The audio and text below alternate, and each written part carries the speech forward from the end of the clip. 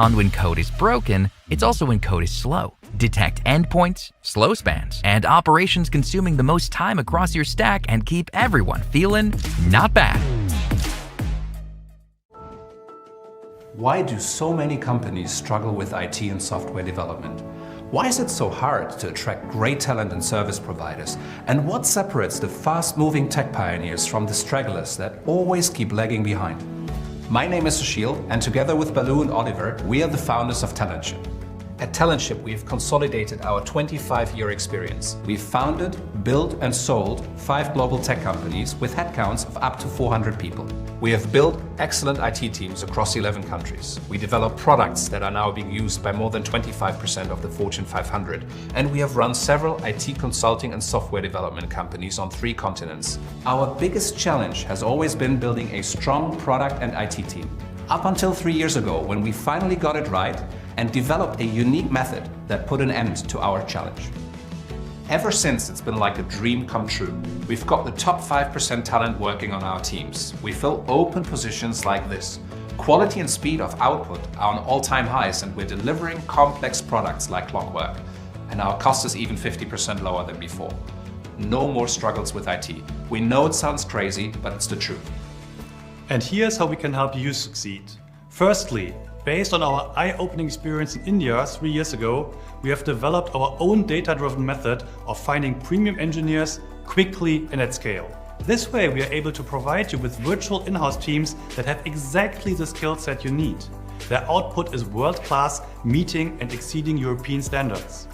Secondly, we only employ very senior IT experts to manage the teams, both in India and in Europe. Our managers have been in your shoes. They bring your virtual in-house team to high performance, and this is where the magic happens. Thirdly, we follow our proven playbook to create a strong in-house team culture and tear down language, intercultural, and communication barriers. We know how to make our teams, yours, fully embedded in your culture and processes.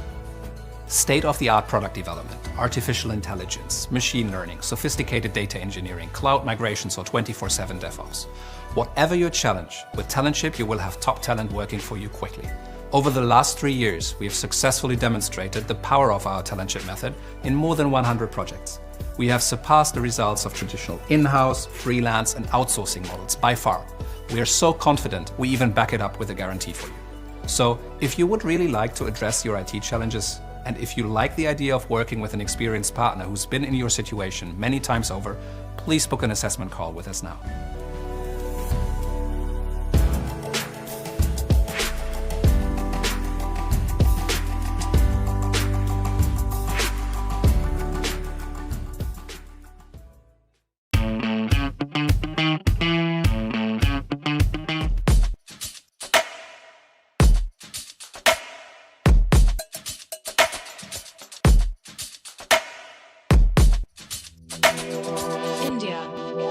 React India.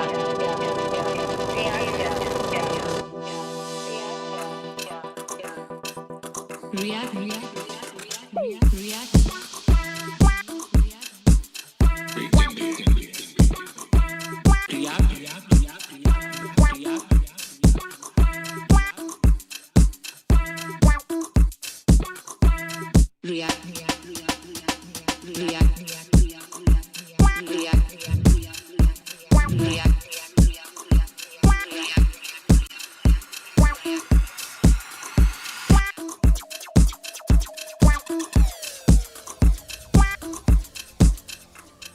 I have not seen any tech community that is so vibrant and only flourishing. Being on stage was intense, amazing. Everybody was there, connected. I can't believe how many seats are in that room. React India. Because there are people who are coming up with very different ideas from what we have. There's so many people with real experiences with applications used by over hundreds of millions of people. We want to share this. And we love when developers and broadcast, this is a place we really connect with people. Here we make friendships. Great networking, great talks as well, mind-blowing. Game for Goa. I stayed for React. Developers and being able to join with the community has been a real treat. So many nice folks. Meeting them in person. And the food is amazing, so also the audience, the atmosphere, the community. They are so welcoming. It's been amazing, especially for me as someone who works on React itself. It's great to get this sort of feedback from the users of React. I got a chance to meet with speakers from all across the world. My first time to India, I've always wanted to come, so this is kind of a dream of mine. I came here from London, and God, it's beautiful here. It's such a gorgeous place to have a conference. Couldn't be happier to be here in India. Everyone has treated me so nicely. The food has been amazing. The tech has been unbelievable. And it's been an absolute honor and a pleasure for me to be here. I mean, I have been to many conferences, and you don't get the same vibe. If there would be a Yelp for conferences, this would get 5 stars out of 5. Ladies and gentlemen, today you'll become part of history. What you witness here will never be repeated. We assure you, what you are about to experience will be one of the most memorable conferences of your life. So, close your eyes, express your gratitude, sit back, but don't relax. Get ready to witness the 5th edition of your favorite beach conference on the planet. All worlds, all times. The moment has arrived.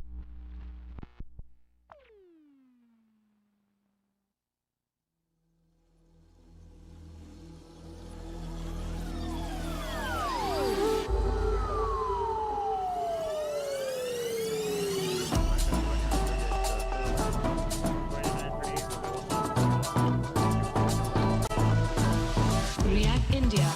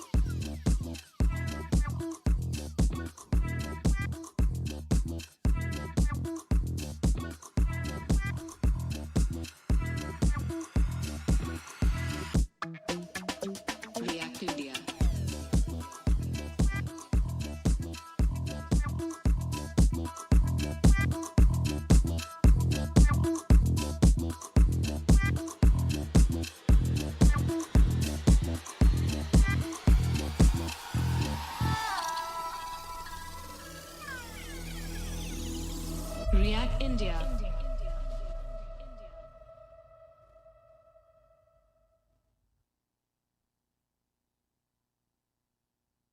Make some noise! Woo! I'm gonna record you now. Everybody give me a wave. Yeah, awesome. I'm gonna put these aside. Welcome to the 5th edition of React India. It is so good to see you. Hi, good morning. I'm so happy to see you. I'm Tejas Kumar, your host for this event, and I'm excited. Are you excited? Look, we have some of the best talks for India's best beach conference ever. It's incredible. Yeah, we have some great speakers, but before that, it's time for some rules. It's time for some housekeeping. It's time for some introductions, okay? How cool was that video? Shirish, where are you? This guy, that guy, his company made this. Give it up for Shirish, everybody. Woo! Man, I thought, he's a friend of mine. I thought the Lego movie was good.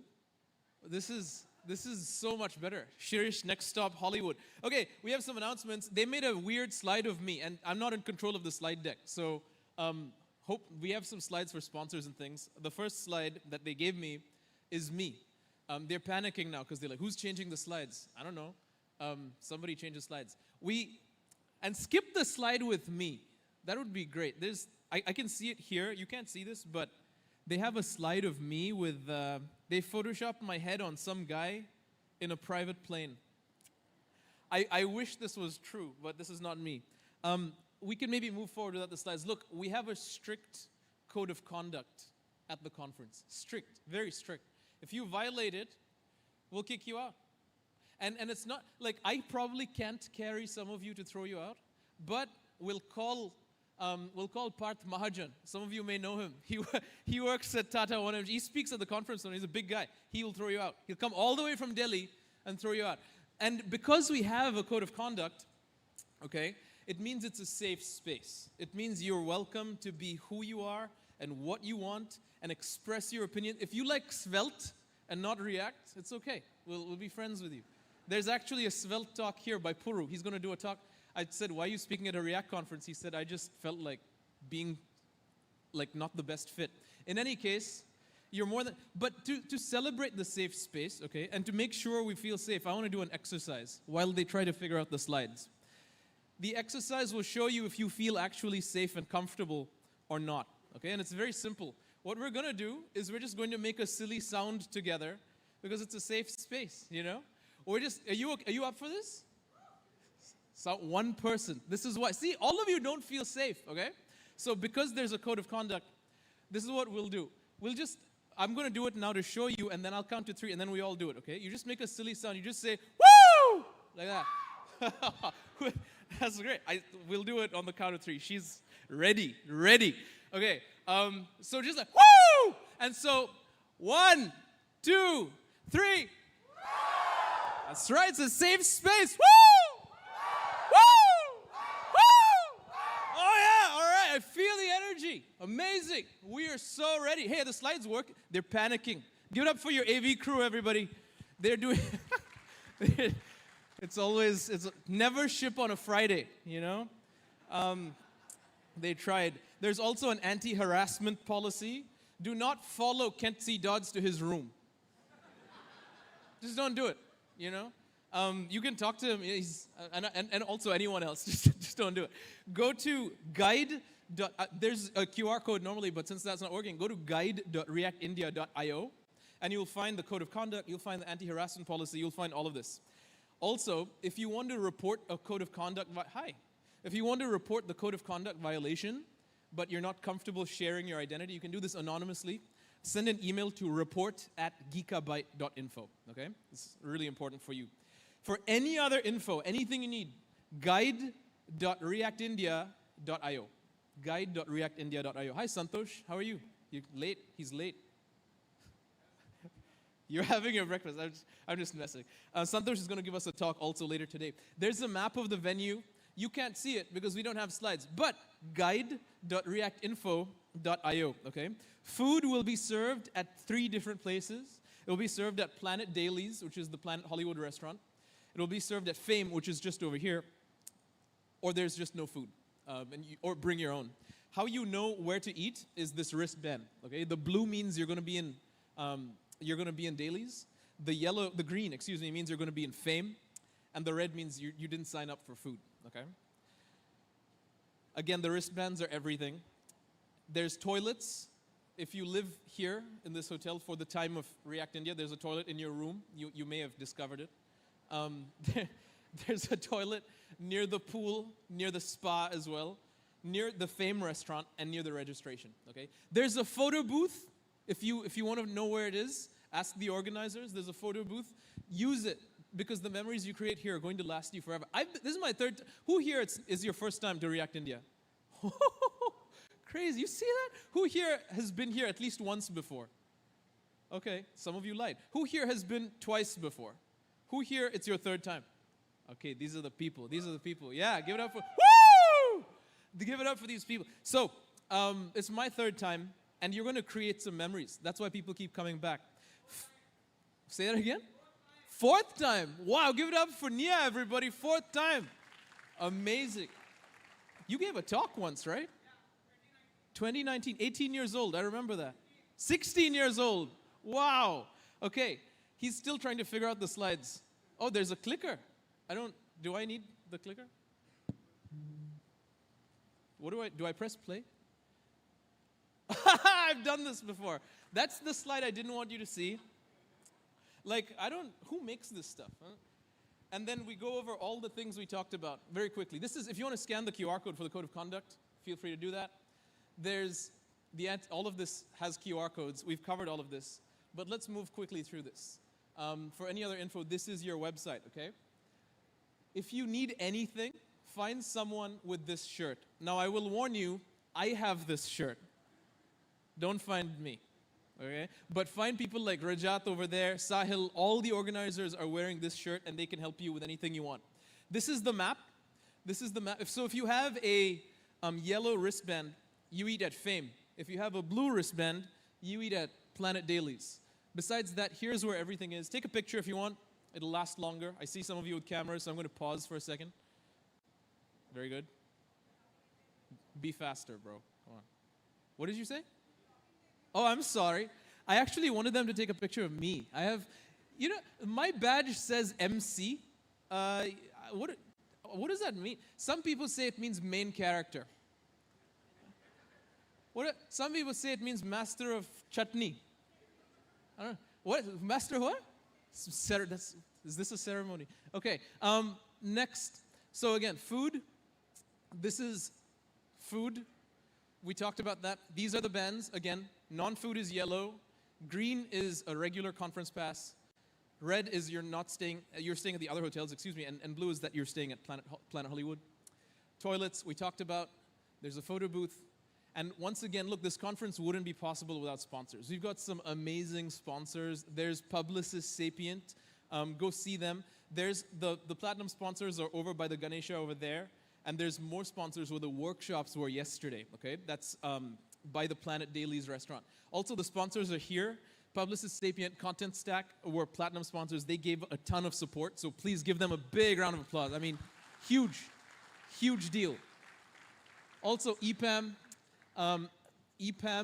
D.E. Shaw, and Affinidi have also supported. Also, Brevo. All of these logos here are so, so valuable. Give them a huge round of applause. Amazing. There's other sponsors. Please do check them out. You know what? This wouldn't happen if there was no sponsors. I'm just going to be honest with you. So let's pay some special respect to them. Okay, we're almost at the end of the announcements, but there's a giveaway. We're giving away stuff. Specifically, I'm giving away stuff. So this year, I wrote a book. It's a deep dive on React. It's actually the deepest dive on React in terms of books that exists.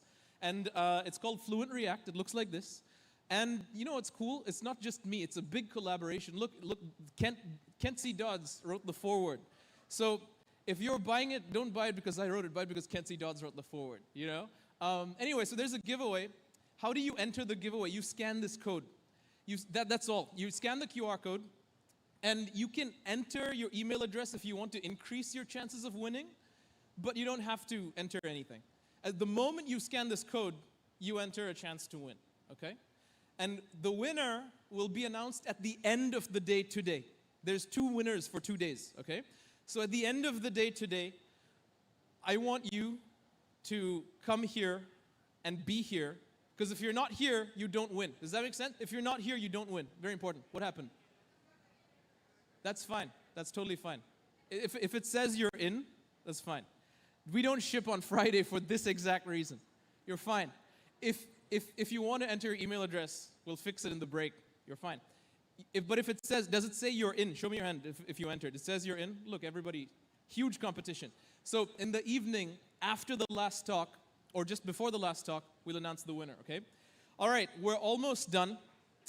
This is one of the most important things. We need to make this viral. Yesterday, I went to my hotel room, I opened Twitter, I saw in trending, literally the #1 trending topic, Kent C. Dodds at React India. It's crazy, I'm not even lying. I took a screenshot, I sent it to him. We need to make this event trend. So if you're on social media, Twitter, LinkedIn, Facebook, whatever, this account at React India is only on X, formerly Twitter, so use that, but find React India anywhere, and use the hashtag React India 2024. The more we use this hashtag, the more the conference gets visible, and the more chances of it happening next year and being beautiful, okay? So do that. I think that's the last announcement. Yeah, thank you. Give yourselves a round of applause, everybody. Amazing. Thank you for sticking around. I now have the privilege of introducing you to the first talk. Why are you laughing? They're laughing at me. So rude.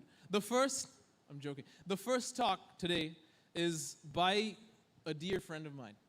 I love this man. Like, we met in 2018 for the first time, back when I had hair. And we've been friends for 6 years now. And every single time, he just blows us out of the water. You see, there's a thing when you create value. And between testing library and Glamorous and Downshift and Epic React and Epic Web and Remix, I could name things that this man has created, and I would never stop, because he's constantly creating value. And so we're going to give him a huge welcome in a few minutes. I saw some of your hands. No, not yet. But we're going to give him a huge welcome as he comes up to the stage. But also, today's a special day. He didn't think I would do this. But you see, today is his birthday. So now he's going to come up, Mr. Birthday Boy. Oh my goodness, happy birthday. Listen, we're going to do something that I think a conference has never done for him. We're going to sing together on the count of 3 the birthday song. Ready? 1, 2, 3. Happy birthday to you. Happy birthday to you. Happy birthday to Woo! Thank you. Mr. Kent C. Dodds, a ripe 36 years of age today. We're going to get into your talk for 1 second, but before that, what advice do you have after 36 years of life for everyone here? He didn't prepare for this. This is the best part. Your relationships are the most important part of life. Your relationships are the most important part of life. With that, please, the biggest welcome to Kent C. Dodds!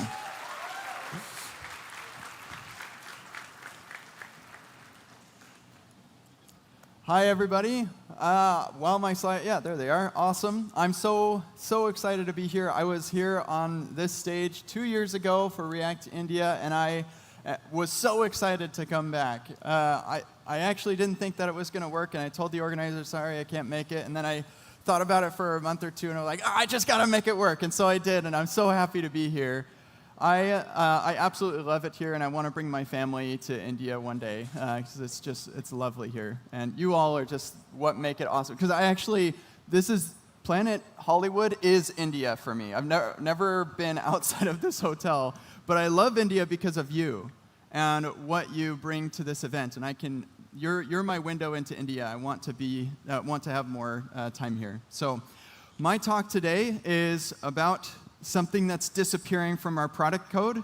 It's titled React and the Vanishing Network. Before we get into it, though, I want us to all stand up. Please, if you're physically able to join us, please do. Stand up. We're going to get blood flowing through our bodies so that we can understand this stuff better. So put your arms out in front of you like this. Try not to touch the person in front of you.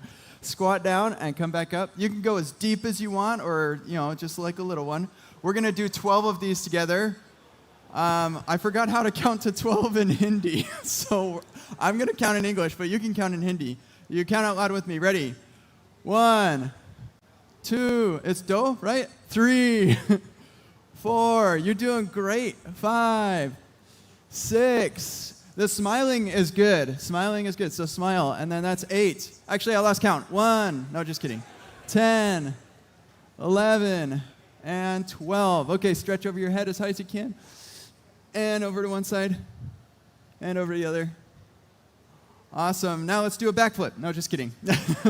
You can sit down. Thank you so much.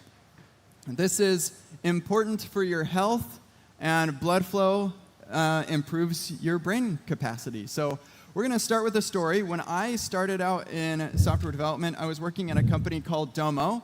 We're a business intelligence platform, and I helped with this page. This is our card builder. It's a business intelligence platform. And I was an intern. I was asked to add a checkbox to the UI. And not just to the UI, of course, but to persist it in the database and have it come back. So, but I was just the UI portion. Somebody else was handling the back-end stuff. And so I said, oh, yeah, okay, sure. So I go and investigate what that code base looked like. Oh, and it wasn't actually this checkbox. This was just the best image I could find. But it was like that.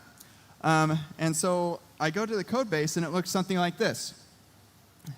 And we're going to look at this in detail. So starting up here, And then, no, just, we're not going to look at this. You can't see that. There's one in actually the code either. But it represents the code well because that was like 2,000 lines of Backbone base view. Anybody here use Backbone before? Yeah, do you remember you had your base view and then you would extend with this other view? So we had like a 2,000 line base view and then another 1,500 line view that extended from that for the cards. And then we had our model that was also like 1,000 lines. It was just insane. So with that, how long do you think it took? Shout out, how long did you think it took me to add that checkbox? 1 week? A month? It wasn't a month. But it's actually telling that you're all thinking, oh, it's going to be a lot. I guess I wouldn't share the story if it wasn't a lot. It was 2 weeks. Oh, whoops, there it is. 2 terrible weeks for this intern who's like trying to show that he can provide value. It was awful. And so my question is, why did it take so long? Why did you think that it was going to take a week? A week for a checkbox. It actually took only 5 minutes for the checkbox, like adding the UI. So the reason that it took so long was because of the network. Network management, persistence, and loading the data, and getting it to the right place through those like 4,000 lines of code, yeah, that took forever. And so I want to talk about how we can make the network completely vanish from our code bases. So from here on out, I'm going to be standing right here with our good friend Cody. Okay. I want to give you a tour of how we have built web applications over the years, and hopefully that we can see what is happening to our network code as product engineers through this tour. So in the early days, you would have a server that rendered some HTML. And you would say, OK, let's get a count from, oh, I'm so glad that my AI assistant is working. Man, coding without AI would be a disaster. And we're going to have an H1 for the count right here, save that, and boom, we've got our count. Awesome. And then we want to update that count. So we're going to add a form. Nope, that is super not the way we're going to do this, Cursor. Thanks, though. Dang it. I really actually depended on Cursor to do a lot of this for me. If it's not working, then I'm going to be in trouble. Yep, OK, good. Because I just don't have enough time to type it all myself. OK, so we're actually going to have a button with the name, increment, and decrement. There we go. So name and change, value of -1, and value of +1 or +1. Did you know buttons can have names and values? That's interesting. We're also going to make sure that these are submit buttons. OK, great. So now I've got increment and decrement. That isn't working right now because we do have to manage that network code a little bit. That's posting to the update count URL, and we need to handle that. So we're going to say, when I get a post to update count, we're going to take the body. We actually need the form data. We're going to get the change, and then we're going to change the count. And then we'll redirect to the home page, which will lead us back to this, where it will get the latest count and render our latest count. So let's make sure that's working. Nope, we don't want to confirm resubmission. Here we go. Increment, decrement. Awesome. So that's working. Awesome. And we could even make it more clear what this is. There we go. So there's not a lot of network code in here. When we were building applications in this way, you literally just had like, I specify my action, and then I handle my action. That's basically your network code. You also have the redirect. I suppose it's like sort of network. It's more routing than it is network code. And that's because the browser is handling all of this stuff for us. We didn't actually have to do this ourselves. But the problem is, there are a couple of problems. Focus management is a problem. So if I'm a keyboard-only user, and I want to hit increment, but I want to increment it to 10, I'm going to hit increment. I get a full page refresh. And so now I have to tab again, and then tab again, and then tab again, and tab again. It's a big pain. So focus management is a problem. And there are a number of other issues that led us to what I call the progressively enhanced multi-page app phase of development. I call it a PEMPA. And in this phase, we decided, hey, we want to keep the existing functionality, but we want to enhance it to give the user a better experience. And so we're going to add JavaScript. So here we're going to add a script for UI index, and if we go over to our UI index, now we can add a DOM content loaded listener. But let's add an alert here. One time when I was at Domo, I added an alert. Here, that actually works better. I added an alert to reproduce a cross-site scripting bug in our chat, and I did it in production. So our users got this big alert that said, "You've been hacked." Whoops. Yeah, don't do that. But yeah, so our server is not responding with this file, and that's because we need to configure our server to respond with that. And that's technically some more network code, right? I have to add the script tag, and I have to make sure that the server can serve that. Yeah, we've got to add some more network-related code, and now I've got hi in there. But with that now, I know that I can add my event listener. Nope, that's not at all I want. I want to document.add event listener, DOM content loaded. Awesome. So once the DOM has loaded, now I can enhance the user experience. I can get the counter form by its ID. I'm going to have to go back over here to add that ID to our form. Counter form. OK, so now I have the form. I can add an event listener, whoops, for the submit, and then I can prevent the default behavior because we don't want the full page refresh.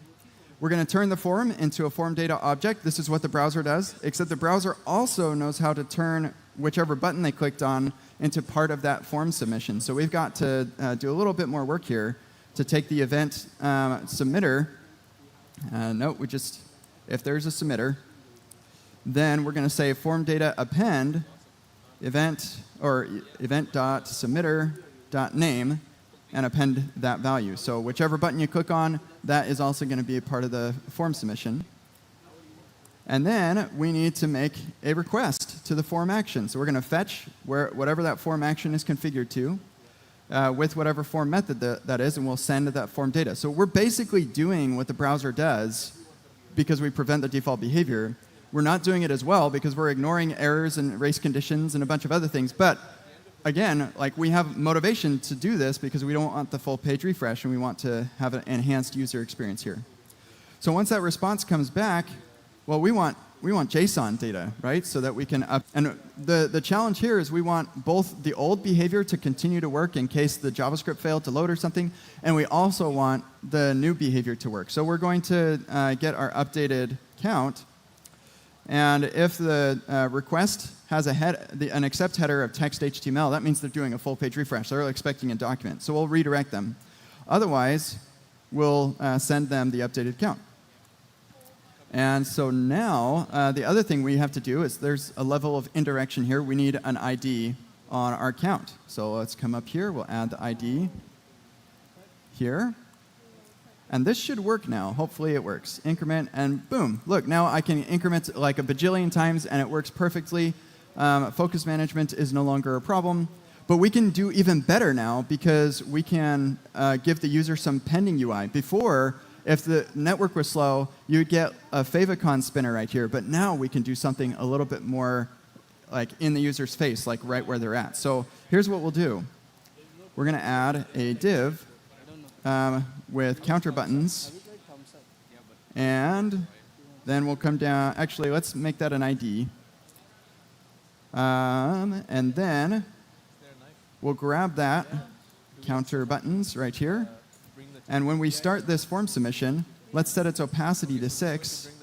And then down here, we'll set it back to 1. But what if there's an error? What if like this throws an error? So let's wrap all this in a try-catch. We don't actually care about the error. We'll just say finally. Move all this stuff up in here and put this in the finally. And now, no matter what, it's always going to give us back that opacity of 1. And let's refresh here. We'll go to our network and throttle it to slow 4G. And now we get that nice pending UI. Well, you could do a spinner, whatever, but the point is that this is an improved user experience from what we had before, and that's why we did this. But what was the cost? Huge. It was huge. There's a lot of cost here. Before, it was so easy. I just had this handle, and like, oh man, we got to handle the progressive enhancement piece. We have to serve up static assets, which you probably were doing before, but you had to add the script tag. You had to add a bunch of IDs. There's a lot of indirection here. And, oh, guess what? a user comes and says, hey, instead of a colon, I want an exclamation point. Okay, sure, exclamation point. So now we've got an exclamation point. That's great. Okay, ship it. We're good. And then the user uses it, and they hit increment, and it changes to a colon. What happened?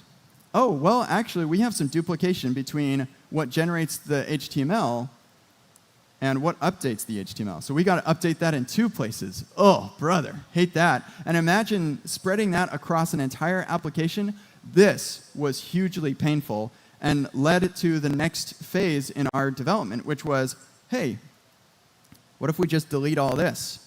Then we don't have duplication. And so that's what we do in the next phase when we get into the early React days, or even before that with what I was doing with Backbone. That was all client-side application, single-page app. And so if we get into that phase, we say, you know what, this HTML, it's garbage. We're getting rid of that.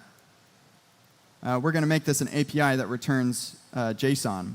And instead, we're going to serve up the public directory, which has an index.html. And if nothing matches, then we have client-side routing. So we'll just let the client handle that. So 404s don't exist anymore. They're just like, it always is a 200, and then the client side is going to manage all the routing for us. Okay, so let's take a look at our index.html. You know, it's pretty typical. You're probably familiar with this. It's just, actually, back in the day, I used to do this. I'd use this totally works. And a React, I don't know, like some of you who have gone through Epic React actually probably saw some of this. I used to teach with this a lot. I just think it's kind of cute. Look, it's the React logo as my ID, but I'm going to need to make sure I update this too. So we just have an empty shell for an index.html. Eventually we learned how to statically generate that so that it wasn't necessarily an empty shell. But what this gave us was the ability to not worry about the duplication. And in fact, now update count, it's no longer accepting form data. We've just got a JSON API. Okay, and so here's my body. And we can use that. We no longer care about progressive enhancement. That was what happened with the SPA architecture. We just like, who cares about progressive enhancement?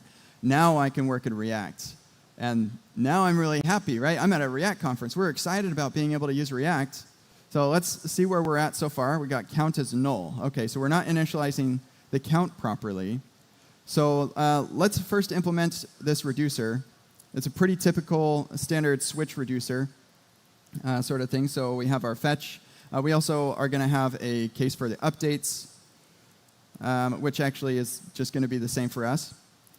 And now, in this use effect, let's make a function called fetchCount, where we'll dispatch the start. See, like this is so common. You all like are nodding your heads like, yes, I've done this before. It's so common that the AI can just like autocomplete the whole thing, because we've all trained the AI to do this. So we're going to fetch count. That's a JSON API. We'll dispatch success or dispatch error, and then we'll call fetch count. Now this returns a promise, but I can't return that because I'm in a use effect. So we could just ignore it. Or what I like to do, somebody's going to come around and be like, why doesn't they have an await? They forgot an await. So what I do is I say void. And that communicates, no, I didn't forget the await. I'm ignoring this promise. And we're going to just pretend that race conditions and resubmission, like we're going to pretend none of that matters. But yeah, there we go. So we can initialize. Sweet, we got our count of 0. All right, that's good. But we have to update the count, right? So let's go ahead and make a function called, and it's async, called update count. That takes the change. Here, let's finish that work. There we go. We fetch to update count, we post, and JSON stringify the change. Here, let's also add our proper headers for the content type. Awesome. And then we're going to take that response and dispatch the payload for our count, or dispatch the error. Sweet. Yeah, we could do that. And then let's handle that.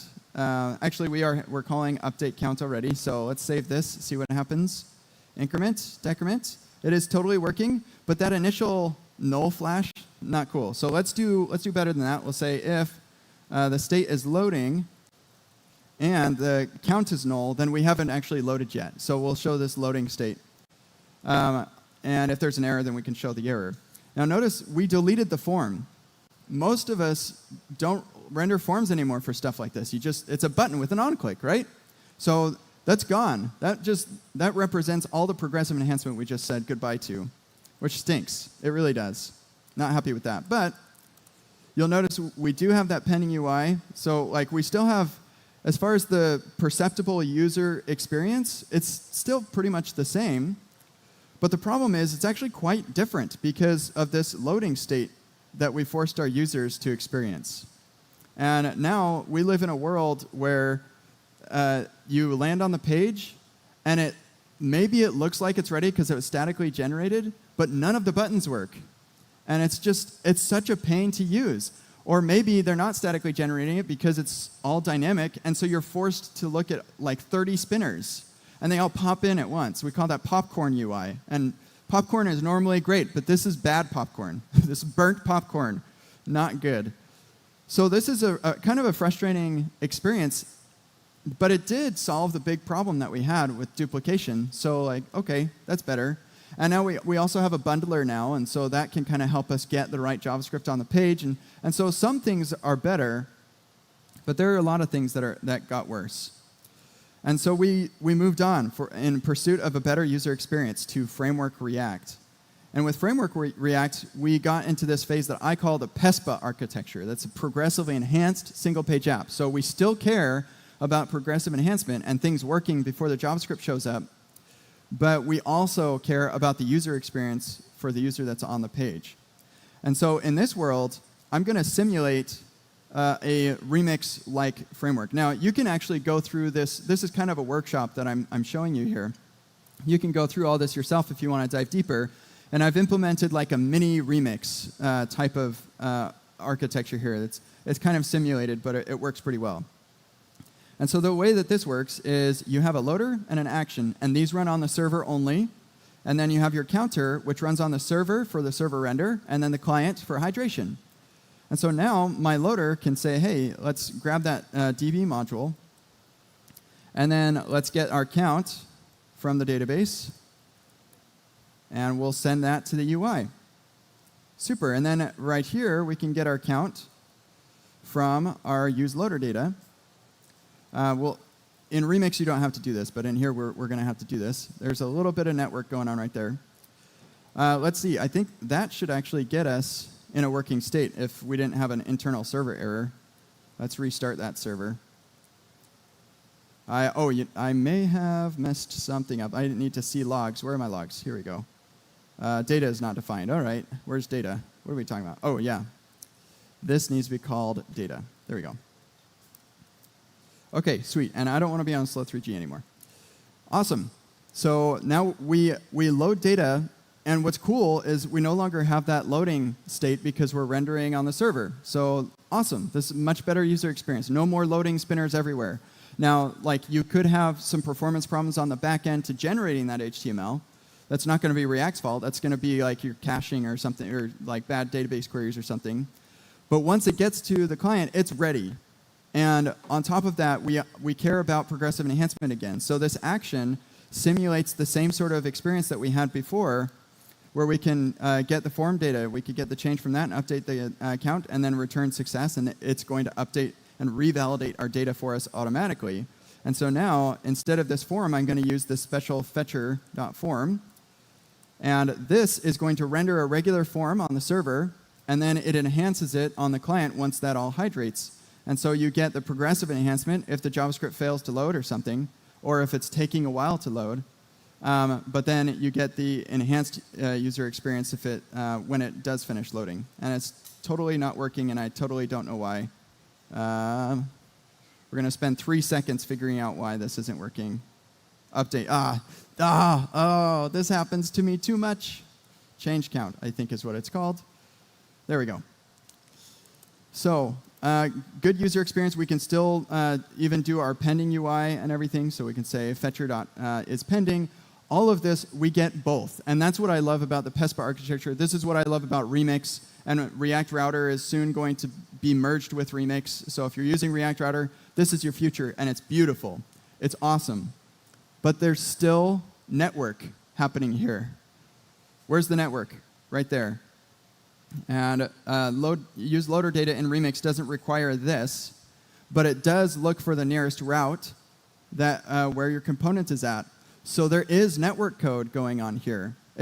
Lots of it's hidden by the framework, but we still care a lot about the route that we're on. And this is the one thing that I think Remix really needs to solve, and they're going to. And React Router v7 is going to, and it's thanks to React Server Components. React Server Components makes it so that the network completely goes away. Let me show you what I mean, and then I'll be done. So we move on from the PESPA architecture to modern React. This is what we all are waiting for, and it's so great. So with modern React, I do need to restart this server for sure. With modern React now, we've got our counter, but look, that component is async. That's interesting. So that means I can await DB get count. Let's bring in the DB. I'm going to import the DB right here. And also, I have this update count function that I'm passing as the action. I don't have a URL that I have to match or whatever. I just give it a function. But this code goes to the client, right? That form action needs to go to the client. I can't send a function to the client. That doesn't make sense. And so we're going to say, hey, React, or whatever framework I'm using. This module exposes some things that should be callable by the client. And so now, with that use server, update count can be sent to the client. Now, the definition of the function itself, that doesn't go to the client, just a reference that allows that function to be called. And so, sweet, I'm sending the action. OK, that's good. So I'll save this. Let's also make sure I don't forget to actually update the count. Yep, change count. Refresh. And it totally works. And what's really cool is that the only code that's actually in the browser is framework code. Everything else that I write is only running on the server. So that's cool. That means that I could write a whole huge application, and it all just lives on my server. So we hit this ceiling for how much we actually need to send to the browser. That's pretty cool. But actually, remember, there's a reason we want JavaScript in the browser. This isn't just like, I don't want JavaScript in the browser. No, we do want JavaScript in the browser because we lost our pending UI. So let's slow this down. No pending. I don't know that something's happening. I don't like that. So we do want JavaScript in the browser. And so we have this pending div export. And this needs to be in a separate module because we need to say, I want a bundle for this component. This component needs to have its own bundle. So, and all of its dependencies will all be bundled up. So that stuff can go to the client because we want some interactivity here. I need to know what the current status of the form is and show some pending UI. So we're going to add use client. And then we'll bring in use form status. And we'll use form status right here. Destructure pending. And come down here and wrap our div in this, or change this div for a pending div. And now, if we throttle it down, we got our pending UI back. And all that shows up in the client is the little mini bundle for this part of the UI. So take a step back for a second. Where's the network code? Where did it go? In our product code. Of course, the framework has lots of it. But it's gone. There's no network code here. There's no indirection between the stuff that needs to happen on the server and the stuff that's going to the client.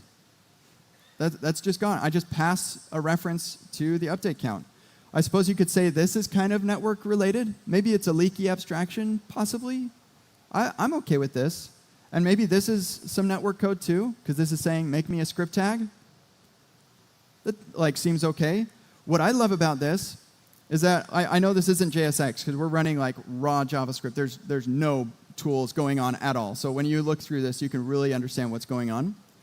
So hopefully, you forgive me for the lack of JSX. But we're just composing components. Wow. Across the network. That is super cool to me. I am so jazzed about this. Our network has vanished. This is my application. And there's no network code at all. So send this back to Kent the intern, taking 2 weeks to add a single checkbox. I think I could do that a lot faster now. So with that, I just want to mention that you can go through this whole thing that I just showed you by yourself. It has all the instructions. You saw there's a lot of written material and stuff, so if you want to dive in deeper, then go through that. This is part of epicreact.dev. I just launched this a couple weeks ago. Version 2 has been released. It's now all React 19. It's TypeScript. It's awesome. Definitely give it a look. It's actually, how many of you here have had a license to Epic React? Thank you so much. Wow. Tell your friends that if you liked it, tell your friends. If you didn't, then just zip it. No, just kidding. Tell me if you didn't like it. And with that, I just have one more thing I want to say. You're all super. Thank you so much. That was such a great way to start the conference. Thank you so much. Kent C. Dodds, everybody. Thank you. Wow. Oh, and I brought stickers. They're over in the other room if they're still there. So like where the live stream's at, go grab a bunch of stickers. Well, don't leave. No, don't leave. Yeah, don't leave. But later, go get stickers. Don't leave after the first break. Because until the first break, there's some really great stuff. And then obviously you need to leave. Hey, where are you going? Oh, am I not leaving? You're not leaving. It's your birthday. Oh, okay. Which means you have to stay here. For the whole, I'm just joking. You may notice what's going on with this table. What is happening What's right happening? now? What's happening? Can anyone guess what's happening? No. What? Louder. We got a cake! Oh my gosh. They totally got you a cake. So on behalf of React India, thank you. Mr. Kent C. Dodds, we're going to light this on fire. And then you're going to blow it out and we're going to cut it. Everybody take out your camera right now. This is a historic history is being made. 36 years of age with fire and cake. Let's light it. Let's light it. Can I light? Oh, he's lighting it. Oh, nice. Wow. Thank you so much. Give him a round of applause, everybody. That's the fireman. That's one for you and one for me. There are two candles. It's your birthday. He's turning 2 years old today. Yep. No, but all right. Whenever you're ready, everybody record. Let's go. Happy birthday once again. Thank you. Woo! Now you got to cut it. Okay. It's very important. It's very important. You got to cut it. And wow, I got a ribbon. I don't know what you're gonna do with. Is he supposed to eat some? I'll eat like a tiny bite. Wow, that cuts nice. Is this spicy? Is it spicy? Has kidding. Andhra mirch cake. They'll get that. You won't. Oh, okay. Yeah, I'll just. Everybody film him eating this cake. 2x zoom. I don't want to get the microphone dirty. Woo! Thank you. That's right.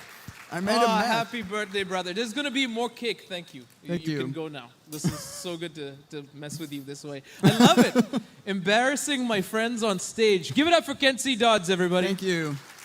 Incredible. Now, there's still some cake. If you want cake, we can arrange that, okay? But in the break, I need you to stay here. Please, I beg you, stay in this room until the first break. It's very important. Because in the break, there's going to be some announcements, and you're all going to get another chance to win my book. By the way, you said there was errors. I went back and looked at my backend. 200 of you, just from scanning that QR code, entered to win. Crazy. So in the break, whoever didn't get a chance will get a chance. I want to get this to you. At least 2 people are walking out of here with a physical, copy, okay? And I'll sign it if you want. I think it's weird, but if you want, that's fine. Also, Kent C. Dodds, he wrote the foreword. Go ask him to sign it. But don't follow him to his room. Anyway, the next talk comes to us by the platinum sponsor of this conference, without which the conference wouldn't happen, right? It comes to us by Rakesh, the CTO at Publicis Sapient. And he's going to talk to us about how AI is changing the software development lifecycle, specifically generative AI. So will you give him your biggest round of applause, everybody? Rakesh! Good morning, everyone. Can you hear me? All set. Okay. Today, I'm going to talk to you about how software development lifecycle is going to change. And everyone knows this, right? How many of you think that we are going to do the same way or different way? Different? Only few. Okay, you are all in for a surprise. All the rest of the guys who have not lifted the hands. Now, what do I mean by software development lifecycle, right? The way we code, the way we create stories, the way we test our applications, the way we deploy our applications, everything is changing. Actually, the whole world is changing. Don't you agree? Every single application is getting AI features. Every single, including farmers are using AI right now. Doctors are using AI right now, right? So everywhere AI is being used to change it. But we as software engineers, I think we are going to be the first ones to adopt any new technology. It is going to change our lives so drastically, right? I think it is as big as a shift as it happened from 1970 when we went from tape drives, right? How many of you have ever seen a punch card tape? Have you seen a physical punch card tape? The oldest guy there, someone lifted the hand with no hair. Yeah, congrats. I actually have seen tape where you have to type and then it puts a hole inside it. That is your software program when you load it and it actually runs, right? So that tells you my age. So I want to just go in. I'm the CTO of Publicis Sapient. How many of you have heard of Publicis Sapient? Great. Awesome. I'm glad to hear that. Like, we have almost the largest number of front-end developers in India. We do a lot of React work. We are known for our front-end technologies back in 2000s, but now we are a digital business transformation companies. We work on the whole stack. I just wanted to talk a little bit about you because they gave me a big screen, so I thought I'll put a big photo of myself and talk about myself. No, just kidding. I just wanted to talk a little bit about why I'm talking about software development lifecycle. This is something which I have been doing for last 34 years, right? As a software engineer, you know every 2 years you'll get a new framework, new technology, new language, and the list keeps going on and on, right? Like, there is no end to this list. I don't know when I'm going to retire, but I don't know how many more I'll add into this, right? It is very normal, right? Like, one day someone in my office asked, like, what did you learn, right? I was talking to them, all of you should be learning. What did you learn? So I started listing which year, what I learned. Obviously, I'm not expert in all of them. I just did a little bit of each one of them. And then I worked at 34 years, 26 years as enterprise developer, right? 34 years is like since I started learning computers, but now I'm working at Publicis Sapient. Publicis Sapient works with almost all the Fortune 50 companies, right? We work on their digital business transformation. What is digital business transformation? Is a fancy way of saying that get your systems connected with proper web services and proper data platform, single source of truth, right? Everything driven by microservices, etc., right? So that is what digital business transformation is. And people used to have individual systems, like they have their own web commerce system, they have own Hybris. That is how people used to work, like. But now we have common services, and you have multiple apps talking to a single service. That is what I was doing at Publicis Sapient, right? We handle, for example, Black Friday is coming up. Last year for Black Friday, the systems which was built by Publicis Sapient handled about $1 billion of transactions in 3 days. So you can understand the scale.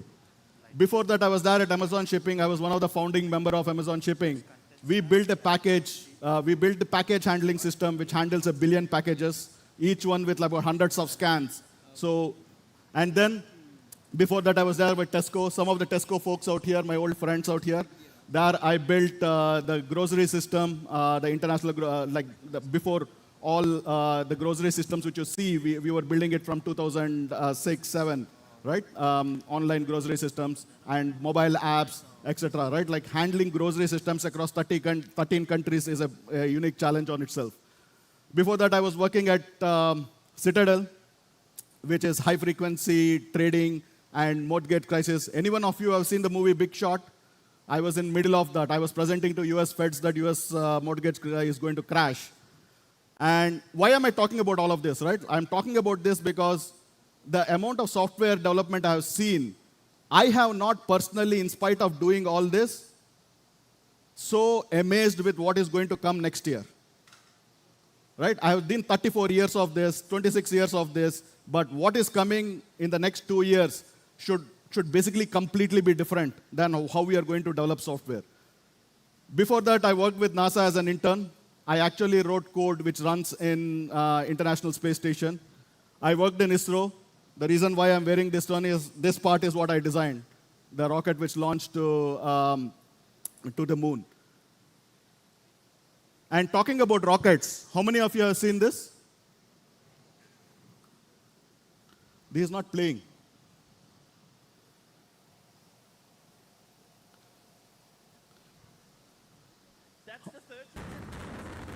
All of you have seen this? This happened 2 days, 3 days back.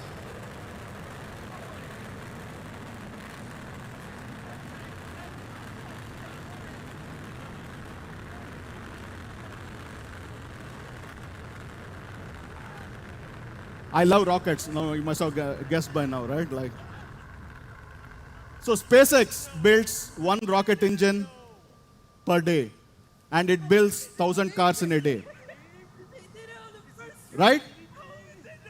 How many apps do you build in a day? Okay. How many web apps do you build in 2 days? Why?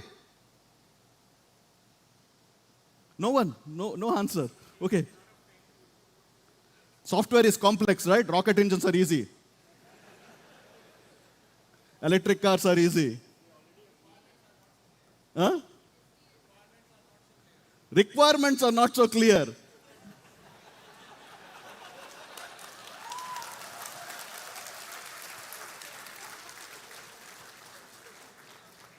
Elon Musk didn't know until 2 days before the launch whether he could launch or not. Right? FAA didn't give the license. They launched the rocket 5 hours after they got the license. Great. This is the latest example. I want to.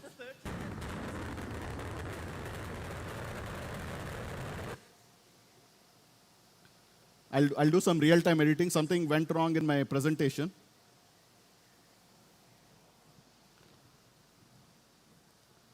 This is the latest examples of requirements not being clear. This news is as of yesterday. They built a GPU farm, 100,000 GPUs, right, for X.AI. The NVIDIA CEO, the people who supplied the GPUs, said that it's going to take them 4 years. They did it in 19 days.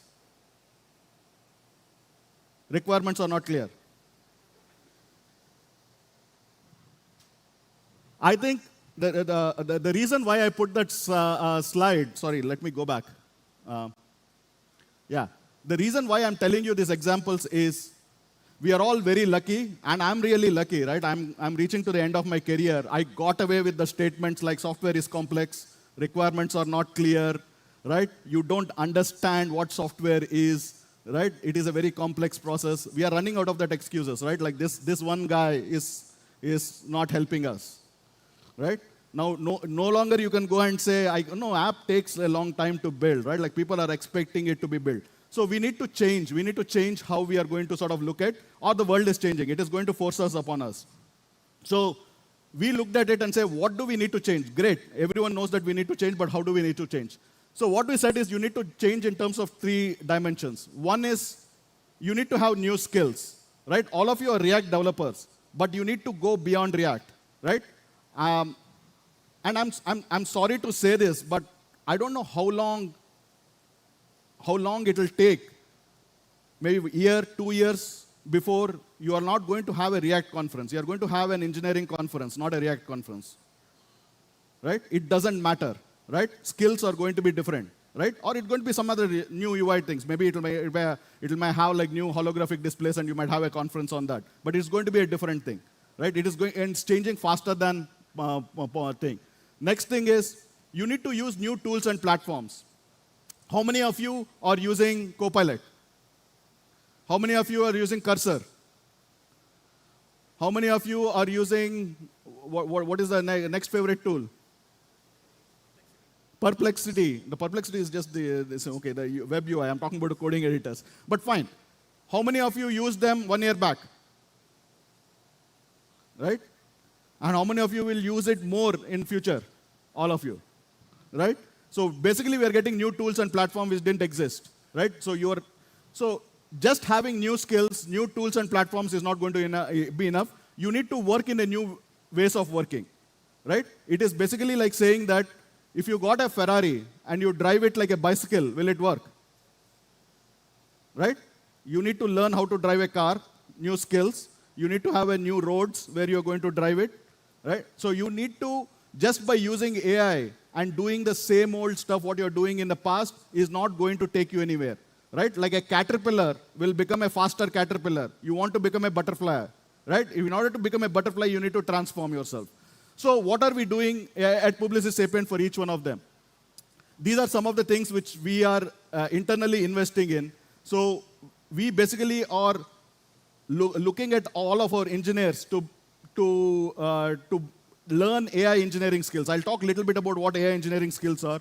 We are developing our own platform. We are calling it the Slingshot platform. And this is like, it is just not a code editor. It is not just a design to code converter. It is across entire SDLC lifecycle. If you talk about, when I say Office, Office is not just Word or PowerPoint or Teams. It is the entire suite of applications which will maintain the context. One thing AI is really good at is if you give them good context, you'll get good results. So you need to have tools tied in. That will be the biggest challenge. All the tools are great right now, but they are in silos, right? The code generation tool doesn't know what is the context of the story, or the story didn't know about what bugs were generated in the testing so that the acceptance criteria can be updated. You need to sort of tie all of them into one piece, and then the AI tools will become really powerful, right?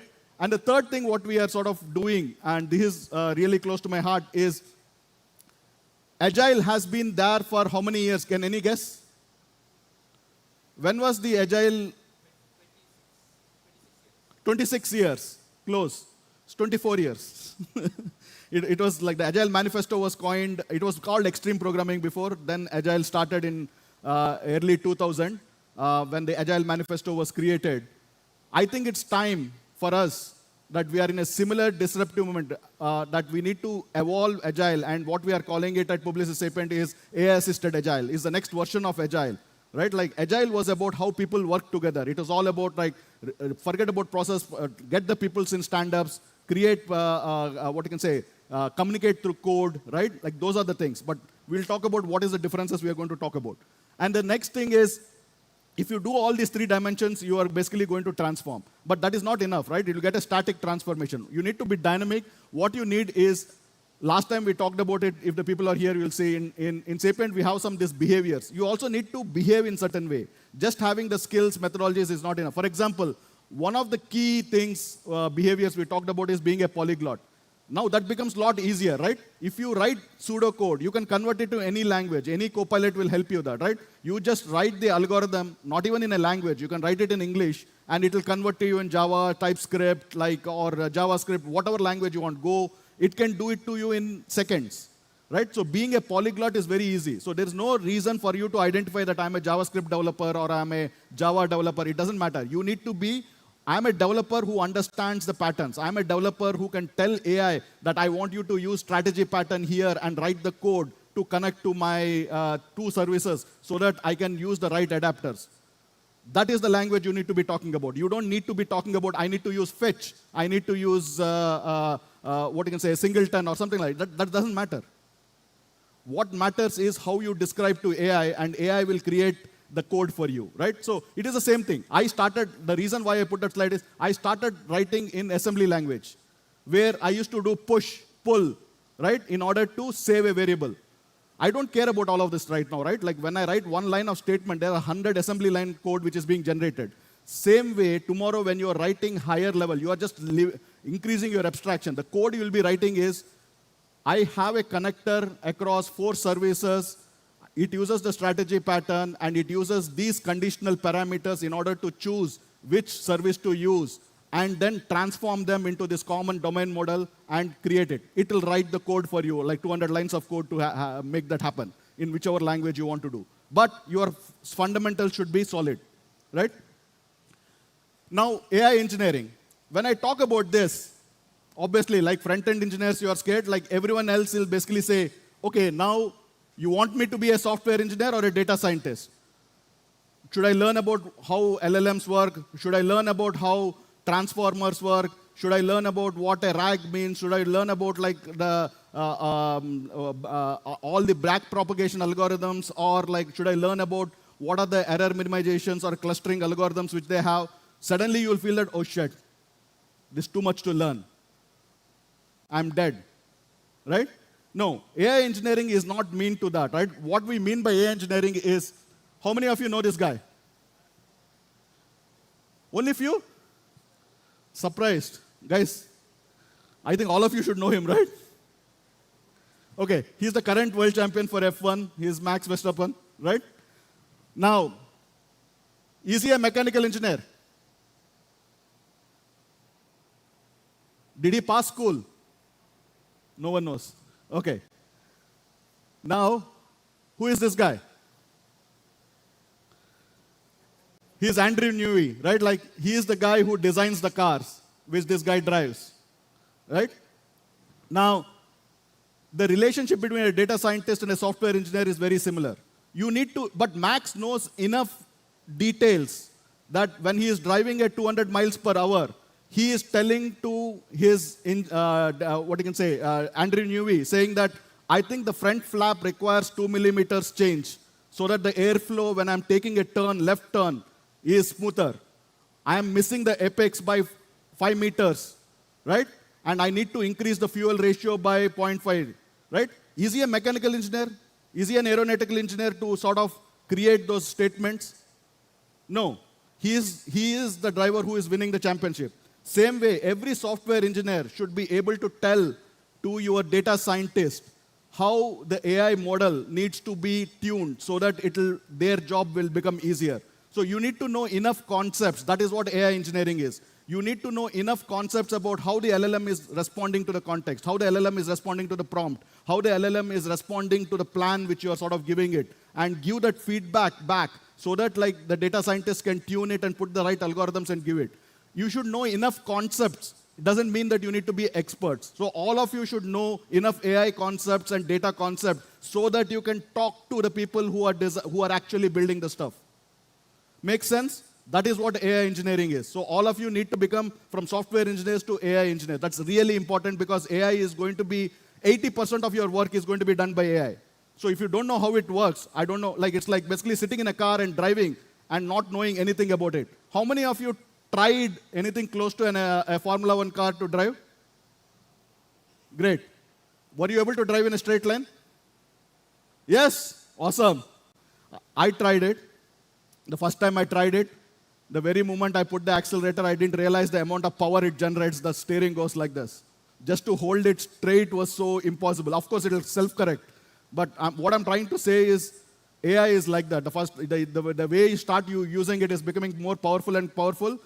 If you don't know how to control it, you will just go and crash. The first turn, you'll go and crash. You will never finish one lap. It will look so easy for the people who are going to use it. So all of you become the people like him, use it. Second thing, these are the two guys I hope you guys know.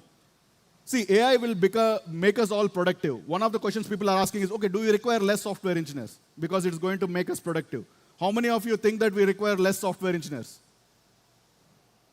One. Only 1% thinks. Two. No one wants to think because they don't want, they want their jobs. Actually, when plastic became cheaper, did we require less plastic or more plastic? When gas became cheaper, did we consume more gas or less gas? More gas. So that is like the law of economics, right? If software will become easier to write, will we write more software or less software? More software. You will require more software engineers. Don't worry, all of you will have jobs. Only question is you will be required to do something more, right? So what will happen is we will have different types of software. Right now, the limiting factor is software is costly to develop, so we develop less of it, right? So software becomes easier. You will aim for bigger things, like catching rockets off the air. What do you think made it possible? Software or hardware? Both. Yeah, answer is both, but predominantly it is software. It's a control system software, which is able to sort of run at like 5 gigahertz and control the rocket motors so that like it's taking all the inputs and just balancing like a pole on your finger, right? It's a control system software. So all these guys are saying that if you are more productive, your investors will give you more money because you are able to produce. It is not that you will get more money. With more money, you will hire more people because you have more ideas to do. Everyone has ideas. Everyone has 10 ideas to do. Only limiting factor is how well you can execute. So if execution becomes easier, you will do more stuff, right? The reason why every search box in every website you see is not a Google, why do you think it's not a Google? Because it's difficult to do, right? How many websites, when you type 4 words, completes your intent? Like Google completes, right? When you type like, how are you, and it'll complete like, how are you doing, how are you feeling, how are you, what you can say, whatever, right? Like it depends upon your web history. Why can't you do that in every e-commerce website? Why are you not doing it? Because it's difficult to do. Is it easy to do now? How many lines of code it takes now to do the same thing? Any guesses?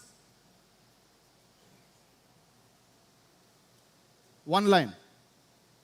It is 1 line of code to call an OpenAI API. Just give it and say, complete the rest of the string, right? 1 API call.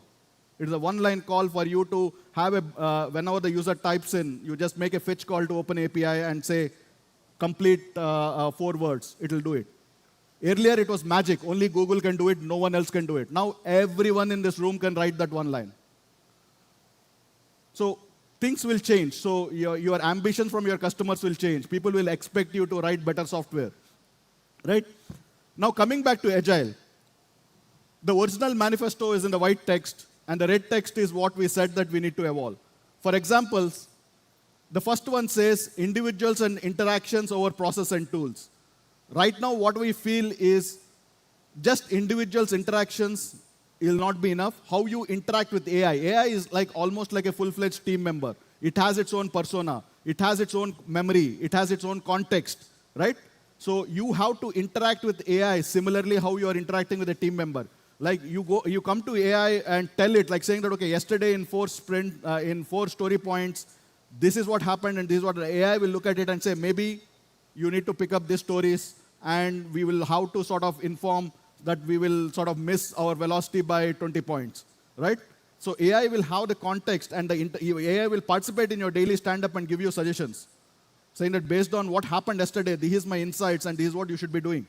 It's pretty easy to do it right now, and we are actually doing it. We call it AI Scrum Master, but things like that will change. So your developers interacting with AI will become very crucial. I almost give this example of Star Wars. In Star Wars, every pilot has an android behind them, right? Have you seen that? And their interaction, like the android takes care of like complex navigation things, the pilot takes care of the decisions, right? Which one to shoot, where to go, and all that.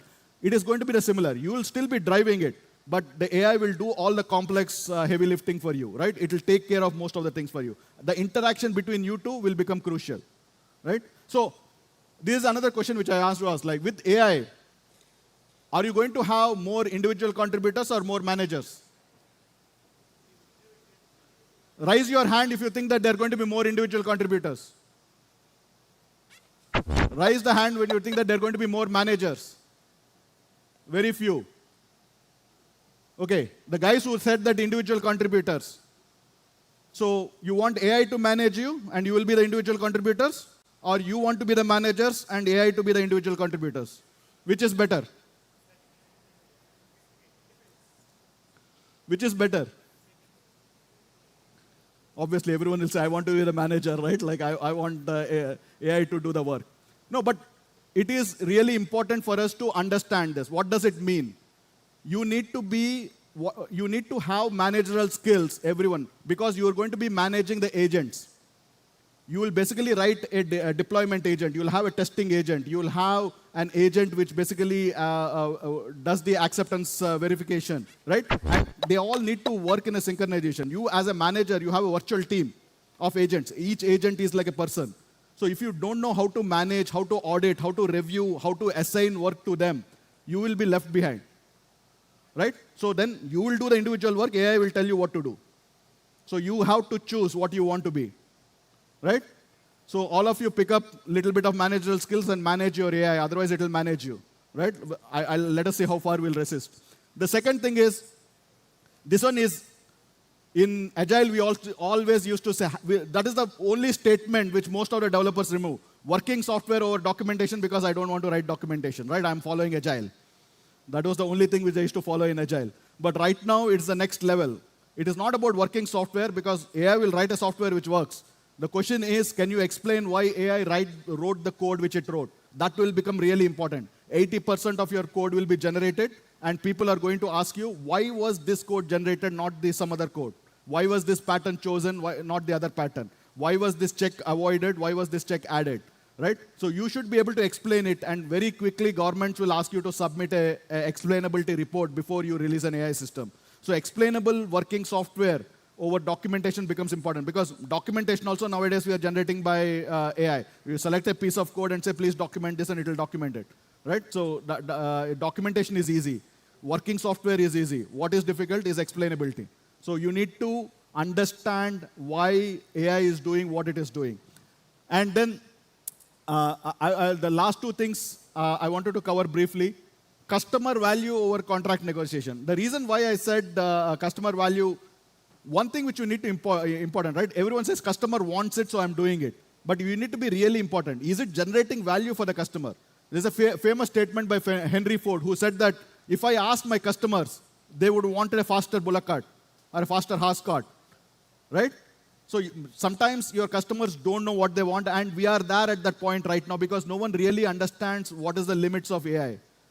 So you need to, whenever you're using AI in a solution, in a process, you also need to show what value it is generating. Is it making you faster? Is it creating more value for you? Is it actually increasing the quality? The speed, value, quality, access, you need to explore each one of them, right? And only then you will be able to sort of do that. And then coming to AI should not, like as software development we are talking about, is not just about using it in your code. You have to start from your strategy phase, right? Strategy phase means, oh, I want to now accept a new payment provider. That is a strategy, right? Like someone came up with that strategy. You need to use AI to best. Now I can go to Perplexity, someone said. And I said, like, why should I use Google Pay in my application which I order tires for? It will give you 100 reasons and 100 hypotheses, right? Then I can ask the next question, saying that, okay, what parameters I should check for to ensure that Google Pay is giving me the return on value by adding one more payment provider, right? Is it helping the customers? Is it increasing the complexity? Is it like adding more orders to my website, etc., right? That is strategy. Now, next comes product. Once the strategy hypothesis, you use AI to sort of generate all the hypotheses. Product is you design the feature, saying that, okay, the button should be placed at the checkout portion or at this place and whatever it is, right? Like you write the product feature saying, I want you to integrate Google Pay, it should integrate with this bank, this database, this audit, etc., right? And then comes the experience part. You will basically, experience part is, okay, how big the button should be, where the button should be placed, should we tell the users that, okay, you have a new payment option you can use, etc., right? Like, so people need to know. And then comes the engineering part. This is where you will basically say, okay, this is the story, can you generate me a code? I can just type it and say, okay, generate me an, what you can say, React component which calls Google Pay. Your copilots will generate it for you right now. Then comes the data part. You need to basically go and say, now that I implemented a system, what data should I collect so that I can validate my strategy hypothesis, I can validate my product hypothesis, I can validate my experience hypothesis, and then I can validate that the engineering, that everything is working, right? So you need to collect data, and like it should have a closed loop. At Publicis Sapient, what we call it is speed. The way we are developed is like basically we are divided into these 5 categories. So we have strategy people who work with the C-level leadership in determining what the strategy is. Then we have product people who work with the product teams to come up with features. Then we have experience teams designing it. And all of them, we are using a common AI platform so that the value statement which was created, so that when you're implementing a story at a co-pilot level, saying that, okay, now I'm implementing a Google Pay provider, it knows the context. Why are you implementing the pay context? Because you wanted to provide an option to the user. So then it's, oh, if it has to be an option, I need to put both of them together. That's what AI will know. Like, so the context is important, right? Otherwise, it will say, okay, fine, you click next and go in the next page, I'll put that, right? Both of them are working codes, but you should have the context of the hypothesis, what you are, based on which you are generating the code, right? So doing all of this and using AI across the cycle is what is going to make it successful. So I'm going to stop here. This is what I presented last year at React conference, almost at the same time. There I talked about saying that, like, look, everyone has ideas. Every one of you has ideas for anything like apps, like what you can do better. Yes, because they say ideas are cheap. Everyone has ideas. Now we have resources. Now we have LLMs which can run on your laptops. You no longer need subscriptions to run on this. Like, how many of you are running LLMs on your local laptops? Few of them. Most of you should try it, right? Like, it's pretty easy. It's just one-click download, and you'll be able to run it in your laptops. So resources are easy. Or cloud, like most of the even LLMs, like they provide free tier until certain things, right? Now, skills was always difficult, right? Even if you have ideas and resources, if you don't know how to use them, what will you do, right? You can't do much. But skills are also become cheap right now, right? You can tell Copilot, even if you don't know any language. I don't know, like, what you can say. I'm not an expert in Go, for example.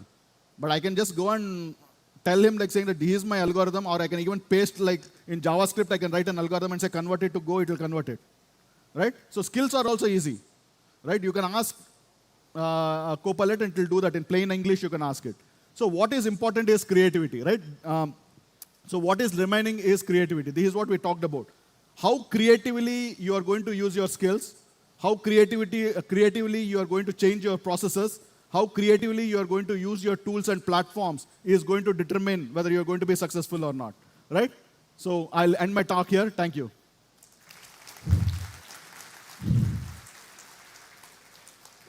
What a great talk. Thank you very much. We're going to introduce our next talk. And again, stick around until the first break. Stay here. It's very important for many reasons. Our next talk comes to us from Satya. Satya from Meta. Satya works, come set up your laptop, Satya. Satya works on React, on the React core team. Yeah, if you want to clap for that, that's cool. It's really cool. Hey, how many of you are use memo and use callback in production? All of your life is about to change soon, today actually. Satya is going to teach us about the future of React, the future that he is building. And there's some really exciting announcements and some cool things that are going to be happening. So I want you to lean forward and pay attention. This is going to be a really great talk about React today and tomorrow. So give your biggest round of applause for Satya!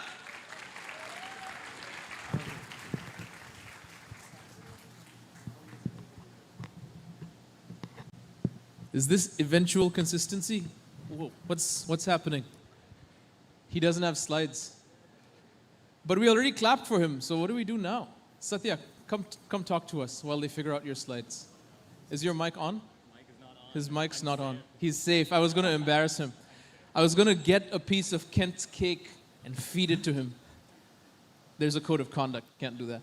No. Hey, is Shruti Kapoor here? She's speaking today, right? She's not here. Shruti, anyone know Shruti Kapoor? She's one of the speakers. Nobody. Okay, we're going to fix that. She's going to do a talk later today. She has a GitHub repo called Dev Jokes or Developer Jokes. It's great. It's a great repo. Search for it on GitHub. Leave a star. In this repo, there's just so many developer jokes, and I have like Git pull in my mind. You know, I memorized some jokes. So I'm going to tell you a joke to fill the time while they figure out this technical stuff, which is kind of weird because he was at the tech check yesterday. Friday. It's the Friday effect. So, dev joke number 1. What is a developer's favorite language? Show me if you have an answer, or just shout it. A programmer's favorite language? Huh? Assembly. No. The answer is, huh? Copy paste. That's not a language, but he's creative. This guy, that's funny. The answer is profanity. Oh, I found that so funny. It's the funniest joke. Okay, next one. This is so bad. Who uses dark mode?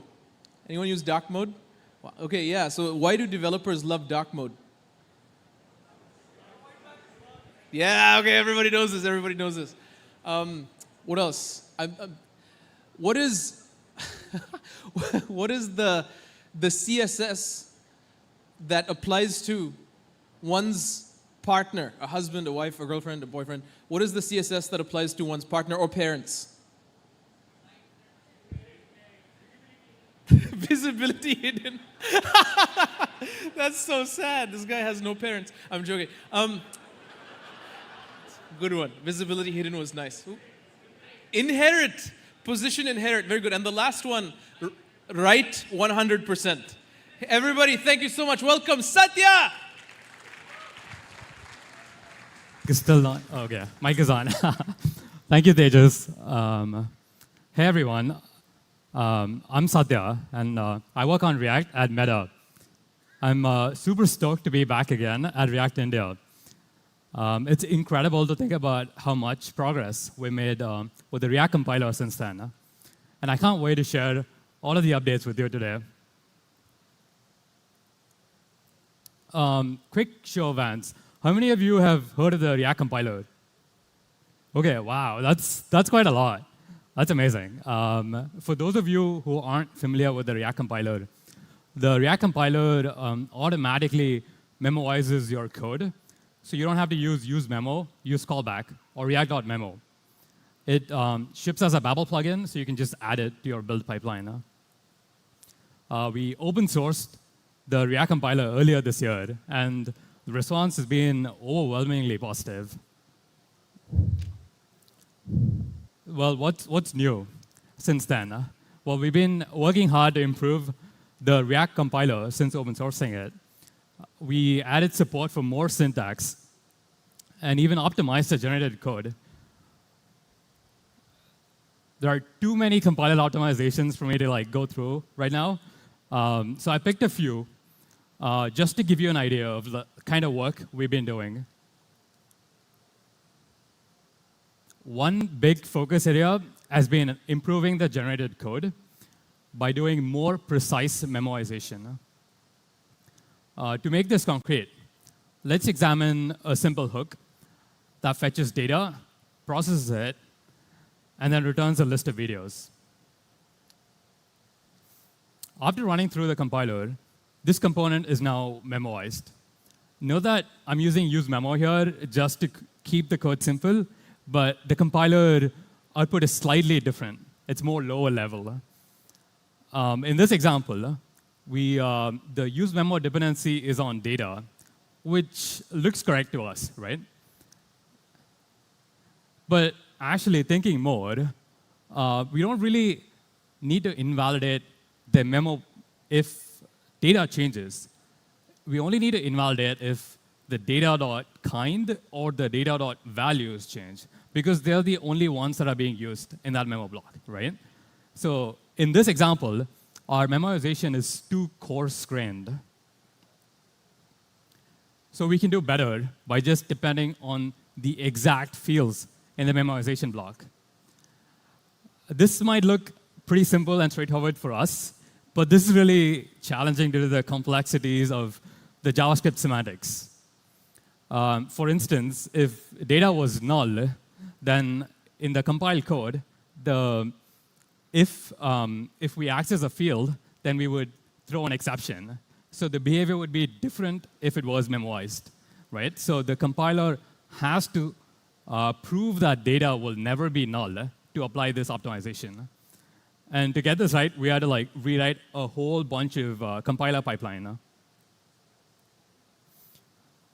OK, moving on. The compiler has a built-in type inference as well.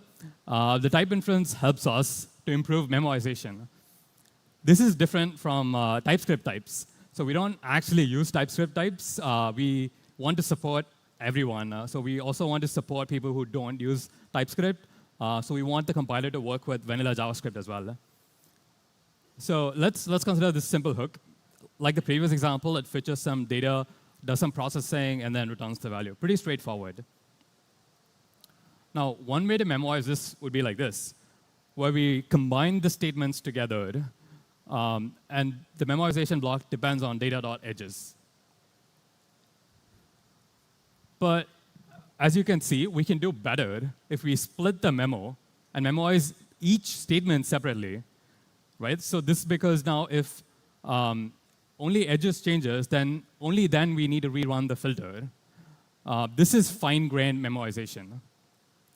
So it's probably obvious to us what's going on in the filter function. But think about it from the compiler point of view. For all it knows at first glance, filter could be doing all kinds of crazy things because it's JavaScript, right? We had to teach it to recognize that this is an array, and this filter function is a built-in array filter method. Now, looking at this statement in isolation, it's clear that the type of the empty array is array. But the compiler doesn't know what the type of data.edges is. So to teach the compiler about data.edges, we added the ability to add these type information to the compiler config. So you can add common functions and utilities to the config, and the compiler will learn from that. So once we add the type definitions, the compiler is now able to infer that this is an array. So now we know that edges must be of type array, since, well, either values that are assigned to it or arrays.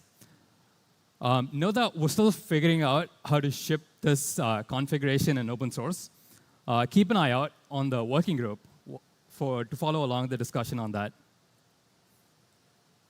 Cool, so that was a sneak peek on like some of the optimizations we've been working on. Apart from the compiler, we also open sourced a new ESLint plugin, which is powered by the React compiler. So this is more powerful than the previous ESLint plugin that we had. This plugin helps you identify common errors directly in your IDE, so you can fix it immediately. We use this, we've enabled this for all developers at Meta, and I highly recommend that you add it to your workflow. If there's one takeaway from this talk, it's this. Go home today and add this to your IDE. We've been continuously improving this plugin, expanding the range of violations it can detect. Additionally, we've addressed and corrected some false positives that previously led to incorrect errors. So this is an example of a rule violation in React. The ESLint plugin can catch this. So you're not allowed to read and write to a ref in render.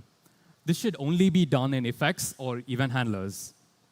But this is like a common bug that we've seen in practice, and we've codified into our ESLint plugin. But there's a catch here. There is an exception to this rule. When you're lazily initializing a ref, it's OK to do this. Both the compiler and the ESLint plugin have been updated to understand this pattern. So if you use this in your code base, the compiler will not flag it as an error. OK, cool. So those were the improvements to the compiler and the plugin. But we also care about the community at Meta.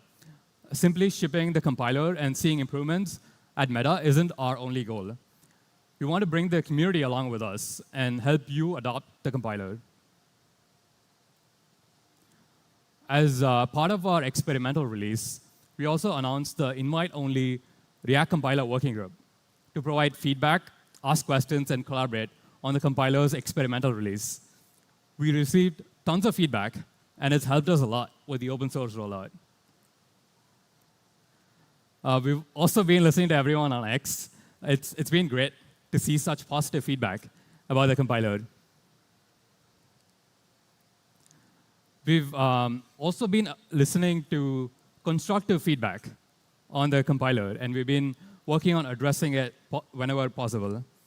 I want to give a special shout out to Nadia for writing this blog post.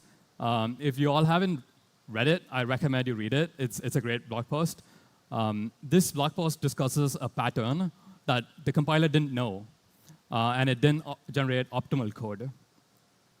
So I'll walk you through an example similar to the one in the blog, and we'll walk through how to fix that issue. OK, so let's take a look at this app. It's a pretty simple app. We've got some state to store the list of people. We've got a form component for adding new people, and a list component to display the array of people. And here's the list component. In this component, we map over the list of people to generate the JSX and then render it. It's pretty straightforward. We've all written code like this. And now let's try to memorize this component. Right? We wrap the map call in a use memo so that we don't we render the list unnecessarily. Looks good, right? Like, this is what I would write. This is what the compiler does too.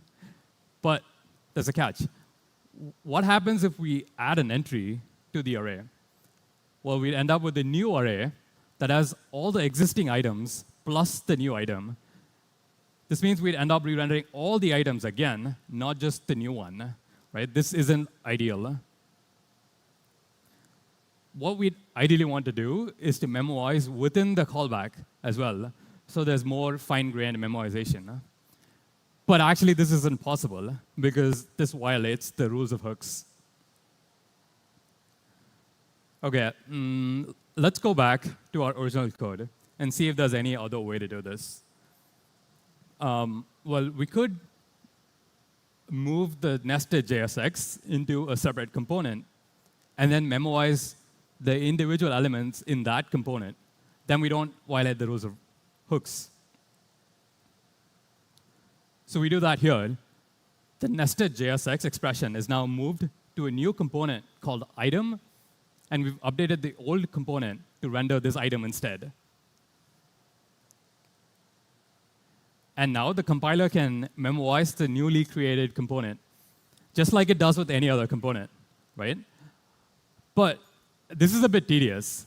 Like, imagine having to look through your entire code base, checking every single JSX expression, thinking through whether it needs refactoring or not, and then actually refactoring it out to a new component, updating the original component to use this new component. It is a lot of manual work to get the performance we want, right? There was nothing incorrect about the old code. The UI is still the same in both, right? This change is just for performance reasons. And we don't want developers to think about optimizing their code. We want developers to think about building UIs. That's why we picked React, right? We like to build UIs, and we want to think about that. We want to solve problems for our users, not think about how to make our apps fast. So we've actually added all of these optimizations to the compiler to do it automatically. So the compiler will automatically figure out what are the right JSX expressions that need to be optimized, and will refactor your code to make it faster. So this process of moving code from one function to another function is called outlining in compiler theory. But keep in mind, this feature isn't enabled by default yet. So if you go try it today, it may not work. It may not show up unless you turn on a flag. It's behind a flag right now, and we want to run an experiment to see what the performance impact of this change is first. So you can, in essence, you can continue to write and structure the code as it makes sense for you and for your app. The compiler will take advantage of the guarantees provided by the React programming model and optimize the code automatically. To me, this is the power of the programming model of React, and we deeply believe in this.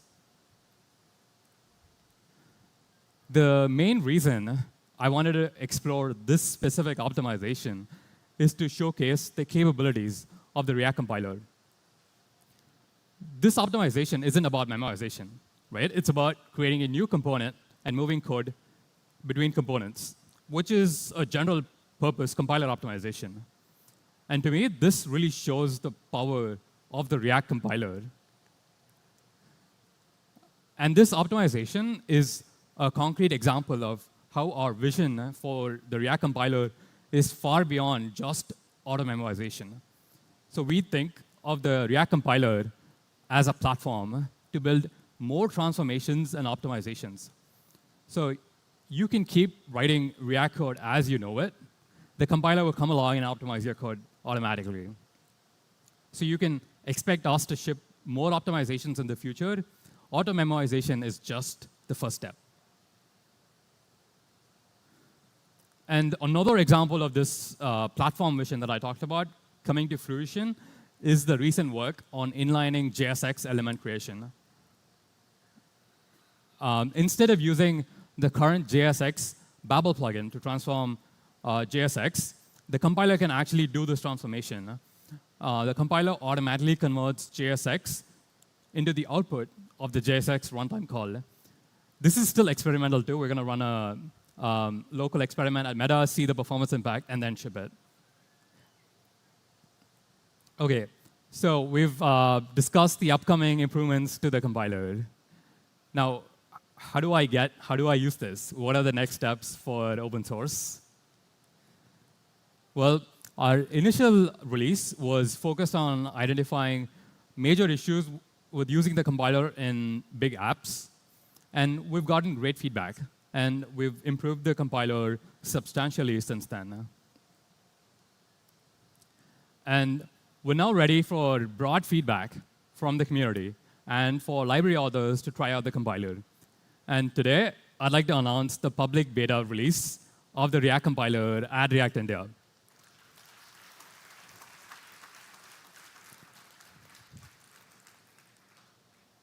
There's a new beta release on NPM that you can install right now. But listen to the talk, and then you can do that.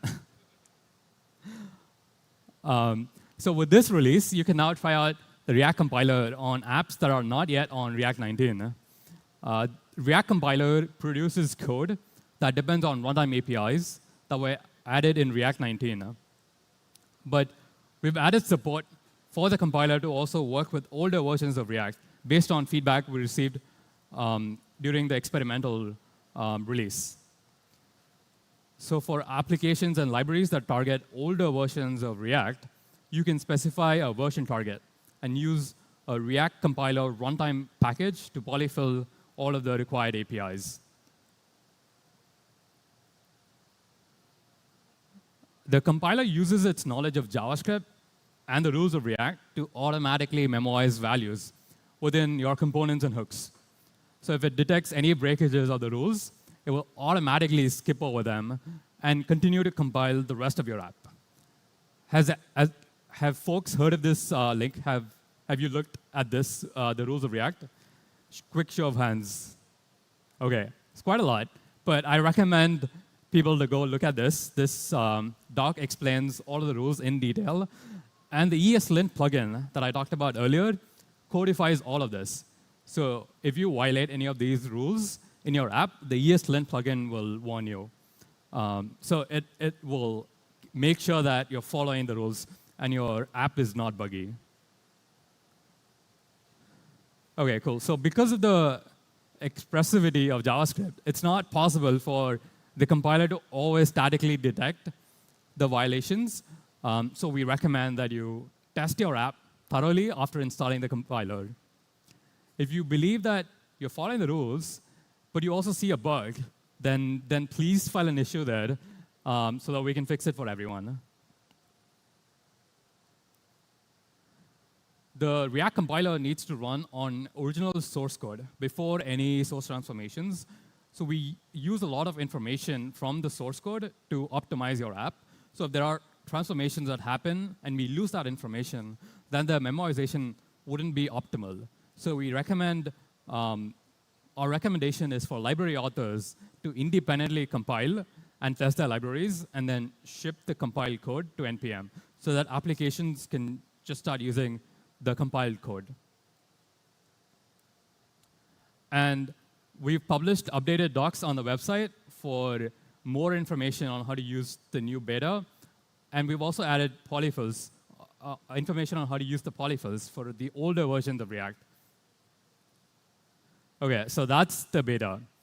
And after addressing any issues that might arise from the beta release, we intend to ship a new release candidate when the majority of the apps and libraries that follow the rules have been proven to work well with the compiler.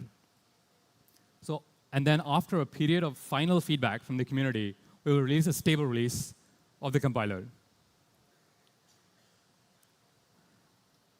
We hope you try the beta release of the compiler and give us feedback. Thank you.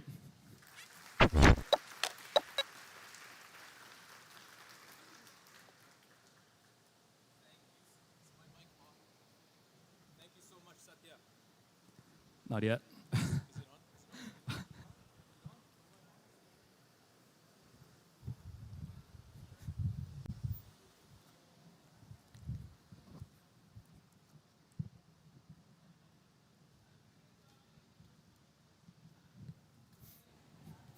Press a button. Oh, it's back. I've got power again. Woo! One person. Are you feeling awake? Do it again. Woo! That's right. That's right. Your goodness, you're so right. Hey, who's going to use the React compiler?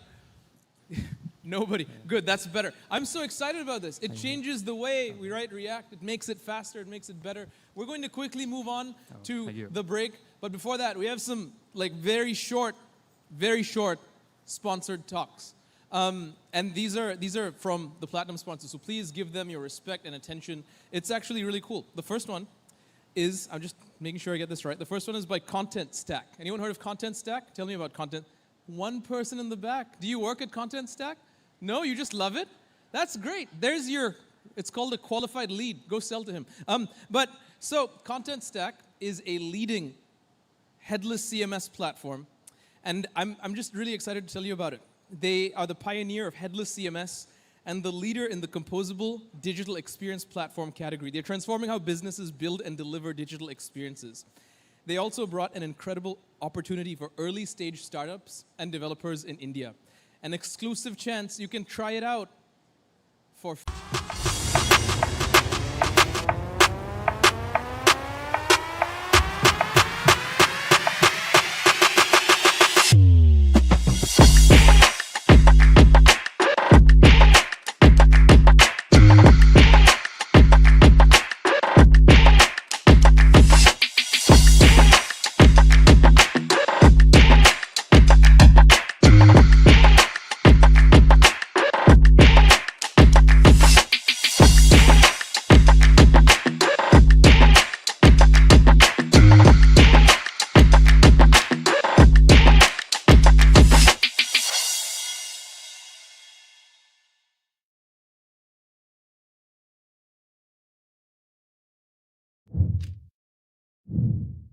Mirror?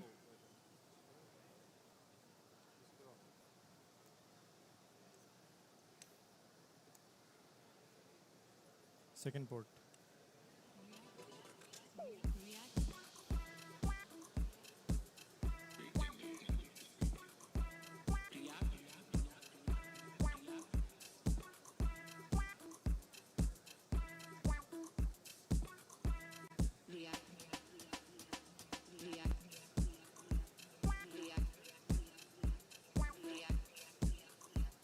All right, guys, please don't go. I just need 10 more minutes.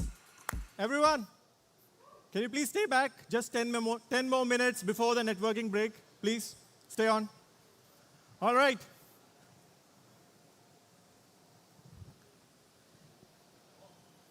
How do I change it? All right. OK. I'm here to quickly introduce Contentstack. Contentstack is a digital experience platform, which is here.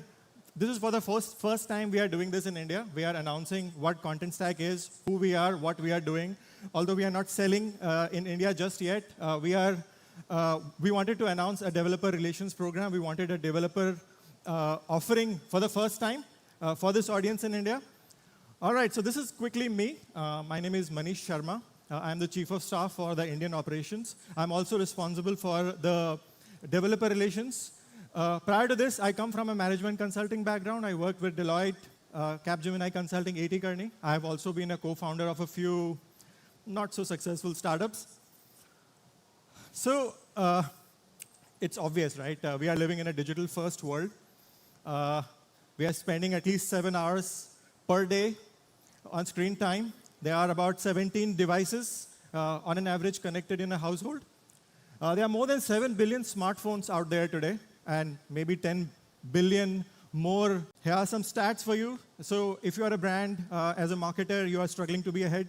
90% of the marketers claim that digital channels have lost their effectiveness. They are struggling to be seen.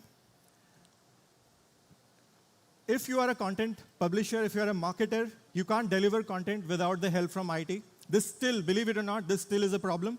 If you are the editor persona, if you are the marketer persona, if you are somebody who is responsible for orchestrating digital experiences for your customer, it's not easy, believe it or not, even today in 2024. And there is, of course, as some of my previous speakers spoke about, there's still a widespread confusion. With the advent of AI, it has even gotten even more confusing. CEOs today believe that they may not be able to hold on to their jobs for very long. So how will you stay ahead of the curve? So we saw this coming 13 years ago. It all started with a very simple idea. So this is our CTO, co-founder, Nishant Patel, sending this email in 2011, September 2011. He was working with a lot of clients, customers. He was using some of the existing monolithic tech stacks back then. He figured that this tech is not going to work anymore. And he asked some of the smart engineers, they are here, please feel free to walk up to our booth, talk about it. They will, of course, walk you through our journey. So we felt that there has to be a simple ability to define content types, items, collections of items, APIs to pull this data out, JavaScript to pull the data into a web page and the display. Right? So this is how we visualized it. Okay? So Contentstack as a headless CMS. Back then, we did not even think of this name. We simply called it simple CMS. At Contentstack at the back end, managing all of your content data, and through APIs, you are able to pull this data out onto any interface. So back then, when we started, there were probably two interfaces, the web and the mobile, and then, of course, there was this advent of multiple other channels, and that made it even more complex as time progressed.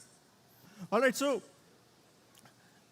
cut to 2018, we were identified as a headless CMS pioneer. I know the term is not that great, but we were identified by the analysts like Forrester as the headless CMS pioneer. So we started building on our success. We found some early traction. We found some investor interest as well. 2018 was when we had our first 100 customers. 2019 was when we raised our first round of funding, and we were ready to grow. So 2021 was when we opened ourselves up to the broader ecosystem. So we launched our first product, Marketplace. Then, as time progressed, cut to 2024. 2024 is a very important year for us. It's a watershed year, is what we call. We have launched very important products like personalization. Especially if you are an e-commerce company, you will realize personalization is not that simple. It's very, very difficult. And especially if you are bringing in outside products, there is a company called Ninetail, which got acquired by our competitor called Contentful. So personalization as a product built by the engineers from Contentstack, it's not only tightly integrated, but it's also decoupled in the spirit of keeping it all composable. And we continue to work. We have a lot of plans. We are working towards becoming a full next-gen composable digital experience platform. So I have been given only 10 minutes, so I'm not going to talk a lot about what we are up to. So we have a booth out there. We have a very smart delegation of about 20-odd engineers. So please walk up to our booth, talk to us, tell us what sort of pain points you have. You are a community of developers, and we are happy to provide you context about what we are up to, what sort of journey we have lived so far. All right, so I wanted to quickly talk about Mark Alliance, okay? So this talk would not have been complete without having a mention of Mark Alliance. So Contentstack, as it started getting identified as the leading digital experience platform, we also started gaining a lot of interest from very like-minded people in the community. So we were the founding members of an alliance called MARC. So MARC stands for Microservices, Modular, Composable, API First, Cloud Native, Cloud Agnostic, and Headless. So decoupled delivery on any front end. Right, so we have also earned our place in the market. So this is a quick visual. It's a 2x2 classic consultant visual. So here you see there are platforms, there are products, there are monolithic products out there, and there are composable products. So we have been universally identified as the composable digital experience platform compared to our competition. I'm pretty sure you have heard of these names. Some of you may have been working on this as well. But definitely look at us, try out what Contentstack is and what sort of approach we are propagating. All right, so I want to take a little bit of a breather. I only have 3 more minutes. Can anybody tell me what this number means? Anybody? What? Users. Okay, this is like 771 followed by 9 digits. API calls? All right, you're spot on. So Contentstack has been able to support as many as 772 billion API calls in a year. So that translates into roughly 2 billion API calls per day. Of course, we are not Google. There are other companies that are able to do a lot many more API calls. But considering who we are, a product company, a small product company based out of India, is able to support these many. And so what does it all mean as a brand? So you are able to become omnichannel. You are able to manage your content at one place, but you are able to display your content on any interface, literally any interface. You are able to leverage what is the best and the latest that is out there and make your brand relevant. I spoke about it. Some of you may have seen our video as well in the morning, that there is a serious brand relevancy crisis today. So how do you make your brand relevant? By providing best-in-class digital experiences to your customers. All right, so some of the top companies run on Contentstack. They depend on Contentstack. And this is just not it. This is a cross-sector view of the companies that trust us. And don't quote me. This is an insider joke. We say many a times that if Contentstack goes down, as much as 10% of global GDP goes down. So that's the scale we have been able to support. These are the kind of companies we have been able to support. All right, so as developers, what's in it for you? Know about Contentstack. So although we are a made in India, made for the world product, but we are not very well known. So today, for the first time, we are here in a developer gathering. We want to announce who we are. So get certified. If you want to know more about how you can get certified, talk to us. It's not very easy. It's exclusive. So we are only opening it up for select developers. So please talk to us at our booth. Build with Contentstack. Be future ready. So in my next slide, I'm going to show you how you can start leveraging Contentstack right away. Build on top of Contentstack. So if you are developers, you are building digital experiences, if you are already using some CMSs, I would strongly encourage you to have a look at Contentstack, what sort of platform it is, what kind of offering it is. Join us and help some brands, help your customers tell their story to customers. All right, so that's it. I want all of us to take our mobile devices. I'm going to reveal something that is exclusive to India, enterprise grade, free forever offering from Contentstack. Right. Please scan it. This is an exclusive to India offering. This is not available anywhere. If you want to pass it on to your friends elsewhere, it won't be possible because we are we even charge for doing POCs for our customers elsewhere. But we are an Indian product. We have this strong affinity towards developers. So this is made exclusively available for Indian customers. Please use it. Please sign up. And if you do sign up, if you show that you have signed up, there are some cool swags at our booth. Right? I think I'll just take one more moment to let you scan it. If you have not done it, please do. There are some cool swags I can offer you at our booth. All right, so that's my time, guys. Thank you so much. Great. Next, we have a few minutes, I think it's 2 minutes, for the other sponsor, D.E. Shaw, who's going to come up and spend 2 minutes telling you about D.E. Shaw and the great work they're doing. Give it up for D.E. Shaw, everybody.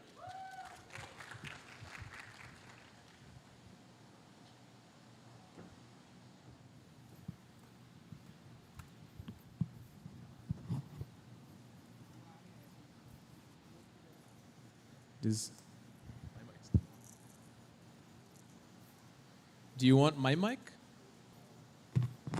Should I?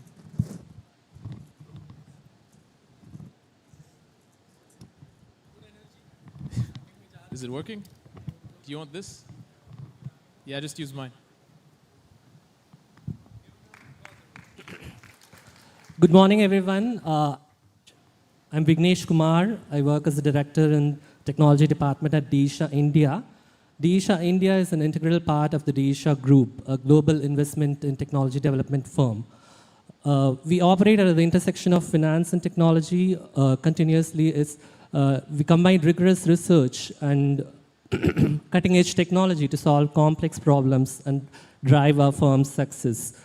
We have our offices in Bengaluru, Gurugram, and Hyderabad. Our 40-plus technology teams across India support various investment strategies. These teams actively design, develop, and maintain numerous web applications that cater to a wide range of investment business activities, including trade idea discussions, order management, portfolio and risk monitoring, post-trade analysis, and workflow tools, among others. A specialized web infrastructure team oversees the firm's web development needs to provide a modern web experience for both developers and end users. They research which technologies to adopt, provide abstraction to developer tooling, develop and maintain the in-house design system and UI components library, create data visualization components, and build reusable libraries for multiple business teams.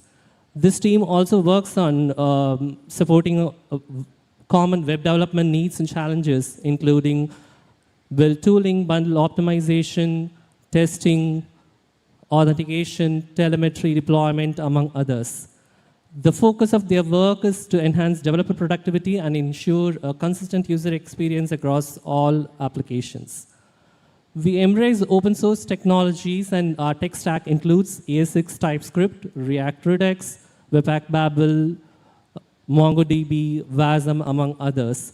There are currently more than 200 production applications across 40 different groups running using this infrastructure. If you are passionate about technology and are eager to work on impactful projects, we invite you to meet our tech and recruitment teams in our booth. This is a fantastic opportunity for you to learn more about our work, explore our open positions, and discover how you can be part of our firm. We also have some interesting, exciting engagement activities planned for you, so don't miss out. Thank you, and we look forward to connecting with you all.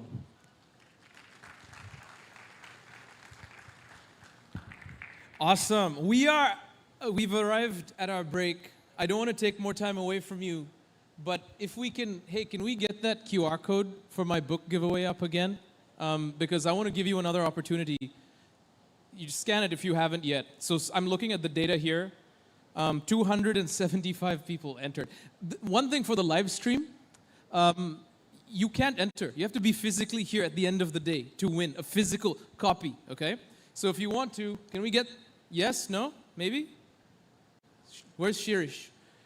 If we can't, that's okay. We'll just go to the break and we'll do it after. But let's give them some pressure. 10 seconds. I'll count to 1. This is so bad. And if there's no QR code, you get the opportunity later. Okay, we'll do it later. It's fine. 10, 9, 8, 7, 6. No, he's just like, forget it, bro. Okay, no worries. We'll do it after the break. Go enjoy the break. We're going to be back at 12:15. You have 15 minutes. Grab some coffee, grab some water, talk to people. And we'll be back at 12:15 local time, okay? See you. Drop the chair.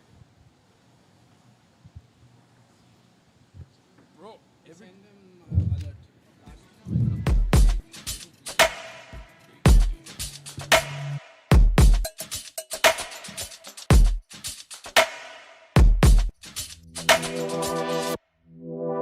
React India.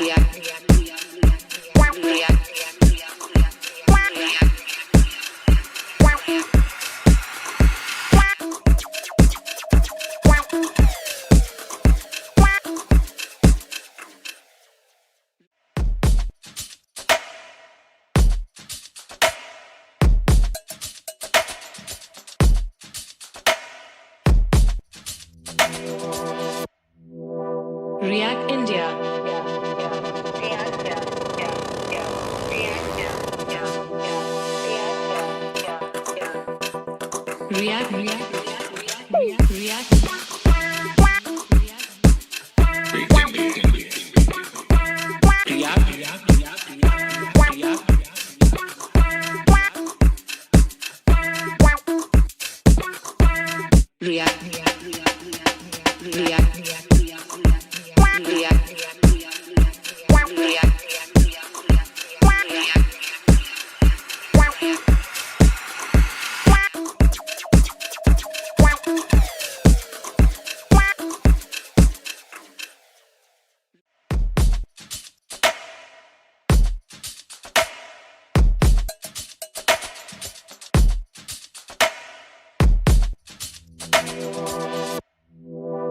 React India.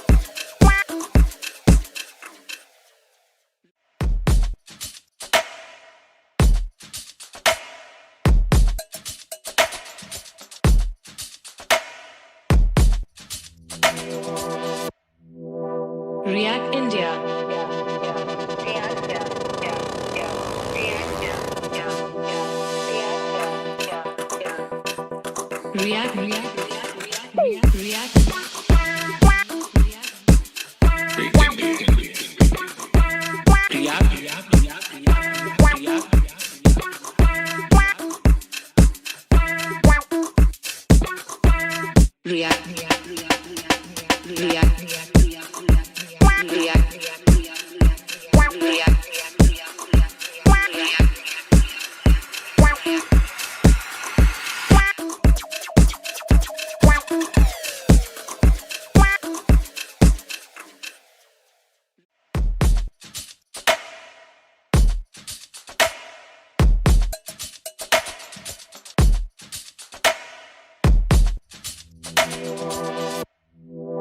React India.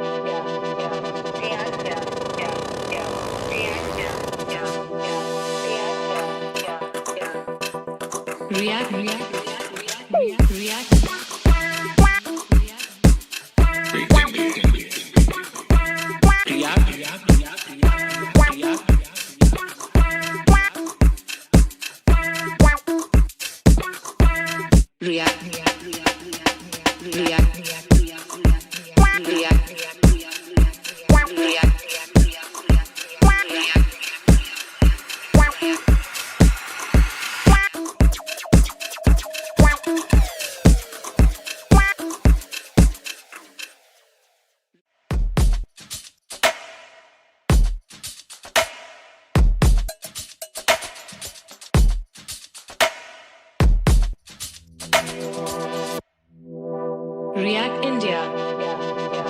India.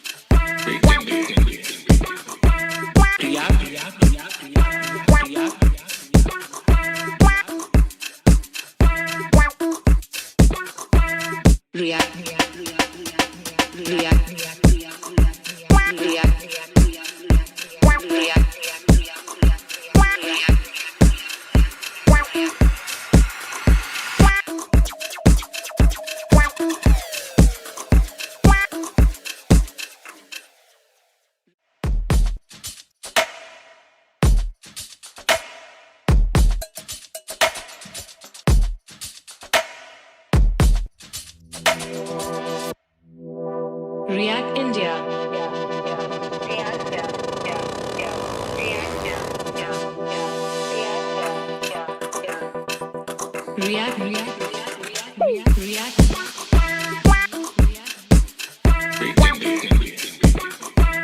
React.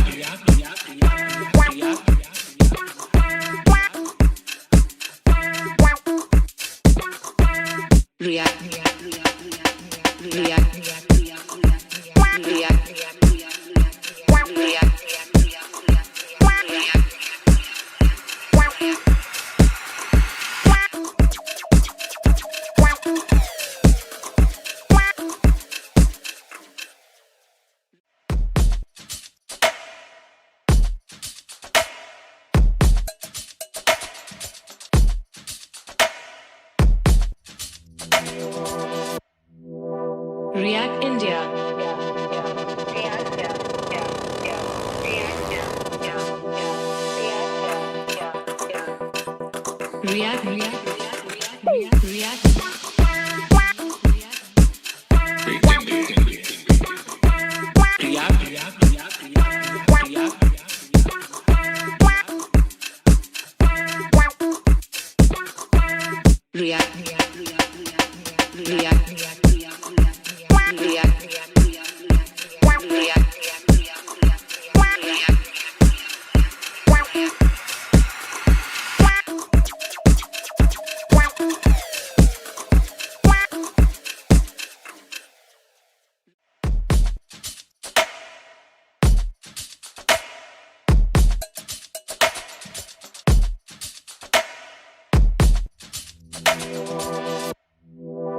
React India. React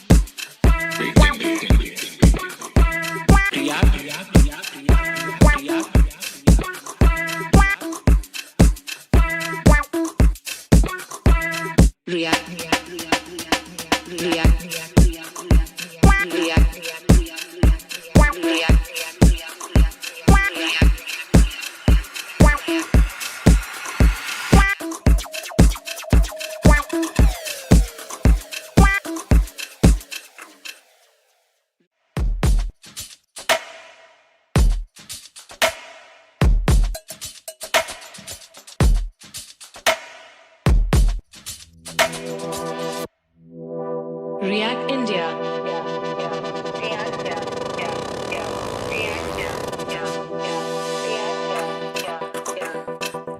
React India.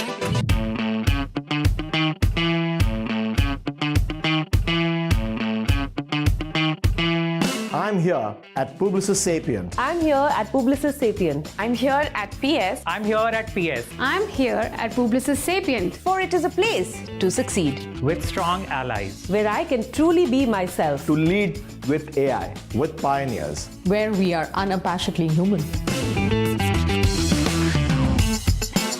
I am here at Publicis Sapient to create 10x client impact. Where we do tech for good. Where I can be limitless. Where we are all for one. With visionaries for endless learning.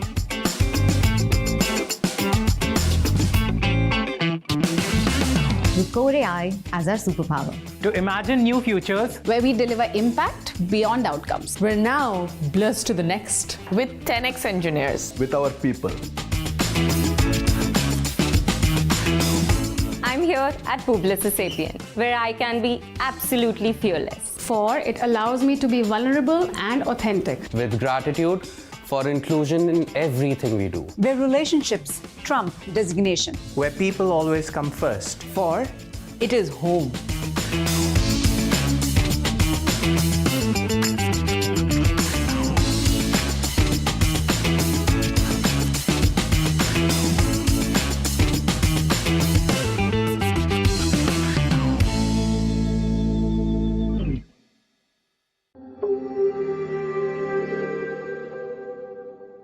What many brands are facing right now, it's more than a struggle. It's reached a critical point. They're battling a brand relevancy crisis. And it comes as no real surprise.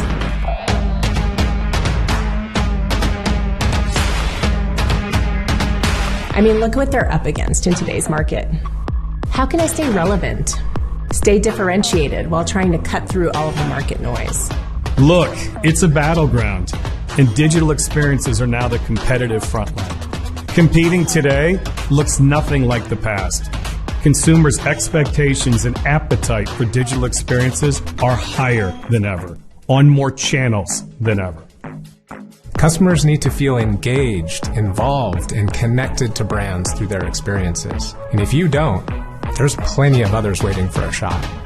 You need to stay in lockstep with customers, with experiences that make connections, that make you stand out. Or else, you're not. And where does that leave your brand?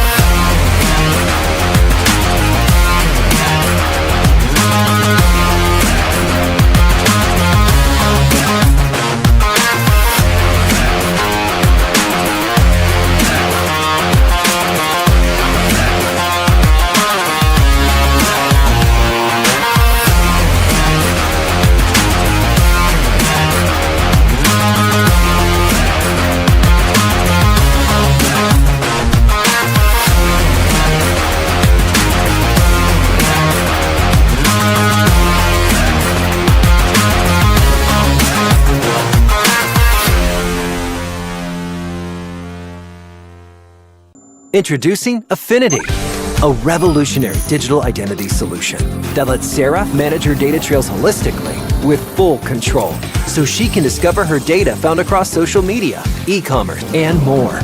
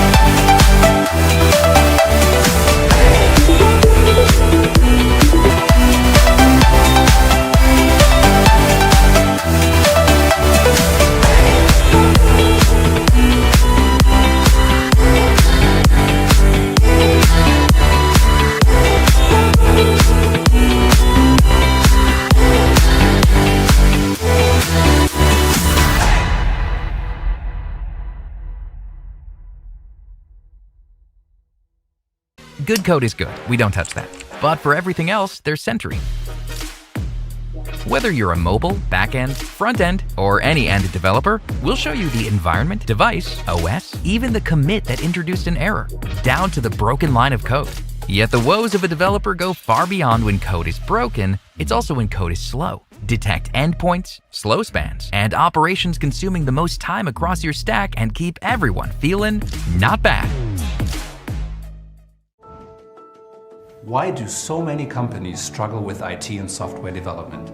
Why is it so hard to attract great talent and service providers? And what separates the fast-moving tech pioneers from the stragglers that always keep lagging behind? My name is Sushil, and together with Balu and Oliver, we are the founders of Talentship. At Talentship, we have consolidated our 25-year experience. We've founded, built, and sold 5 global tech companies with headcounts of up to 400 people. We have built excellent IT teams across 11 countries. We develop products that are now being used by more than 25% of the Fortune 500. And we have run several IT consulting and software development companies on 3 continents. Our biggest challenge has always been building a strong product and IT team. Up until 3 years ago, when we finally got it right and developed a unique method that put an end to our challenge. Ever since, it's been like a dream come true. We've got the top 5% talent working on our teams. We fill open positions like this. Quality and speed of output are on all-time highs, and we're delivering complex products like clockwork. And our cost is even 50% lower than before. No more struggles with IT. We know it sounds crazy, but it's the truth. And here's how we can help you succeed. Firstly, based on our eye-opening experience in India 3 years ago, we have developed our own data-driven method of finding premium engineers quickly and at scale. This way, we are able to provide you with virtual in-house teams that have exactly the skill set you need. Their output is world-class, meeting and exceeding European standards. Secondly, we only employ very senior IT experts to manage the teams, both in India and in Europe. Our managers have been in your shoes. They bring your virtual in-house team to high performance, and this is where the magic happens. Thirdly, we follow our proven playbook to create a strong in-house team culture and tear down language, intercultural, and communication barriers. We know how to make our teams yours, fully embedded in your culture and processes.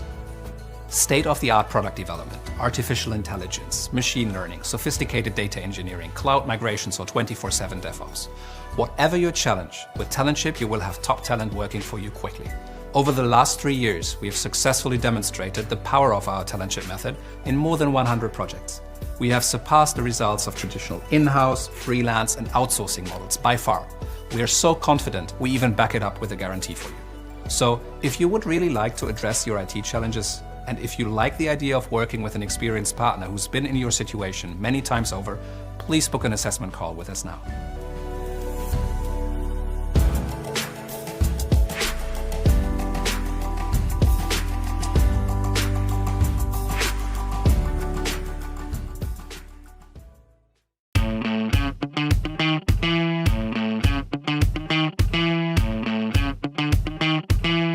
I'm here at Publicis Sapient. I'm here at Publicis Sapient. I'm here at PS. I'm here at PS. I'm here at Publicis Sapient, for it is a place to succeed, With strong allies. where I can truly be myself, To lead with AI, with pioneers. where we are unabashedly human. I am here at Publicis Sapient to create 10x client impact. Where we do tech for good. Where I can be limitless. Where we are all for one. With visionaries for endless learning.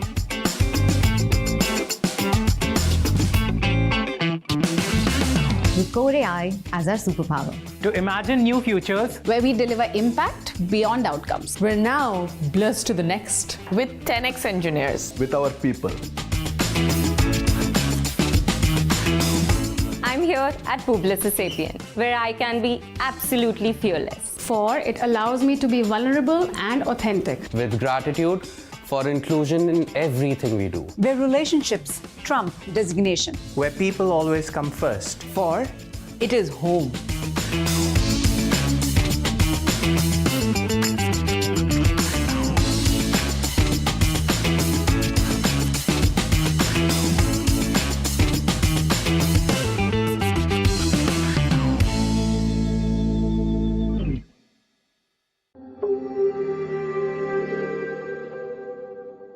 What many brands are facing right now, it's more than a struggle. It's reached a critical point.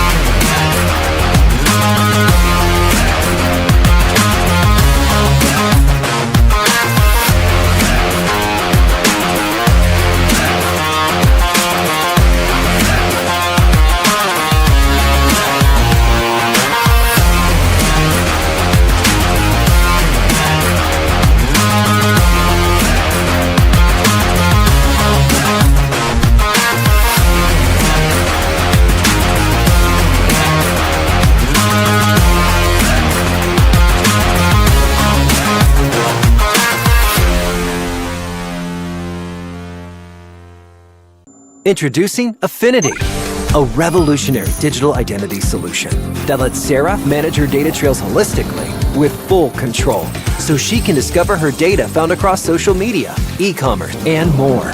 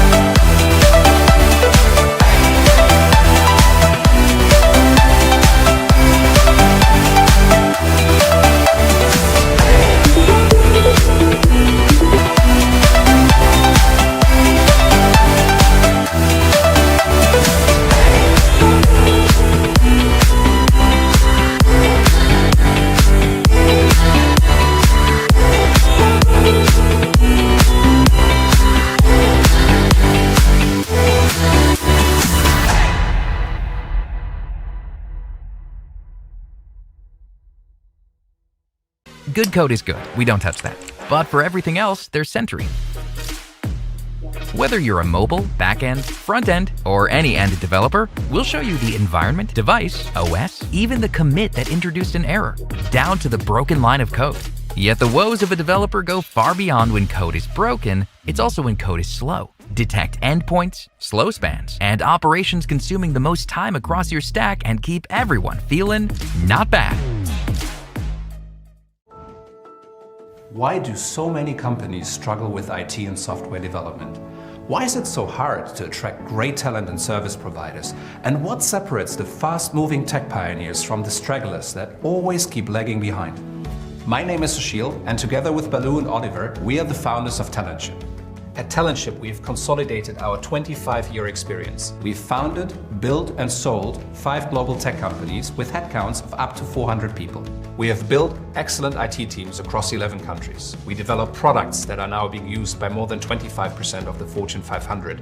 And we have run several IT consulting and software development companies on 3 continents. Our biggest challenge has always been building a strong product and IT team. Up until 3 years ago, when we finally got it right and developed a unique method that put an end to our challenge. Ever since, it's been like a dream come true. We've got the top 5% talent working on our teams. We fill open positions like this. Quality and speed of output. WebAssembly at work. See, no one. Oof, you're going to just teach. One. I guess that's good, no? I have where? how to speak then. You saw one? Yeah. Oh, you! What are you doing with WebAssembly? A Blazor application, C#. Just write TypeScript. It's kind of the same. So, okay, he's got a C# application with Blazor. Anyone know what Blazor is? It's a C# runtime. So they compile that to WebAssembly, run it in the browser. Crazy. What does the application do? It's a web application. Great, man. Specific. Cool. Okay, one person using WebAssembly. Does anyone know what WebAssembly is for? Am I giving your talk? I'm not gonna spoil anything. We'll wait. She's gonna teach us about WebAssembly. It's going to be great. But we need more people. How can we get more people to come back? The organizers will tell me when. What? You're just telling me to start? We just start? Just do it? Okay. She's telling me to do it. So now I have to wait. Let me switch into presenting the next talk mode. Okay. So our next talk. Our next talk is by the great Suman. Suman is going to teach us about WebAssembly. Clearly, none of you know WebAssembly, and so you're going to get some WebAssembly. And there's also some React, right? Yes, a bit of it. A bit of React. Hey, give your biggest after-break round of applause to Suman! Jesus. Thanks a lot, Tejas, and I welcome you all. This is my first time that I'm attending React India, and I'm really very excited. And hope you guys would also be excited looking at a topic which is a bit off the beat. So I just wanted to do a quick show of hands, but Tejas already did that. So I know that we just have one person who knows about WebAssembly, but it's good. After this talk, I guess almost all of you would know about WebAssembly. So I'll just quickly introduce myself. I am Suman Ghosh, and I'm currently working as a front-end engineer at Cred. I work in the payments and the rewards team at Cred. Now, before starting, so this complete talk is going to be about WebAssembly, and a part of it, how can we associate it with our day-to-day work, JavaScript, React, right? So before starting, a quick question, or let me tell, what if I told you that now you can write code in your favorite language and it will work on web, and it need not be JavaScript? So earlier, everything that if we want to interact with the DOM, if we want to run something over the DOM, correct, any calculations, anything we want to execute on web, we were using JavaScript, correct? But as I told you, what if you can do it in C#, in C, in Rust, in C++? Daunting, is it, right? For people who are working using JavaScript. So WASM, this WebAssembly, also known as WASM, helps you doing that. It is a way to run programming languages other than JavaScript on web page. So in past, as I told you, when you executed code on web, you changed DOM response in response to some event, or run a calculation, you were using JavaScript, correct? With WASM, it is now possible that you do all these things in a language besides JavaScript. You can use C, C++, and Rust. So coming back to what is WebAssembly. WebAssembly is a low-level assembly-like language that runs with near-native performances. Now, see, I say low-level assembly-like language. It's not assembly language, it's assembly-like language. To understand, I'll quickly just describe you what assembly language is. So obviously, our computers don't understand the high-level language that we write, correct? So for that, they require assembly language, which is a low-level language that helps our computers to understand our high-level code that we have.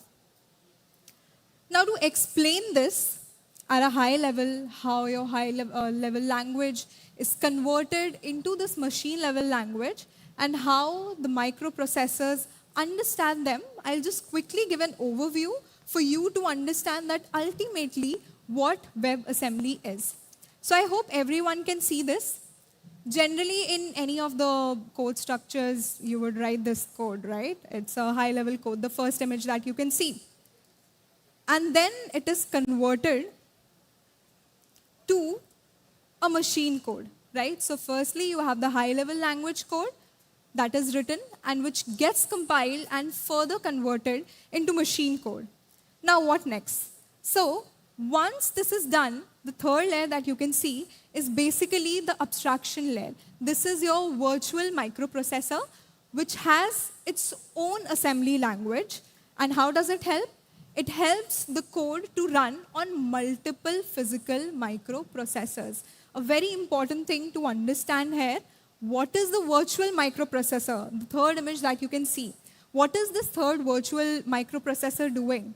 It is just an abstraction layer which has its own machine assembly language, and it helps the code to run on multiple physical microprocessors. So now, again, coming back to WebAssembly, so it's same. What I told you about virtual microprocessors, WebAssembly is the same idea for the browser. So any high-level language like C, C++, or C# in that matter, all these code can be compiled to WebAssembly bytecode, and we can create a file that can be run on all the browsers, and all browsers can actually use it. Now I was talking about that we are talking a lot about WebAssembly. All of us here are front-end engineers. I'm supposing we deal with JavaScript, React almost all the time. So how is it related? Why WebAssembly when we already have JavaScript? correct? And is it even a correct comparison that we are doing?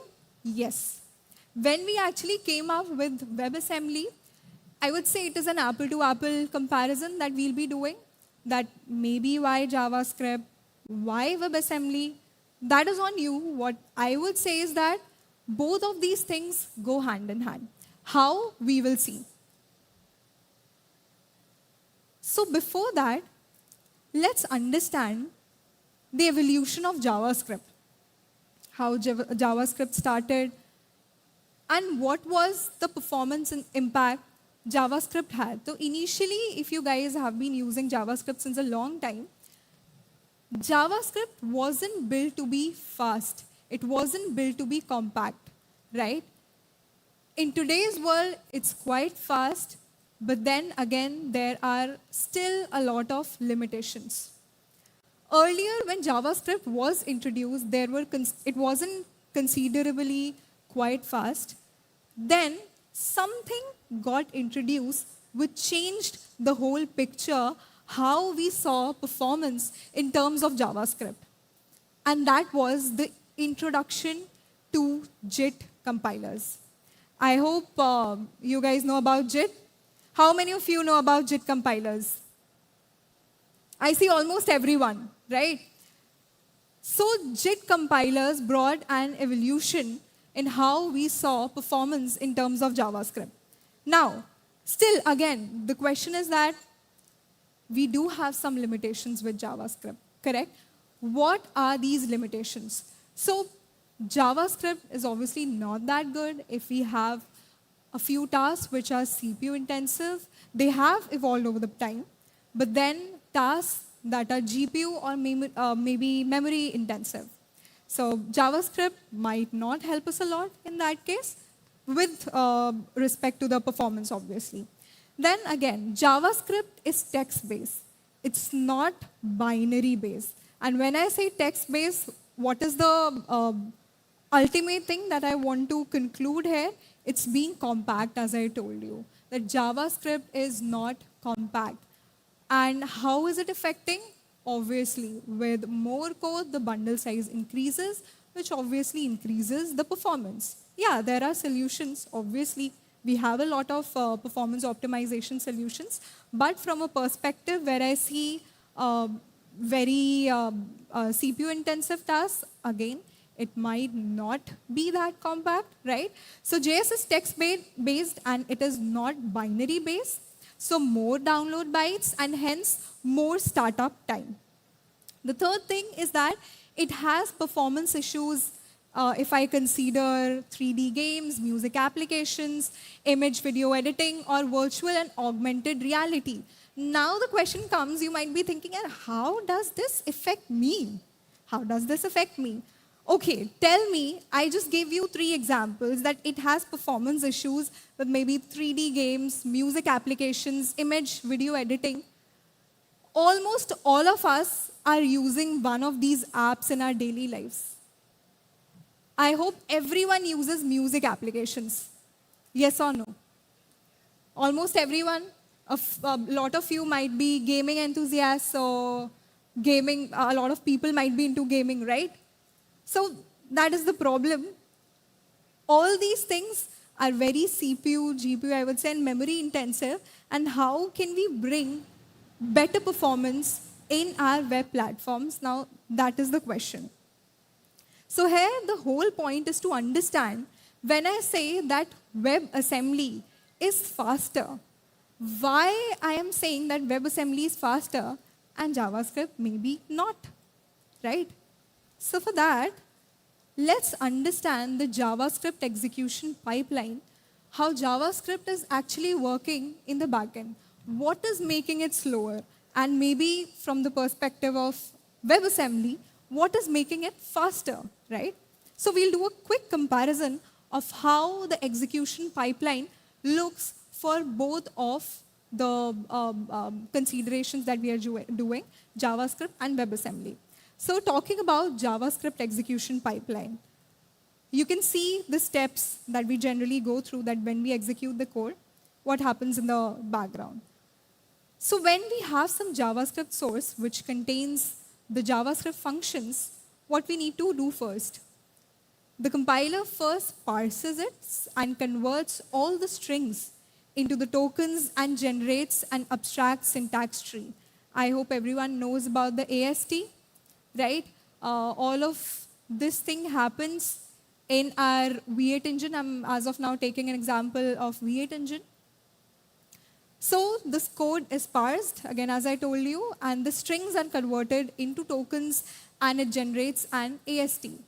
Now, once this representation is generated, in V8 specifically, I would say, it goes straight inside the machine code. So you basically walk through the tree, generate machine code, and there you have your compile functions. On the optimization part, so in your V8, you have a turbofan, which is an optimization compiler. It monitors if something is running slow, whether there is a bottleneck in some of the tasks due to which it is running slow. It finds out them, it optimizes them. So these are the hotspots, I would say. In order to find that which all tasks that are making our system slow, we need to identify them, right? It identifies them, it pushes them through an optimized JIT that creates much faster code for those functions which are chewing up most of your CPU. Now, the thing is that, okay, JIT is helping us in optimizing our code, but then the problem here is that to identify that which task is taking up this much time, it also consumes CPU, right? That also consumes CPU. Now considering your WebAssembly execution pipeline, can you just see the difference? We don't have any parsing stage. We just have the decode stage. We have compilation and optimization. We don't have the re-optimization stage here. And finally, we execute the code. So what's the difference here?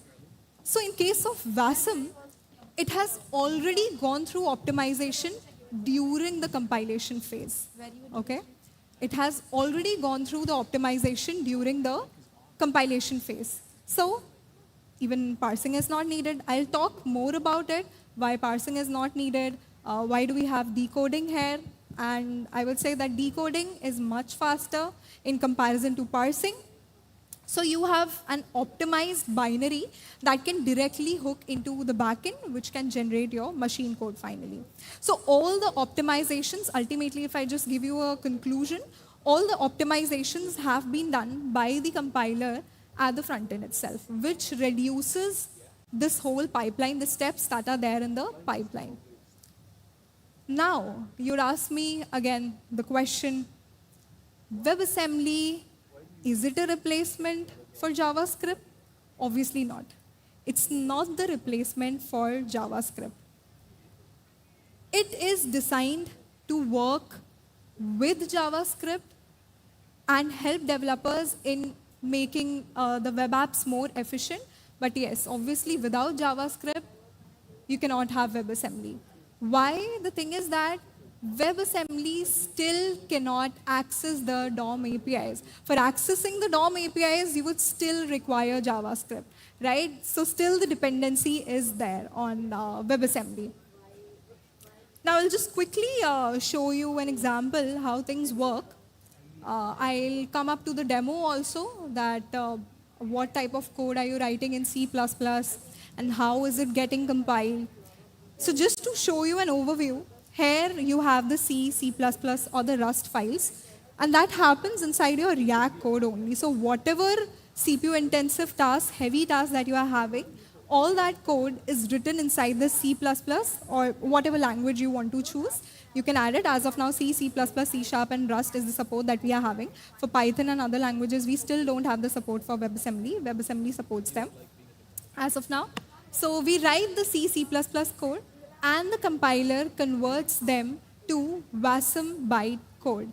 Now, when this WASM file is generated, with that, a glue code, as I told you, again guys, to focus here, is that WebAssembly still cannot access the DOM APIs, right? So it requires a JavaScript glue code to access the DOM API. So that is why you can see that when the C, C++, or Rust code that is being compiled, it generates two files. You have the JavaScript glue code and you have the WASM file. And then you have to import the WASM file in your React code or maybe the JavaScript code, and that is how you can use the C++ code. So just moving to the next part of it, how to use WASM. I hope till now it is clear in understanding what WebAssembly is. How are we associating it with JavaScript? Is it a replacement or not? How can we use it with JavaScript comes into the picture now. So how to use WASM?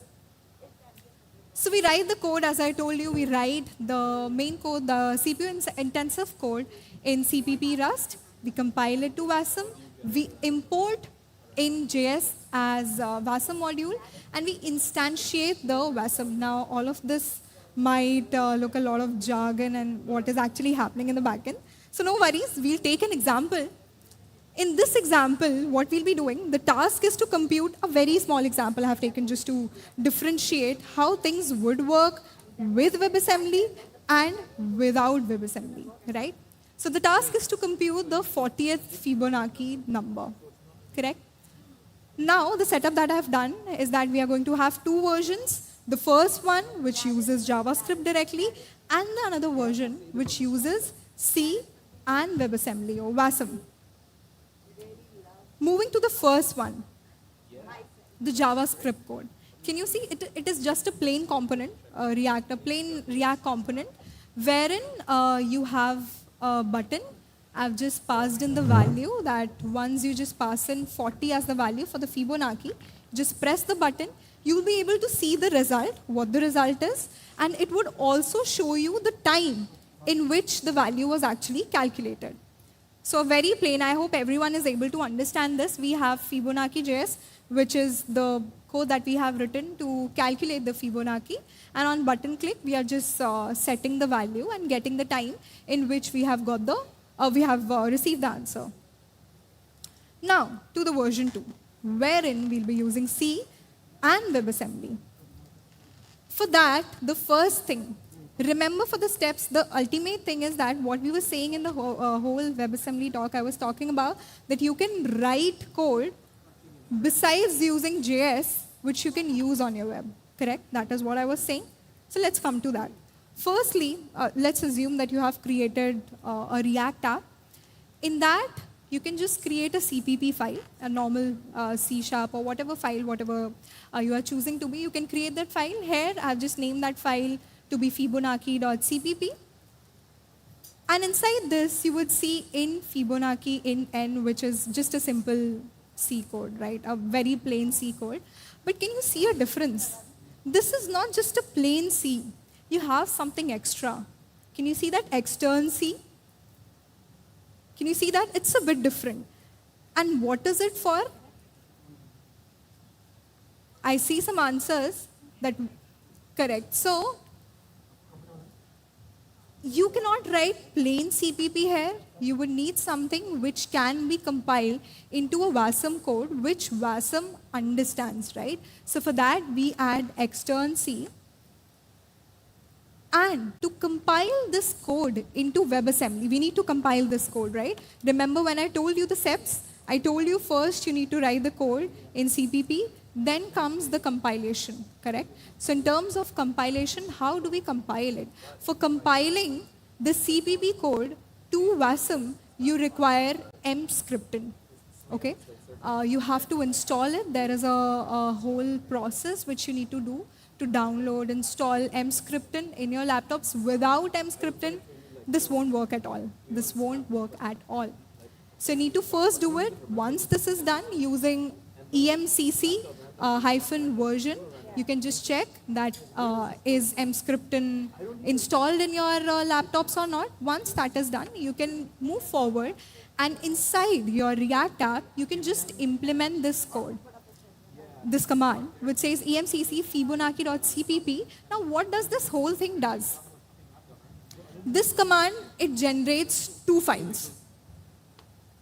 One is your WASM file, one is your JS file. And again, coming to the previous slides, remember I told you something about JavaScript glue code. So this JavaScript file, which is generated on the compilation, this is the glue, the JavaScript glue code, using which the WASM is going to interact through the browser, right? So it's going to generate 2 files, Fibonacci.wasm, which contains all the assembly code, and then corresponding to it, the JavaScript glue code, which is your Fibonacci.js.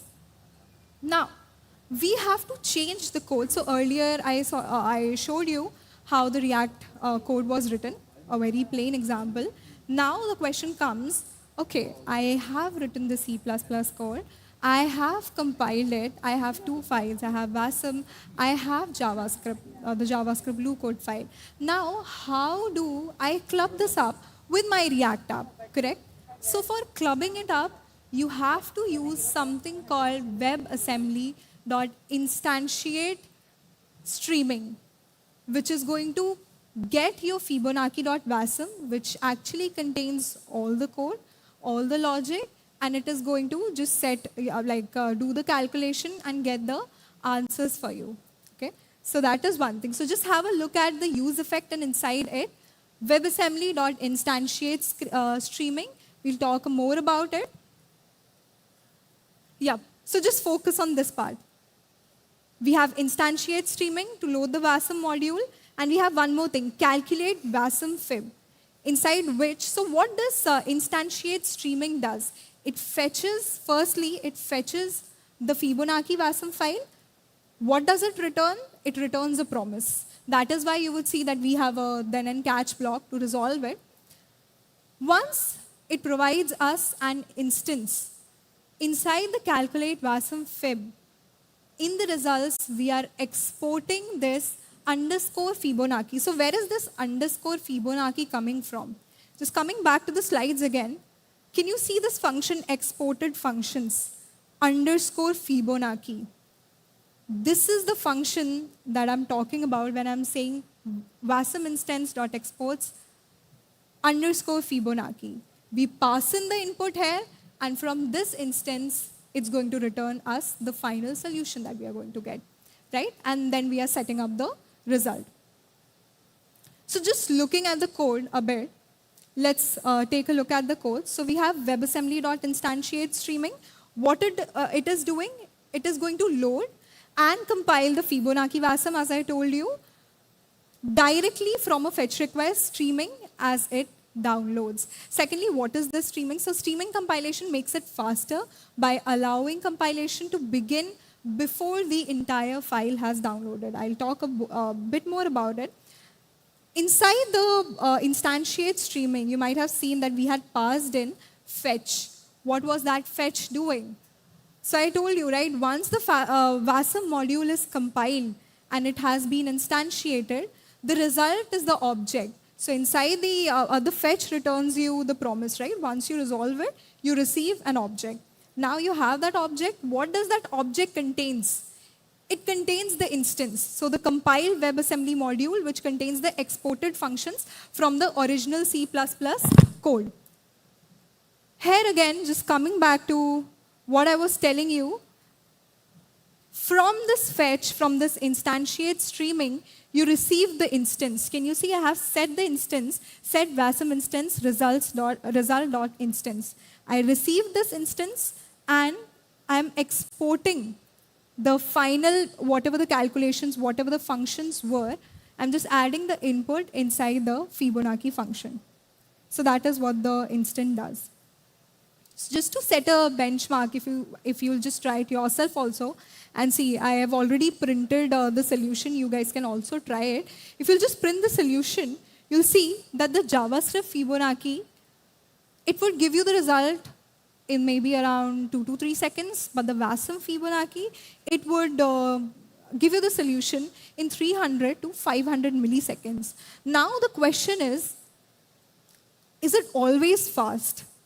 is WebAssembly always fast? So guys, there are a lot of caveats that we might not be discussing, but the thing is that WebAssembly might not be faster always. And the thing is that we cannot use it always. The purpose of using WebAssembly is just for the CPU intensive and the memory intensive tasks. So don't try to overcomplicate things by using maybe just to make your app faster, you want to use WebAssembly everywhere because it won't help. So now coming again to the question, understanding that why are we saying that WebAssembly is faster. Now we'll talk more about it. Why we were saying that JavaScript is not faster and we were saying that WebAssembly runs faster. Remember the chart that I was showing you, the whole execution pipeline? So in case of JavaScript, you had parsing, you had compilation plus optimization, you had re-optimization, and then finally you were able to execute the code, correct? In case of WebAssembly, I told you, you can decode, then optimize and compile, and finally you can execute, correct? So what makes WebAssembly run faster? So firstly, it can take less time to download WebAssembly than JavaScript because it is more compact. Again, repeating the term, which I said, I guess, 20 minutes back, that JavaScript wasn't supposed to be compact. WebAssembly is compact, and why am I saying that? So it was designed specifically to be compact, and it can also be translated into a binary form. And remember I told you JavaScript is text-based. It is not in a binary format. So even though JavaScript can be pretty small, so now you will be asking that if I have the same size for JavaScript file and a same size for the WASM, which would be faster? WASM would be faster. Why? Because it is compact and it has binary code, correct? So even though JavaScript is pretty small, if you have equivalent code in WebAssembly, it is likely that it will be smaller. WebAssembly would be smaller. And parsing takes less time than JavaScript too. JavaScript needs to be parsed from the source into an AST and then converted usually into an intermediate engine called bytecode. Remember, we were parsing in JavaScript. But in case of WebAssembly, you already have bytecode. You already have that bytecode. You need not generate or parse that, what we were doing in case of JavaScript. Now, it just needs to be decoded in case of binary version. So in case of WebAssembly, we're already having this bytecode, right? So you need not parse anything. You just need to decode it. And decoding is much faster than parsing. So compiling takes less time because a lot of it has been done ahead of time. I told you, right, that optimization is done ahead of time in case of WebAssembly, and that is one of the reasons that WebAssembly is faster.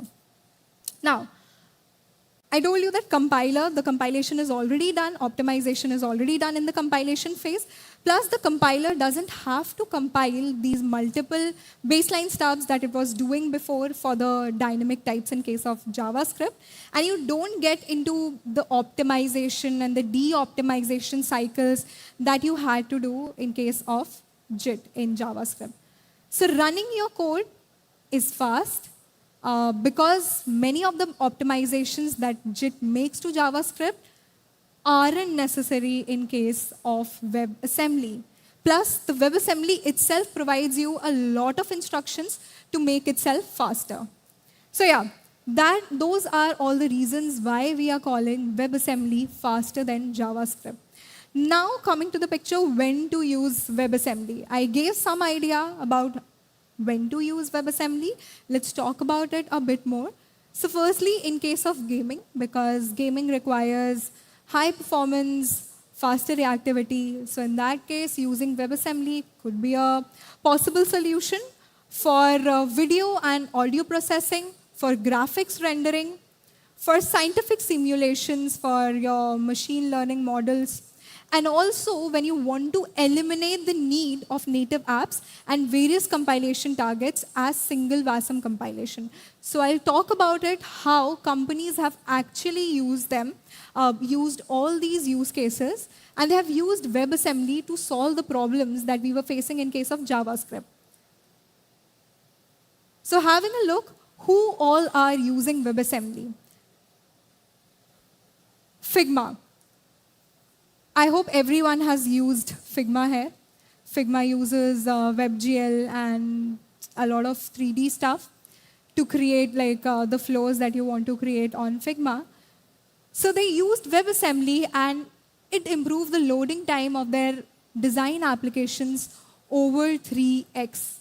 Again, why? Because rendering those designs that you are creating in Figma takes a lot of memory, a lot of CPU and GPU as well, which can be solved using WebAssembly, right? Then you have eBay. And again, guys, just letting you know, they are not using WebAssembly for all the use cases. These use cases are very specific in which they are using WebAssembly, right? For eBay also, that is the case. Just for barcode scanning feature, they are using the WebAssembly. And with the WebAssembly, they are using web workers too, to offload the main thread with the intensive tasks that are there, and using the WebAssembly just to execute the code, that the ultimate logic that is present. Snapchat. Snapchat, again, it uses WebAssembly to optimize the image and the video filters. And Prime Videos. Prime Videos uses WebAssembly for a very different use case. So generally, what Prime Video does, it delivers content to millions of customers on more than 8,000 devices. When they wanted to update every one of those devices required a separate native release, because obviously they have Android, they have iOS, they have TVs and a lot of devices apart from that also. So for supporting the updates over the different native releases, that posed the main problem. That was the problem for updatability and performance. To solve it, they used WASM to allow code written in high-level language to run efficiently on all the devices to help resolve that trade-off. And yes, that's all from me. And in this talk, I hope I was able to give you an insight of what WebAssembly is. I took this topic, I guess, mostly 2 years back when I was just curious that this word has web in it. Is it actually very related to web, and how is it actually helping me to optimize things? So I took it 2 years back just as out of curiosity to see what it exactly is. And here I am, I thought that why to have everything around React, why not consider a topic that is a bit of React, but yes, it uses React somehow, right? So that's all from me. This is where you can connect. And also, in case you have any doubts, I'll be happy to answer them post the talk. Thanks a lot, guys. Thank you. Thank you, Suman. And now we know WebAssembly, right? Figma, eBay, all these companies using it. And I hope the goal is not to tell you to go use it, but to tell you what it is, and now you can make your decision. One of the guys was like, hey, can you hold the mic closer to your mouth? Is this better? You enjoy? Anyway, our next speaker, there's a reason I'm wearing this shirt today. This was a gift from my mother. My parents are at the conference, by the way. If you see like really old people here, they're probably my parents, like really old people. My dad's like 67 or something. He's got tattoos. He looks very cool. Thank you for the talk, Suma. That was great. And so anyway, so my mom got me this yesterday. She was like, wear it. All you wear is black. I was like, but black is cool. Look at all the black shirts, right? And so she's like, wear some color once in a while. And I said, okay. So anyway, I wore this yesterday. And then all the speakers, many of the speakers were like, that's a great shirt. That's a great shirt. I won't say what I think of the shirt. You know, it was a gift from my mother. But anyway, the next speaker, Akansha, like she was like, you have to wear this tomorrow on stage. You have to. So the reason I'm wearing this is because she forced me. That's the truth. I was bullied. She beat me up, man, physically. She's very, and this was before the code of conduct was announced. You know, now at least I can report it. Anyway, our next speaker, look, she's a really talented open source developer and maintainer, independent, lives from open source. Anyone use Excalibur? Yeah, she built that. She was on the team that built that. Yeah, exactly. Woo! Woo! Excalibur. So, Akansha is going to teach us about security, about encrypting data in the browser using crypto APIs. And this has nothing to do with cryptocurrency, so it's actually good. Anyway, with that, please give the warmest welcome to Akansha! Thank you, Tejas, for the awesome introduction. Hello, React India. How are you doing? Woo! Awesome. So we have a lunch break after this talk with some delicious lunch. So how about increasing our appetite? May I request all of you to please stand up. Everyone, please stand up. We'll just do a small warm-up just to freshen up ourselves and increase our appetite as well, okay? So lift your hands up like this. Yeah?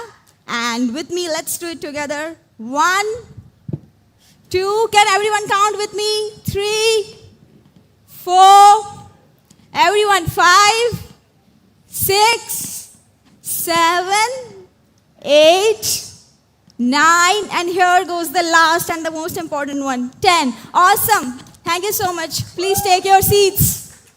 So React India is a very special conference to me. The reason being, I delivered my first ever conference talk in React India back in 2021. Thankfully, it was the remote edition, so I could record my talk. And then I was part of the program committee in 2022 and 2023, and now I am very excited to be back as a speaker at React India again. So yeah, and today I'm going to talk about how you can actually encrypt the data in the browser with the help of web crypto APIs.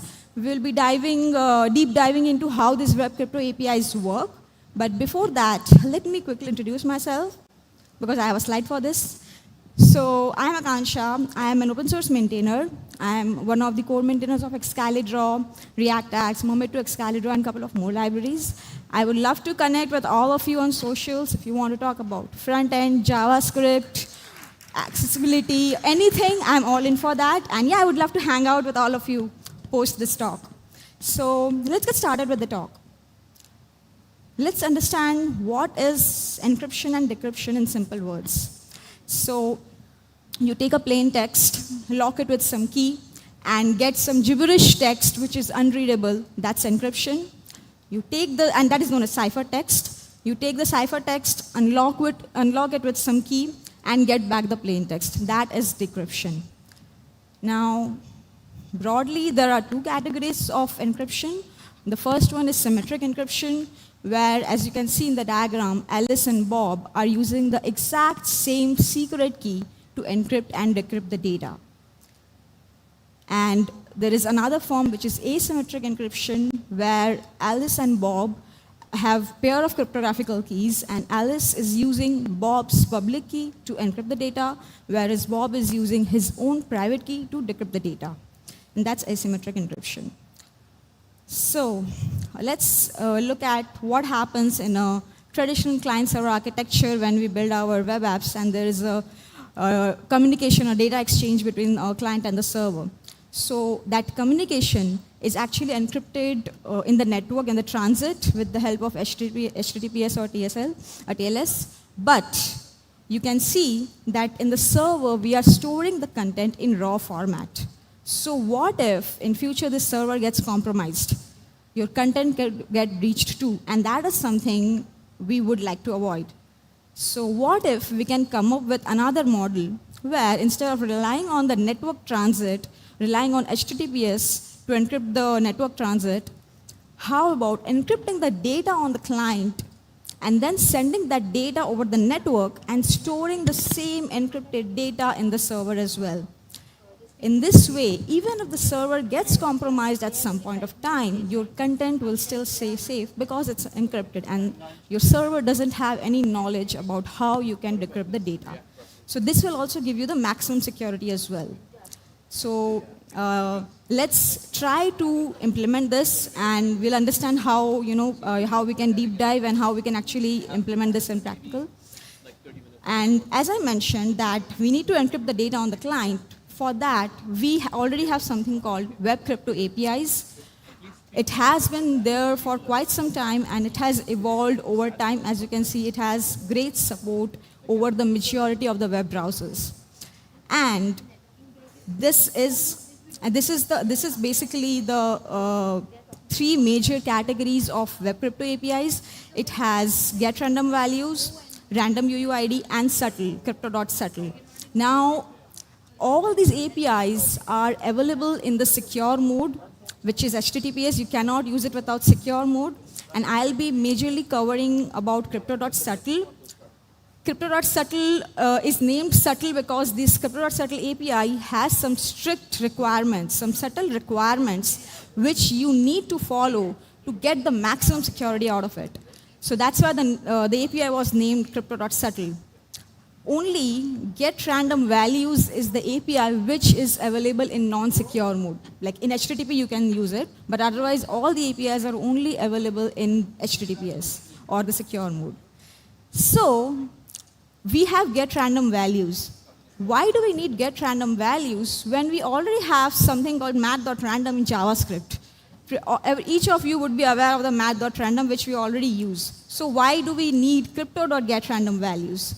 So, has anyone come across this in the MDN docs? Anyone here has actually come across this one? Yeah, okay, I can see a couple of hands. So this basically says that mat.random does not give you cryptographically secure randomly generated numbers, and that's why it is recommended to use crypto.getRandom values when you are dealing with anything related to security.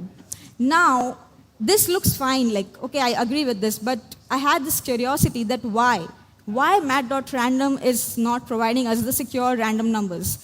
So I digged a little bit into it, and I came across this interesting blog post. It's a very old blog post back in 2016, where there was this JavaScript lottery happening, and the jackpot was like $1.5 billion.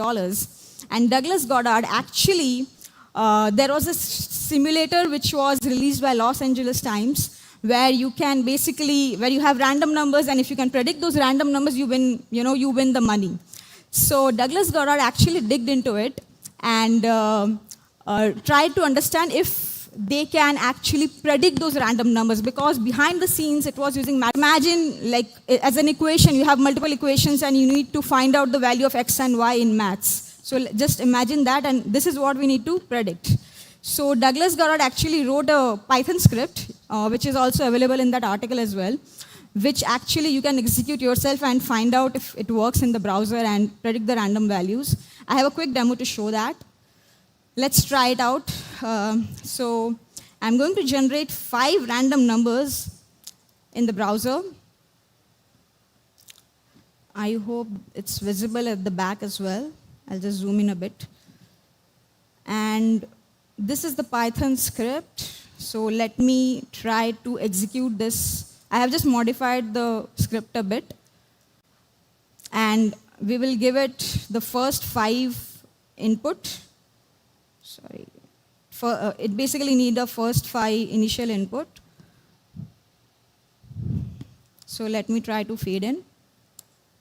And it is actually predicting the state, which you can see. And these are the next random numbers. Now let's see if it works.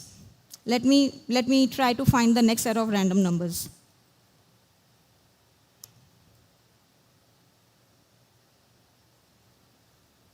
Okay.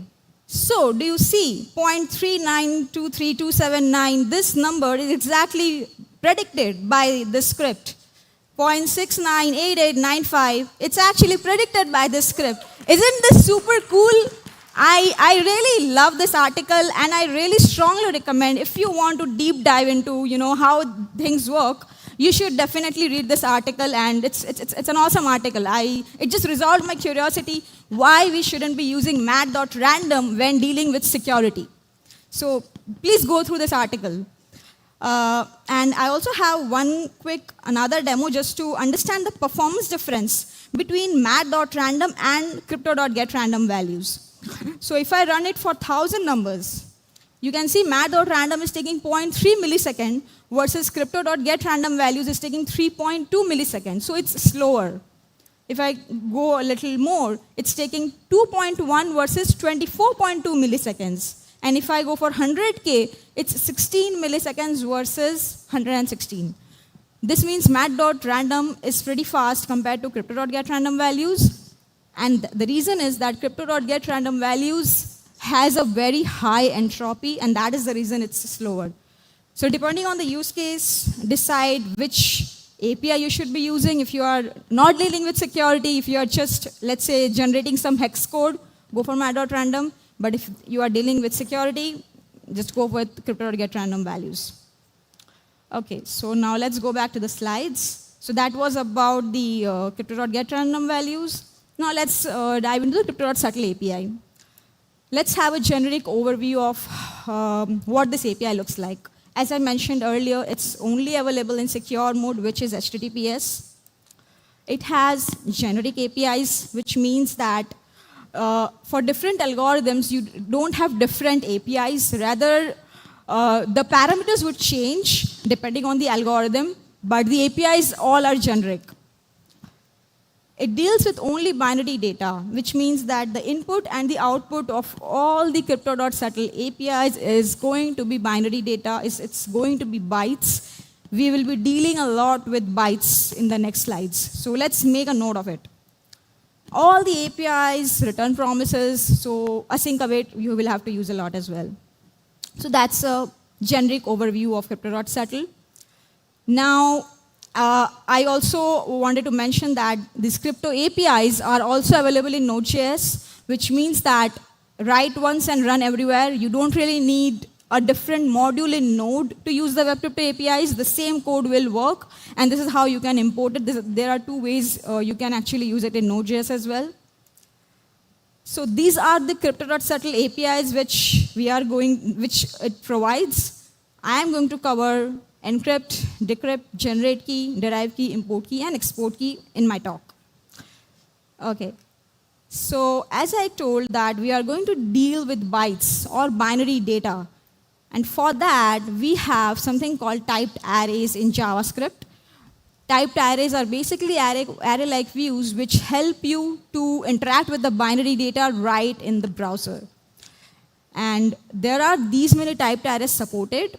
And we are going to cover uint8 array. uint8 array is one of the most recommended typed array, and it works for most of the use cases. So I would suggest first you check the uint8 array. If it works, great. Otherwise, you can refer to the other typed arrays as well. U basically stands for unsigned, which means it can take only positive numbers. Int is for integer. 8 is the size of each number, which is 8 bits. And it's an array. So let's consider this string of bytes. Since it's an integer, it would take the values between 0 to 255. Now what happens is, it gets divided into byte of 8 bits. The string gets divided into 8-bit segments, and each segment is converted to its equivalent decimal value, and that's what you actually see in the browser when you view this uint8 array.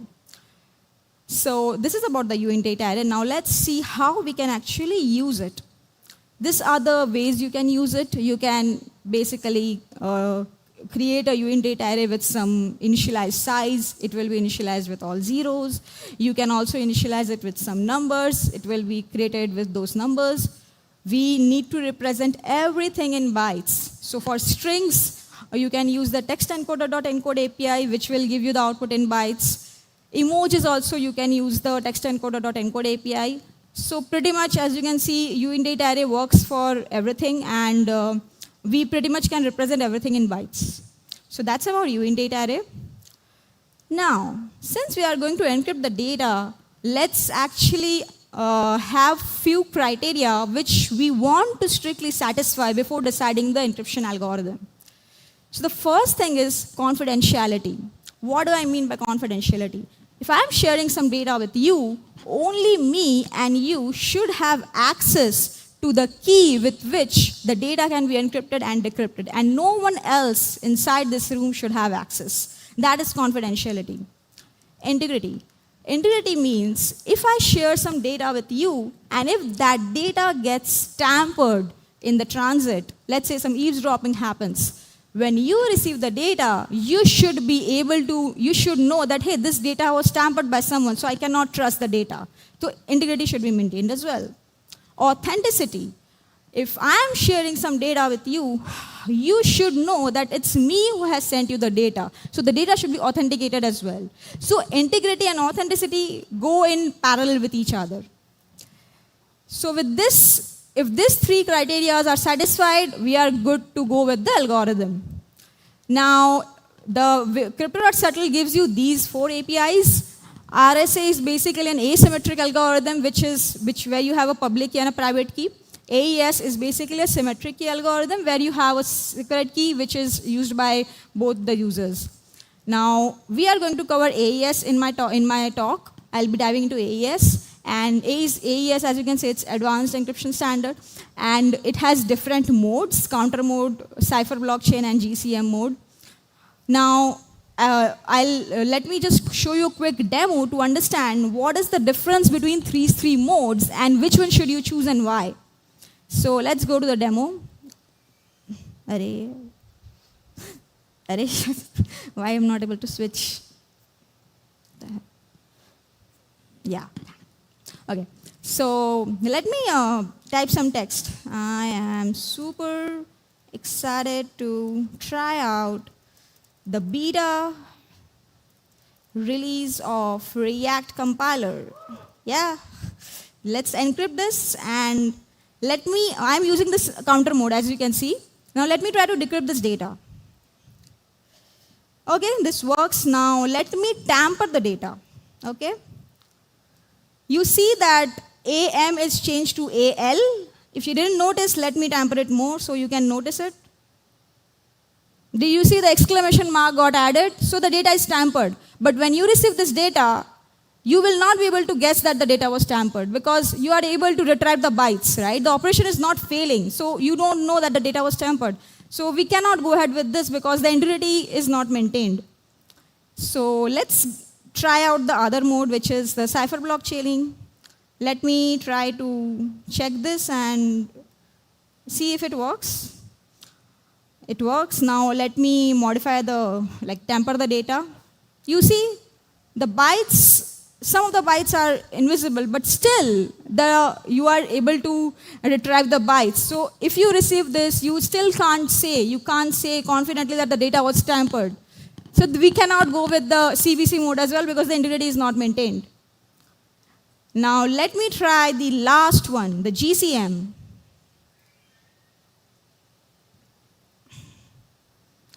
Works fine. Now let me try to tamper it as well. It failed. This is what we want, right? The integrity is maintained. And if you receive the data, the operation will fail, which means something happened in the midway. You cannot trust the data. So that's why GCM is recommended. So as you can see, CTR gives you confidentiality, but not integrity and authenticity. CBC, the same confidentiality, but not integrity and authenticity. GCM gives you all the 3. So let's go ahead with the GCM mode. Now GCM also uses the counter mode internally. And in addition to it, it adds an authentication tag, which you can see, which is a 16-byte authentication tag. This is what actually helps you to satisfy the integrity and authenticity, because when you are tampering the data, the authentication tag is also getting modified. And that's the reason the operation actually fails, the decryption actually fails.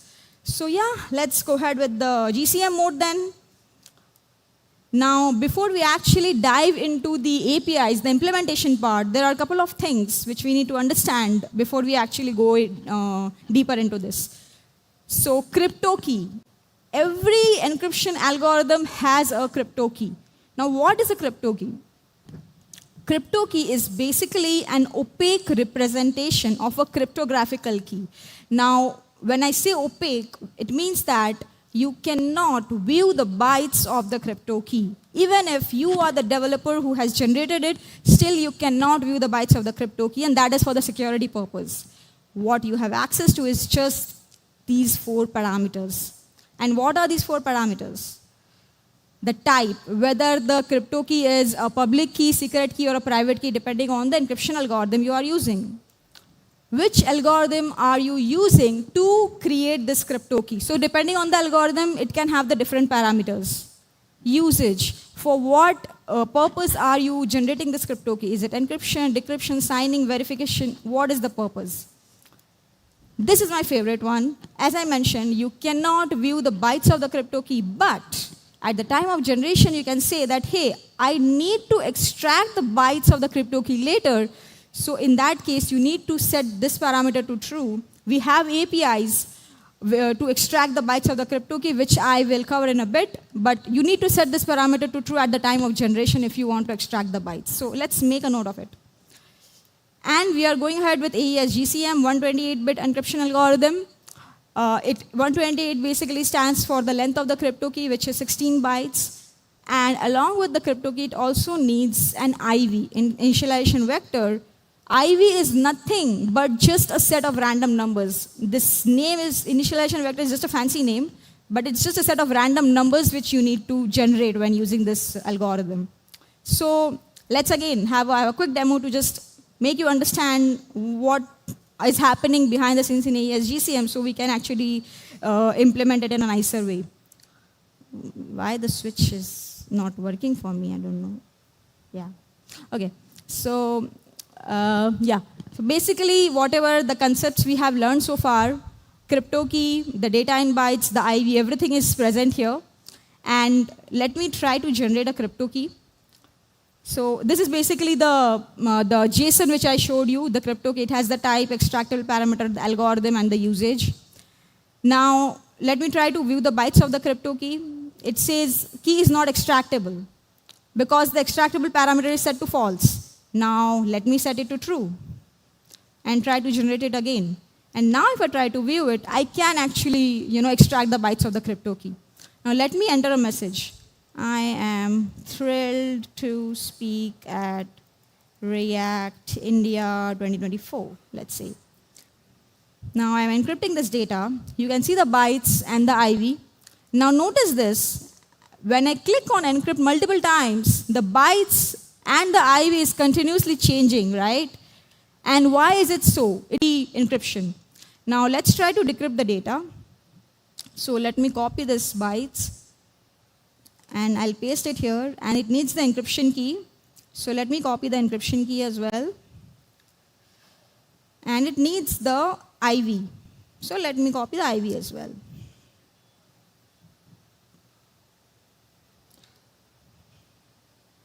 It didn't work. I just copied the parameters. Can anyone help me why it didn't work? Yes, right. I actually changed the IV. That's why it didn't work. Let me actually go back to the original IV.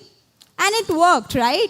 So, now let's make a note of it that when you are decrypting the data, the IV should be exactly same. Along with the encryption key, the IV should be exactly same. You cannot decrypt the data with some other IV, right? So let's make a note of it. And you need the exact same IV when decrypting the data. Okay, now let's go back to the slides. And let's try to, build a note-taking or a to-do list app.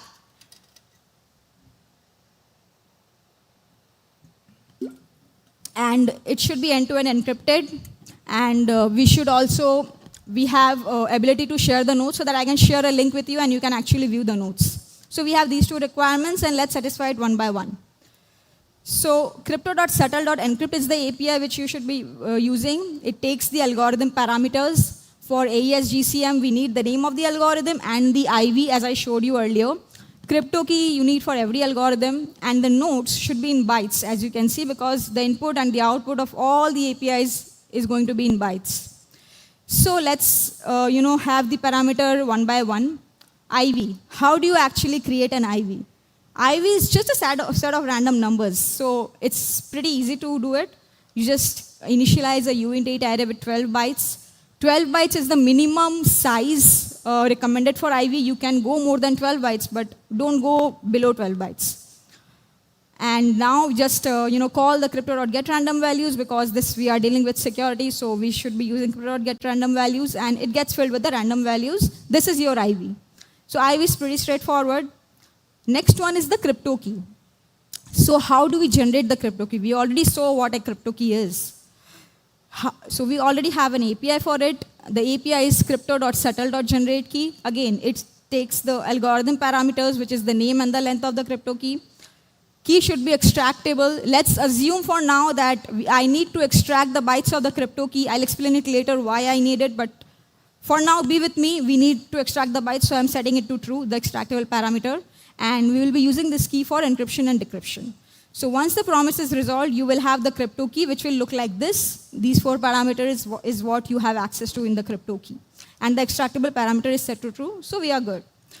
Now let's move ahead. The last thing is the notes should be in bytes. So it's in string, whatever you are typing. I need to convert it to bytes. Again, this is also something which I covered a while back. I can just use the textencoder.encode API and convert the notes into bytes, and that's what we are going to pass to the encryption algorithm. And once the promise is resolved, you will have the encrypted data. Now, this encrypted data, I can actually upload to the server so that you can fetch the data from there later, right?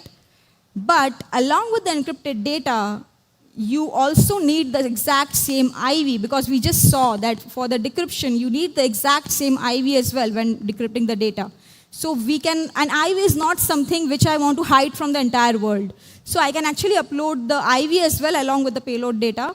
So the first 12 bytes of my payload will always be IV, and the rest is the encrypted buffer. So let's do that, and I just upload it to the server, and my data is actually successfully uploaded now to the server. So the one side is done, the encryption part is done. Now I need to add an ability to share the notes as well. So when you actually, so that you can actually open the link and start getting the notes. So how do I do that? For that, I need you to have access to 3 things. One is the data, which is already uploaded to the server. Second is the IV, which is already uploaded to the server. The third is you need the encryption key as well, because without that, you cannot do anything. So how do I actually share the key with you? Now, let's actually look at how we can actually distribute the crypto keys. Let's look at this URL. It has a scheme, it has a domain, a path, a query, and a fragment. Can anyone tell me, we developers, where do we use this fragment a lot? Sorry? I can't hear. Okay, so we actually use this. If you have used in GitHub, we also use this in GitHub, the markdown syntax a lot. For navigation, right? We use this hash parameter a lot to navigate through the links. Is this sent to the server? Quick raise of hands. Is this sent to the server? Okay, that's what we can actually take advantage of this behavior, and we can actually store the encryption key right after the hash. So when I share this link with you, I can put the encryption key, the extracted bytes of the encryption key, right after the hash, and then you can use it. So let's try that. So for that, as I told you, you cannot view the bytes of the crypto key, but you can. That is the reason I set the extractable parameter to true, because now I need to extract the bytes of the crypto key. And we have these 4 formats supported. Don't worry about the naming. But let's just have a quick overview of this, where these formats are supported. So the raw format is supported for AES, HMAC, and elliptical public keys. PKCS8 is supported for RSA and elliptical private keys. SPKI is for RSA and elliptical public keys. But JWK is supported for all. So I would go with JWK, because tomorrow if I change my algorithm, I still don't need to change the exported format, because it is compatible with all the algorithms. So let's go ahead with the JWK. JWK basically stands for JSON Web Key. It's basically a JSON. So this is the JSON you have. And now if you notice, it has the algorithm name, the extractable parameter. I'm interested in this K parameter. This is the key. This is the extracted bytes of the crypto key, which I'll be putting in the hash with you so that you can open the URL. So what you do is you just basically call the export key API, crypto.settle.export key API, pass it the format, and then you extract the K parameter, and that is your exported format of the crypto key. And that is what I'll be putting in the URL, and then you can just open this URL. So you have basically you have these 2 things, the ID for the notes, because you need to download it from the server. So let's assume you have some ID in the database, and the second one is the encryption key. So this is how I can distribute the crypto keys. And you basically now fetch the data from the server, right? That is the first thing you do when you click on the URL. And now let's look at the decryption algorithm. It's exactly same as the encryption algorithm. It takes the name of the algorithm, the IV, the original IV, crypto key, and the encrypted data, which I just uploaded to the server. So when you actually get the payload from the server, you already have access to these two things, right? Because I have uploaded the IV as well as the encrypted buffer. So these two things I can easily get. So let's get the first 12 bytes from the payload, which is the IV, and rest is the encrypted data. So these two things I have. Now I need the crypto key. Did I share the crypto key with you? Can quick raise of hands. Did I share the crypto key with you? Okay, some people are saying yes. Let me remind you, you cannot view the bytes of the crypto key. Crypto key is an opaque representation, so I can never share it with you. I cannot just copy it and share it with you. What I've shared with you is extracted format of crypto key, the exported bytes of the crypto key. But this API is compatible only with the crypto key. So I need to go back to the crypto key format. So let's do that. Let's add the missing attributes so that it can be converted back to the JWK format. So I just need to add those missing attributes, the alg, the k, parameter, the extracted, whatever. But you notice that this time it's false, because now I don't need to extract the bytes, so I'm setting it to false. So you just use this import key API. Similar to export key API, we have the import key API, which basically takes the extracted bytes and gives you back a crypto key. And now if you notice, the extractable parameter is false, and the usage is just decrypt. And this is what I'm going to pass to the API, and once this is the promise is resolved, you will have the decrypted data. Just decode the data because you have encoded it, and you get the original text. Now the last thing which I want to cover is, what if I want to add a password protection layer on top of this, so that even if someone has access to your machine, unless and until they know a password, they'll not be able to access the nodes. And for that, we need to understand something called hashing. I'm sure each of you are aware what a hashing is. You take a string and you get a fixed length of bytes. The hashing algorithm is SHA-256.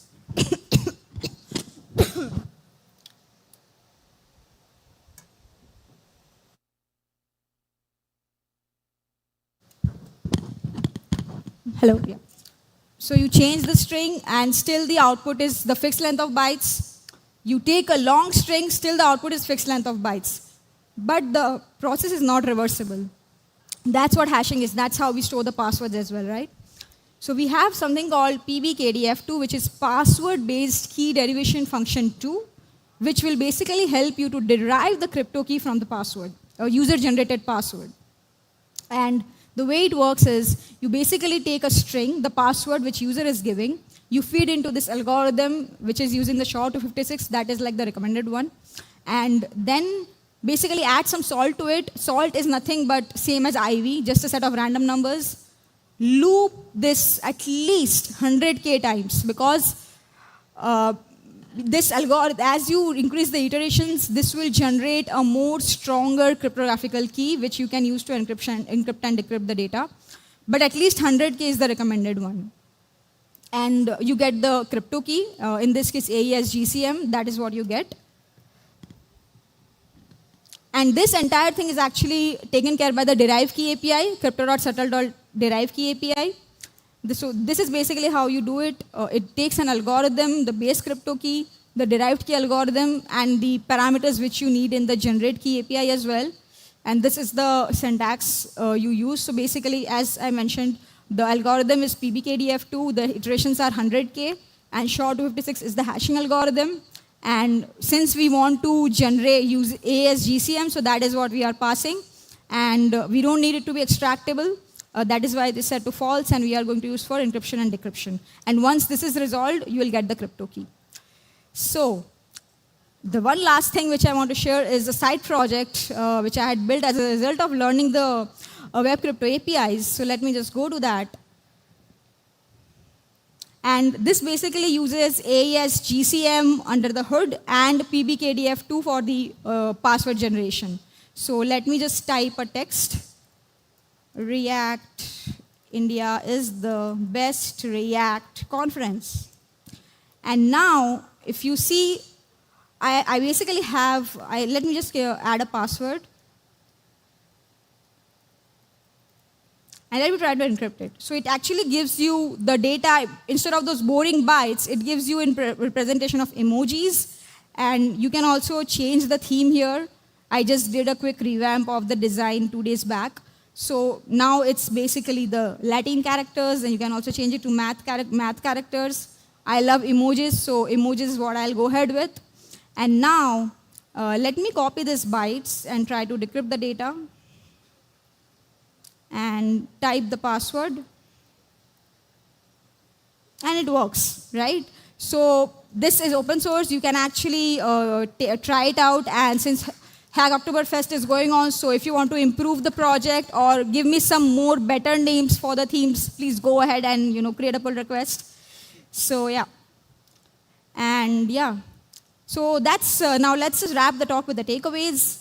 We learned about different encryption algorithms, symmetric and asymmetric. Web crypto APIs have good support in majority of the browsers and Node.js as well. Typed arrays to deal with the binary data. Crypto.get random values you should be using when generating the randomized numbers, dealing with security. Various AES modes, and go with the GCM mode because we learned that it gives you the integrity and authenticity. Crypto.settle for encryption and decryption in browsers. Usage of fragment to store the crypto key, that is something which also we learned today. And various export key formats and usages. And last one is PBKDF2 for deriving the crypto key. The more iterations will make it slower, but also the stronger crypto key as well. So yeah, one question to you all is, can you add end-to-end encryption in your app, or at least some parts of your application? I would love to discuss it outside after this talk. So yeah. And these are some amazing encryption-related talks, which I really like. So you can actually deep dive into this as well if you are interested in the topics. This has all the demos, all the resources I shared in my talk. So you can actually go ahead and try it out in your laptop and share how it works for you as well. And yeah, lastly, I'm an open source maintainer. So if you would like to support my open source work, you can check out my sponsorship profile. And that's all from my side. Thank you so much. And thank you for attending my talk. If you have any feedback, let me know. We'll catch up. What a talk. Akansha is so great. This was Akansha's first time at React India, no? In person, yeah. In person, that's right. First time. And she lives in Bangalore. Yes. That's so cool. Who's from Bangalore? Bengaluru. That's right. I was born in Bangalore, greatest city in India. And Goa is also good. Anyway, we're going to have lunch in just a minute. But before we do that, we have a word from a sponsor. It's not long. Please don't leave. I beg you. It's like 5 minutes. We're going to hear from Affinidi about Affinidi. And then we're going to go eat lunch. We're coming back from lunch at 3 p.m. local time on the dot. Look, we're late. We're behind schedule. I have to tell you a story, okay? While he sets up. Before we started today, people came to me, I will not name who, and they were just like, Tejas, are we going to be on time today? That's the first thing. And they said last year, they were like, look, last year, after the conference, it was 20 minutes late, I was cooked. I was just cooked, man. I couldn't focus. And so I was like, wow, we're cooking people. I don't want to cook people, man. And so after lunch, please, 3 p.m., like we're going to be right here. And we have a little call. There's another conference happening, a partner conference happening in Brussels, in Belgium. And we're going to get on a Zoom call, and we're going to have them here and here there. It's like geography is not a thing anymore. So that's happening, 3 p.m.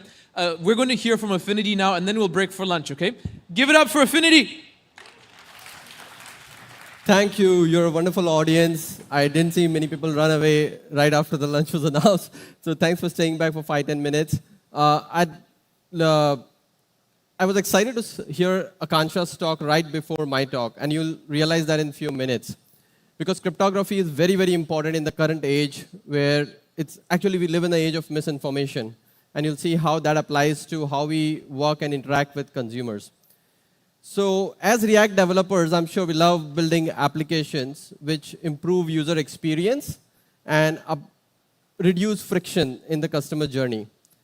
A first part in that typically is trying to understand who the customer is. And how does the journey start? Sign up for an account. I'll say that again. Sign up for an account. Since when has this not changed? From maybe very early times in the internet, right? We still sign up with username, password, improve to OTP. So that's the first friction I feel. It's not very human-like. Like as I interact with you, I start sharing information, I start building relationship here at React. This is not the same thing I do on the digital world. And then still when we sign up, then we fill a form to tell the application whatever aspects about us is relevant. And we think more data would make them wiser, but I don't know about you, I don't feel so personal or intimate with any application right now on the internet that they really know me in a way that in that context, what I want to get out of that outcome, I get that immediately. I don't see that happening. So how does that relate back to how we design systems? I think one way is that as application developers, we try to interact with the user. Let's say you're trying to build an application for me and offer me some value. Your main intent is to understand me better, which is the identity about me. But the way we actually start is by looking at identifiers. And identifiers are good. They are a slice of our identity, but they're not our holistic identity. And that's where we have built a system which just narrows us down to looking at aspects about us as described in a different platform or a different island of data, but not really directly engaging with me. And the biggest part is, I can express myself the way I want in this context, in this transaction, in a physical world, but I don't have that agency or control or the technology to do that today on the internet, at least not built at a large scale. And the identifiers are like borrowed identity and parts of my data. So what is in my Google system or what's in my Facebook system is probably very old. I don't use Facebook at all a lot now.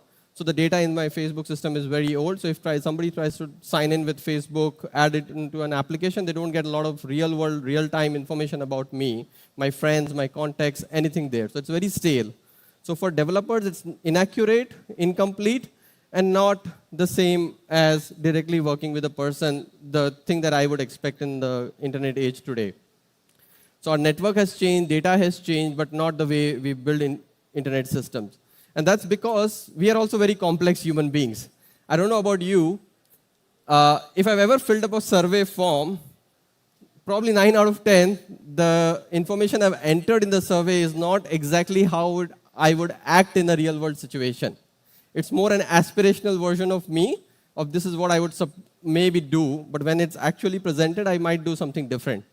What that really means is we are complex human beings and our identities are not simple, and it's not very easy for somebody else to express us in any given situation.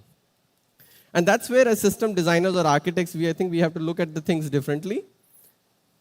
Right now, the data of the user is logged into separate islands or pockets of internet applications, which is like centralized to some extent. And then what can be different is that instead of our data being available in the separate ecosystems, can we actually have that data about ourselves in a way that machines can understand, and we can establish trust with that data? Sounds gobbledygook maybe to some. Let's make it into a real-world example. How many of you would have applied for a job sometime in your life? OK, so you're all with me. Yeah, we've all done that before. And what's the first part? We describe all aspects about the projects that we have done, the work we have done, the soft skills, and then we have to keep proving ourselves through the interview process for that. What if our peers and the work that we have done was available as attested facts in a machine-readable format with the aspects of cryptography in a, let's say, file folder equivalent or a wallet equivalent on the digital world, that on one click you can share contextually relevant information to that job application and prove your reputation? I'm saying one click, no passwords, no account setup, just one click, contextually share whatever is relevant data about you because of the reputation that you've created so far in your life. And that's just one use case. Apply this to anything that we do. So it's almost like UPI for data. You scan a QR code, you get an authorization request, you say what you want to share about that in that context, and you transfer the data. And this is what is the experience that you can imagine. Sorry, it was too fast. So what, I'm sure, let me just try it from this side.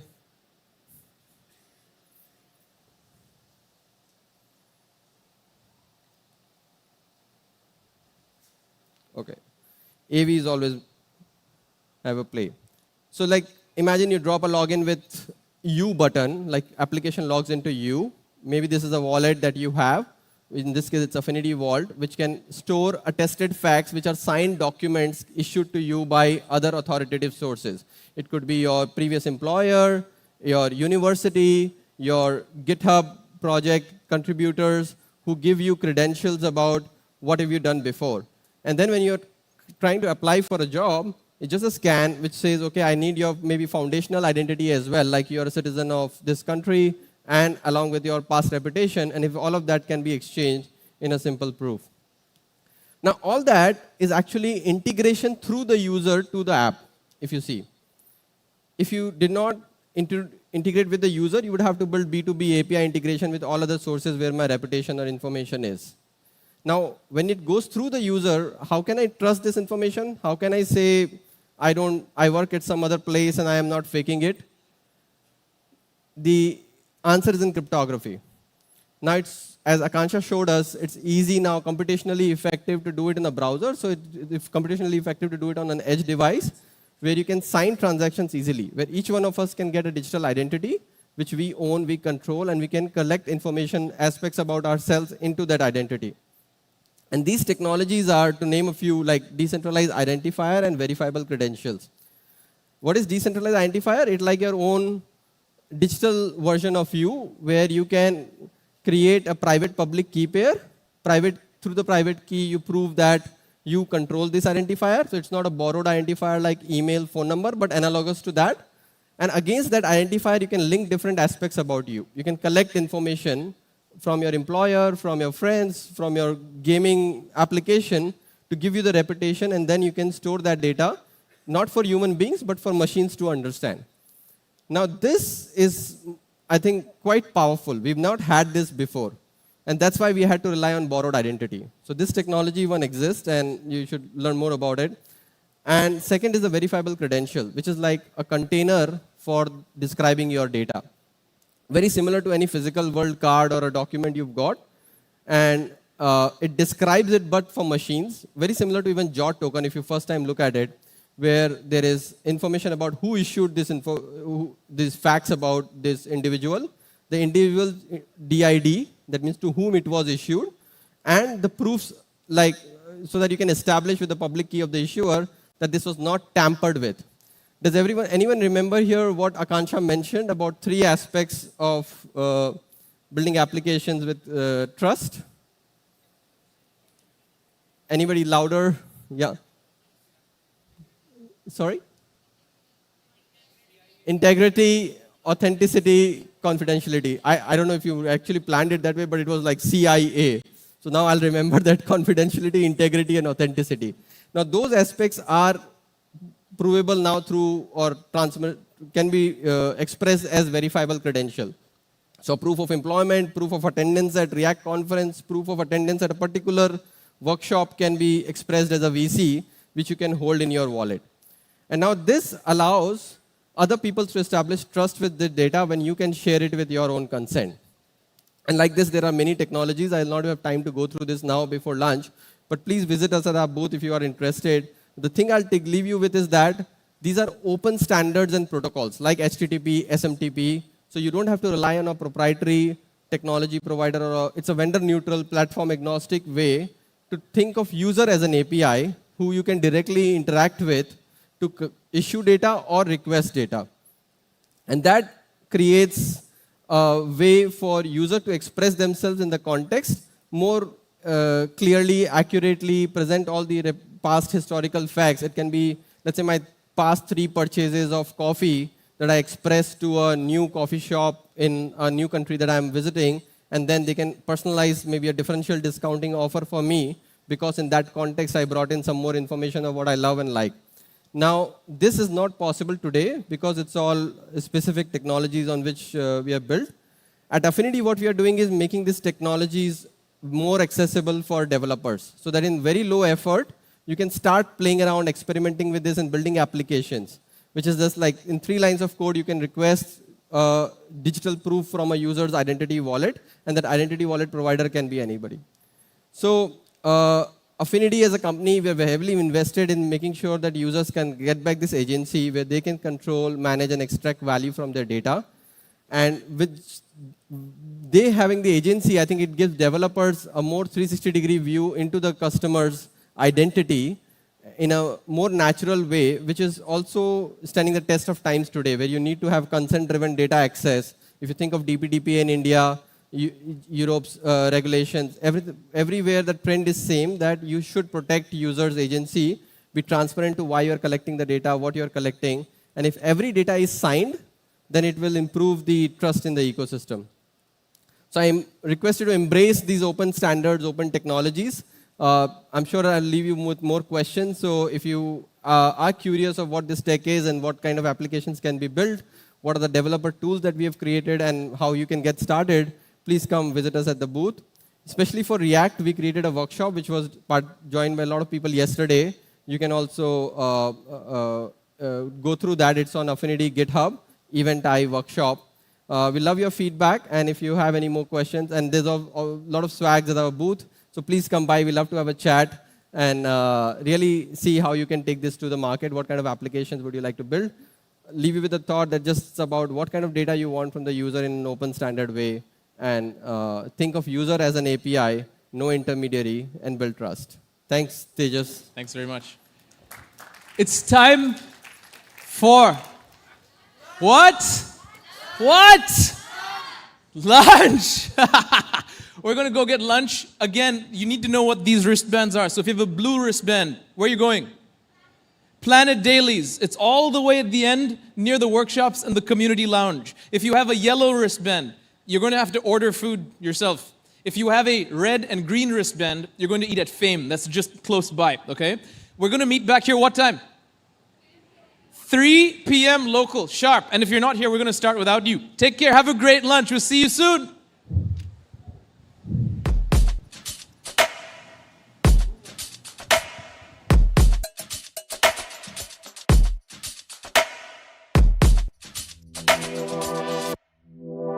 React India.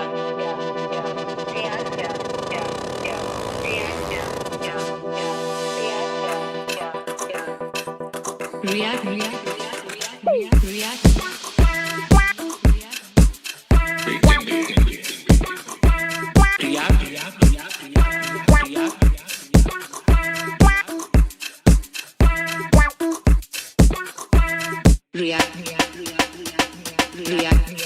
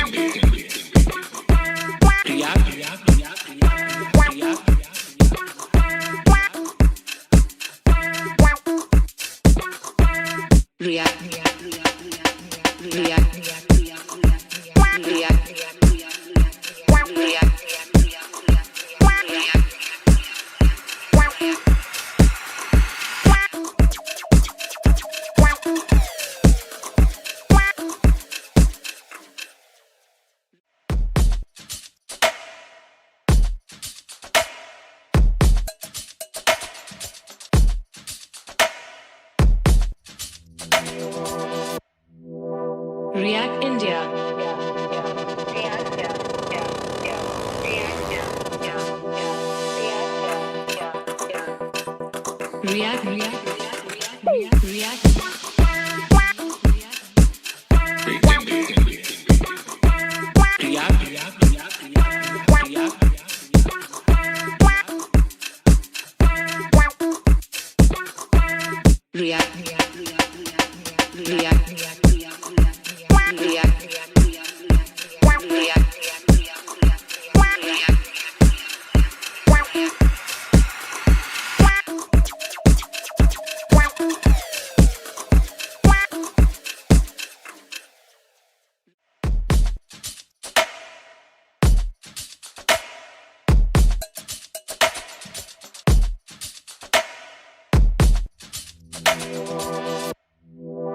React India.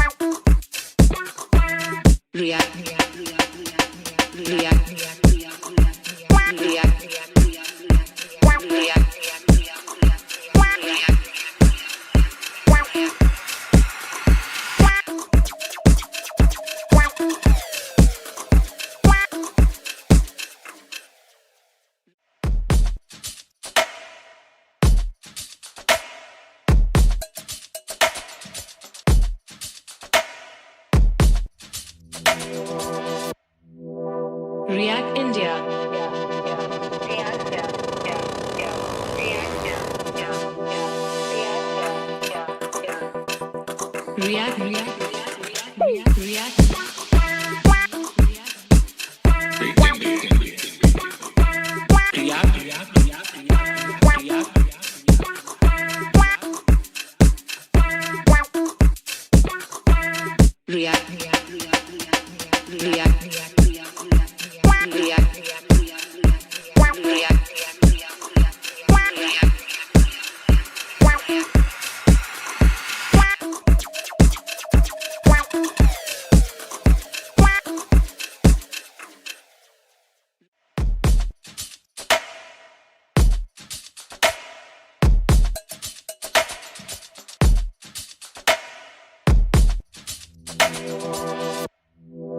React India.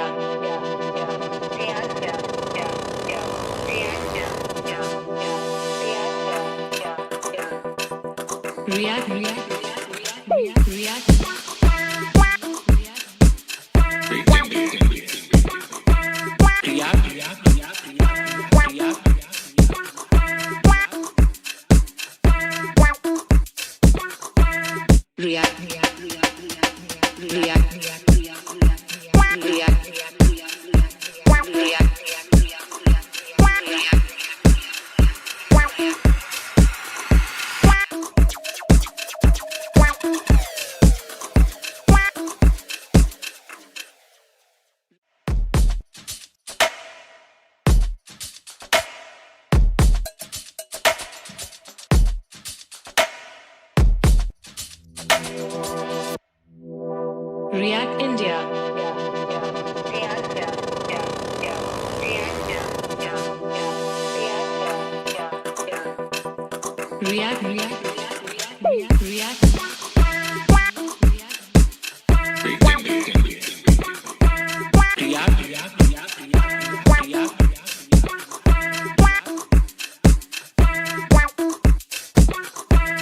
React.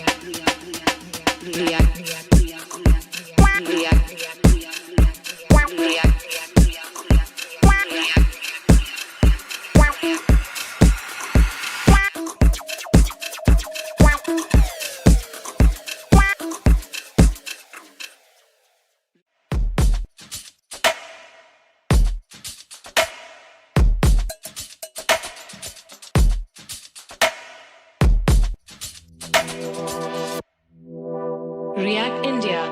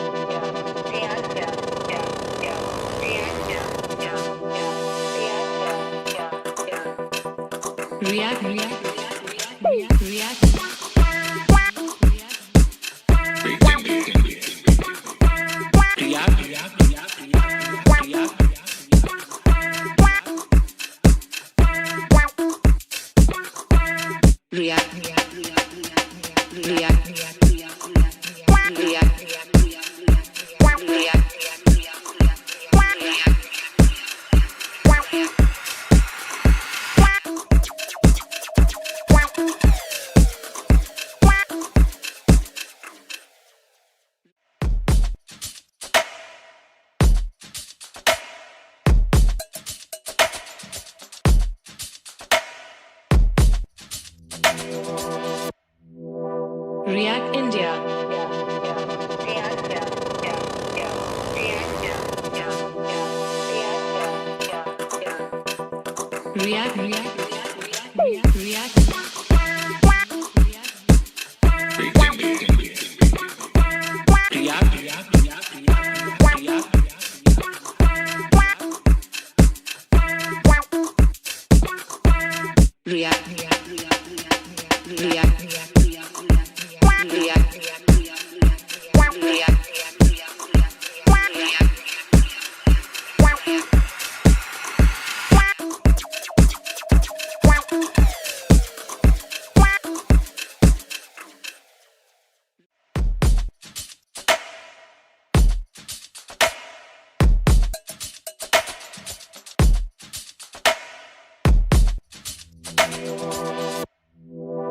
React India.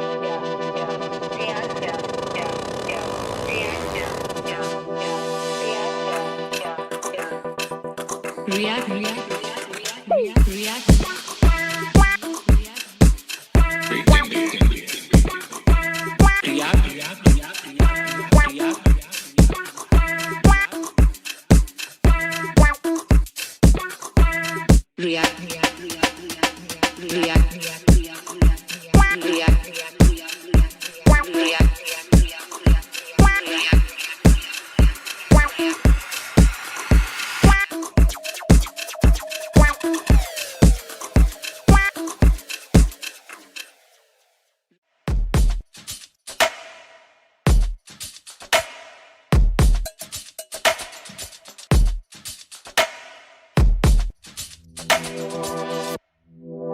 React India.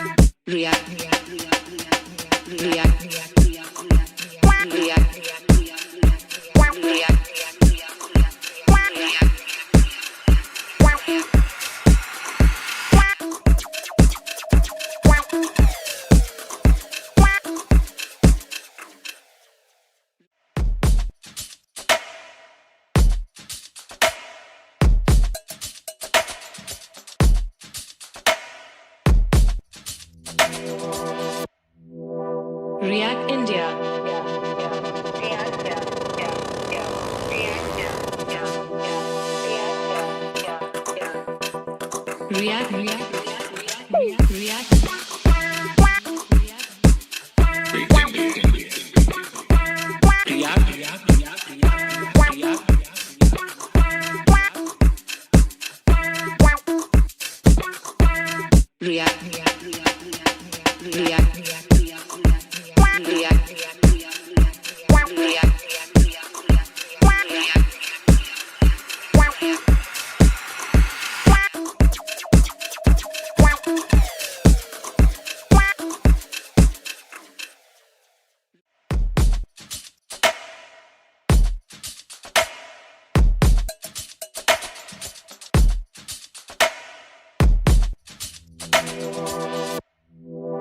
React India.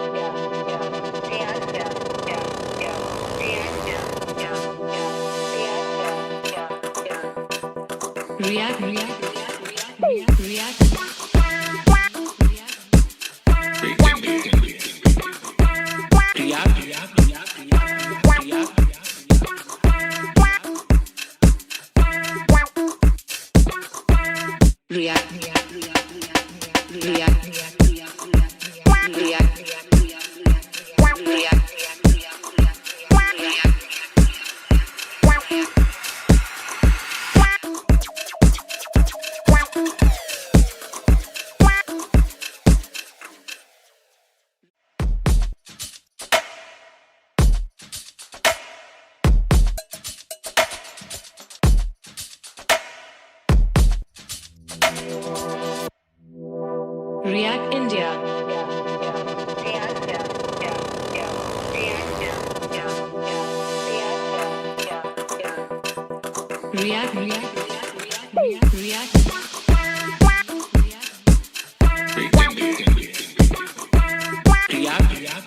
India.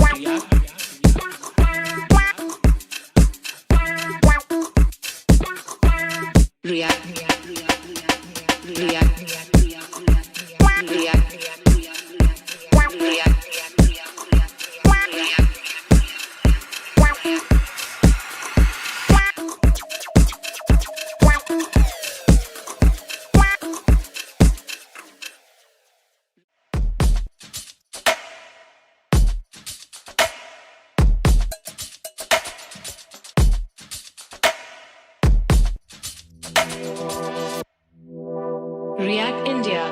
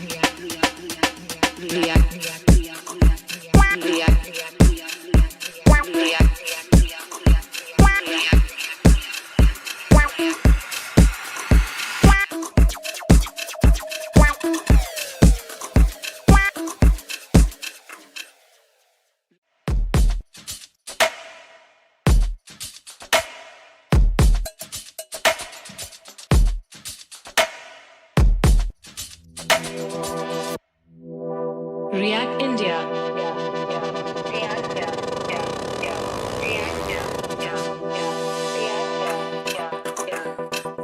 React India.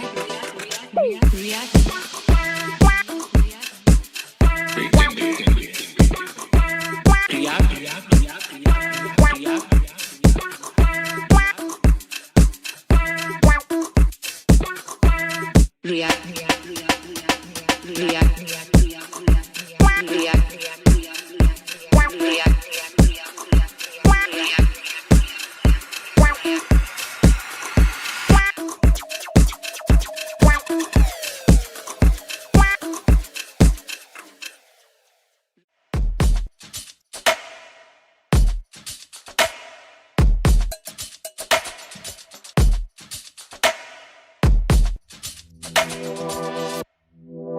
React India.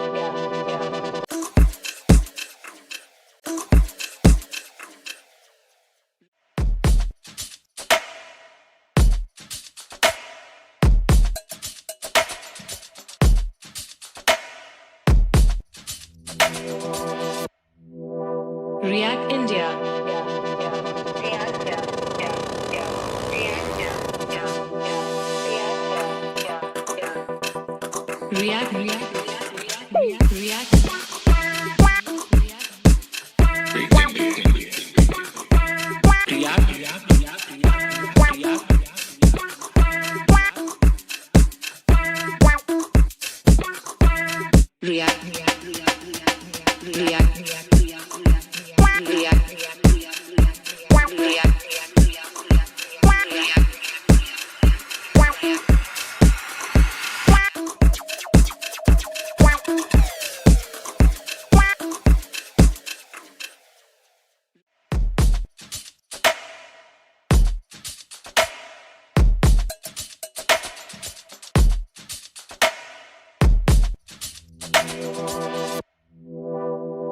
React.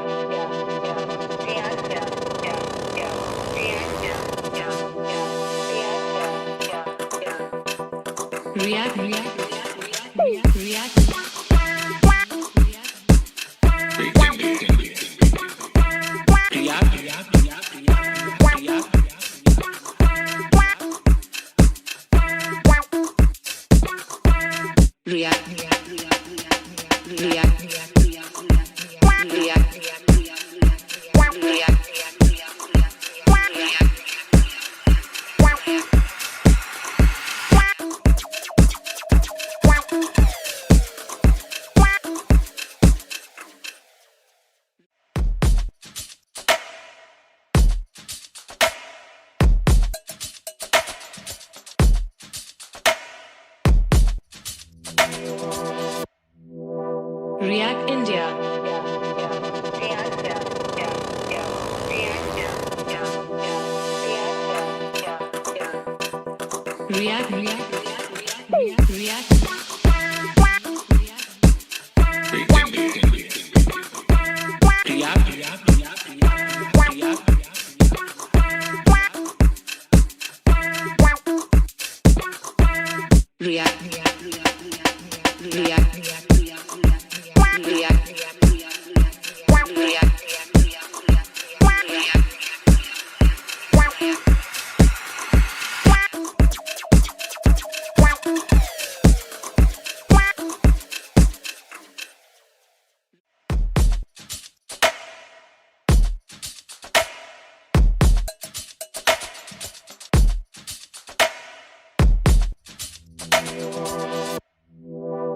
React India.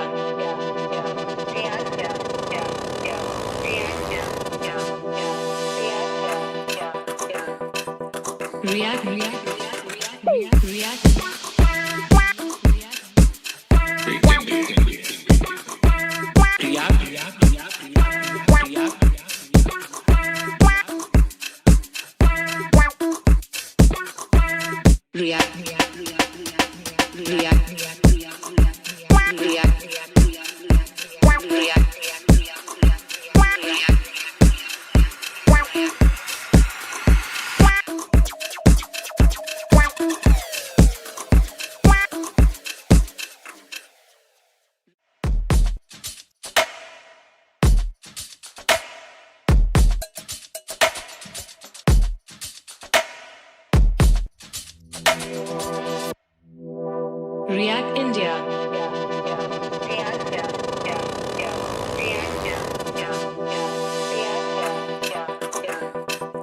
React India. React.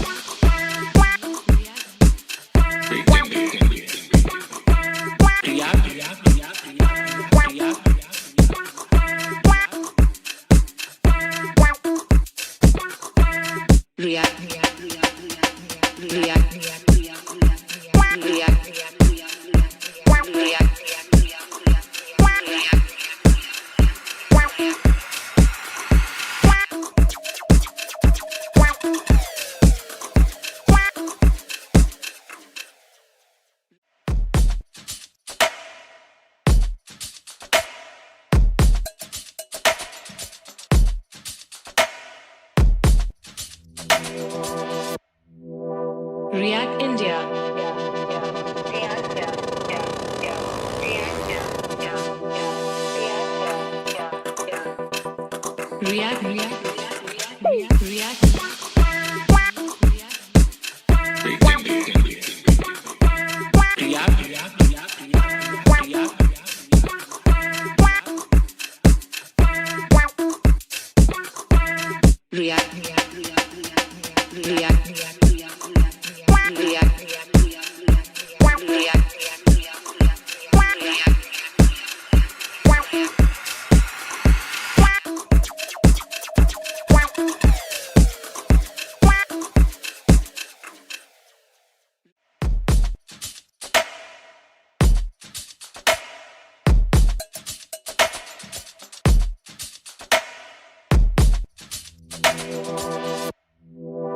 React India.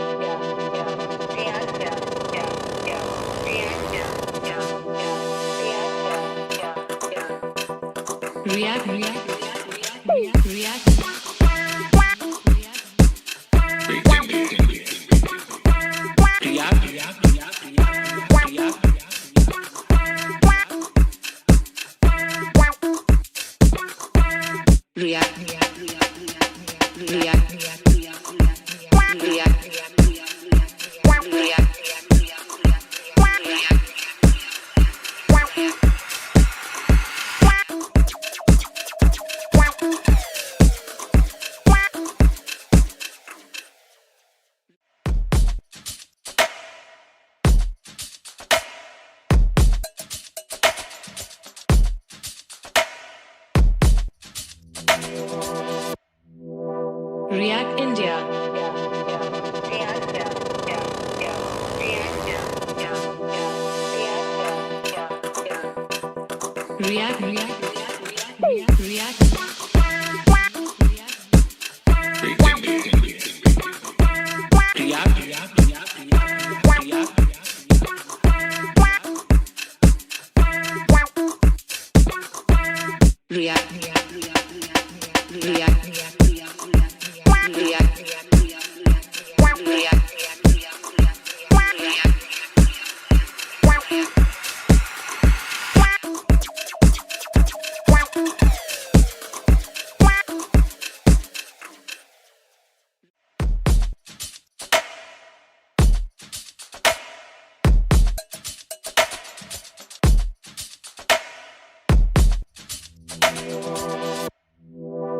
React India.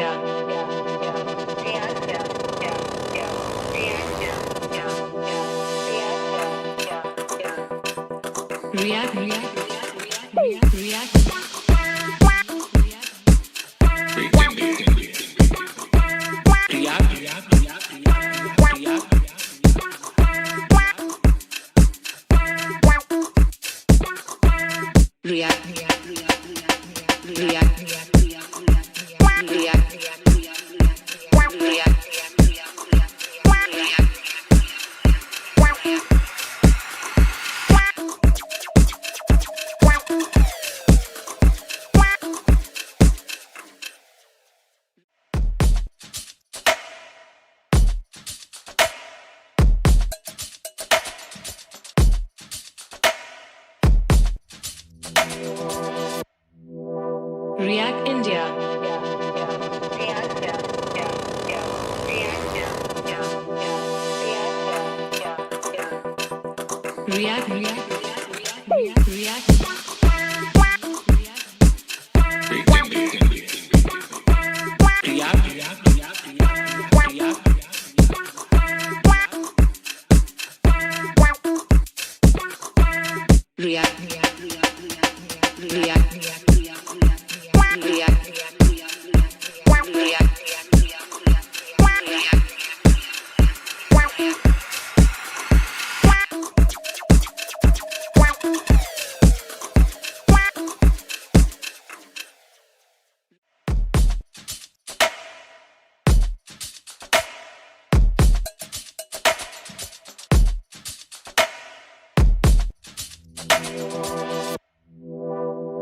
India.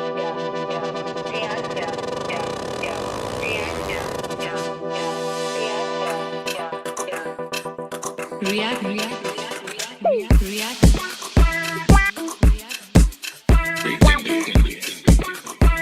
React.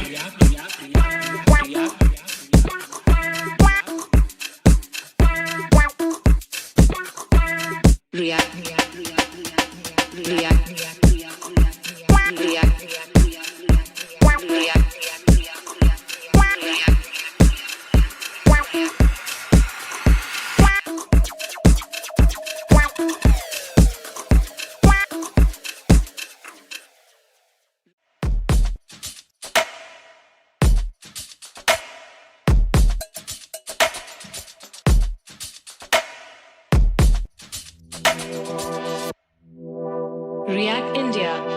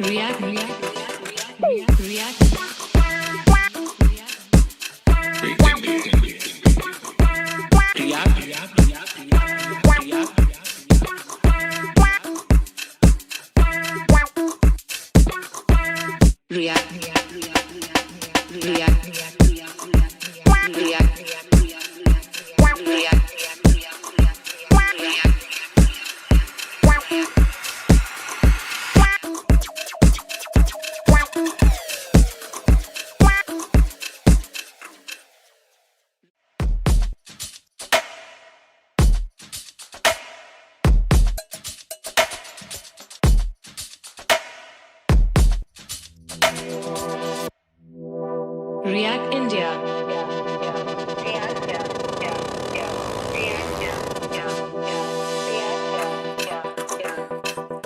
React India.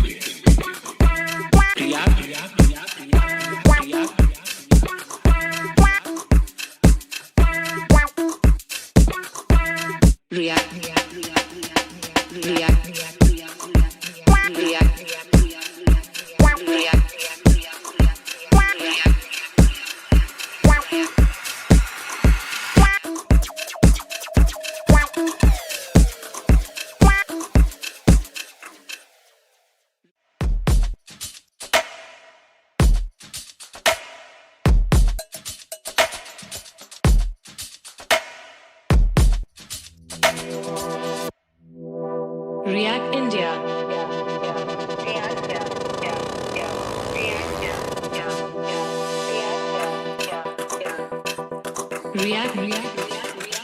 React.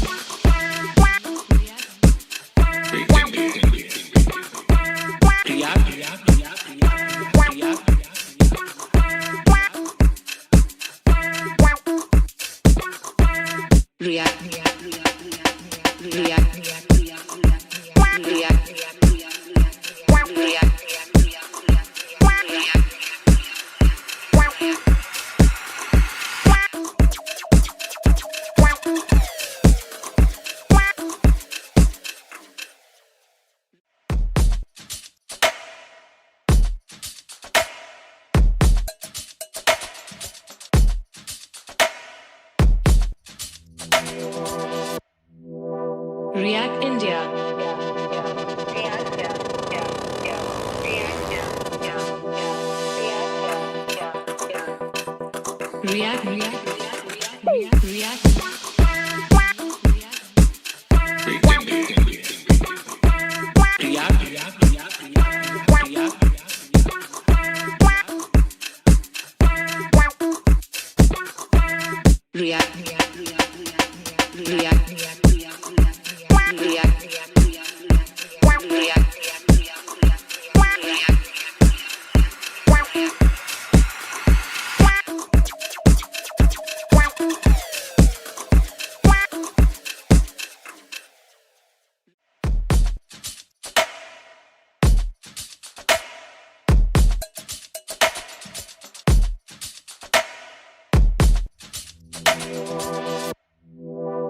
React India.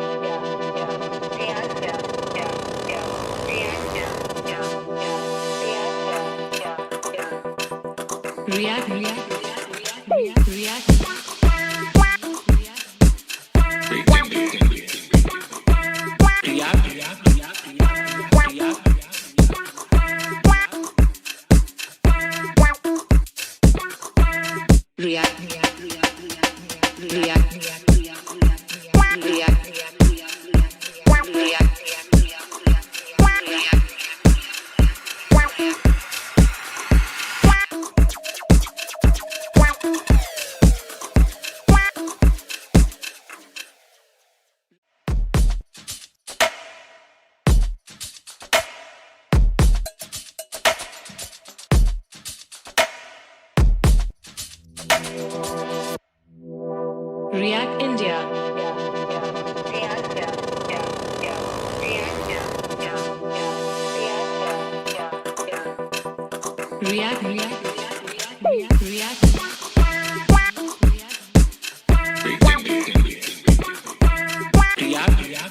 India. React India.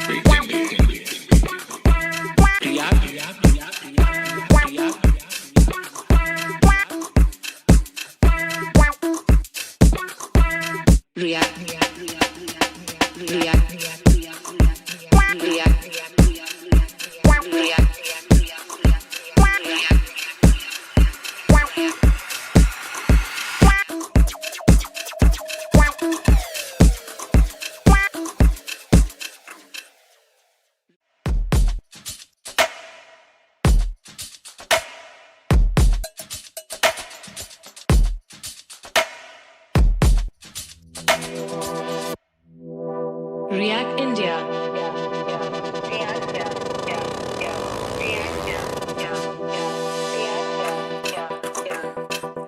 React India.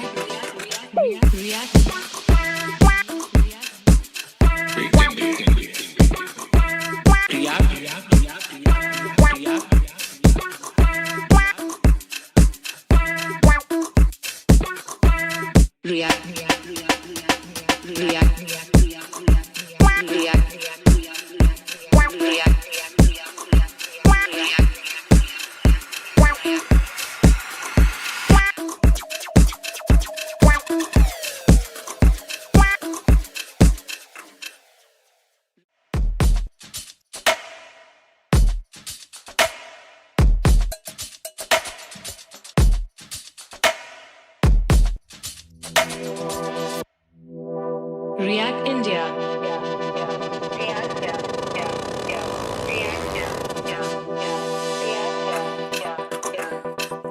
React India.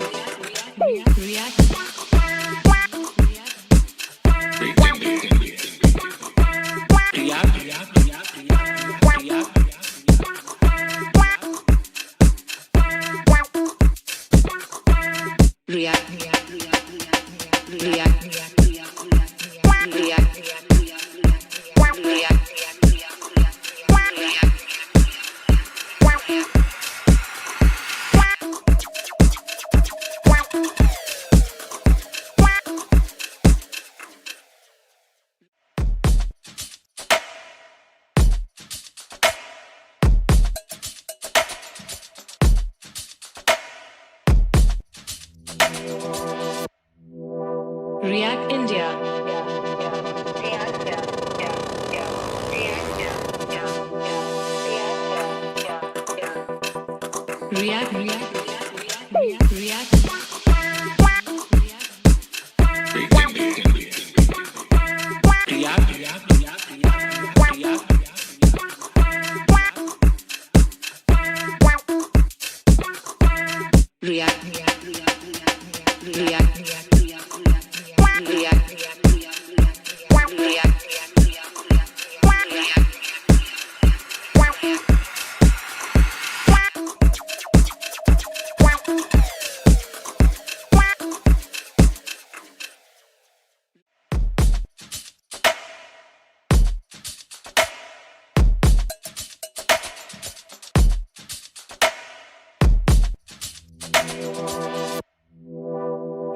India.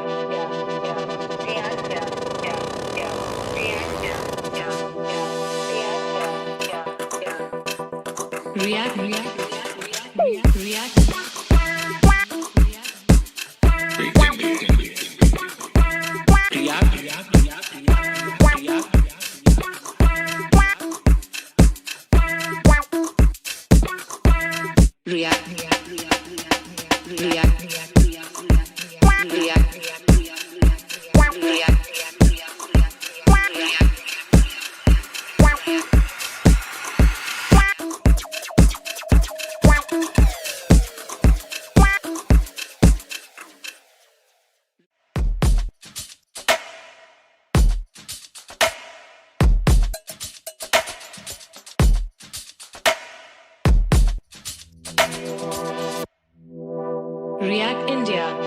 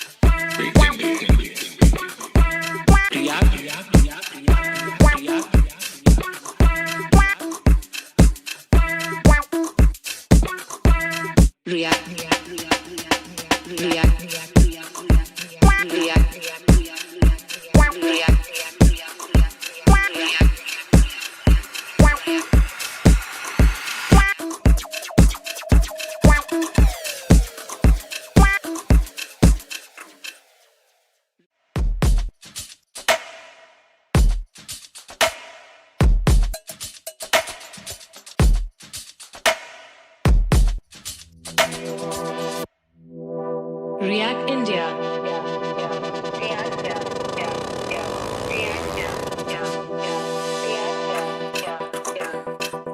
React India.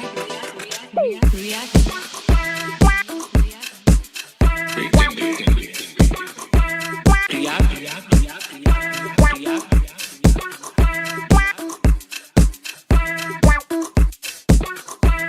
React India.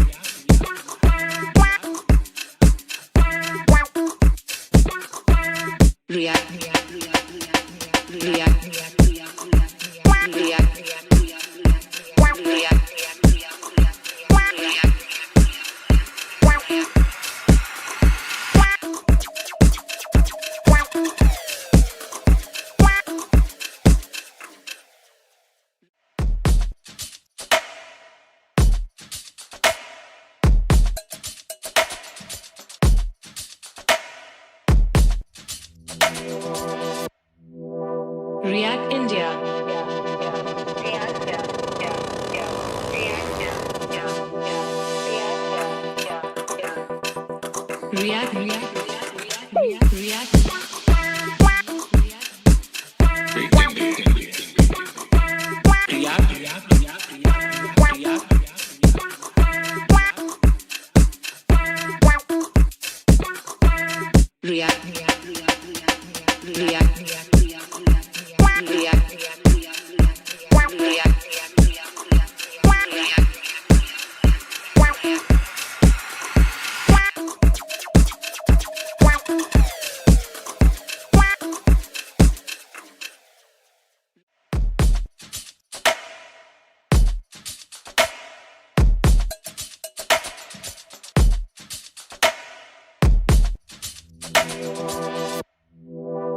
React India.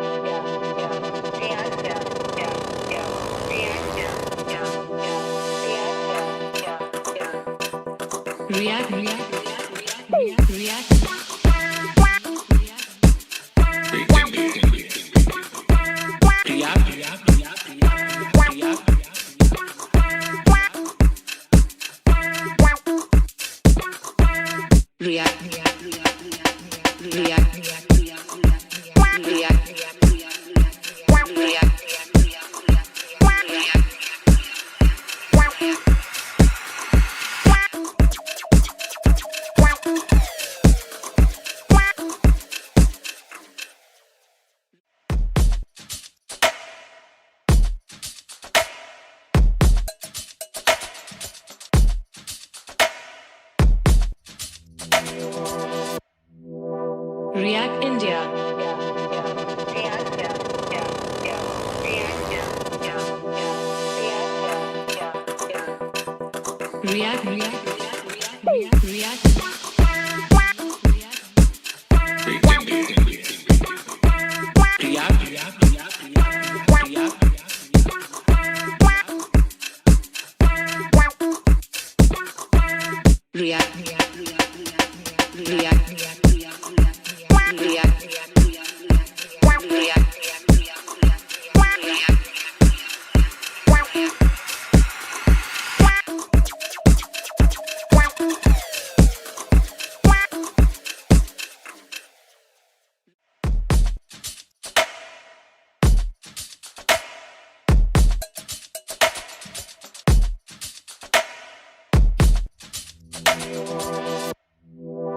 React India.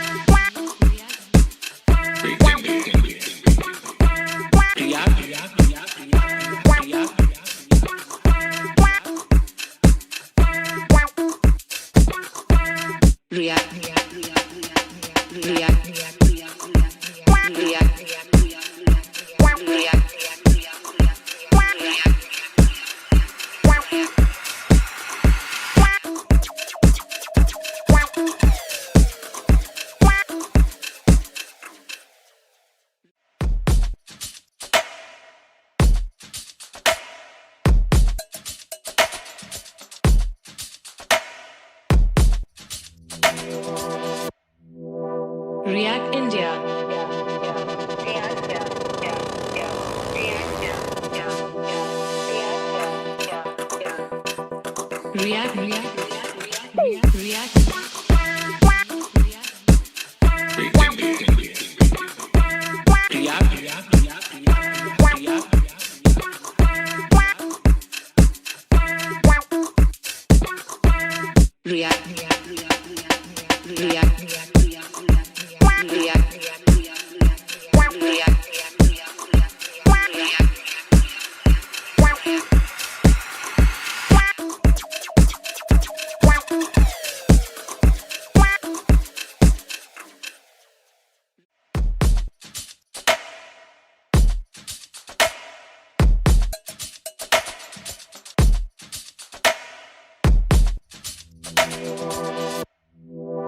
React India.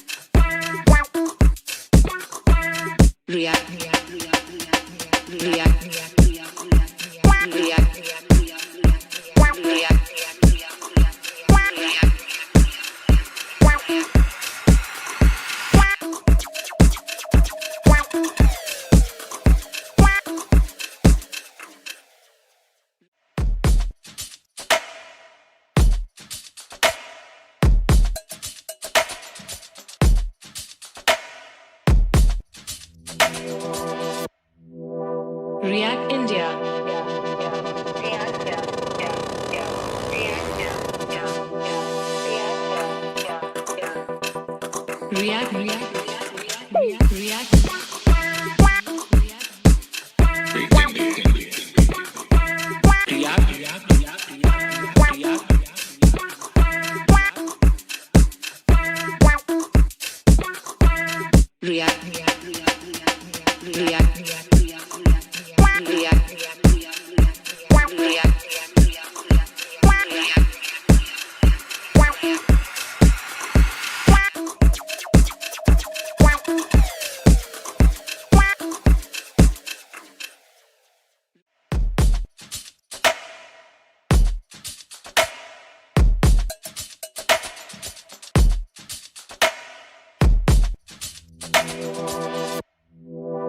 React India.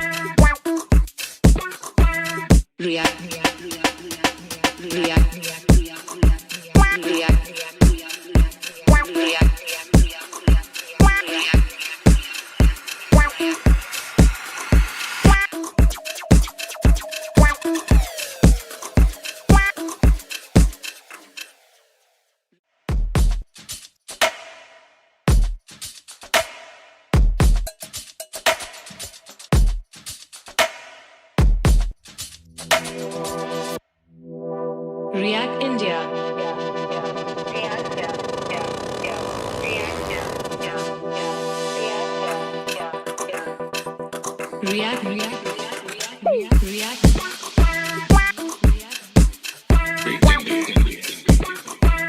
React.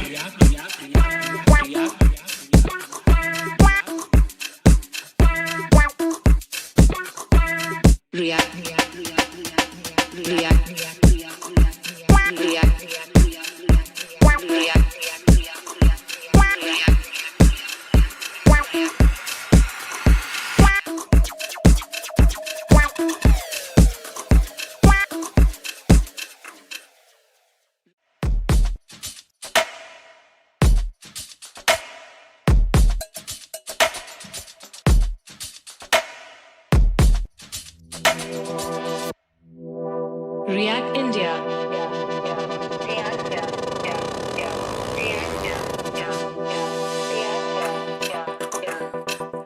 React.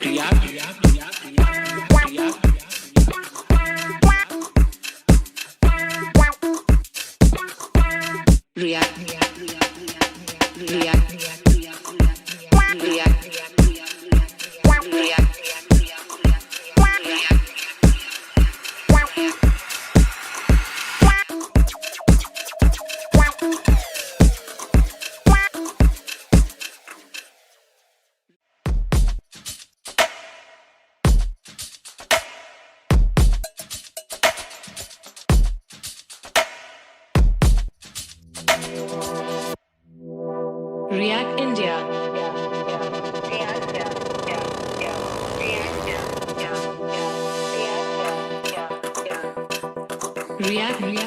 React.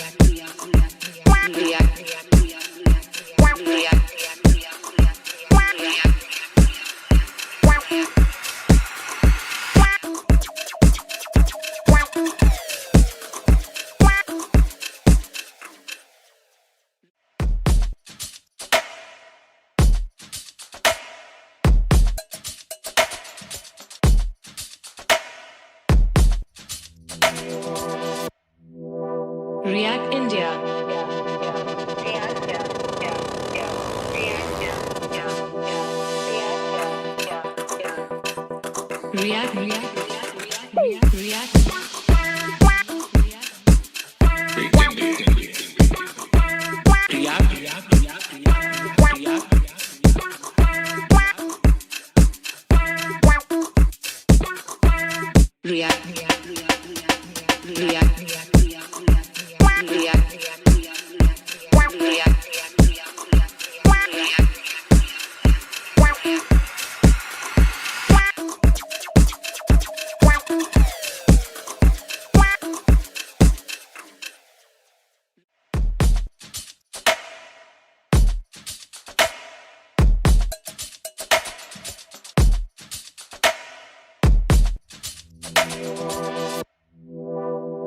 India.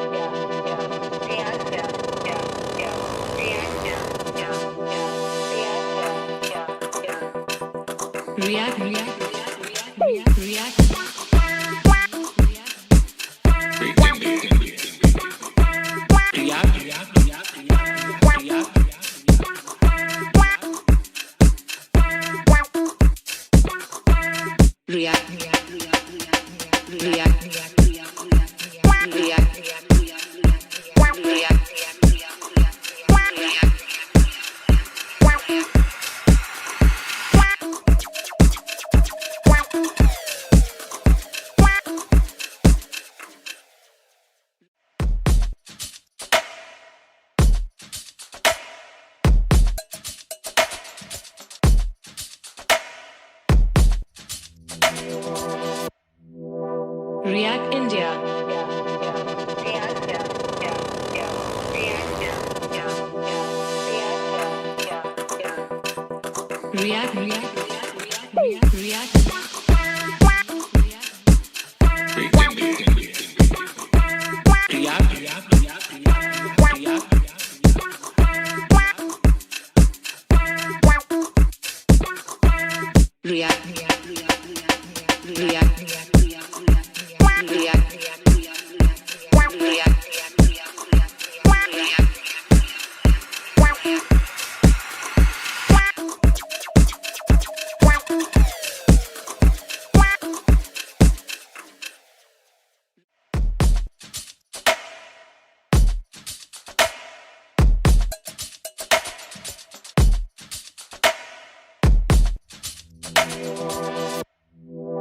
React India.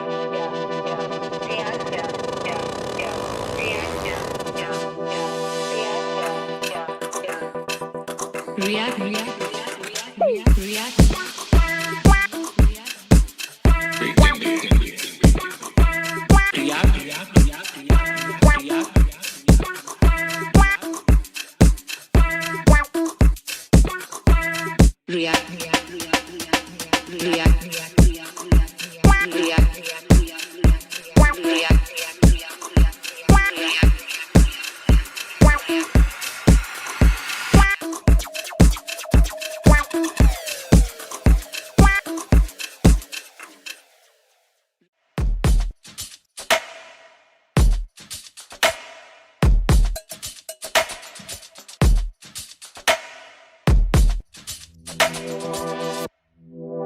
React India.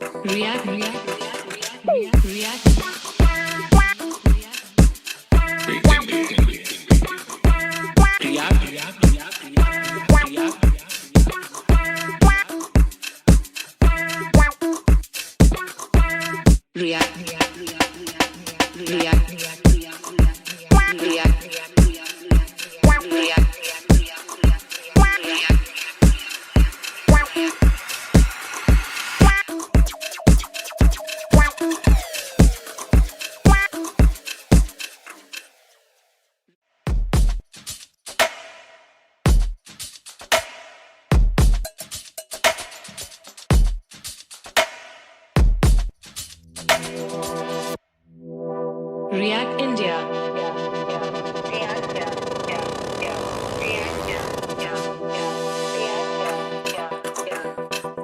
React India.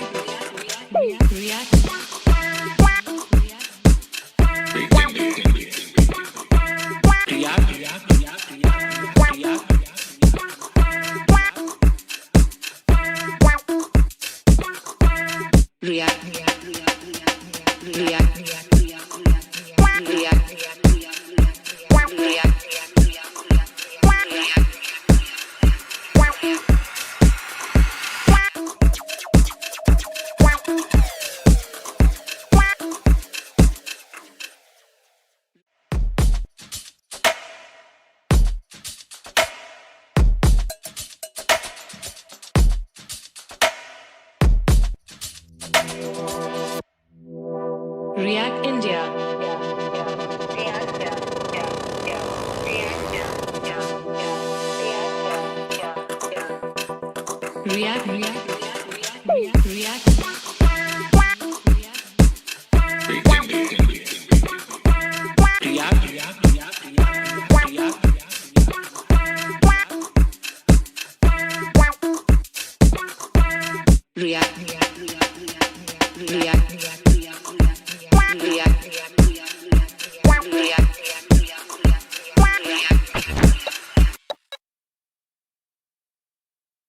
Oh my goodness. How was lunch? Are we sleeping? Woo! Woo! That's right. It's high energy. If you look around, some people are sleeping. They ate too much chawal. Gone. Just gone. G-O-N. But I'm glad you're here. Thank you for being here. We have a great second part of the day. Starting with a friend of mine. This guy, oh my goodness. Come set up your laptop, Santosh. He is just an inspiration for so many reasons. He's active in the Angular and NX space. I know Angular, but also he's here to talk to us about NX, a really great tool in developer experience. And he's got a heck of a story. So this is going to be an incredible talk. Find him afterwards. Talk to him. Please give the warmest welcome. Santosh Yadav! Hello.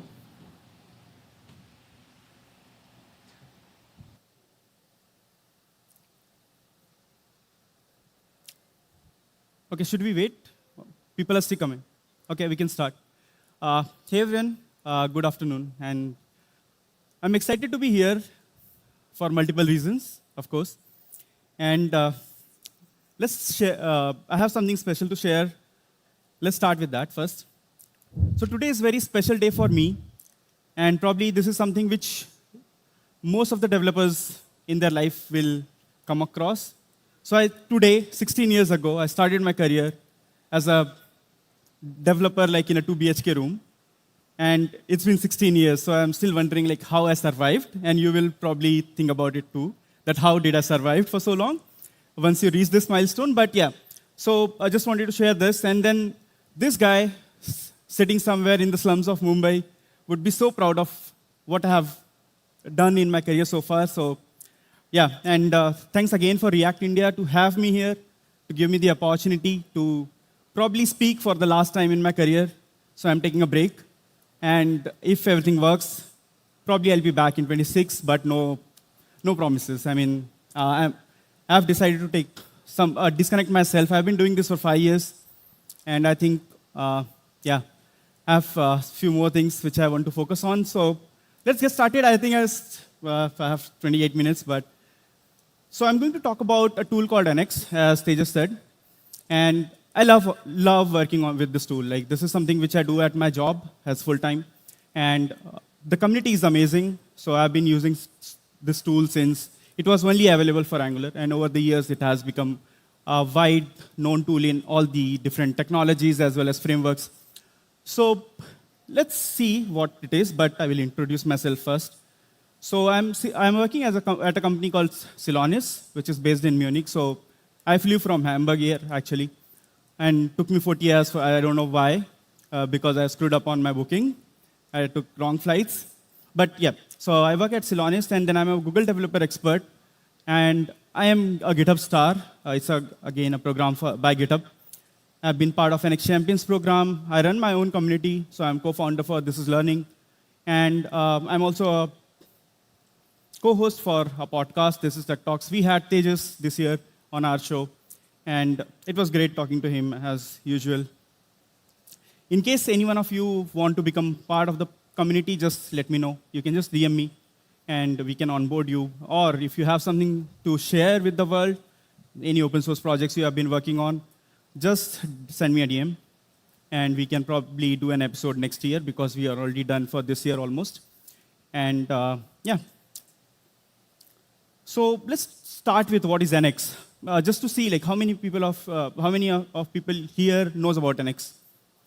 Hands? Oh, good. So I'm at the right conference, so not many people are aware of it.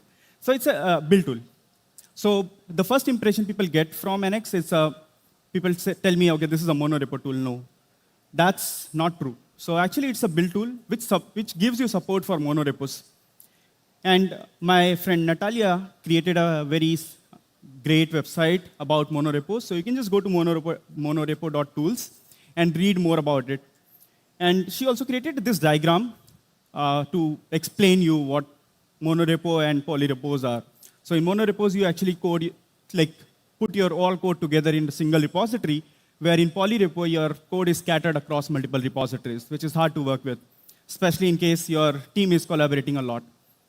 So, but yeah, this talk is not about monorepo and polyrepo. So let's go ahead and let me give you more details, like what NX does, basically. So, you know, NX can actually provide you cache for your all the tasks, like you run build, you run linting, you run your test, end-to-end test, and then you get a cache out of the box. It's like for free. It's framework and technology agnostic, so you don't have to like stick with any particular technology or even any particular framework when it comes to front end or back end. So you can just use it with anything or a new upcoming framework. You can just do that because it's plugin based. So even if you have a homegrown framework or a tool, you can just actually add it as a plugin. And if you have an open source project, you already get access to millions of developers who are downloading NX every week. So it's like bigger market. So and then I'll show you like what are the different plugins which are already available. It supports some of the frameworks like Angular, React, Vue out of the box, but there are supports for Solid.js, Quick, via plugins, which is available. It supports micro frontend. I think in past few years, this is what we have seen, the popularity of micro frontends, even though people don't need it.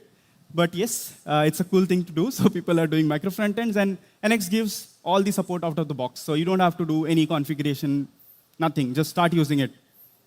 And then it also supports backend technologies. So let's say if you have backend like Spring, .NET, or even Python, you can just keep your code, front-end, backend code together with the NX. And let's start, like how you can create a new workspace. Of course, this is where we start, right? We are all front-end developers.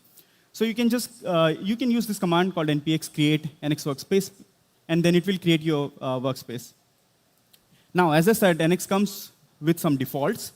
So you can choose like which framework you want to use. So of course, I created, okay, I want to use React. But React is a library, right? Just kidding. But it also has frameworks, right? So you have Next.js, Remix, and then Expo, React Native. So it gives you access to all these frameworks. So you can create a new project, or you can scaffold a new project without thinking too much, without fighting with your friends that we need this configuration, we need that configuration, and we can all live happily ever after, right?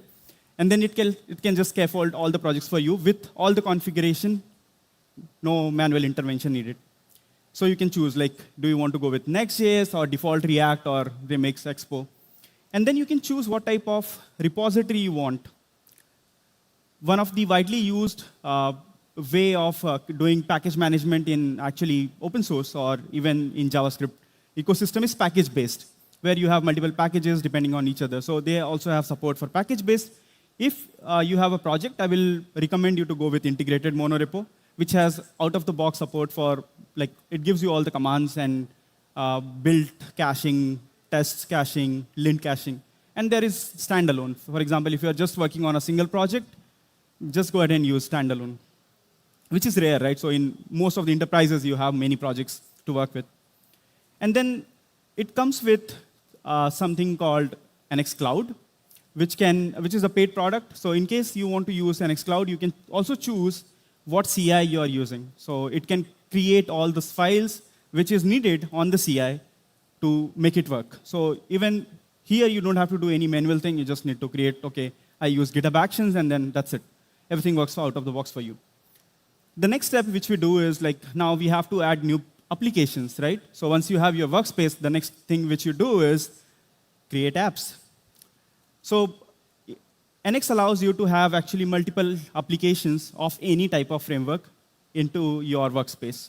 So let's say you can create one workspace, you can add Next, you can add Remix, and you can also add React Native or Expo, whatever project you want. So you have single repository, everyone can contribute to the same code base, and everyone is happy because they can support the entire organization, right? So this is where many organizations are moving towards. Like Google does it from years, Microsoft does it from years. So they have a single code base for everyone to contribute. NX follows the same principle because the founders were actually from Google. They wanted to make sure that this technology or whatever the concept is available for everyone. So they ended up building NX. And then, the previous slide was about the kind of framework you want to use once you have your workspace. And then you can add applications. And there are commands available for adding a new application. So you can say remix :application. So the application is, like, of course, your a way to tell NX that I want to create a new application with, let's say, Remix or Next or React Native. So this is like how you create a new app. I'll show you some demos. And then next thing which we do is, or not often, you want to actually, this is very recommended practice, especially in the Angular ecosystem, that we try to split our code into more reusables, more smaller build units, which we call it as libraries. So NX allows you to do this from a single command line. So you can say, OK, I want to create a new lib. Whatever kind of framework you are using, you can create a lib for Next, Remix, or you can create React Native. Now, Halloween is coming, so there is a horror story here, OK? Especially in React ecosystem nowadays. OK, so everyone is struggling with this because now React, sorry. So Create React app is actually going away. So people are really worried and scared, and probably your wife or husband, they are more scared. What should we do next?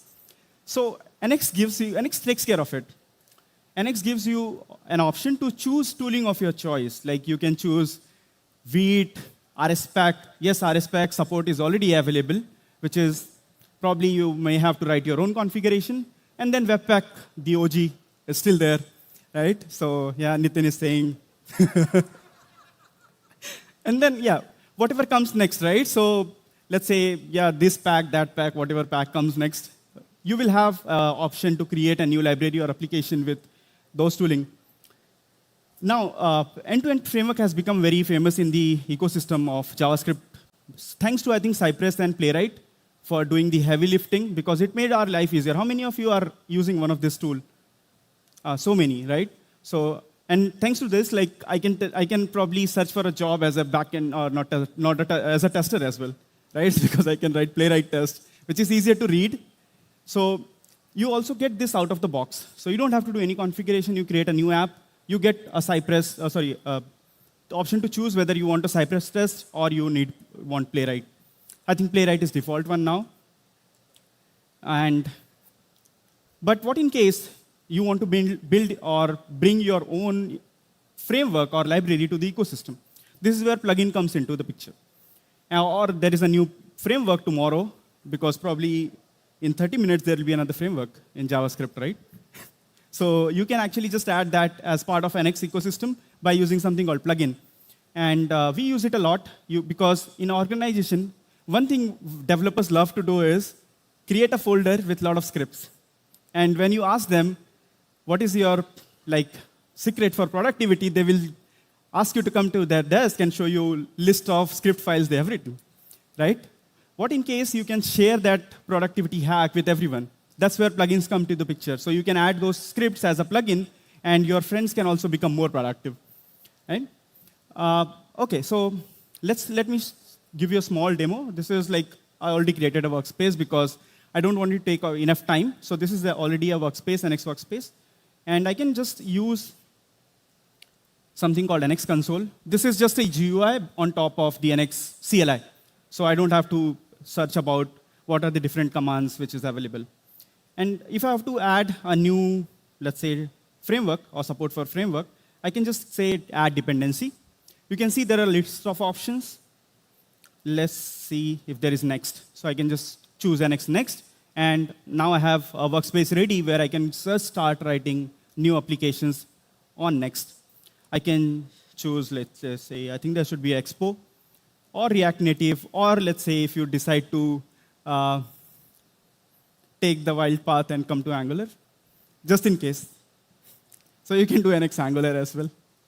Yeah, I'm an Angular developer, by the way. So, OK. So, and then after you are done with this, you can just start generating. So this is generate UI. So let's say if you want to create a new React application, I can say React application. And it will scaffold everything for you. No configuration needed. It supports Cypress component test, just in case you are using it. You can add Cypress component test as well. You can add Storybook. And with zero configuration, I'm just saying you just need to create a new project with Storybook, and that's it.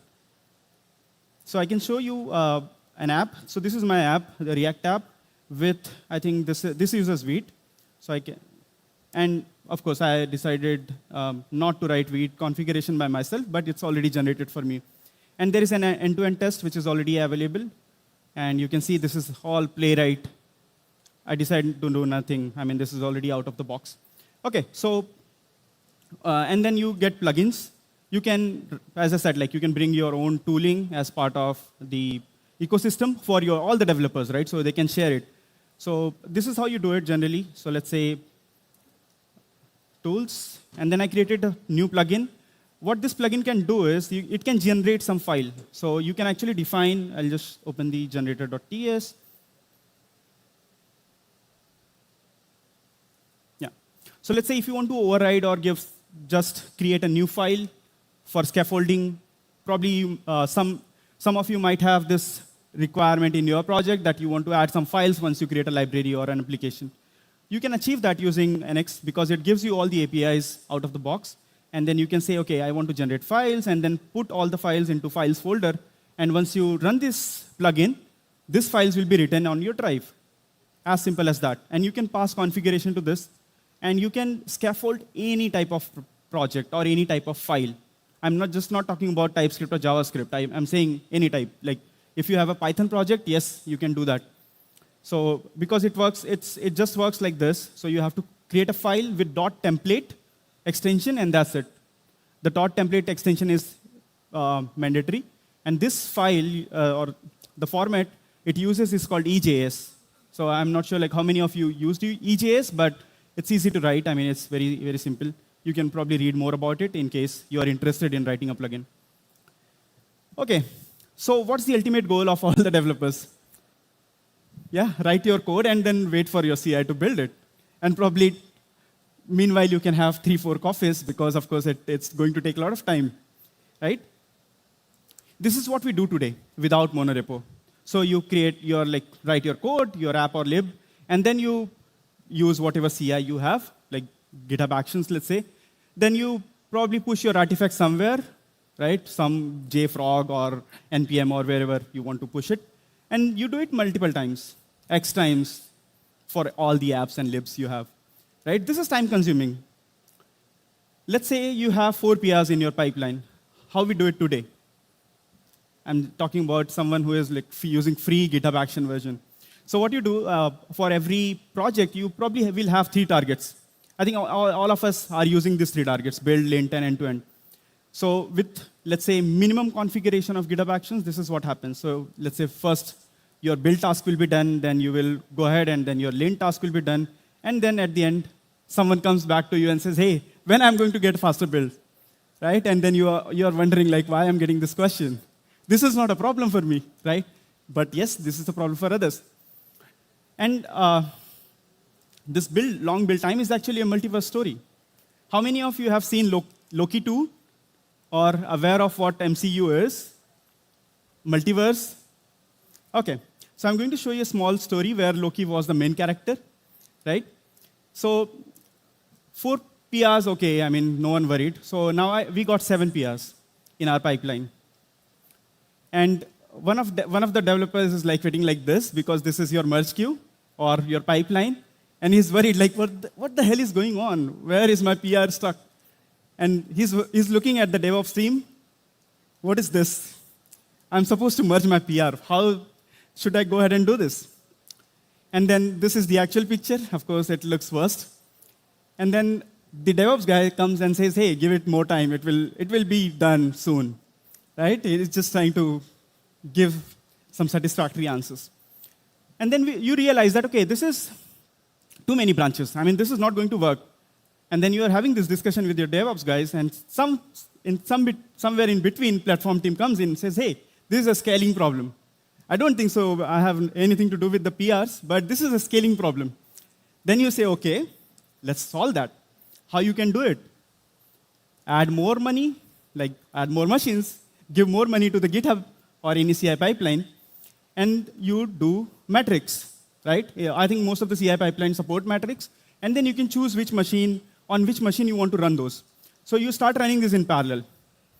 And now you also have like heavy machines, probably large GitHub Action or GitHub runners. And then you are burning more money now just to resolve this issue. And then you're happy that we increased the throughput. Oh, now we are able to merge 7 PRs in limited time, and my developers are happy. Then you get 70 PRs. Of course, your organization is growing. And then you realize, oh my goodness, we increased the throughput, but it has like too many branches now. And now the developers are all worried. And your DevOps team says, but this is what we were expecting for, right? I mean, we are scaling for this. But, OK, this is not going to solve. It will never be enough. your PRs will keep increasing. Like your team will keep increasing, number of PRs will go up. And at the end, you realize that you cannot scale for infinite. This is not possible. So, okay, so why this is happening? So one problem which we have with all the build tools is like we are building the same code again and again. You are building it on your dev machine, you are building it on a CI, and then your friends are also building it again. Like if they push a new PR, they are rebuilding again. The code they have might not changed.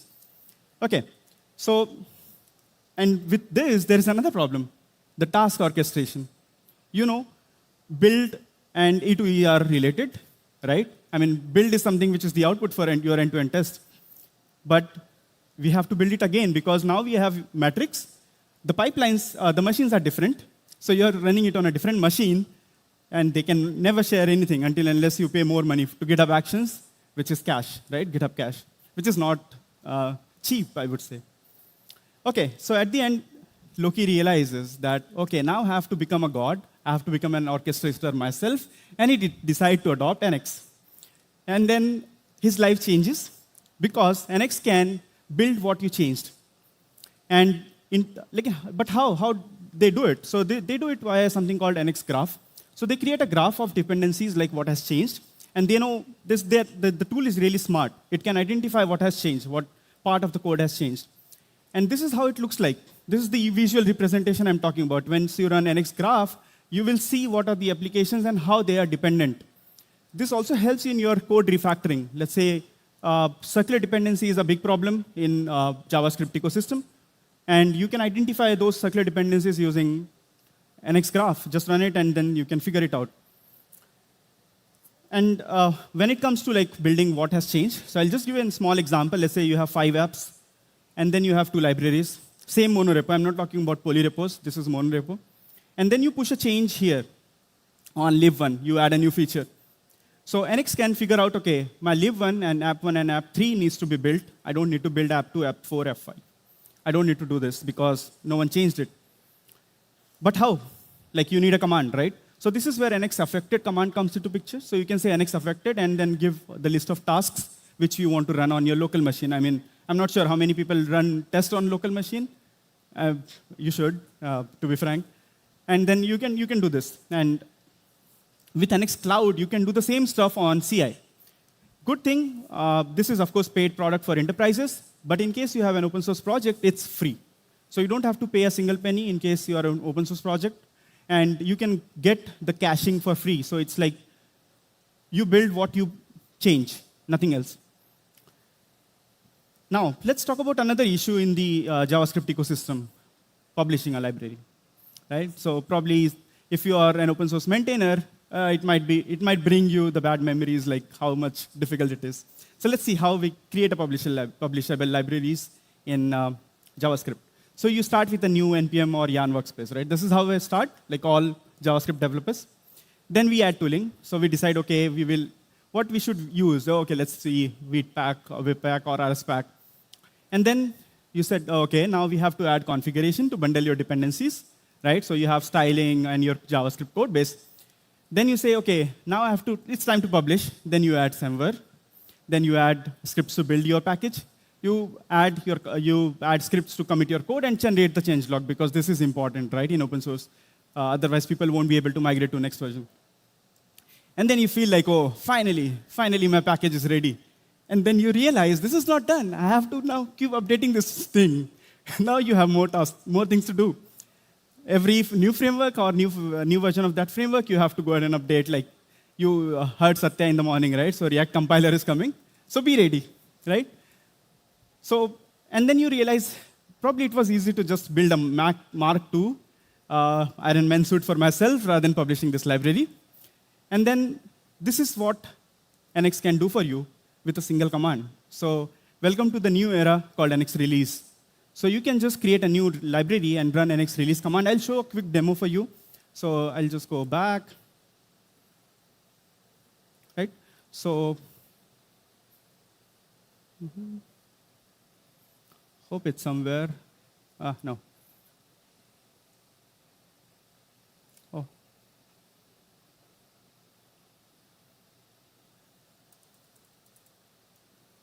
Okay, so once you run an release command, I already have created a new library. As I said, you don't need to do any configuration for creating a new library. You can just go to UI and create a new library, and then you can select. So let's say as you do an release, you say, OK, I just need a minor upgrade. And it will create all the change logs, it will stage the commit, and then it also tags the changes with a commit. Everything for you. And then it asks you if you want to publish it. And once you say yes, it will ask you to log in on NPM, and that's it. So yeah, so this is something which is available with NX19, the recent release. And now, what about the migration? So you have a command called nxmigrate, and you can just run this command and migrate to the latest version of the framework which is out there. For example, React compiler is coming. Just wait for the NX to start supporting it, and then you can just run this command and start using compiler, React compiler. Don't have to do a single line of change manually in your code base. And your team can live happily ever after. And one thing which I think I still have 4 minutes. Of course, I was planning to finish my talk in 25 minutes. That was the goal, so I'm happy that I could do it. And thank you so much. That was my talk. And just an announcement, like a little small announcement. So as I said, like I'm taking a break, but I want to take this break as an opportunity to help more developers. So let's say any of you who is planning to speak at conferences next year, you want your CFP to be reviewed or your talk to be reviewed, feel free to message me on LinkedIn, and we can connect over a call, and then we can review your talk, whatever you have decided to submit. And then we can submit you to a conference. So feel free to do that. So that's it. And yeah.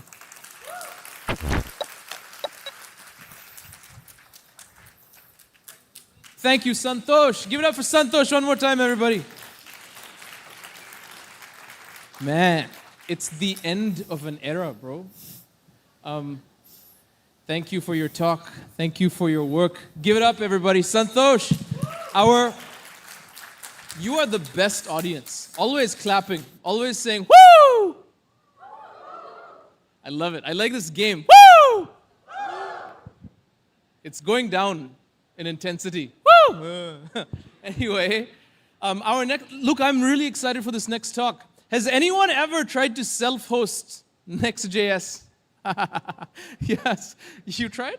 Everybody? Anyone? No? Oh, you tried? How was your experience? He's like, bad. I would never do that. Yeah, it's difficult. It's difficult. And I saw this on the schedule, and I marked it. I was like, I need to watch this, because this talk is about, are you ready? You ready? This next talk is about self-hosting, or at least I want to get the title of this talk because it's so cool. But man, if you want to learn how to write talk titles, ask him afterwards, because this one, I need to get, it says, I tried to host Next.js on Cloudflare and lived to regret it. Give it up, everybody, for Vinay Raghu. That's so cool. Check. So everyone in the back can hear me. You can see the slides on the TV. Everything's okay. All right. Thank you. Thank you so much for the opportunity. I'm really thrilled to be here. I've been having so much fun just talking to people in between talks, and the talks themselves are pretty great as well. My name is Vinay. I am originally from Chennai. I currently live in Boston, and I work at a startup called Whoop. It's a fitness tracker. Let me quickly check if this is okay. All right, yeah. Is it okay? It looks weird, right? Yeah. Can we get some tech help?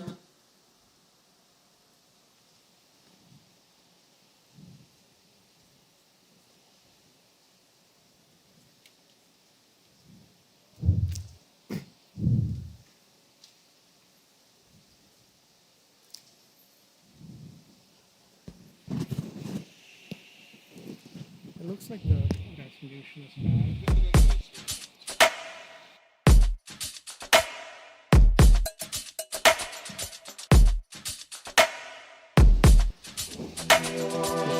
So much better. Yes? All right. Sorry about that. Let's do it one more time. Thank you. All right. Let's keep going. My name is Vinay. I'm originally from Chennai. I currently live and work in Boston. I work at a company called Whoop. I've been doing front end for about 15 years. mostly in e-commerce, and that's what I do for them too. I handle their websites, help with the e-commerce stuff. There's a bunch of links in this talk. If you go to my website, you can find a link. You can find my email, and then you can email me, and I'll send you the slides, so you don't have to take pictures if you don't want to. The very interesting thing about me, or I think the most interesting thing about me, is I have 3 dogs and 2 cats that are not in this picture. And I do a lot of stray animal rescue work, both in Boston and in Chennai. If you don't find the technical aspect of this talk interesting, please come talk to me about stray animals, and I'll talk your ears off. All right, let's address the elephant and not doing this outside of their permission. So, the overarching theme of my talk really is buy versus build. As a developer, you're going to keep running into this time and again. And I want to share what we did in a specific context, but also towards the end, I kind of wanted to share a framework for making decisions the next time you run into a buy versus build conversation. Really, the spectrum, the 2 ends of the spectrum for hosting Next.js is you can get something out of the box that helps do all the tough things for you, like Netlify, Cloudflare pages that we'll see, Vercel. And then on the other end of the spectrum is like just doing it yourself, Docker, Kubernetes, all of that. Obviously, like no one really likes doing that, and I'm not any different, so I kind of went with this. This is the specific project that we're going to be talking about. It's Cloudflare has a product called Pages that's really geared towards Jamstack websites, but then all frameworks are adding more server-side functionality now, and so they have a way where they can take your output from your build, your Next.js build, where they've recently introduced like a static output API, and what that essentially does is provides infrastructure as code for what a provider needs to do with the output from your build. So some of them are static files that can be thrown on a CDN, and then some things need to be either on a node server or an edge server. And so that's really what it does. This command line tool takes your output, and then Cloudflare, as you might be aware, they have a whole bunch of data centers across the globe. And so what you get is the edge caching with the CDN, and then edge compute. So your server-side code runs really as close to the user as possible. I think the metric is something like under 4 milliseconds a user usually can reach a Cloudflare server. So I kind of divided the talk into 3 parts, good, bad, and ugly. And let's talk about the good parts of using Cloudflare next on Pages. Wrangler is their command line tool. And the developer experience using that tool is phenomenal. It's not specific to Pages, it's for all Cloudflare products. You can spin up a new instance, tear it down, view logs, all through the command line without having to go to the UI at all. And I think that experience is really nice. And specific to Pages, Wrangler allows you to do a direct deploy or direct upload, which is essentially take your files and send it to Cloudflare and then distribute it across the edge network. Really reminds me of FileZilla. I don't know how many of you are old enough to have used FileZilla. It's really like a drag and drop where one side is your local, the other side is a server. The Wrangler experience is very, very similar to that. It's like in a matter of seconds, your Next.js app can be live across the globe.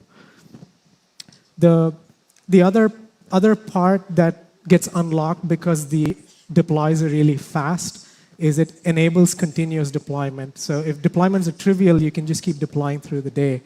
And so that's kind of what it enables. We are on a trunk-based deployment where you branch off of main, you make your changes, merge to main, it auto-deploys to production. And the other really nice thing that comes out of the box is the deploy previews. I think all vendors provide this, but I really want to call out how useful it is to have a separate sandbox for every developer.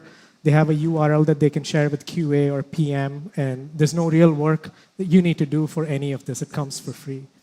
And what the deploy previews do is every commit is a unique URL, and so that enables rollbacks to be instant. All you're doing is pointing to an older deployment in time and say, let's route production traffic to the older one. And I think that's, all of this is really phenomenal. So this very scientific chart that I drew is trying to tell you that initially you get a real spike in productivity when you're using an out-of-the-box solution, and you're kind of just off to the races. And I really want to talk about like the initial stages of the project. You're not trying to figure out how to get my code on a URL, what needs to be exposed, who gets access to it. All of that just works out of the box. Let's talk about the bad parts. The edge runtime is a requirement. What does that mean? We saw that they have a bunch of edge locations where they can deploy your code. And so Next.js has this this line of code that you need to provide in your page to say, this is not running on Node.js, which is the other option. This is running on Edge. And that tells Next.js whatever it needs to know about your code. And one thing to note about the Edge runtime is whatever your code is running on is not Node.js. It's Cloudflare Workers, it's its own runtime. And I think that's problematic in a few instances. They do try to bridge the gap, so they keep trying to get Node.js compatibility closer. It's not at 100%, but they keep improving. But then you run into certain use cases where that can be problematic. Kind of continuing the theme of clickbait, I kind of want to touch on caching with Next.js in general is problematic. So I found a couple videos, and I thought this was interesting. Like Next.js 15 ruins caching even more. I'm not here to talk about how bad it is. It is a complicated situation, but there is a way to opt out of it, right? If you don't want Next.js to do any caching, you can say, listen, I'll handle the caching. I know what to do. I don't want you to do anything. And so you can opt out of it by using this option called cache no store. React extends fetch. Next.js extends fetch. But this is a native fetch implementation. It's part of the request object. And so you pass this option, and in theory, it should know not to cache your requests, except it doesn't work. There's a bug in the implementation where Cloudflare Workers does not respect or understand that property, and so any fetch calls with that option will automatically fail. In addition, there's like size limitations. When we originally started implementing it, there was a 5 megabyte size limitation. Understandable if you want your code to be living on the edge, you don't want it to be infinitely huge. But also, all frameworks are moving towards server-side code. So I want to move from shipping 10 megabyte bundles to the client to have the option to ship 10 megabyte bundles to the server. But having like an arbitrary limitation like that can be a blocker for some folks. We had one legacy project that we were trying to move over and really quickly hit the 5 megabyte limit. And we didn't get enough clear error messaging as to why that was a problem.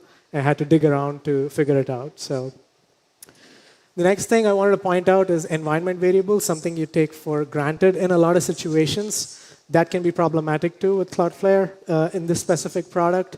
.env is a standard accepted practice for environment variables, but the Cloudflare worker that gets created as part of your Pages project doesn't understand it. So you either have to the documentation's lacking, there's an open bug to fix it, where you either have to prefix it with next public, which means all your server-side environment variables get exposed to the client bundles, or you have to use a Wrangler TOML file, which is like a workaround.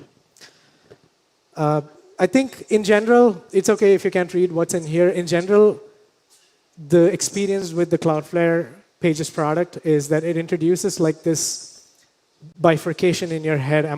Is my code running on Node or is my code running on Cloudflare? Is this a problem with my code? Is it a problem with the implementation? And so every debugging, you're kind of going through multiple paths of that. And there is a way to locally mimic what Cloudflare does. But I was talking to someone else. We don't do it. We use NextDev straight up. And then I was talking to someone else that also uses Cloudflare, and they're like, we don't use it either. And so maybe that can be better documented or recommended stronger. I wanted to also share like a small story with you guys. And you'd have to use your imagination a little for this because I have no screenshots. We had a timed sale at our company where, let's say at 9 a.m. Indian Standard Time, the sale needs to be turned off for all users. And so all of our backend services know to not honor the sale beyond that specific time. But then what we realized was we turn it off, and we know there's an API call from the UI that checks if the sale is on or not. But then even though that's returning the correct response, the UI was still stale. And so this is a production fire. We're showing a promotion to users that we cannot honor. They're going through the funnel, and then they're being hit with, this is not a valid promotion. And so we're trying to debug this, right? And so it's very clear there's some kind of caching going on, and we need to invalidate it. So we're figuring out what can we do? What can we do? And so first thing is, can I invalidate the cache using the UI? The answer is no. So you can invalidate if you have straight up worker. If you have a worker that gets created through the Pages product, you don't have the option to invalidate the UI. And if your domain is not hosted on Cloudflare, you can't invalidate the cache through the UI either. So it's just not possible. What else can we do, right? We're like, without looking this up, real quick pop quiz for you folks. If I have code like this and this is the entirety of the code, when does this get cached in Next.js? It's OK. You don't have to think. I'll tell you the answer. It gets cached at build time, right? So if you don't provide anything, it gets cached at build time. And so the next theory is, well, can I rebuild and redeploy, and will that invalidate the cache? And so it turns out the cache with Next.js is so powerful that it persists across deployments, right? So you rebuild, you redeploy, the API is giving the right response, but my UI is still stale. And I'm not able to invalidate the cache in any manner. And so what's the next thing? We already saw they don't have the ability to opt out of cache using the no store, so that's not a possibility. What else can I do, right? Next.js has this concept of on-demand revalidation. There's time-based and then on-demand, which is essentially like an API route that you can hit and say, can you please invalidate cache for a specific route? And it does that.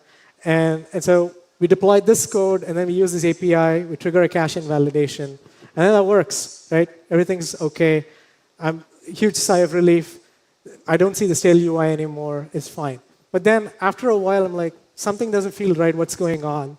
And then it turns out, because it's deployed on the edge, when you call the API from one data center, it clears the cache for that data center. So myself and any other user that hits that one specific data center gets fresh UI, and then literally everyone else is still seeing the stale UI. And so we're like, what is the real solution here, right? Eventually what worked was we had to fake a query parameter in the URL to kind of tell Next.js to not cache it anymore, and that's what really worked.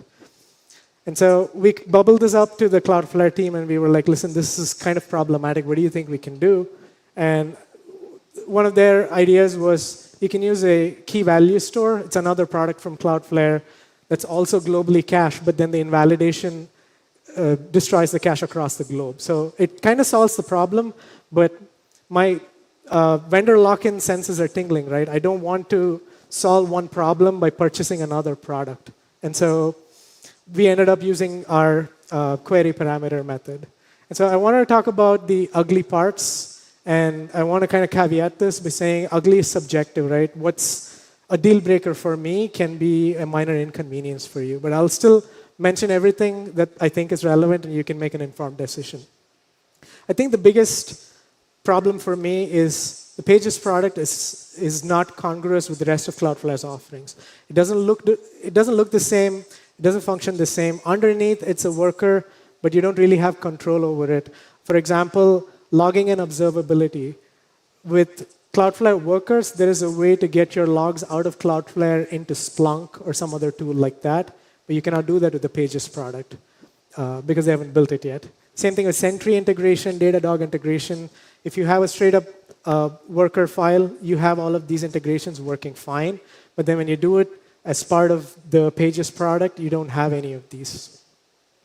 And there's a bunch of breakages that can be caused because of internal dependencies. This command line internally calls the Vercel command line, and they publish newer versions pretty often. And because this dependency is not shrink wrapped to a specific version, you kind of get co-opted into the most latest version of Vercel. So you're running your build, and sometimes it randomly fails because Vercel made a publish, and you're kind of stuck for a few hours not being able to deploy code to production. And it's kind of like a GitHub issue that talks about this problem, and you can follow the conversation along. The other thing, this is actually a feature and not a bug, but it's the Cloudflare Workers is extremely sensitive to resource leaks because again, it's a trade-off, right? It's at the edge. It's very resource sensitive. There's a really nice article that I've linked here that talks about like sometimes you can't guarantee that promises will resolve, and Cloudflare doesn't like that. When you have a dangling promise, it doesn't like it. Your code does not deploy, your build fails. And the error you get is kind of cryptic, and there's a lot of people complaining about it, and you'll eventually find the source of the problem, but there's conversations about how they can make it better. So, and then I think the last thing, which is really important for open source projects, is documentation, right? The real documentation for this project lives inside GitHub in Markdown files, which is fine, but then like some parts of it are on the documentation website and they're not matching one-to-one, and then there's other parts that you can kind of find in the community discussions that they're not anywhere official, it's just people talking to each other. And so really, you kind of had this spike in productivity initially, and then you hit an inflection point where you've kind of extracted as much value out of this, and you're kind of discovering edge cases, and productivity starts going down.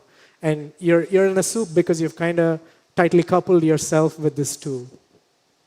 And so really, if you ask me today what I would do, even though like the Kubernetes problem is complex, I think it makes more sense to have control over your infrastructure. So if something is wrong, you can quickly check what's going on and be able to swap things out. And so before I wrap up, I kind of wanted to touch on this buy versus build framework. So the next time you have a discussion with someone and you're like, do I just buy a solution? Do I just throw money at the problem? You're like, really list out what are the needs of your project and be very honest about it. Like, it's not what you would like to have. It's not what you want. It's really what does this project require? And then see what the framework or whatever the solution is offering. Advice is generic intentionally, right? Like if there's a bunch of features anything is offering, and it overlaps really well with what you need, then that's a no-brainer. You can take it and go on. If not, for example, in this scenario, edge compute was not really a requirement for us. It was one of their top features, and it was a nice to have for us, but then that was the root cause of a lot of our problems. And the other thing you can think of is switching cost, right? If you pick a vendor for something like A/B tests or feature flags, and you're not happy with that vendor, it's pretty trivial to switch it out. Whereas if you're picking a vendor for your deployments, you're kind of stuck with them and all of the issues that come with that decision. And so I think that's the end of my talk. I know this is after lunch session, so some people are like, this could have totally been a blog post. There is a really nice blog post that someone else wrote. I didn't have time for a blog post, so I made this talk. But they're also listing all of their grievances in using this product. And I think if you're considering it, I would really give this a look and see if it makes sense to you. And kind of to wrap up, the Cloudflare team is aware of all of this, and they're working on a new adapter that gives you 100% node compatibility, but it's in super alpha stage. But this is kind of how open source works. If you're interested, try it out, give them some feedback, and hopefully they'll make a better product. And so with that, I'll end my talk. Thank you so much.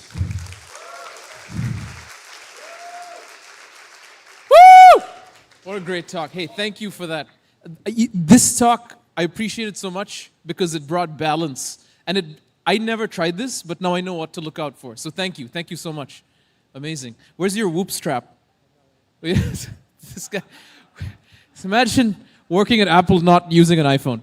Anyway, I was just joking. I hope you don't mind. I say things when I'm nervous. Okay, so hey, we're going to do something cool. We're going to do something special. This conference is partnered with another conference. And the conference it's partnered with is React Brussels. Anyone heard of React Brussels? Yeah, like 2 of you. I go there sometimes. It's a nice conference. It's actually easier for me to go to because I live in Germany. It's just like 1 hour. But they have a remote track. And today we're going to be doing something interesting. We're going to be like being a part of their conference, and they're going to be a part of our conference. What? And the way we're going to do that is through internet technology. So they can hear everything on this microphone, and we should be able to hear and see them. But this is, of course, this is the part where it's for sure not going to work. You know? Like, this is what I was told we're going to do this. I'm like 99% sure there's going to be technical problems. Because that's just, I've done this long enough. Sahil, what's the status? 10 minutes. Yeah, great. Now I've got to talk for 10 minutes. Should I do a lightning talk? See, Kent Dodds. Kent Dodds, everybody. He has my back. I don't, what? You want to come up? You want to, yeah, wow. That's awesome. What are we performing? Are you going to dance? I don't know what's happening. This is yours. Hey guys, can I get a mic? That kind of mic. Yes. So in the meantime, I can continue here. So what I'm going to do is, I'm going to teach you. Hey guys, my name is Amandeep Singh. I'm based out in Delhi. I'm of course a React developer. And today I'm not here to talk about React. Instead, I'm here to help you with yes, of course, but yeah. So, how many of you enjoy dancing in Bhangra, in any parties? Okay. Is there any event in India which is complete without Bhangra? It's not. How many of you can tap to it? Okay, only a few of you. How about if I teach you the Hello World steps of Bhangra? Cool. Awesome. So may I request everyone to please stand up?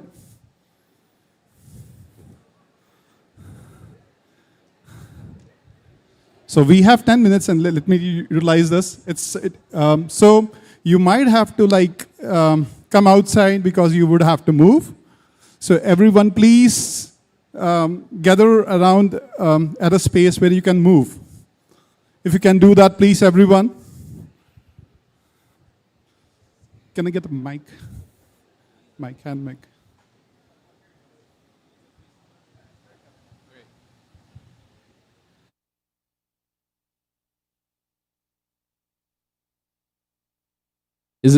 Does anyone know what's going to happen? Can someone explain to me? Can you tell me what's going to happen? We're gonna just have fun. Okay, we're going to have fun. Great. I like that. I like fun. Nia, what's going to happen? Yeah, we're going to vibe to a Punjabi. Vibe to a Punjabi dance. I like vibing. What's going to happen? He's going to teach us Bhangra steps. Bhangra steps. Look, I don't think Kent Dodds knows what Bhangra is. Can you explain? I even don't know myself. What's your name? Arun Gupta. Arun Gupta, everybody. That's awesome. What is Bhangra? I guess he is going to teach us. Bro, nobody can explain this. I love it. Shruti Kapoor has an answer and a microphone, but here you can use this one. Bhangra is Punjab's folk dance, and we're going to do it all together. I'm so excited. Are you Punjabi? Hell yeah. Okay, awesome. Is he ready? They're going to turn this on, and we're going to do some... No. Can everyone hear me? Awesome. Thanks, May I I think request everyone again to we're getting ready. make Look space at for that. yourself. We're connecting Otherwise, live. you won't be able to perform with me. India. React India is also happening right now, 4 time zones away. 2 minutes? Yeah, so Wait, one announcement. We are live with Brussels, and we're going to take Bhangra to Belgium. Let's do it. Tejas, is that you? That is Tejas. Can you hear me? Hey, everyone in Let's go to Brussels. this side. Let's go to this side. Now I'm facing the right way. Hello. Hello. Oh, that's so bad. You're It's killing like my a ears. second delay. That's Floordries and Adam Duran in Brussels. What's up? What's up? That's Tejas. Hey. That's right. We're going to teach you how to dance Bhangra, specifically him. That's right. Hey guys. This is an Indian folk dance. You're welcome. Come on, teach it. So again, this is going to be a Hello World demonstration, not a production version. Cool. Awesome. So, sure. If you want, you can, everyone at Brussels also, try to follow me along. I can, if I may request everyone to please stand up there. If everyone who is able to. Come on, stage. Stage. Cool. Awesome. We can't see you. Volunteers, come on. You get it. Awesome. Anyone else? Cool. So they can see us. Cool, yes, welcome. We have some volunteers here. We have lots of volunteers. Yeah, let's go. Oh my gosh, we're going to have a delay in the out? steps, so it's going to be excellent. Wait. Specifically not this thing, something which has dhol. But only when I say so. Okay, cool. Okay, guys. The first thing that you need to know about Bhangra is smile, right? You cannot have Bhangra without a smile. Like, that's not Bhangra. So first, bring smile on your face. That's the first thing, okay? Now, Bhangra is a very proud kind of dance form, right? So take a deep breath. Open your chest. Okay, cool. Right. How is the React conference going? Perfect. So we had a technical glitch, right? Please turn off the music. Thank you. So how's the React conference going? It's perfect. Is it like almost perfect? No, we had technical glitches, right? So it's perfect. So that's the second step, right? So it's not like completely straight, but almost straight. It's almost like this. So this is the first one, okay? Now, place your hand on your side like this, okay? Now this is, and like stand straight. So this is one thing, okay? Now you can add a second variation to it. It's like this, right? Okay? Now, okay. Now, if you want to include your steps in it, right?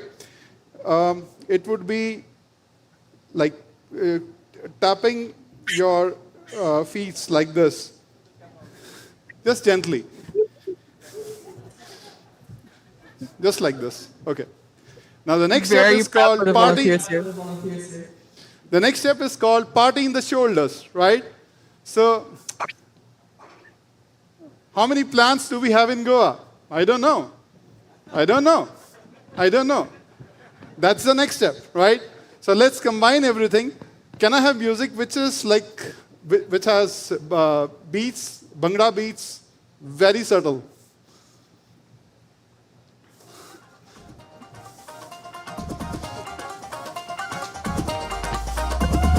Hey!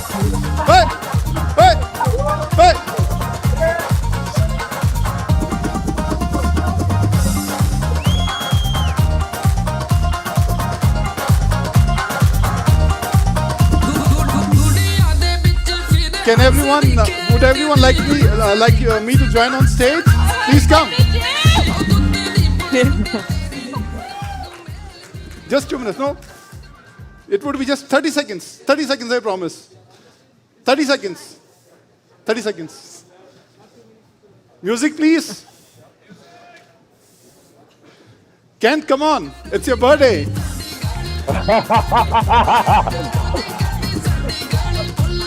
Can't see rods, everyone.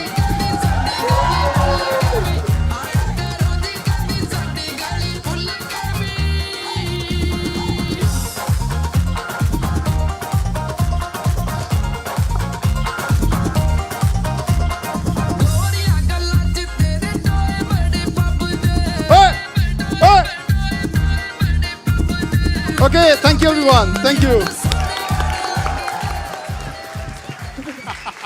Mind you, that was just the Hello World version. Let's connect again tomorrow for the production version. Thank you, India. That was awesome. Thank you for that dance lesson. I'm ready for some lunch now. Thank you, Brussels. Now you have to teach us a dance. A dance? Teach us your French fry dance. French fry dance? your beer dance. I don't know. Maybe Haka? Haka we could do. What should we sing a song for them that we sang this morning? I'm not sure if they're ready. Nobody knows what you're saying. Unfortunately, the audio quality is pretty bad. But if you do a dance, that'll work. I got nothing, man. Put me on the spot. No moves. No moves. I got no moves. Hey, the camera. Okay, no Cameras moves. must be there. This is why India is the best. Woo! We have French fries and beer. French fries and beer, indeed. Hey, say hi from React India. We're all going to give you a big wave to the Brussels community, and it would be cool if we can see a big wave from your side, maybe with Ayman and Elian and Zach Jackson and all the people there. Let's exchange big waves, okay? I don't know if we can see your people, your seats, but one stage. let's do it. Let's do a big wave. Woo! Hello! That's Omar. He's an organizer. Those who can. Yeah. Oh, we see it. Hey, good. Nice to see you guys. Woo! All right. I think that's enough. Huh? That's good. Great. Hey, thanks so much. We'll check in with y'all later. Thank you, Brussels crew. We're tired of you. Incredible. Thank you, James. Thank you. Thank you. Yeah, that's great. Goodbye. See you. Ciao. Goodbye. Okay, guys, like, come on. Just, I love you, but okay, great. Okay, so hey, listen.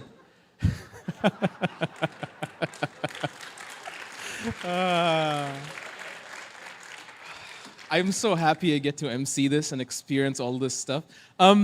React is everywhere, but I think the main takeaway from this conference is that Bhangra is not everywhere, and it should be. Thank you. Amandeep. Give it up for Amandeep, everybody. That was incredible. Woo! Woo! Woo! Yeah! All right, our next speaker is going to set up their computer right now, and while she sets up, I get the pleasure of, the thing is, I speak at conferences, I MC conferences. This is not awkward. You can walk across the stage. We'll clap for you. We clap for you later. I speak at conferences, I MC conferences, and the best part about being an MC for all of you is that I just get to introduce my friends. It's so cool. From Kent, and yeah, you can clap for that. Friendship is awesome. Like Kent C. Dodds this morning shared his big birthday lesson, right? The wisdom of all his years so far. And he said, your relationships, human relationships, are the most important thing in this life, if I didn't paraphrase. Yeah, and so I can't explain to you the joy in like being an MC and just getting to like introduce friendship after friendship after. It is so cool. So thank you for giving me that opportunity, especially the organizing team. With that, the next speaker, Shruti Kapoor, has been at this conference before, is a dear friend of mine. So fun fact about Shruti likes painting and art. And Shruti hosted me in her home a long time, in June this year, and I saw a painting and I thought this was really cool, and she was like, take it. And so now, in my office in Berlin, in Germany, halfway across the world, this painting just hangs outside my office. And every time I go to my office, I see the great work of Shruti Kapoor. So yeah, that's so cool. That's so cool. I'm so touched by that. And so, anyone using React 19, you're not supposed to put your hand up. No, man, it's unstable. Don't do it. But Shruti is going to prepare us for when it is stable, and she's going to tell us all the stuff that's new with React 19. As far as I know, it's form state and form status.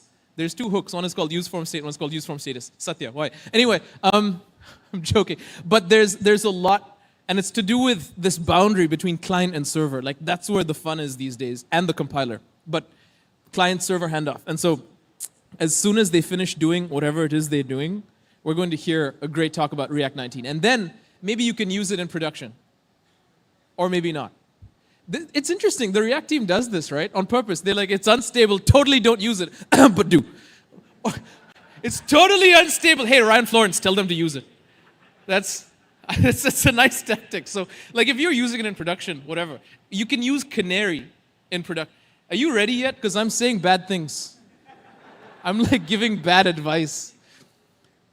Does anyone use not React in production? Like some other framework, you're just here for the vibe? Oh, this one Angular guy, Santosh Yadav, he's like, I just Angular, bro. You? What do you use? Go and HTMX. Awesome. Wow, anyone using HTMX? HTMX is crazy. It's so cool. It's HTML extended. Whoa.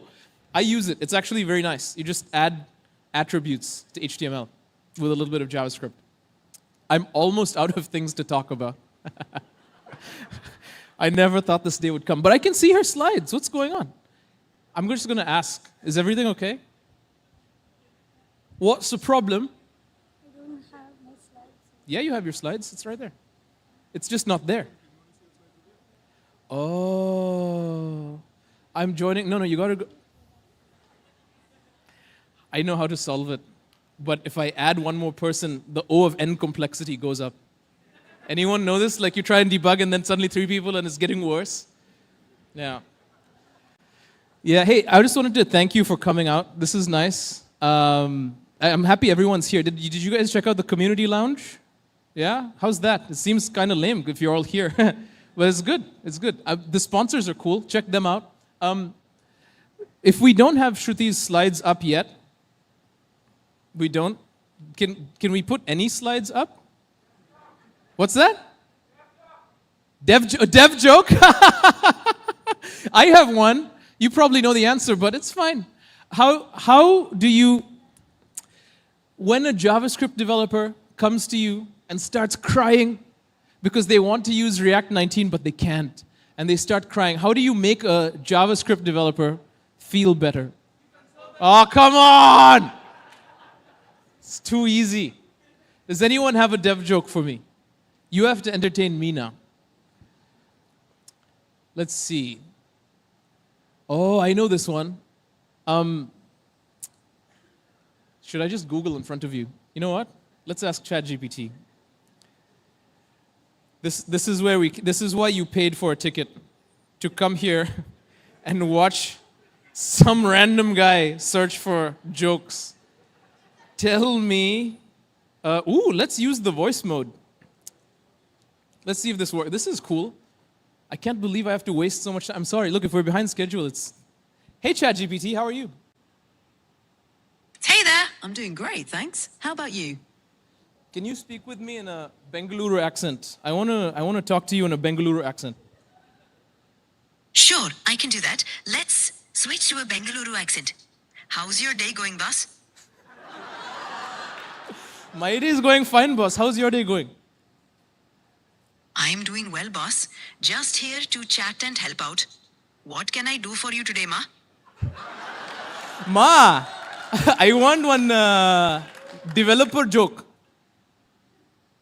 Sure, here's one for you. Why do programmers prefer dark mode?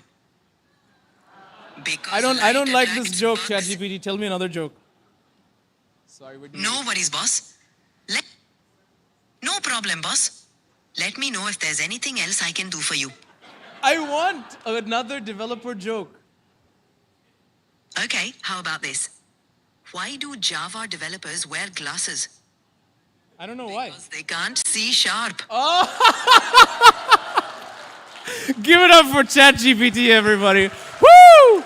AI. Listen, we are so cooked. We are so cooked. Learn AI. Go home and just learn AI. Anyway, so also learn React. Hey, fun fact, I'm speaking tomorrow about exactly this, about how AI is nothing without React. Should come to that. Anyway, finally, it's working. React 19, Shruti Kapoor, huge round of applause. Let's go.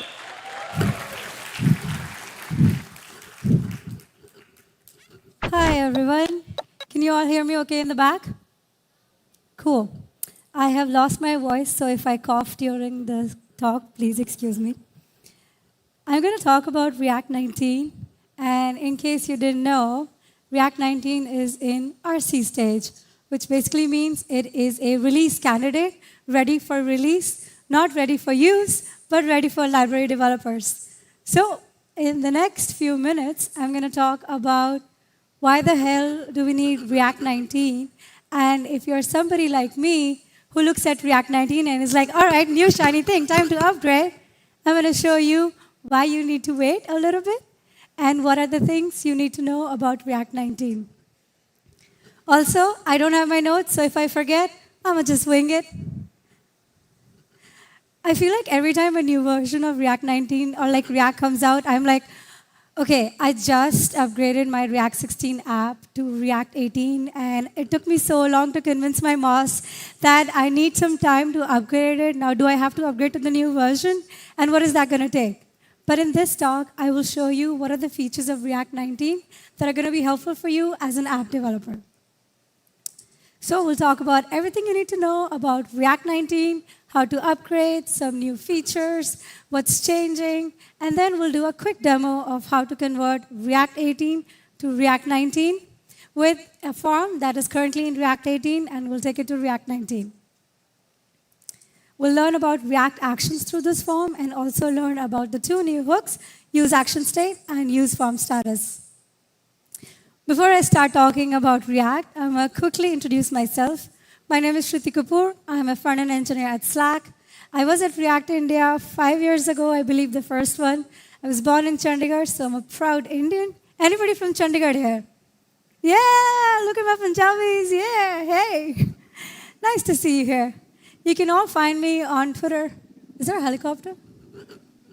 You can all find me on Twitter or YouTube or stuff like that with Shruti Kapoor 08. If I can go back, never mind. But if you've attended any of my talks, you know what's coming. Dev jokes! Yes. So, the way this works is I'll ask you a question, just like they just did, and you just yell the answer out. If you don't know, you can make shit up. If it's nerdy, it's even better. If it's a bad joke, it's even better. So, the first question. What is a React developer's favorite workout?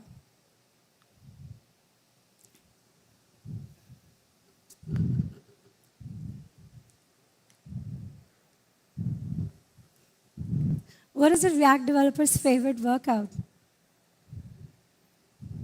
Lifting state. How did HTML get drunk?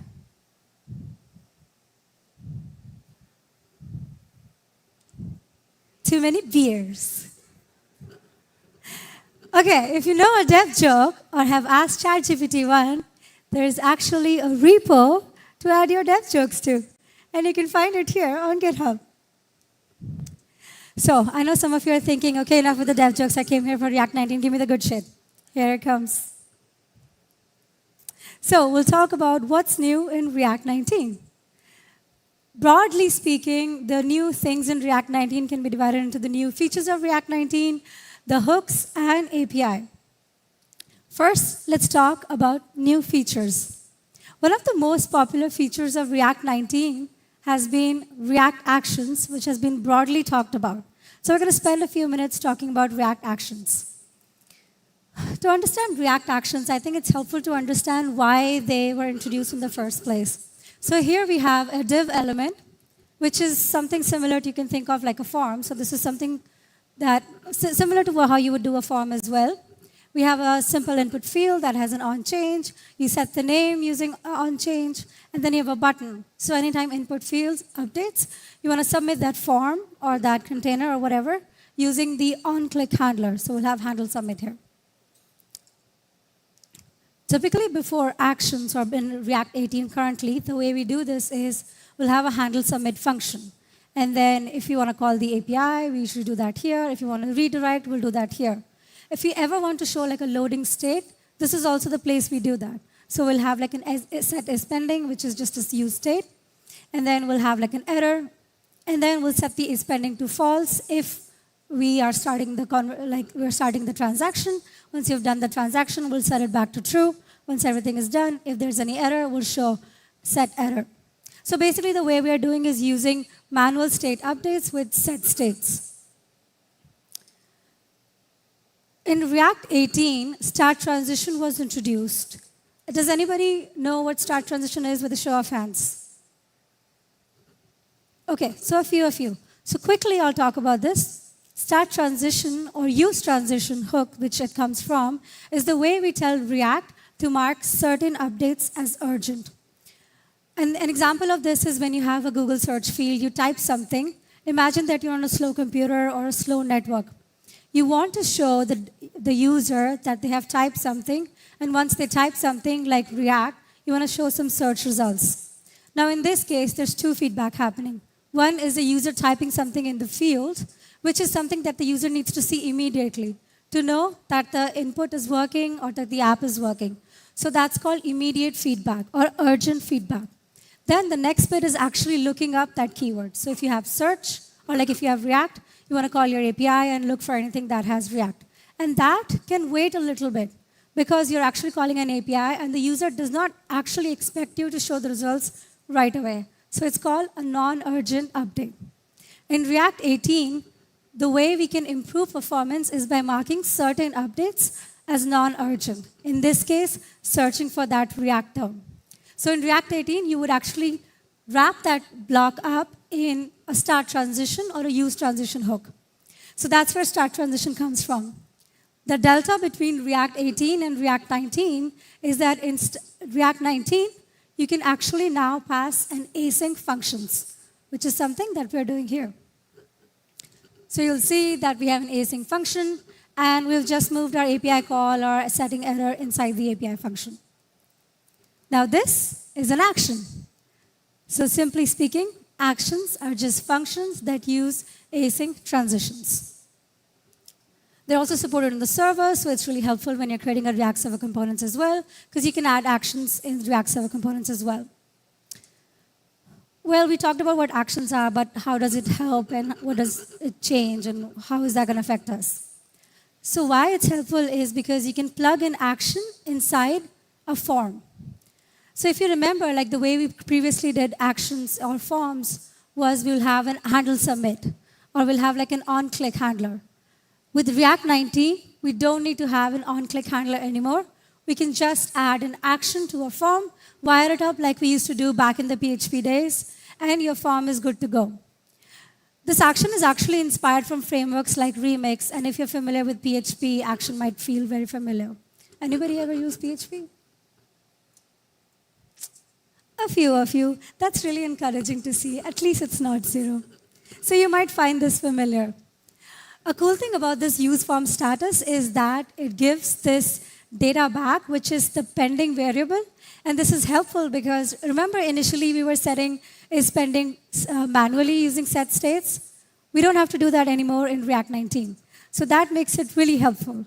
So with the help of React Actions, we don't have to manually track loading states anymore, and we don't have to use set states to get the data back from our input fields because we can use the new hooks that have been introduced, such as use form status. I'll show this to you in code so it makes a lot more sense at the end of this presentation, but just understand that React Actions simplify how we use forms.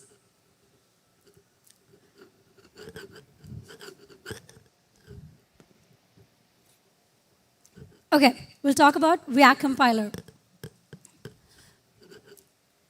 If you've been a big hater of use memo and use callback, there is some relief for you. You don't have to do that anymore because React Compiler can take care of it for you. Because with React Compiler, you get auto memoization. I'll explain this a little bit. So has anybody here used use callback? Oh my God, that's like all of you. Damn. I'm so happy that so many of you are using use callback because the thing that we do with use callback, if you're not aware, is we use it so that we can cache some of the functions that we've been using so we don't have to create it on every render. Same with use memo. We use that from values. So if you're not familiar how use callback is used, we'll put a function, wrap it around use callback.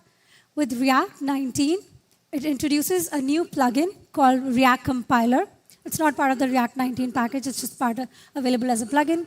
So it introduces auto memoization, which means that you don't have to do use memo or use callback manually anymore. So if you do have use memo or use callback in your code, you don't have to worry about moving it over to React 19. React 19 will take care of it for you. So it optimizes re-renders on the app for you. And the way it does that is specifically by two things. The first is by skipping re-rendering of children when parent updates. What does that mean? Is this legible for everybody in the back? Cool, awesome. So here you'll see that we have a component called friends list. And we check if friends is 0. But basically what we're doing is we have a map function, friends.map, which calls a friend and renders another component, friends list card. Now you can imagine that every time friends updates, this component re-renders. And so in this case, React understands that it doesn't need to re-render the children when parent updates. So if friends updates, it doesn't need to re-render every single friend list card. The next bit that it helps with is skipping expensive calculations. And I'll talk about that how. So in React 19, React only memoizes components and hooks, not every function. Just a big caveat for you to know. What does that mean? That let's say we have a really expensive process in the top of our function, at the top of our app, which is not a React hook, not a React component, just a function. React will not touch this. It will not optimize this. However, at the bottom of this, if we are calling that somewhere and we have this expensive process, that data would be memoized. So it won't touch the original function, which you can imagine could be like a library function or a utility function, but it's going to memoize the reference of it. So anything that's not a React component or a hook will not be touched because it's outside of React's boundary. Now, there's a plugin that comes with React Compiler, which is the React Compiler Playground, which helps you kind of understand what code has been memoized and not. And this is really helpful for understanding which code is optimized, because React only memoizes or auto-optimizes the code that follows the rules of React. In this example, you can see on the right that there is a $sign and an _C. So anytime you see that _C, it basically means that React is using the React compiler, and it's an auto-optimized code. So basically, now you don't need to use memo and use callback anymore. What if you're like, but I love my use memo and use callbacks. I'm going to keep using it. That's fine. You can do what you want. I'm not your mom. So the way to install this is by doing npm install ESLint plugin React compiler. It's a, like I said, it's a separate plugin. Doesn't come as part of the React 19 package, so it's available as a plugin. And you can put it in your Webpack exports like this. There's also a working group, which is really helpful if you're looking to upgrade to React compiler and you're running into some issues. I think why this group is really helpful is because if you already have code that is using use memo and use callback, that optimization is done a little bit different than how React compiler optimizes it. So if you move to React 19 and you tend to see that there are some issues with your use memo code, this is a pretty good place to kind of raise that question up if there ever comes an issue. Okay, so those are the two new features of React, the actions and compiler. Now we're going to talk about some new hooks. The first hook that I think is really helpful is the use form status hook.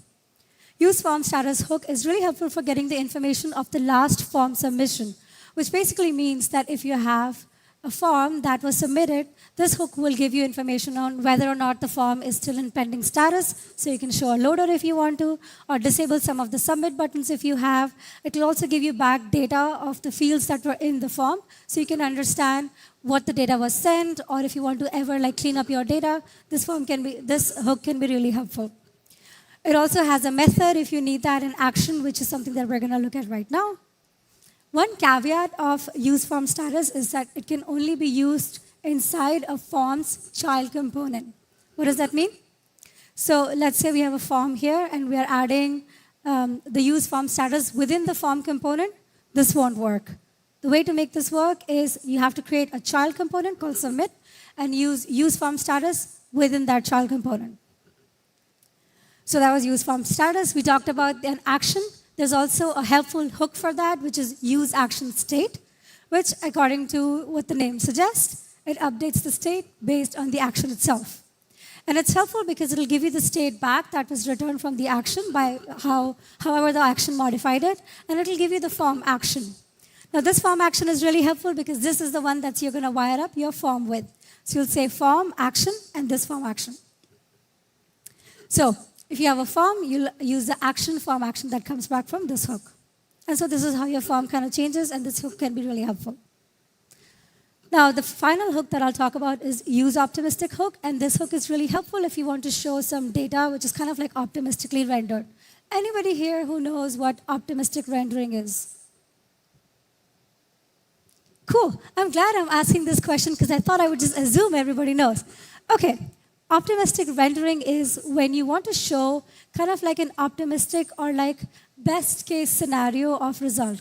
Let's just say that a user is submitting a form, and let's say that they are trying to submit their form, Shruti, or like hello Shruti.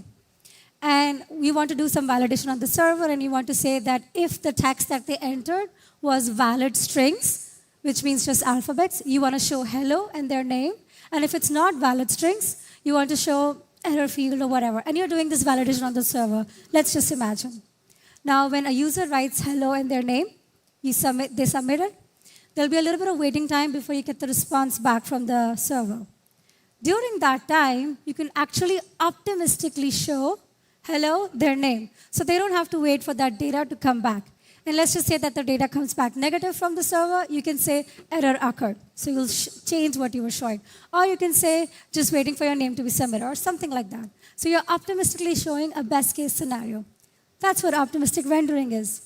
So use optimistic hook can be really helpful for optimistically updating the UI. And also really helpful in forms as well, because you're waiting for the user to submit the form, waiting for the server to perform an action. And this hook can be helpful in showing some sort of positive reinforcement. Now, finally, we'll talk about a new API that React introduces, which is the Use API. Sounds like a hook, but not a hook. It is actually an API. And the way to use this API is to actually read resources with this. I think a specific resource that I love using with this is actually context. And you might have seen contexts in React apps. So theme context is an example here. Let's say you want to read something from the context. Instead of calling a context provider and then reading from it, you can just call the use API and then you get data back from it. Super easy to use. Again, also you can use it for promises as well. Just call use comment promise and you get it back from use. However, the problem with this is that it can only be called within the render method of React app components. So, what's new in short? 2 new features, React Compiler, available as a plugin, and React State, and React Actions. 3 new hooks, use action state, use form status, use optimistic, which can be useful for managing form status, getting data out of an action, getting data out of a form, and optimistically render data in the UI. And then we have a new API called use, which can be really helpful for reading context or reading data out of a promise. So, what's changed? Ref is a prop now. Anybody here uses refs? Oh my God, that's a lot of you. I did not expect this. Good news for all of you. Ref is no longer a forward ref anymore. You can just call ref and use it. No longer do you have to worry about why the heck is my ref not updating and did I even forward ref anymore? Ref is now a prop. You pass it, you use it, all simple. I think some of you who may not be using refs may not appreciate how good this is, but honestly for me, I have seen so many bugs because ref was undefined and I was like, I see a component here. Why is there no ref, right? I see somebody nodding. And now you won't have that bug anymore. Such a big relief. Then you don't have any more use memo and use callbacks. You don't have to use them anymore. They're still around, but React Compiler will do the magic of auto-optimization for you. There are some other errors, some other updates. Errors are now better polished. You can use context instead of context provider. One specific one that I'm really excited about is the metadata.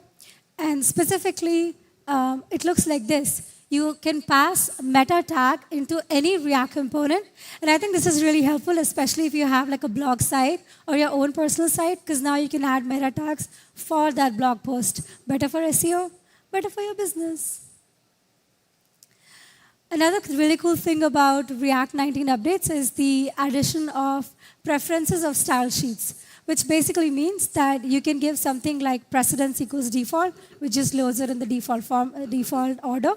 Or you can give a precedence of high, which means that even if the link of that style sheet is low in the document, it will still be treated as a high priority. So if there are some styles you want to load first, you can give it a precedence of high, which is really cool.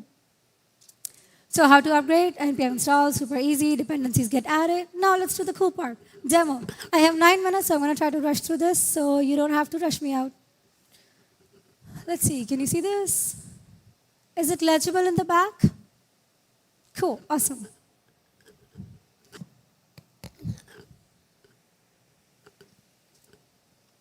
So I upgraded my app to Node 20 and hence broke the demo, so I'm not going to bother running it.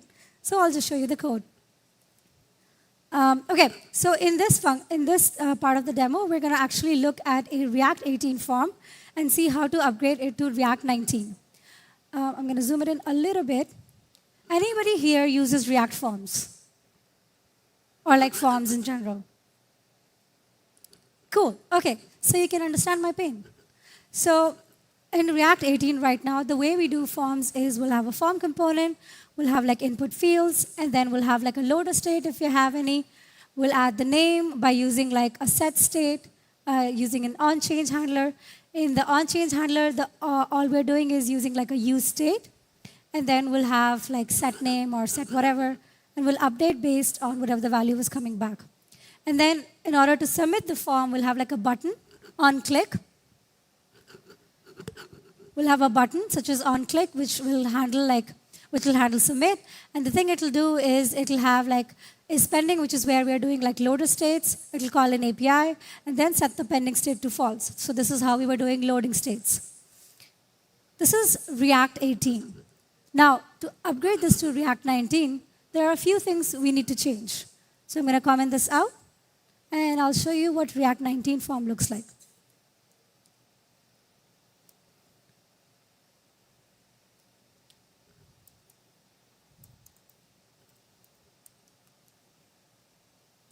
Okay.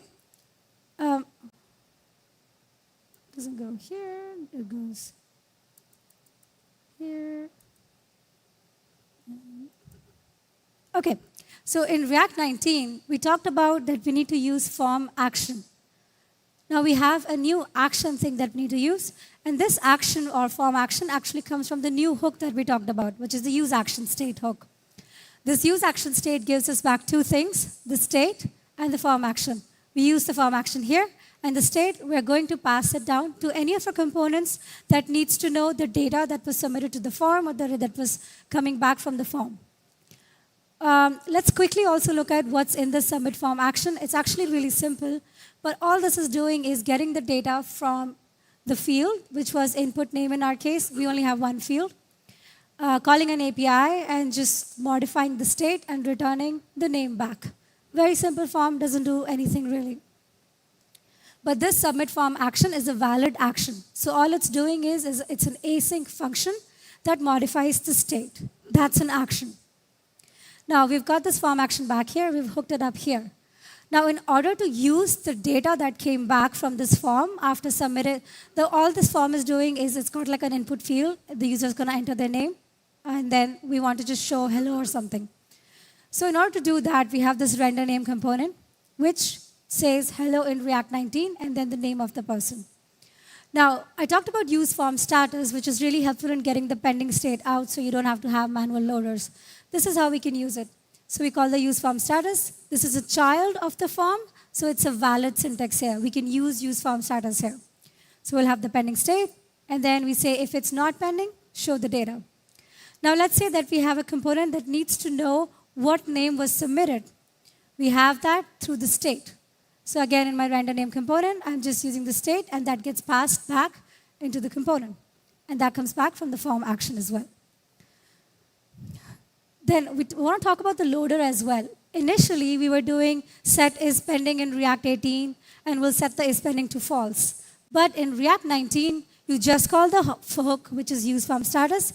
You get pending from it. You don't need to set it. You can just use it and be good to go.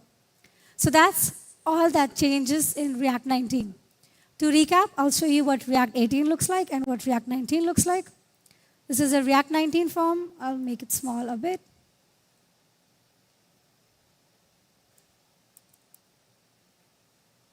Is it still legible in the back?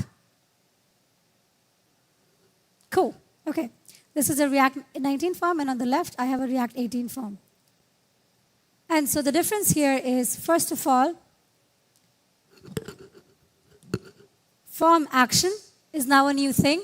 You can use a form action instead of having to manually submit. We don't need an on-click handle submit anymore because that is being taken care of automatically. Then we actually have the submit button. In this, literally all we're doing is disabling the button if the form is still being submitted, so we're not resubmitting the form again and again.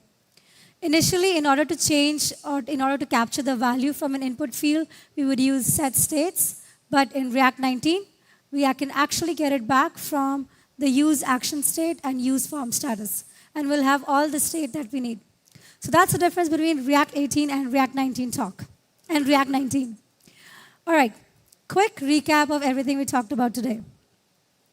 So, with React 19, forms are getting a much better support and becoming first-class citizens. Finally, it's now becoming a lot easier to manage pending states and get data back from the form based on what was submitted and if the form was successfully sent. You don't have to use memos and use callbacks anymore. React will take care of that for you using the React compiler plugin. No more forward refs, no more stupid bugs. So here's a snapshot of everything that has changed in React 19. I didn't get time to talk a lot about React Server components, so I'll leave this here if you want to take a screenshot.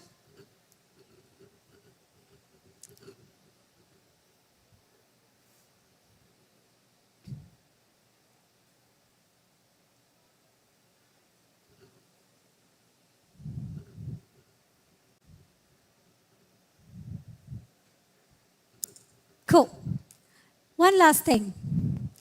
I feel like a lot of you sitting here may be wanting to get up on the stage one day or may have this dream of becoming a conference speaker. I want to tell you, it's a lot easier than you think. I was speaking at my first conference event almost 7 years ago, and I remember my legs were shaking, and I was like, why am I doing this to myself? But then when I got off the stage, I was like, heck yeah, I want to do this again. So if you're in the audience thinking, I want to be up on the stage as well one day, I'm telling you, you can do this. I have a video that has helpful tips on what topics you want to submit or what conferences and where to apply.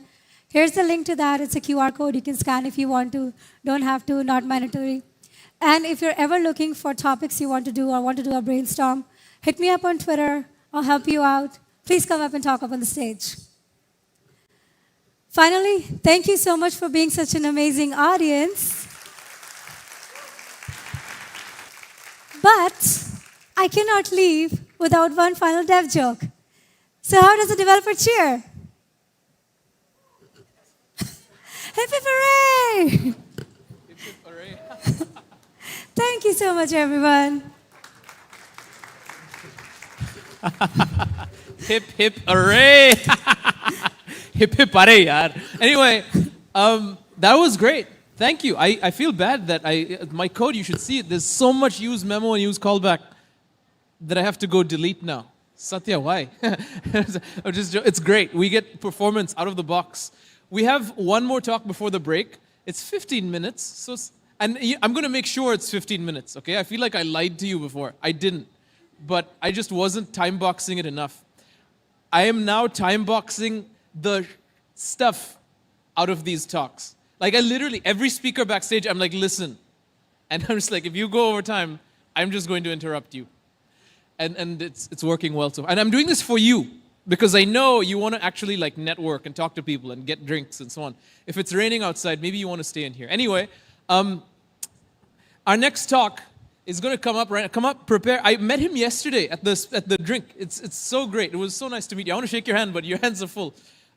Let's try. Oh, sorry. Oh, sorry, no. let me keep it here. Sorry. All right, no problem. Yeah. Amit, our next speaker, Amit, is going to talk to us about, please sit up. Sure. Is going to talk to us about how to optimize performance for a micro front-end architecture. Anyone using micro front-ends in production? Wow, that's huge. I didn't know you guys were using that so much. What are you using it for?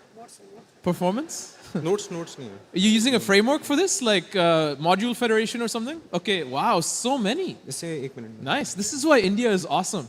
You know, like you, all of you really know your stuff, and I so appreciate the man. So we're going to talk about. You have performance with your micro front end stuff. Performance problems, I mean. No, they don't need your talk, bro. I'm joking. They're like, no, actually, it's fast. But he's going to teach us some lessons learned at Brevo. Please give a huge round of applause for Amit. Hey, hi everyone. I'm at this side. I am one of the front-end engineers at Brevo, and Brevo is an email marketing platform and a CRM suite. So today we are going to discuss about automated performance monitoring of front-end applications. I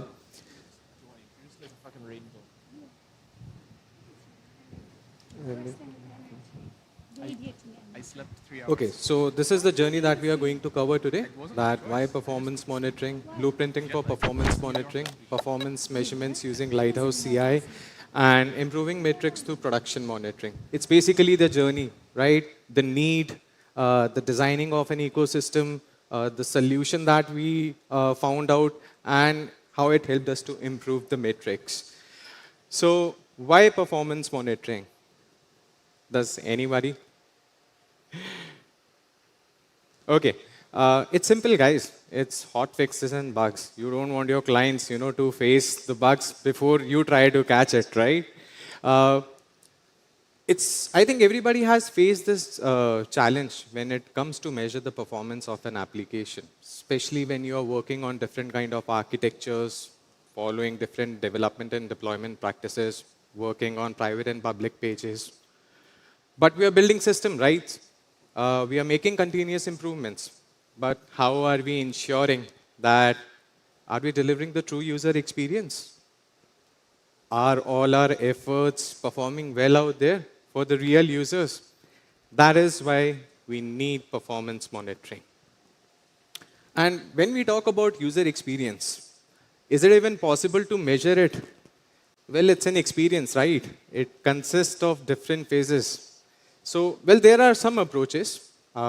There is a quantitative approach, there are qualitative approach, there is a behavioral approach, and there is a cognitive approach. So if we talk about quantitative approaches, these are basically your page speed scores, your task success rates, your customer satisfaction scores.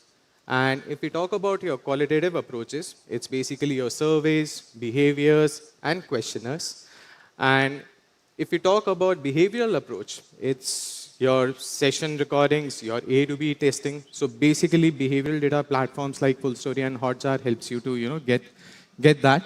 And then there is a cognitive approach, that how well you have designed your features, that it's not adding any mental load on the user's end. They are finding it easy to interact with those features. So let's take an example of loading of an application, right?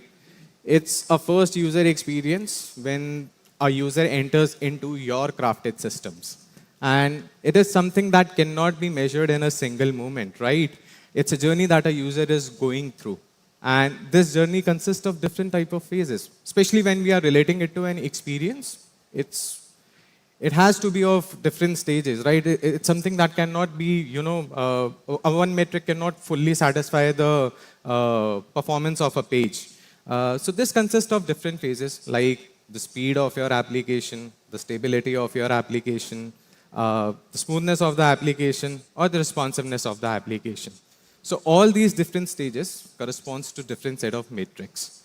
And all these metrics has different weightages. And if you combine all these, I say the matrices, you have an aggregated score on the basis of which you'll be able to measure your performance more comprehensively.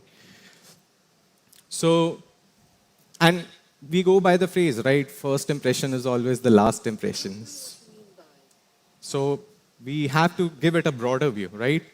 So now what performance monitoring seems to us? It's like scanning of the whole system, right? Just like an X-ray machine, detecting the fractures in the body, right?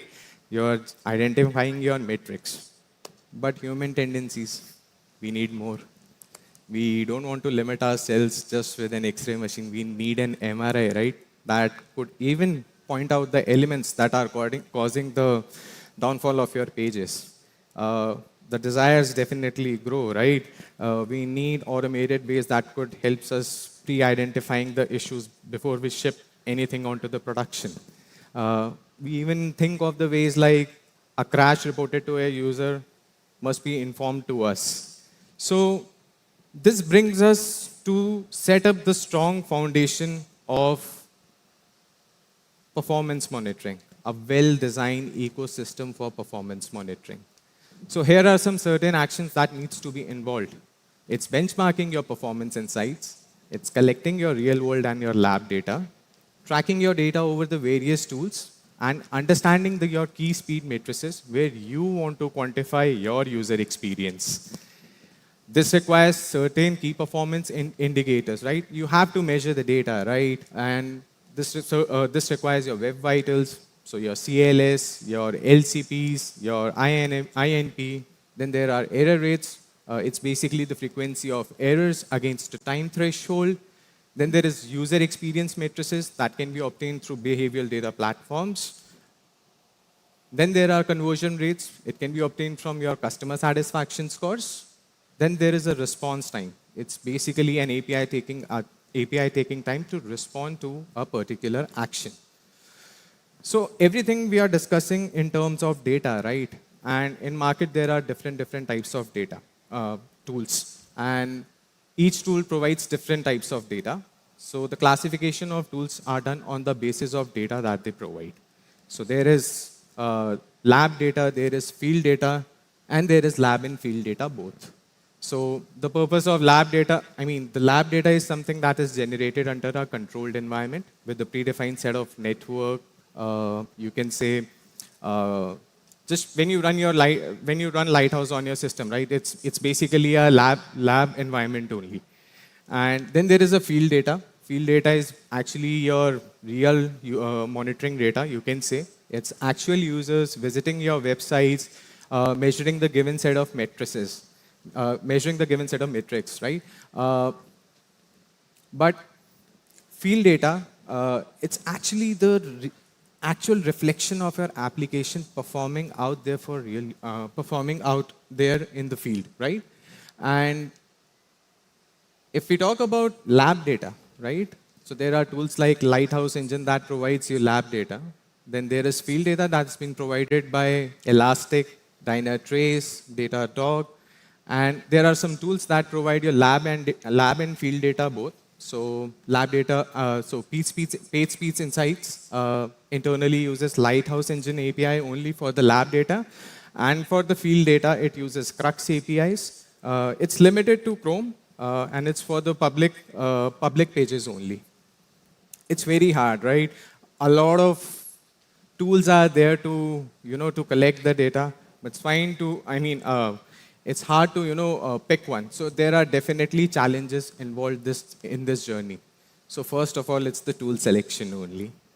And second is your integration complexity. Sometimes tools that you opt for your application may not become the reason of your performance overhead. I would say costing and scalability are two things that both go hand in hand together. Scalability of a tool sometimes depends upon the costing decisions that you take.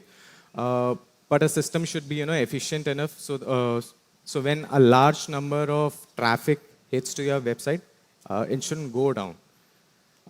Last but not the least is the data management, because everything is around the data only, and every decision that we are going to make is on the basis of the data that we get. So before moving to the next step, I'd like to bring your attention to this phrase that we are solving a business problem here, right? Not just technical challenge. So it's the truth. Every efforts that we are making today in order to improve our application, it should be aligned with the broader business goals. It's every solutions that we are driving today, it should be driving our business values. So our use case was around logged-in pages. And first, we wanted to improve the loading journey of our users. And second, we work in a micro front-end environment where on a single page, different part of the products contributes.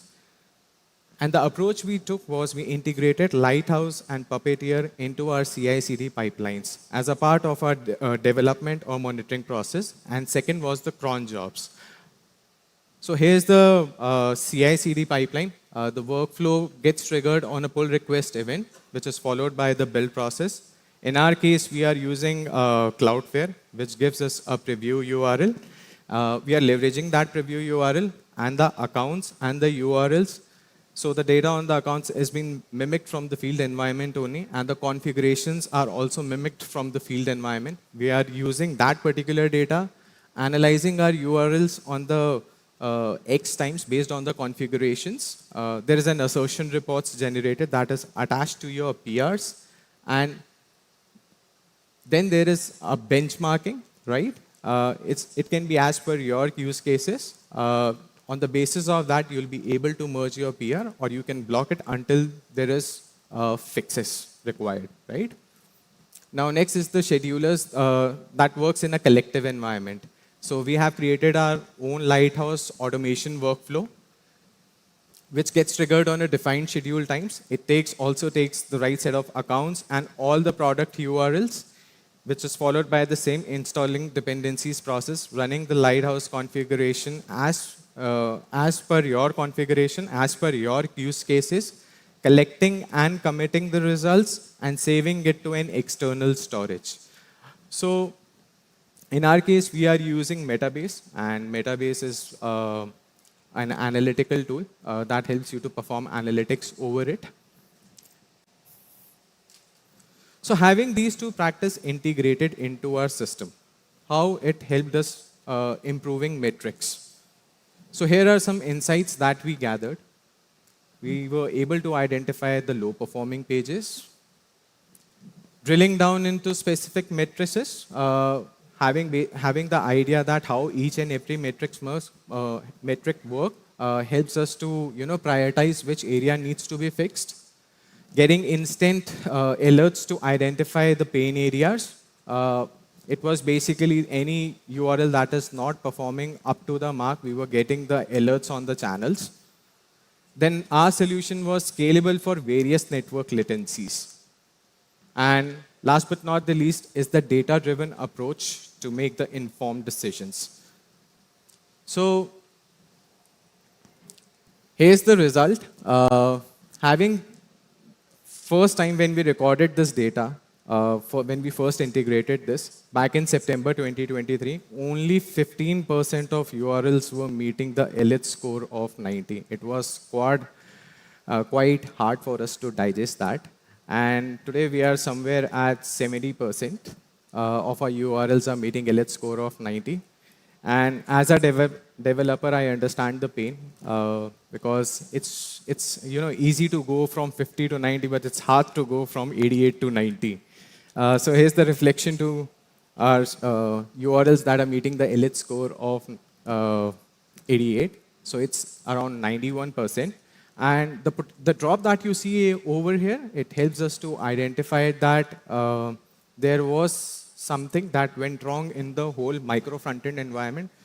It could be a GTM issue, like because it's integrated into your global environment and it appends the script which is triggered on all the parts of the product. And it could be a component issue that could be integrated into your global container. So this helped us to improve a lot. It helps us to achieve new mindset, new rules regarding the performance optimizations. So I'd like to now pause here and would like to thank everyone for attending the talk. Thank you.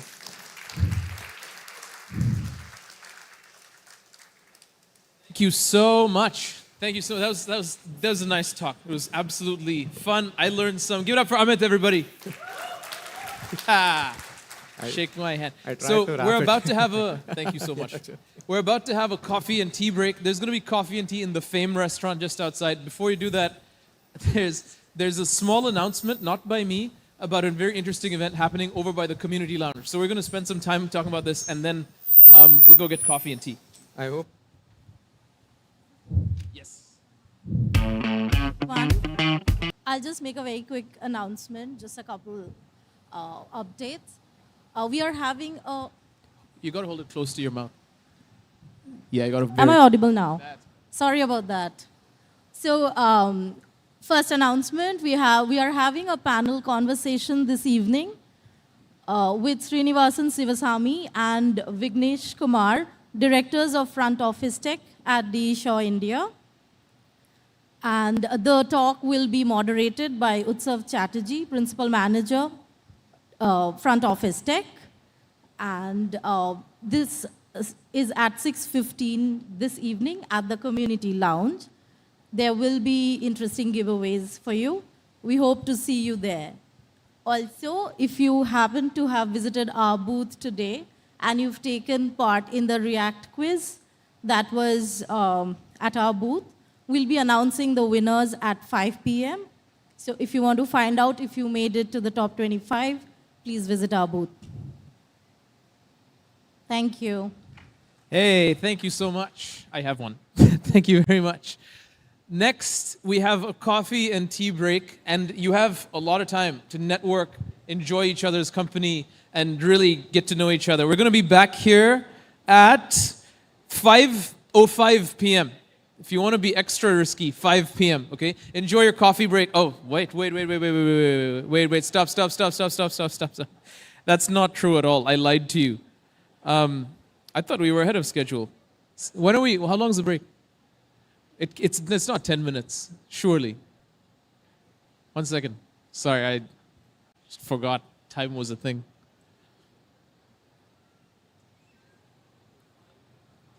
5:10? 5:10. You have 10 minutes. Goodbye. Enjoy your coffee. Come right back. See you soon.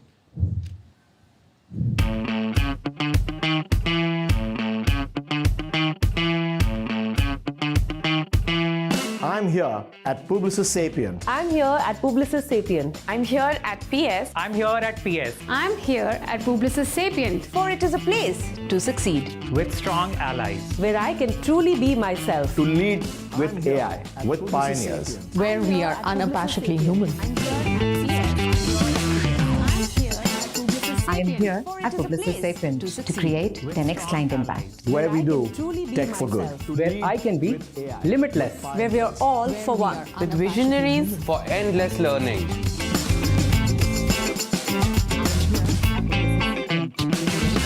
With Core AI as our superpower. To imagine new futures. where we deliver impact beyond outcomes. We're now blessed to the next with 10x engineers. With our people. I'm here at Publicis Sapient, where I can be absolutely fearless. For it allows me to be vulnerable and authentic. With gratitude for inclusion in everything we do. Where relationships trump designation. Where people always come first. For it is home.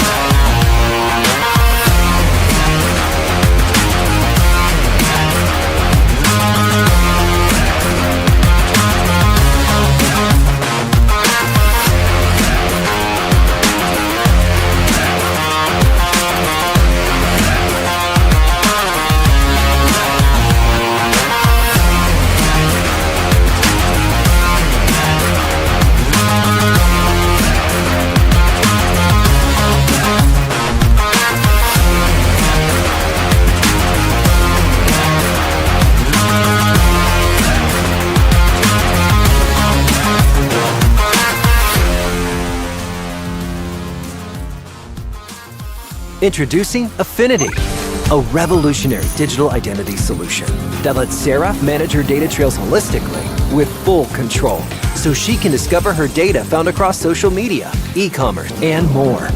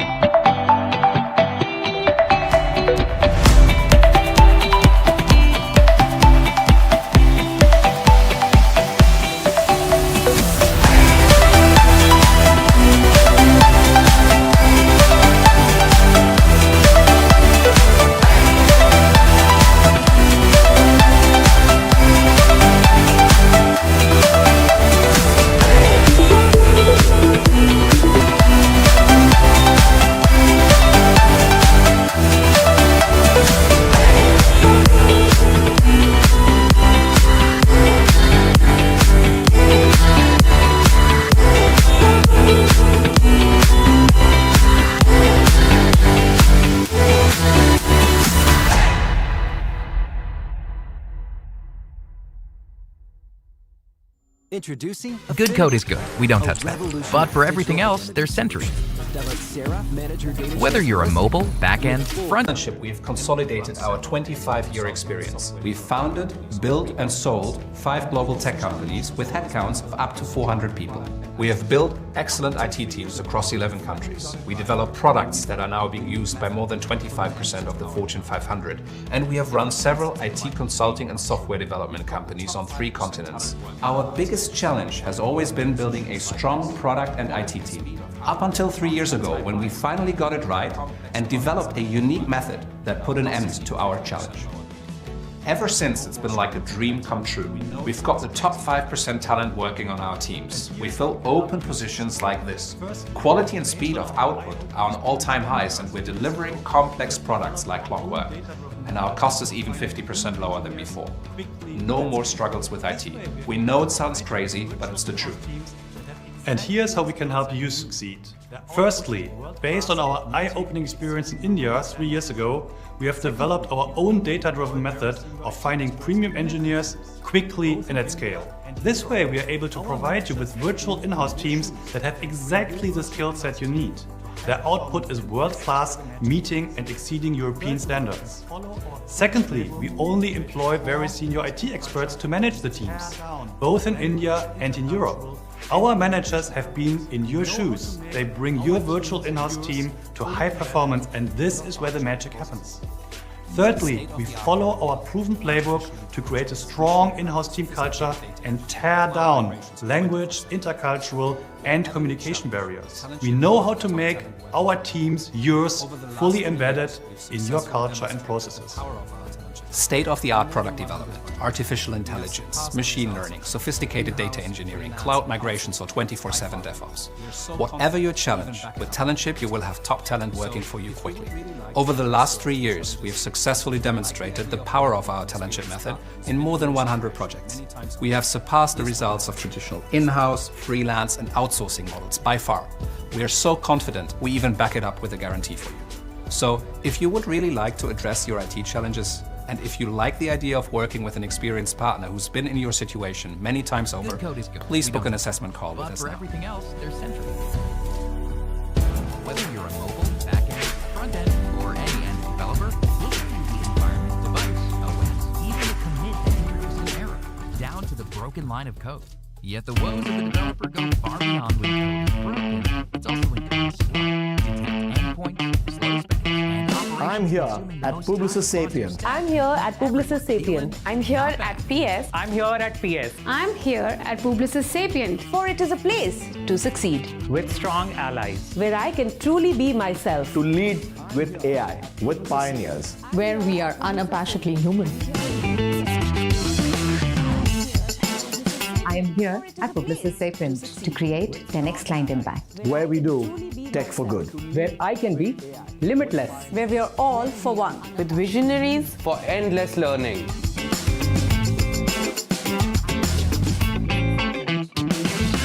With Core AI as our superpower. To imagine new futures. where we deliver impact beyond outcomes. We're now blessed to the next with 10x engineers. With our people. I'm here at Publicis Sapient, where I can be absolutely fearless. For it allows me to be vulnerable and authentic. With gratitude for inclusion in everything we do. Where relationships trump designation. Where people always come first. For it is home.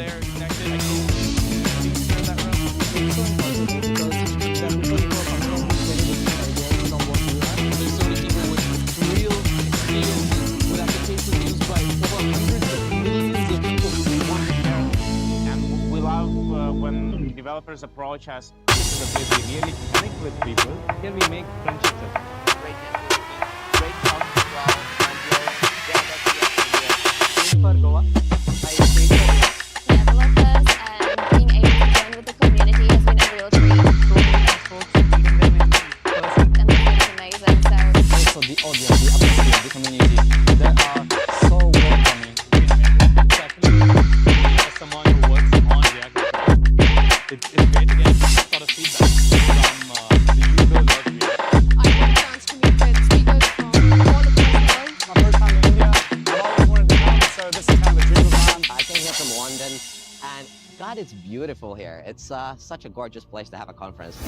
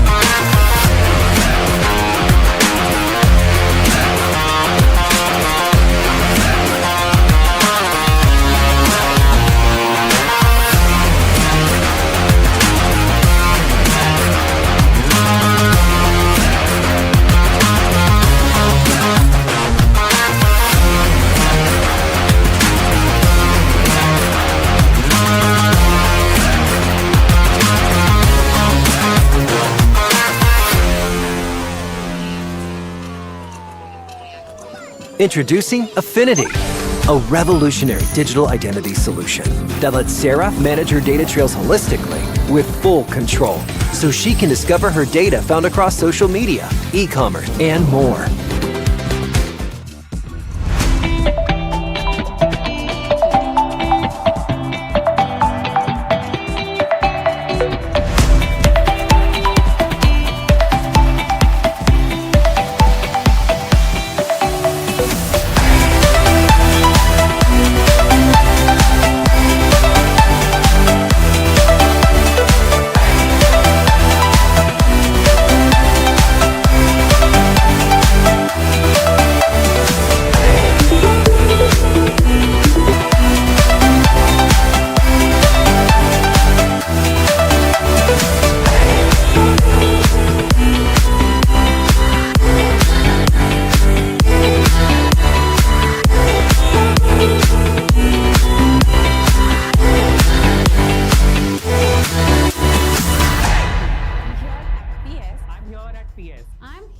Publicis Sapient, for it is a place. Good code is good, we don't touch that. But for everything else, there's Sentry. Whether you're a mobile, back-end, front-end, or any end developer, we'll show you the environment, device, OS, even the commit that introduced an error, down to the broken line of code. Yet the woes of a developer go far beyond when code is broken, it's also when code is slow. Detect endpoints, slow spans, and operations consuming the most time across your stack and keep everyone feeling not bad. Why do so many companies struggle with IT and software development? Why is it so hard to attract great talent and service providers? And what separates the fast-moving tech pioneers from the stragglers that always keep lagging behind? My name is Sushil, and together with Balu and Oliver, we are the founders of Talentship. At Talentship, we've consolidated our 25-year experience. We've founded, built, and sold 5 global tech companies with headcounts of up to 400 people. We have built excellent IT teams across 11 countries. We develop products that are now being used by more than 25% of the Fortune 500. And we have run several IT consulting and software development companies on 3 continents. Our biggest challenge has always been building a strong product and IT team. Up until 3 years ago, when we finally got it right and developed a unique method that put an end to our challenge. Ever since, it's been like a dream come true. We've got the top 5% talent working on our teams. We fill open positions like this. Quality and speed of output are on all-time highs, and we're delivering complex products like clockwork. And our cost is even 50% lower than before. No more struggles with IT. We know it sounds crazy, but it's the truth. And here's how we can help you succeed. Firstly, based on our eye-opening experience in India 3 years ago, we have developed our own data-driven method of finding premium engineers quickly and at scale. This way, we are able to provide you with virtual in-house teams that have exactly the skill set you need. Their output is world-class, meeting and exceeding European standards. Secondly, we only employ very senior IT experts to manage the teams, both in India and in Europe.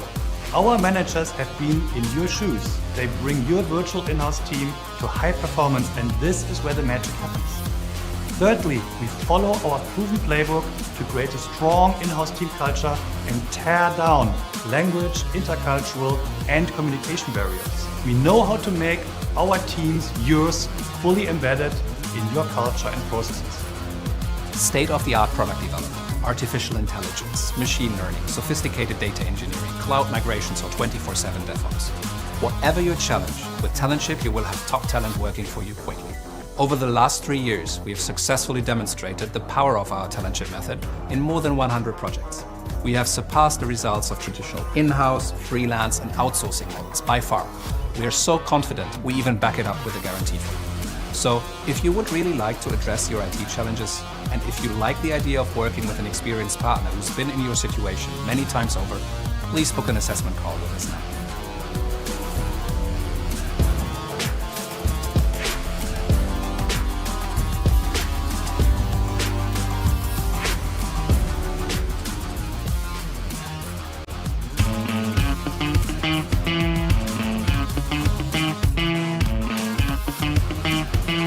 I'm here at Publicis Sapient. I'm here at Publicis Sapient. I'm here at PS. I'm here at PS. I'm here at Publicis Sapient. For it is a place to succeed With strong allies. Where I can truly be myself. To lead with AI, with pioneers. where we are unabashedly human.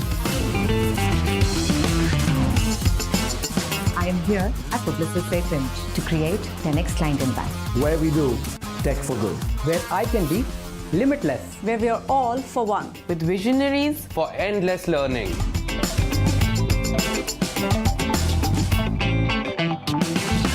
With Core AI as our superpower. To imagine new futures. Where we deliver impact beyond outcomes. We're now blessed to the next. With 10x engineers. With our people. I'm here at Publicis Sapient, where I can be absolutely fearless. For it allows me to be vulnerable and authentic. With gratitude for inclusion in everything we do. Where relationships trump designation. Where people always come first. For it is home.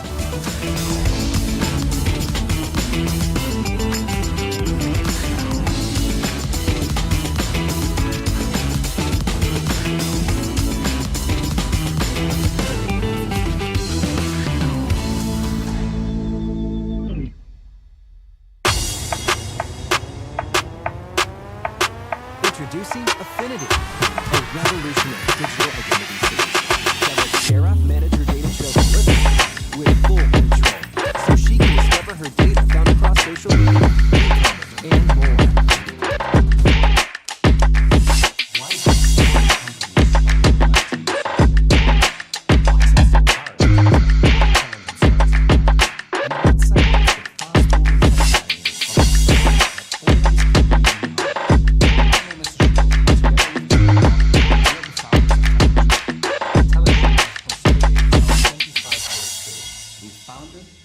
and sold 5 global tech companies with headcounts.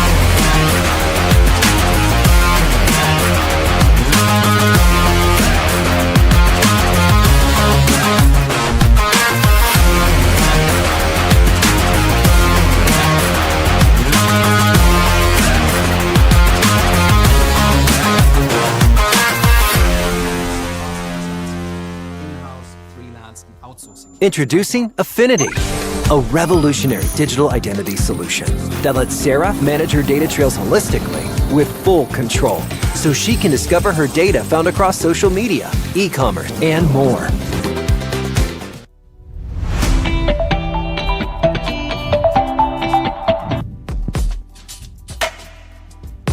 Okay, we are so back. Oh shit, there's like 3 people. Do we even have a conference anymore? Should we? You said no? Go home. Should we even start, you think? Wow, all of you have the same shirt. Contentstack. Why? That's a huge company. Is the next speaker from Contentstack? Ah, they're here to take pictures. Nice, that's so great. Excellent. People are coming back. I think we're going to start. So we'll start. People will come, and then this is the last talk. It's the last talk of the day. And after the talk, we'll do the book giveaway. If anyone here still signed up, you may win. You did, really? No, you just put your hand up because you like it? Yeah, okay. You'll have a chance. You'll have a chance. Anyway, the next speaker is Nida, and I was talking to her backstage, and she was like, not really backstage, side stage, and she was like, I've never done a talk at this size of a conference before, and so this is huge. You need to support her, okay? Otherwise, it's just gonna be a bad talk because she'll be nervous and stuff. So it's gonna be about web workers. Anyone use web workers? Wow, what are you doing with web? Just performance stuff? Passing numbers back and forth? Huh? Caching, resource caching. That's service worker, no? Okay. Yeah, that's true. That's true. Nice. He got my trick question. Great. She's going to talk to us about web workers for performance. Everybody give it up for Nida. I think. Maybe not. This thing again. Oh, good. It's working. Okay, give it one more time. One more time, everybody. Hi, everyone. I hope you all had coffee, tea, and you all are supercharged. Yeah. Well, how many of you all are tea lovers? Tea lovers? I actually feel very bad for you guys, because it's very difficult to find good tea when you are not home. I also like tea. Not my choice of beverage, but I do like tea. But I never drink it outside because it's never good tea. Okay. So a little bit about myself. I am Nida, and I'm a software engineer at Contentstack. When I'm not a software engineer at Contentstack, I'm a full-time professional cat cuddler because I have 7 cats at home. And I also like to explore nice specialty coffees, occasional reader, and just like every software engineer, I am a wanderlust. Okay. Does anybody know about this game? Do you know this game? Yeah, me neither, until a few weeks ago. So my sister was playing this game actually, and I was very intrigued by it. So I asked her what this is. So she said that this game is from the Papa's universe of restaurant management. So what you do in this game is that you are the one-man restaurant runner. You do everything, okay? You from taking orders, from frying the fries, grilling, everything you have to do. Plate it and then serve it to the right customer. So I wanted to play it, and I told her, go fetch me a glass of water. She's a younger sibling, so it took some convincing, but she did, and I got to the laptop and I started playing. I got my first customer. He gave me a very complicated sandwich order, but I was excited. I went back to the kitchen and I started preparing one. I assembled a sandwich and I was waiting for it to be grilled. Then my sister comes with a glass of water and she looks at the laptop screen and she's like, hey, what are you doing? Why aren't you going on the counter? There might be so many other customers waiting there, and if you don't go, they might leave. Go, go, go. And I went, and there were 3 customers lined up, and the one who was waiting for the longest has a very grim expression on her face. So one thing was clear that day, that I am not cut out to run a restaurant. Another thing is that what if this happens in a real restaurant? Well, I think there is still a little bit of a human touch involved there, right? So you might go and apologize to your customer. But what if this was your website? 100 milliseconds. That is the threshold for human perception. If you want your users to interact with your website and make them feel that their actions are directly causing something to happen, 100 milliseconds is the response time for that. Anything longer than that, we must inform our users by the usage of loaders, progress bars, and the likes of it. But then what will happen if you click a button, if your user clicks a button, and your site just hangs? You cannot click any button. You cannot expand or collapse any other sections of your website. You can't even select text. Won't it feel something like this?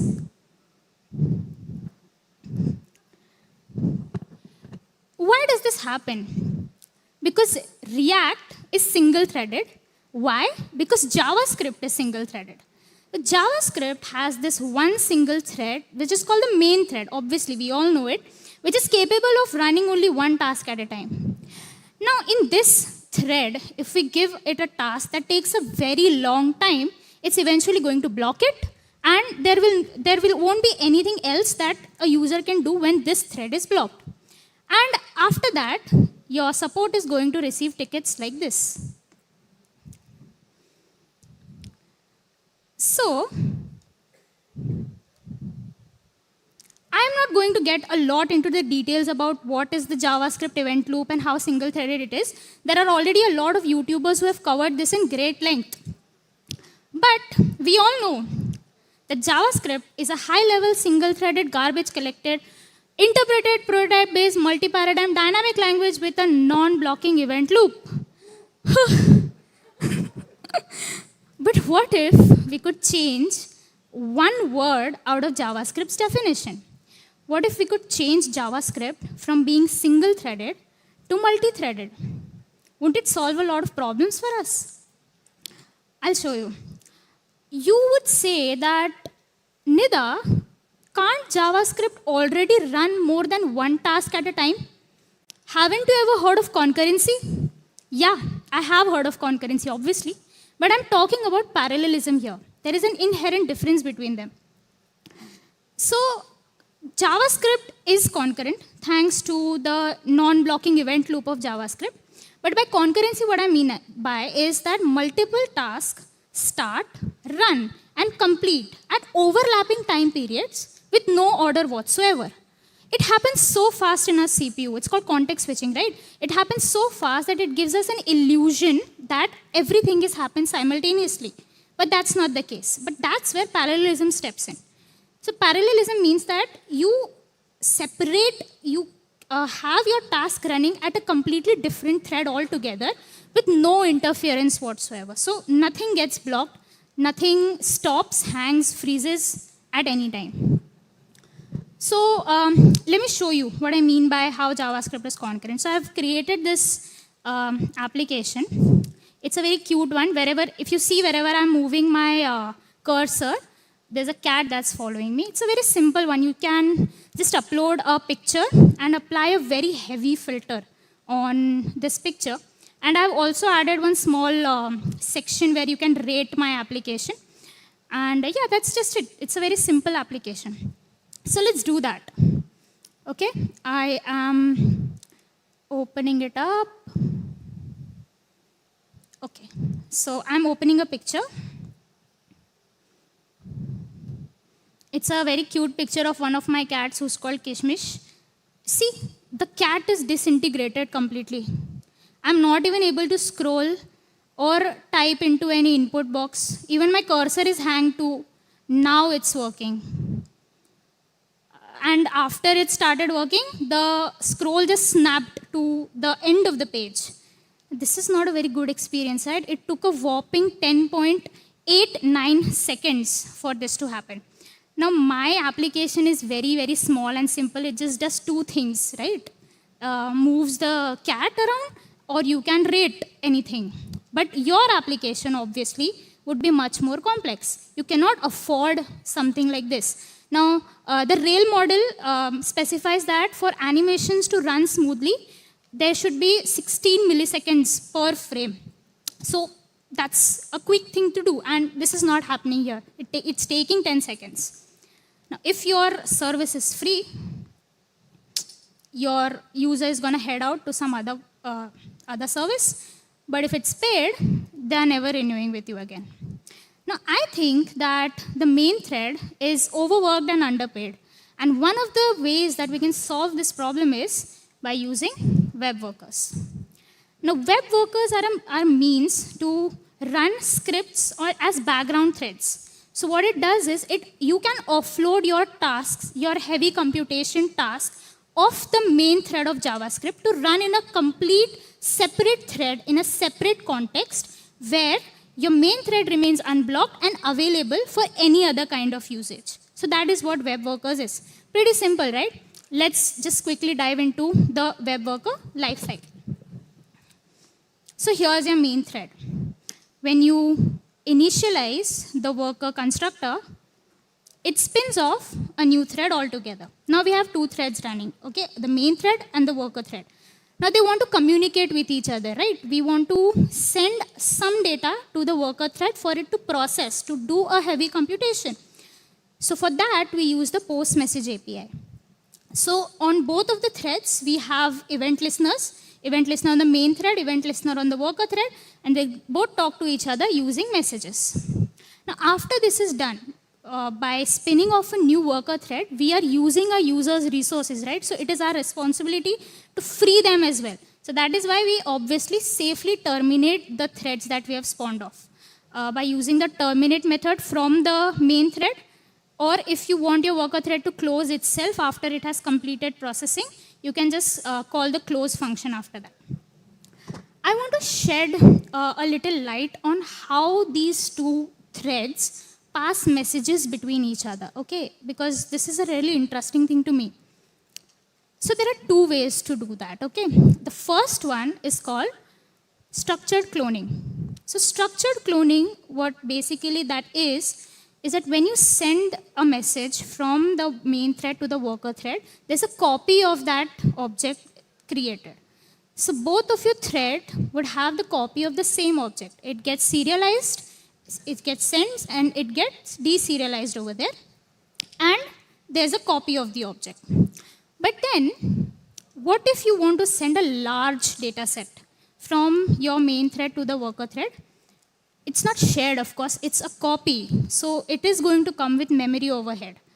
So that's not the best way when you want to share large data sets. So to overcome that, we have something called as transferable objects. So transferable objects have actually been here for a very long time. What happens in transferable objects is that when you send your data from the main thread to the worker thread, the context gets transferred to the worker thread. So at a time, your object is going to have one instance only. So when you send it, you cannot access that object on the thread that you have sent it from. It's there in the worker thread, you do the processing, send it back. That's when you will be able to access it on the main thread. So this is a more space efficient way if you want to process large data sets on your worker thread. And it's a good thing. I think you must try it. So let's get on to implement it. Okay, so I have shifted my apply heavy filter button to the left, and now I am introducing a new button that is called apply heavy filter with web worker. Let's start coding. First step, right? We initialize the worker and we pass the location of the script where it is written. So if you notice here, I have provided a relative URL. The URL is relative to import.meta.url. Why is that? Because a lot of bundlers, they recommend you to do so. A lot of bundlers like Webpack, Vite, Parcel, they recommend you to do so that they can make optimization safely after our application is bundled. Next, we attach the event listener. So I have I'm processing the image a little bit, and then so this event listener would listen events from the worker thread. Whenever the worker thread sends a message, it's going to listen. And then we safely terminate the thread after everything is done. Next, this is the on-click event handler of that button that I just created. So when that button gets clicked, I will register the web worker. That is, here is when the thread gets created. I'll process the image, and then I will post the message. I'll post the image data to my worker. Now, the worker thread kicks into action. So it's received the image data, and it's doing all of the processing. Now, why do I say that it's such a heavy computation task is because all of these functions that you see here, the Gaussian blur, vignette, color tint, contrast, all of these functions, they traverse through every single pixel of that image. And that image was a 4 MB image, which is still a little less as if we consider the standards of the images that we click now. It's less. We click like 10, 15 MB images now. So it's going through each and every pixel. So that is what makes it heavy.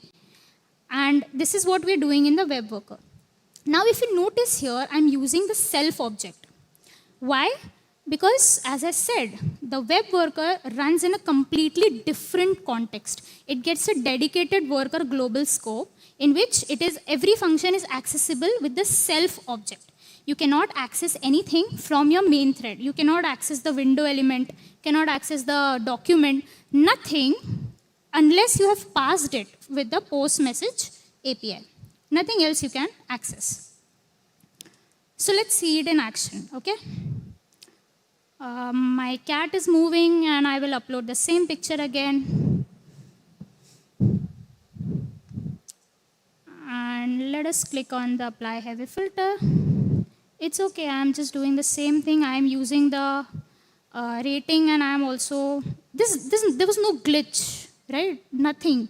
And I think it is the best user experience when you don't experience anything out of the blue. Right? You can't see anything that is going out of the blue. So yeah, this is what happened when I use web workers. So if you see here, my main thread, unblocked. Waiting for any event, waiting for anything else, just sitting and waiting. And then my web worker thread is doing all of the work. So if you might have noticed in the demo, when I was using web worker, at that time, it took significantly less time to process the image. Right? Did you notice it? Did you? Or do you think it's the same? Yeah. Why does this happen is because you can use an API called off-screen canvas in the web worker. What does that do is that you can do all sorts of image manipulation using the Canvas API. But with the off-screen canvas, what it allows you to do is it lets you decouple the DOM from all of the manipulation of the images that you're going to do. So it's significantly faster. And it does not rely on anything to be rendered. It's rendering with its eyes closed. Everything is happening with its eyes closed.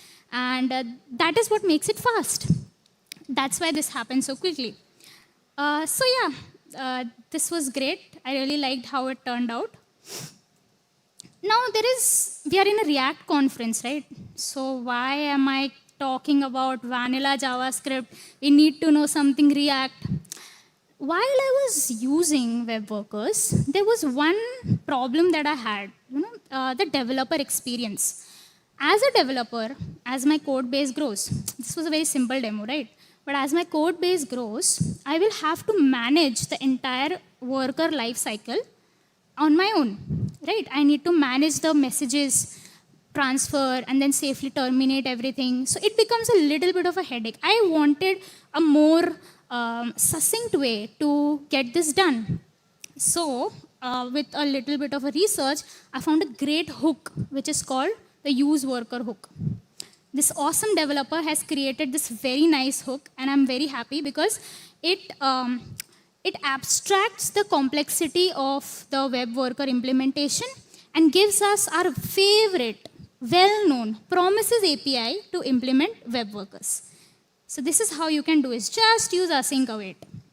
I am importing the hook, importing the heavy filter function, and just passing it to my hook. It's giving me a reference to the web worker object that I can use. And on the click event handler, that is the handle apply filter, I'm just awaiting for the response from that worker. So I don't have to manage anything, and I can use web workers just like that. It's as simple as that.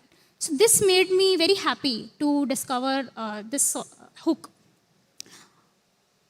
So as I said, takes care of the web worker lifecycle. It's very lightweight. It's just 3 KB. And it also supports transferable objects. So while we are not explicitly using the the post message API, but you can still use transferable objects with this hook.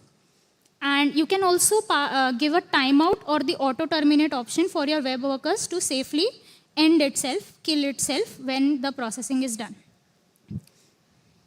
They are also they're open source. They're looking for maintainers as well. So in the spirit of Hacktoberfest, if you feel like contributing to some library on GitHub, please feel free to take a look at them and contribute to their repository. I also want to point out some of the caveats of using web workers. So as I mentioned previously, you cannot manipulate the DOM. You cannot use document or window object. You cannot access local storage or session storage. But you can do a lot of great things. You can use the fetch, encoding, file system, IndexedDB, off-screen canvas, even WebSockets. This is not an exhaustive list. There are like a bunch of other things that you can do and offload your things on web workers. Now, web workers are not a very trivial way of implementation, right? It's something that we are coming out of the conventional way of implementation. JavaScript doesn't even support multi-threading. It's a single-threaded language. But we are doing something out of the blue. So we need to have a good enough reason to implement web workers in your projects. Okay, so one of the reasons that I've been blabbering all about is when you have to do heavy computation. So if you have to manipulate pixel by pixel of a very big image, or if you're building a game, a web-based game, where you want to calculate the physics of the game at every frame, maybe there you can use web workers. There are a lot of usage. If you don't want to manipulate the DOM and want to offload tasks, web worker is one of the things that you can use. The next usage is, I think you can use it for data aggregation. Now, I think data aggregation is best done backend, but still, for any kind of a reason you want to aggregate a large array of millions of entries on the client side, maybe even want to do analytics on the client side, you can use you can use the web workers and shift all of your data aggregation functions to a web worker. Another interesting use case where you can use web workers on is using web workers to put your third-party scripts in. Now, what do I mean by third-party scripts? Third-party scripts are everything that do not have anything to do with the business logic of your application, right? It's not a part of your application. It's not needed for your application to run. What do I mean by that? For example, ad services, trackers, A&B testing, anything like that, which do not directly contribute to the flow of your app. It's just there for you. You can offload it to a web worker. There are a lot of tools that allow you to do this. Also, one great thing this can give you is that it gives you a sandbox environment to run all of these third-party scripts. So you can granularly control what these scripts can access on your application. So I think it's a great use case for us to use web workers. Now, the use cases of web workers are obscure, as you might have seen, but they still exist, right? How I like to put it is that workers help you with stuff that you shouldn't be doing, but you're doing it regardless. So we at Contentstack, we think that there is no one right solution to a problem in engineering, but to know all the solutions is the best path to finding the right one. So I hope that I was able to broaden your horizons about knowing what web workers are and how you can use it. It's not a silver bullet, right? I want you to look at your use cases, your applications, and think of how this multi-threading, non-trivial capability of JavaScript can help you in your own projects. Yeah, so let's take it offline. Let's connect.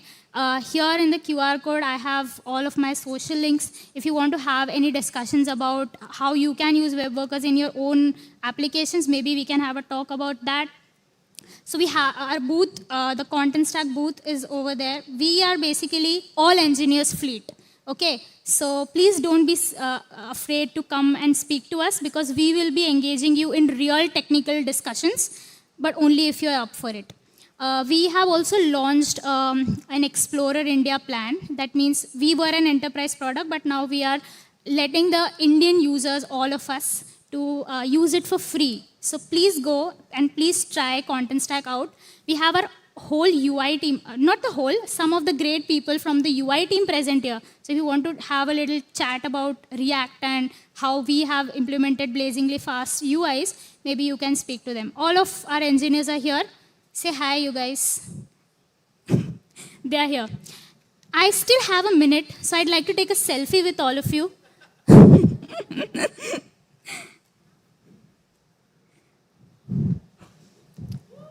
Wait. Humidity. Say React, you guys. Thank you so much, everyone. Thank you for being an amazing audience. Ida, thank you so much. That talk was so useful for performance and edge cases when you want to get more performance and stuff outside the single thread. Thank you so much. Give it up for Nida, everybody. Amazing. Hey, that was the last talk. Oh no, there's going to be, somebody was sad. One person was sad about that. There's going to be a panel discussion. Don't leave. I'm going to give away my book. If you want to win my book, stay. This is right now. But there's going to be people bringing up chairs for a panel discussion right now. And while they do that, I'm going to get my laptop.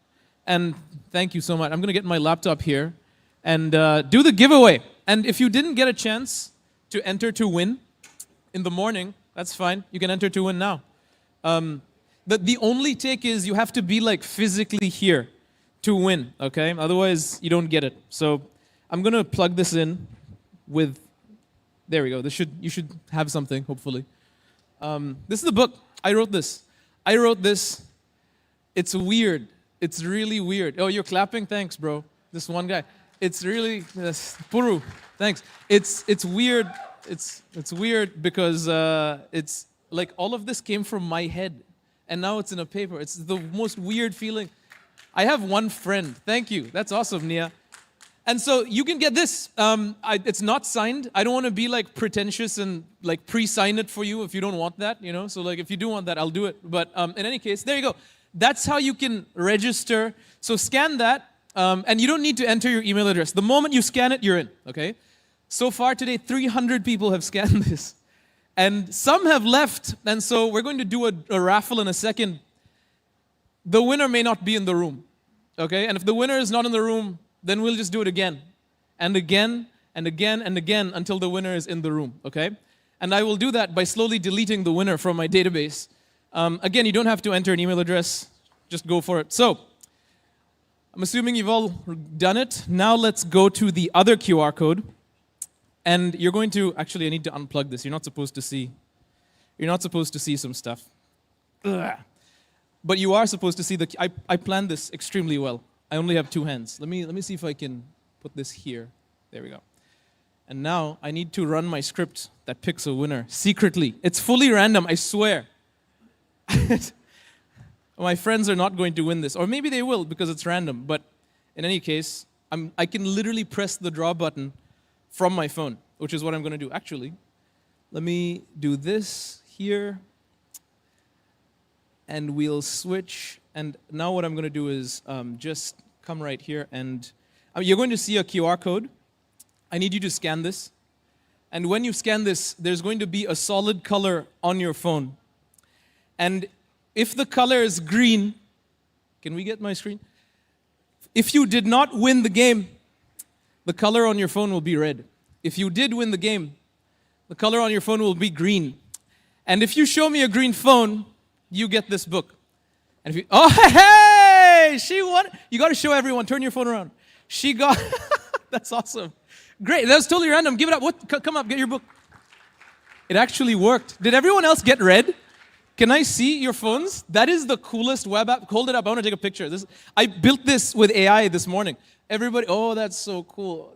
That's absolutely, never mind. Hi, what's your name? Srishti. Srishti? Yep. Great. Do you work with React every day? Yep. Here you go. Thank you. Absolutely. Give it up for Srishti, everybody. Incredible. That's so cool. Fun fact, this entire thing, real-time red, green codes, AI. All of it. I just pressed tab. It's crazy. And so thank you for playing. There will be another giveaway tomorrow. If you come in the morning before the conference, you scan it, you enter. Throughout the day, we'll show it. And then if you're there at the end, you get a second one. And then that's it. So thanks for playing. We're going to invite up the panel. This panel, if you want to level up in your career, you're maybe a junior engineer, maybe a mid-level, but you want to go to staff. Come up, come sit. You want to go to staff, be senior plus, this is for you. Shruti is like such a highly qualified person. She's a staff plus engineer. She is an inventor. She has a patent with her name on it. Come on. Oh, crazy. And so my dear friend Shruti and Santosh and all the panel are going to guide you through this. It's led by Shruti. So give it up for Shruti, and I'm going to let her introduce everybody else.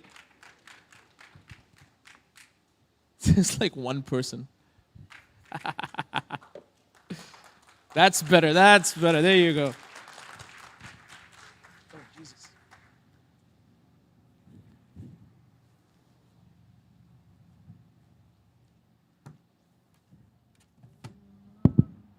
Hello. Hello. Yes? Everyone can hear me? Cool. Okay. Welcome again. Hello, everyone. Welcome to this panel where we're going to talk about becoming a staff engineer. I know a lot of you are hoping to become a staff engineer at some day, or maybe are a staff engineer right now, or maybe are just beginning your career, and this is something you aspire to be. So we hope that from our experiences, you can learn from us and achieve your dream of becoming a staff engineer. So with that, I'll reintroduce myself. My name is Shruti Kapoor.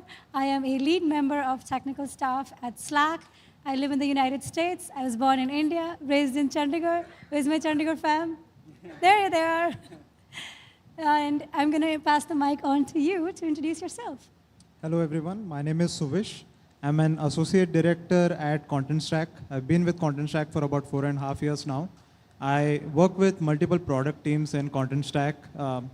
Specifically, the newest products, Personalize and Launch, has been built by our teams. And yeah, I'm glad to be here and talk more about this. Hey everyone, Santosh here. So I work at Celonis. I'm part of the tech platform team, where we build tools for our developers. And I'm from Mumbai. I met someone from Mumbai, so I was really happy to see them. And Pune, so that's where I lived for some part of my career, and now I live in Germany. So, but yeah, coming to India is always special, seeing everyone. And yeah, I'm excited to be part of this panel. Hi everyone, I am Kamlesh. I work as a principal engineer at Razorpay. It's been 5 years at Razorpay, and I've seen through and been part of a lot of things in front end at a strategic level, at a depth level, being an IC, doing a bunch of hands-on work. And I think hoping that I'll be able to share a lot of insights at the end of this panel. So looking forward to it. Welcome you all. Thank you so much for being here. The first question that I'll ask, I think a lot of people are confused between what is the difference between staff engineer and a senior engineer. So maybe I'll start that off as the first question. And I think I'll start with Santosh. Really good question, because this is where I was confused in my career as well. What's the difference? Senior engineers are doing also their work, and then staff engineers are almost doing same. But when I see the main difference is, of course, they do work, but they are better at the communication, and their collaborating is much better when it comes to a staff engineer. They really know how to collaborate with multiple teams. Senior engineers mostly focus on the work, one task which they have in hand. But when you really need something which, maybe a project which is organization-wide, which is impacting multiple teams, this is where staff engineers really shines, because they have this smooth way of taking everyone together and making something work. Do you want to add anything? Yeah, I think adding on to what Santosh mentioned, the difference lies in the, usually when you are a senior engineer, you have, say, defined set of tasks. When I say defined, not at the implementation level, but say there would be someone in the team or at the vertical or that business unit level will say, okay, this is the problem we want to tackle and this is how we should do. The things that changes is when you are at a staff or a principal level, you are also on that other side. So you are also in that control that, this is what we should do as an org, and this is where it will impact our business, and it would also help our users. So the moment when you switch from just implementation to taking ownership and accountability and also creating an impact team-wise is where things differ. Yeah, I think you talked about a very key point there, which is knowing what to implement, and from that going to a place where there's a lot of ambiguity and everything is not clearly defined is kind of the key difference between going from a senior/junior engineer or junior engineer to a staff or principal or higher level. So going from a place of well-defined tasks and well-defined details to a place of where not everything is clear, there isn't probably a path, and you have to kind of guide the entire team or the entire organization towards it. Is there anything you want to add, Suresh? Yeah, so staff engineer, typically what I do is I look at their laptop. So if they have more stickers on their laptop, I know that they're a staff engineer, more senior, Good. You're not then. So jokes apart, I think the definition of the role kind of varies from company to company. Right. Maybe different companies have different understandings of this. In Contentstack, we have a platform team which basically caters across different teams. And what I've seen is that a platform engineer, a principal engineer or a staff engineer, they typically work across these teams. They build up something that all these teams can use, right? Now, for someone to be able to do that, they require a good understanding of what all of these teams are doing. They need to be in a position to gather requirements from them, work collaboratively with them, as some of us have talked about, and then come up with something that will work really well for everyone. Yeah. And this again is an iterative process, so they have to keep doing that again and again. So there needs to be a feedback cycle involved as well. Yeah. So someone who can go from being a senior engineer and being able to have all of these soft skills as well, I think is someone who is on the way to being a principal engineer. Yeah. So like not just taking care of your own team, but teams across the company as well, and being able to collaborate with other teams across the company as well. I think that's a really key skill of a staff engineer, because oftentimes you're not just dealing with engineers on your team, but you're also dealing with stakeholders, users, product managers, and also other teams as well within the company. Yeah, real nice tip. I'm actually also curious, like, at what moment did you decide that now you're ready to take the next step? Maybe talk about your promotion to staff engineer, that now you are ready to be a staff engineer or ready to lead projects across the company. I'll start with you maybe. So for me, it wasn't that I was looking at a promo per se, but it was more on the things of I was already doing those things. It was also because of the like natural passion, I would say, that okay, maybe you are too curious about certain things that you automatically start doing certain things that you are not aware of, right? This is where ownership, having a broader picture as well as identifying how broad you can go and how depth you can decide. The moment those things started happening is where I got to know that, okay, the skills or the competencies that, this is where my manager actually told me that, the skills or the competencies that you are actually showcasing is like you are already at that, operating at that level. So that's how it has been for me. It's mostly the passion for things or creating impact for the users, which turned naturally into the promotion. Yeah, I think that's a trend that I see with a lot of companies as well, which is you have to be showing that skill to get to the level or like promotion level of staff engineer. Santosh, what has your experience been? I think it's almost similar as Kamlesh mentioned, because this role is not very well defined. Like this is very new in the industry. Like the people who have been working probably for a decade, they know that they're not used to be a staff level, right? Yeah. They're not used to be a principal level. So at my current organization at Celonis, I was confused. Like I don't want to become a manager. I have done that and probably I enjoyed at that moment, but I don't want to do it again. So, and then I said, look, like I want to stay here. I'm liking my job. What's the next path for me? I want to become an IC. And then my manager was really nice enough. They just introduced the IC paths. So, and they said, okay, this is what we do. And I had joined, so I was not eligible for promotion. But they said, like, of course, if you do this, all stuff, and then you are eligible to become a staff. I was like, yeah, this is what I want to do. Basically, as an IC, you collaborate with multiple teams. That was not part of the plan, but I just got the opportunity to work in a team where it's like cross collaboration. And then I started working on it, and I saw like, okay, I'm like speaking to multiple peoples, and this is where I went to buy a book, The Staff Engineer's Path. Yes. I think that's a really book I would like totally recommend. Go ahead and read it. If not anything, it will give you validation that you are already there. And when I finished reading it book, I just finished it this year, to be frank, because so many things, like I was traveling last year like crazy, and then got diabetes. And finally, I said, like, okay, let's finish this book. Yeah. And I was like, I'm already there. Like, I'm already a staff level. Yeah. And then I, of course, spoke to my manager, and then, it's still in the process. I'm still not like staff engineer, but on paper, I'm already doing it. Right. I think staff engineers, the Staff Engineer's Path is the name of the book, which highly recommend if anybody's interested in kind of like having this formal / like guideline of how to get to the staff engineer level. Really great book, highly recommend.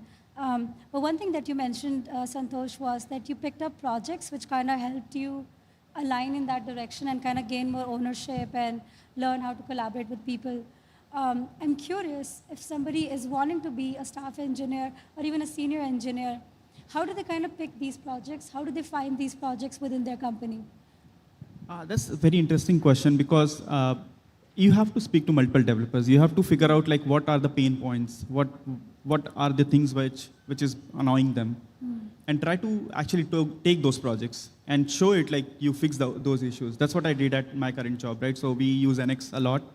So I started looking at the code base, and I have no projects. So basically, like at staff level, probably you will not have one project assigned to you. So it's like entire org is your project, whatever you want to do, and wherever you feel comfortable. Not true.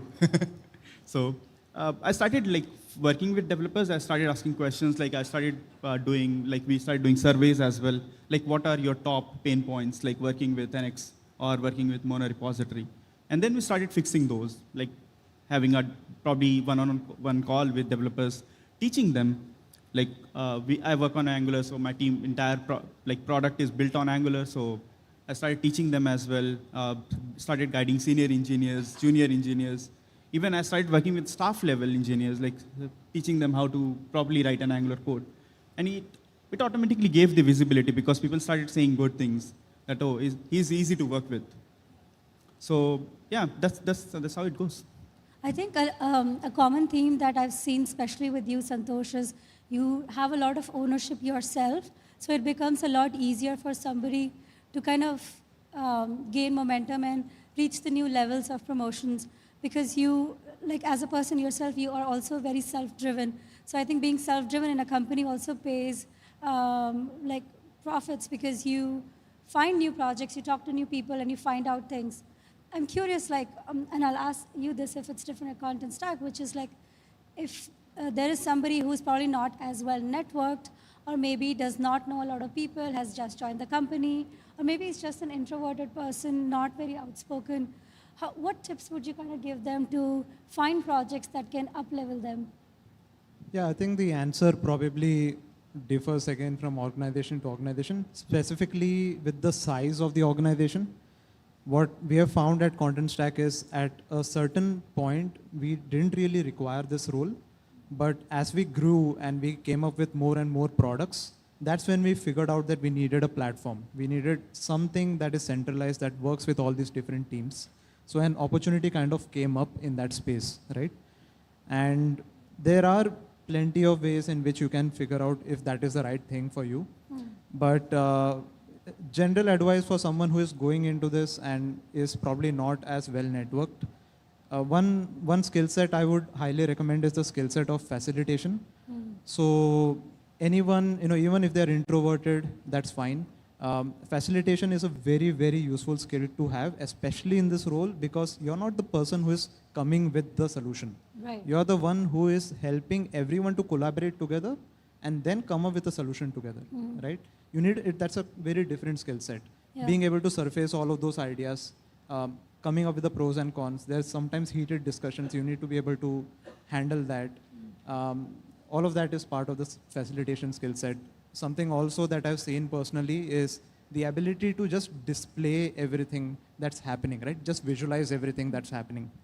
Tell me more about that. What do you mean by display everything? So let's say, a lot of us work remotely over here. Yeah. You could just open up draw.io or something. As people are speaking, just take notes or like draw boxes on the screen at that time to visualize what they're talking about. Right. So that will really help everyone to be on the same page, right? Literally. Yeah.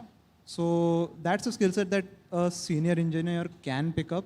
Even if they're introverted, they can definitely do these things. And that keeps everyone on the same page and allows them to understand that a solution is kind of forming organically over here. Right. I really like that. It's kind of like really like a leader of the discussion stuff.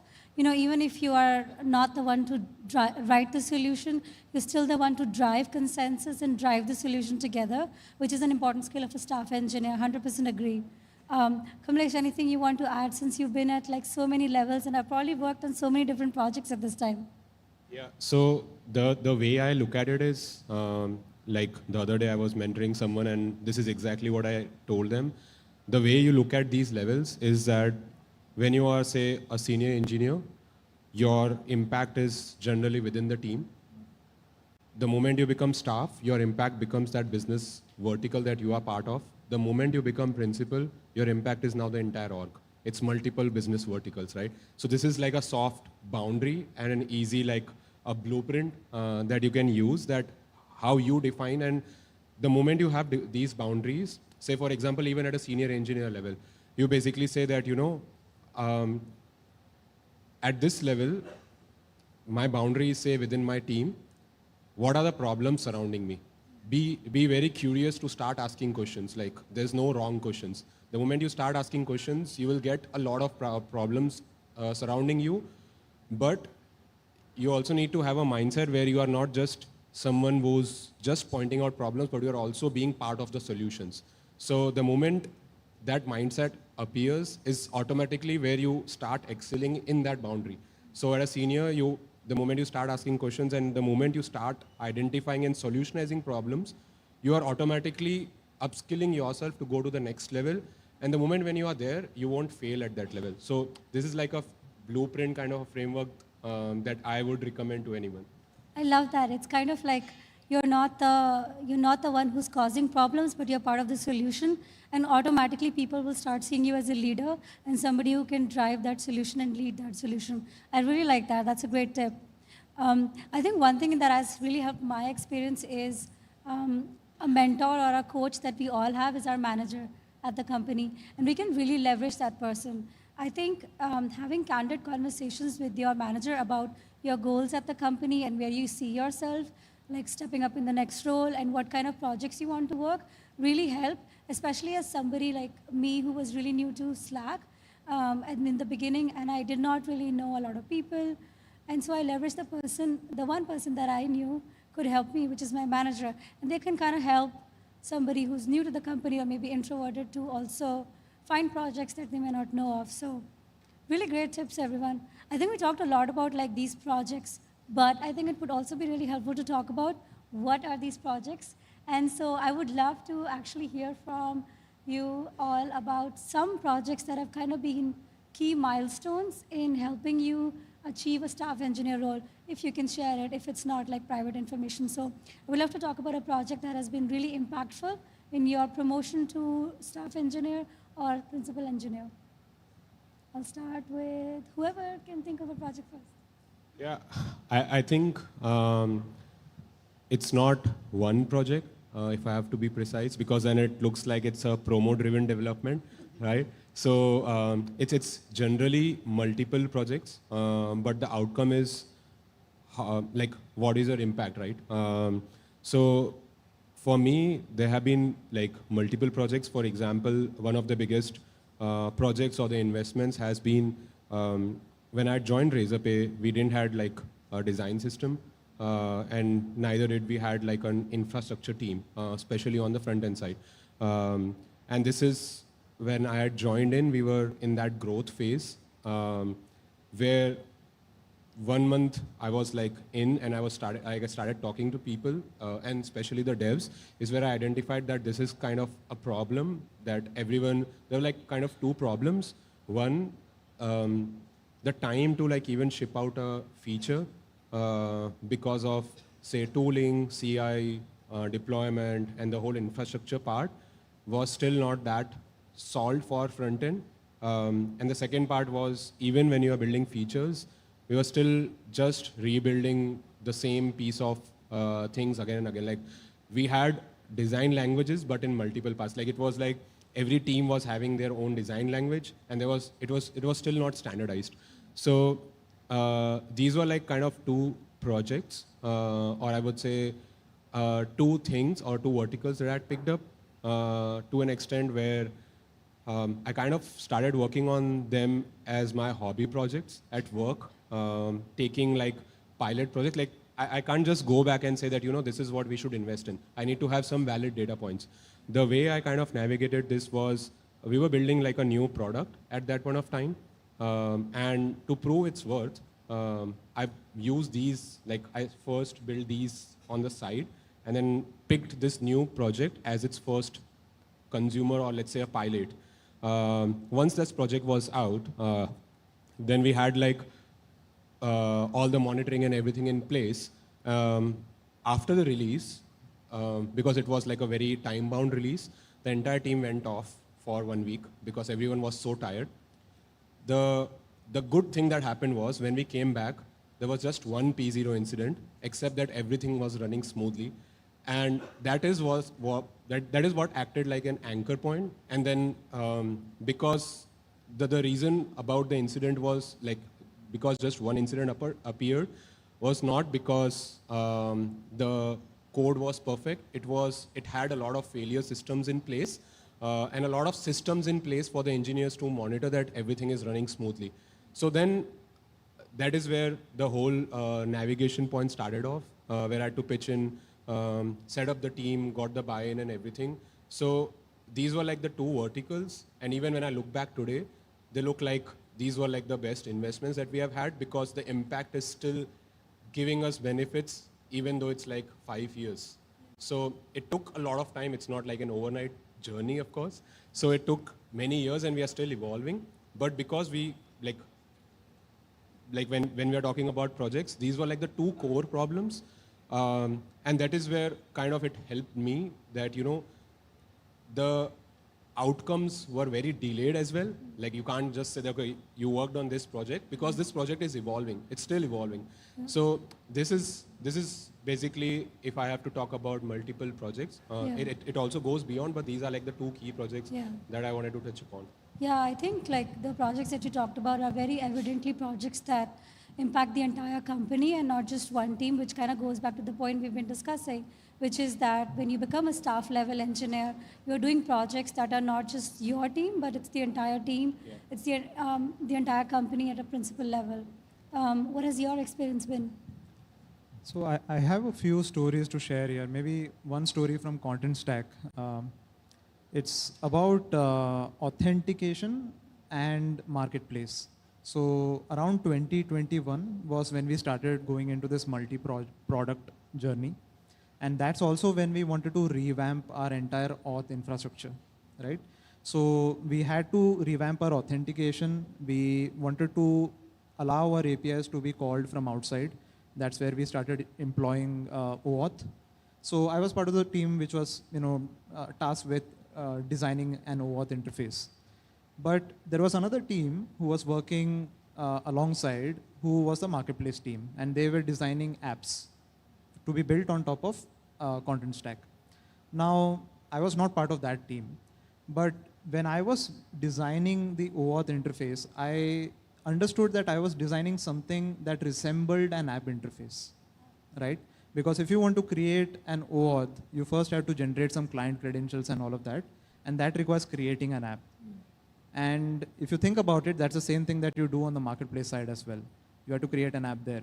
So I had a conversation with them. I tried to figure out, okay, what's happening? You would have an app, I would have an app.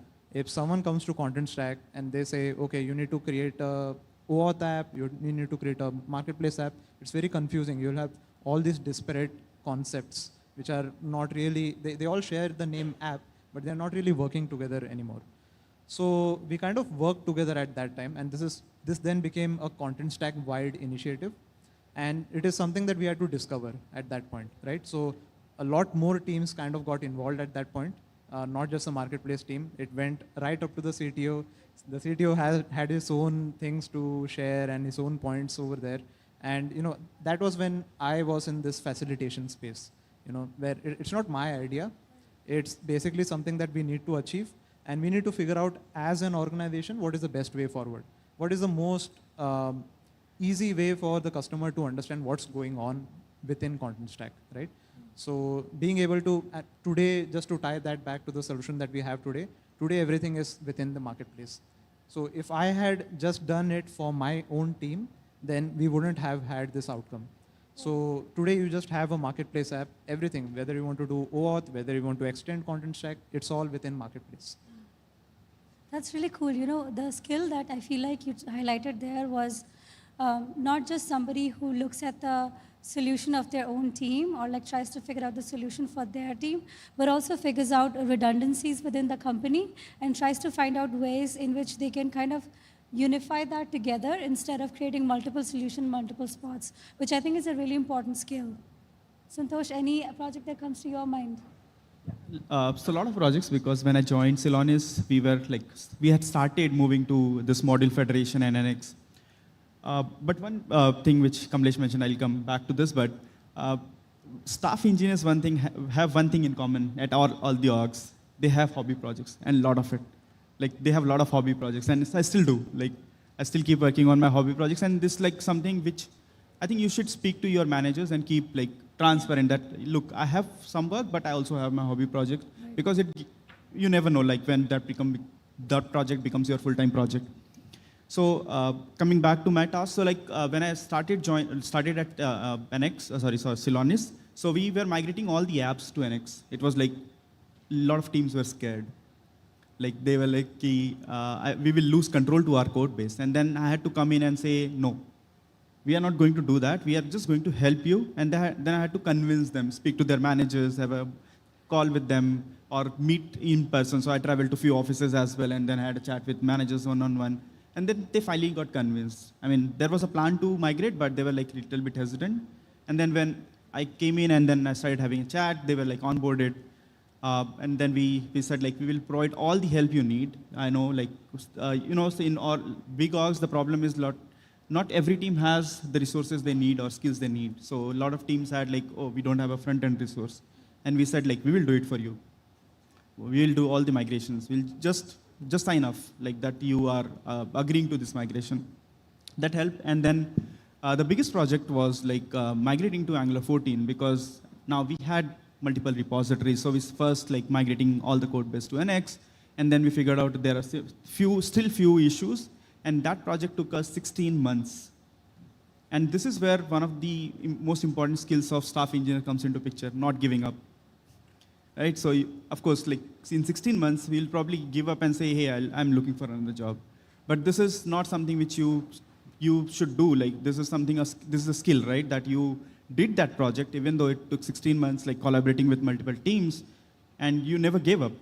You finished that project. And then at that point, like my manager was convinced that you should be staff. Like, I mean, you did this, and then you collaborated, we communicated well. And then this is again one thing, like if you have a good report with your manager, speak to them, like you tell them that you want to become a staff and give me one more project, or let's say if you don't feel comfortable, right? So after Angular 14 project, I was not comfortable still. Then I went to him and said, look, give me one more project, which will give me more visibility. And I think I did at the perfect time, because one of our client, they had some issues with accessibility, and they escalated. They said, like, we need this in 2 months. Otherwise, yeah, the deal probably may go off. And my manager was like, can you take this project? I was like, why not?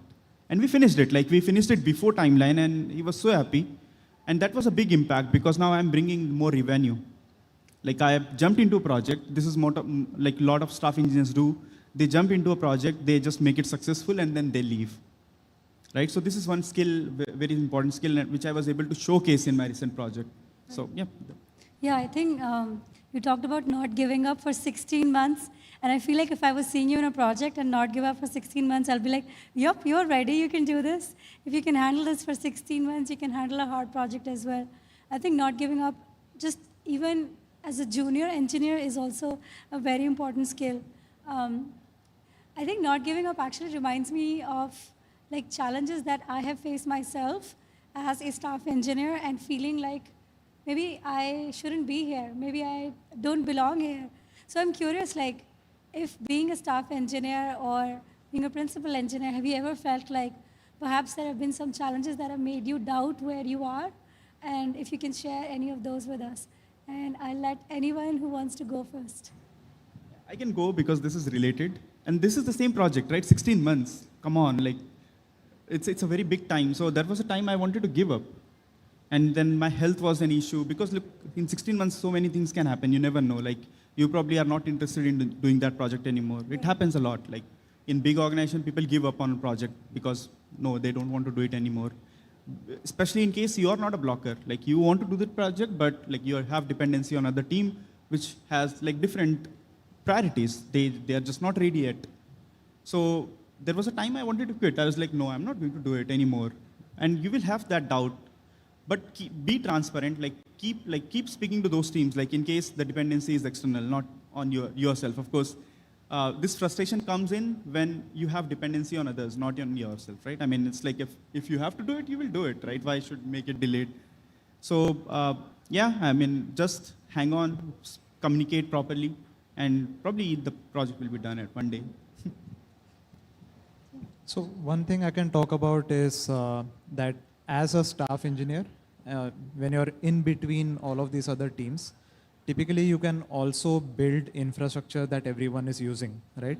And so a great motivator for you is the amount of usage that shared infrastructure will have. Typically as engineers, we are all quite attracted to the amount of usage, looking at very high metrics, high usage, number of requests, or scale that we have. And being a staff engineer, you're in a very good position to look at that, scale your application to achieve those kinds of usage levels. So that's a very big motivator, I feel. One other thing that you can do is you can employ the software as a service model over there also. You can look at your own teams as your customers, right? So this will enable you to productize the entire thing. You're no longer looking at it as something that you're giving a service to. You're looking at the thing that you're building as a product, as an internal product for other people to use. So you can use all the product related things like looking at the metrics, looking at the feedback loops, talking to your customers who are the internal teams, seeing if it's working well for them, all of that. Has there been a moment for you where you felt like the thing that you were doing was not working out, or perhaps the project you were trying to lead or facilitate wasn't working out, or maybe that this level was not right for you? I think there are moments like that very often. It's also probably a change in mindset that is required.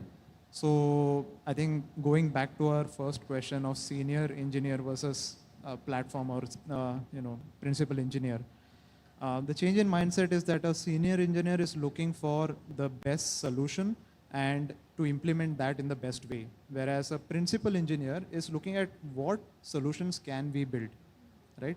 They are trying to figure it out.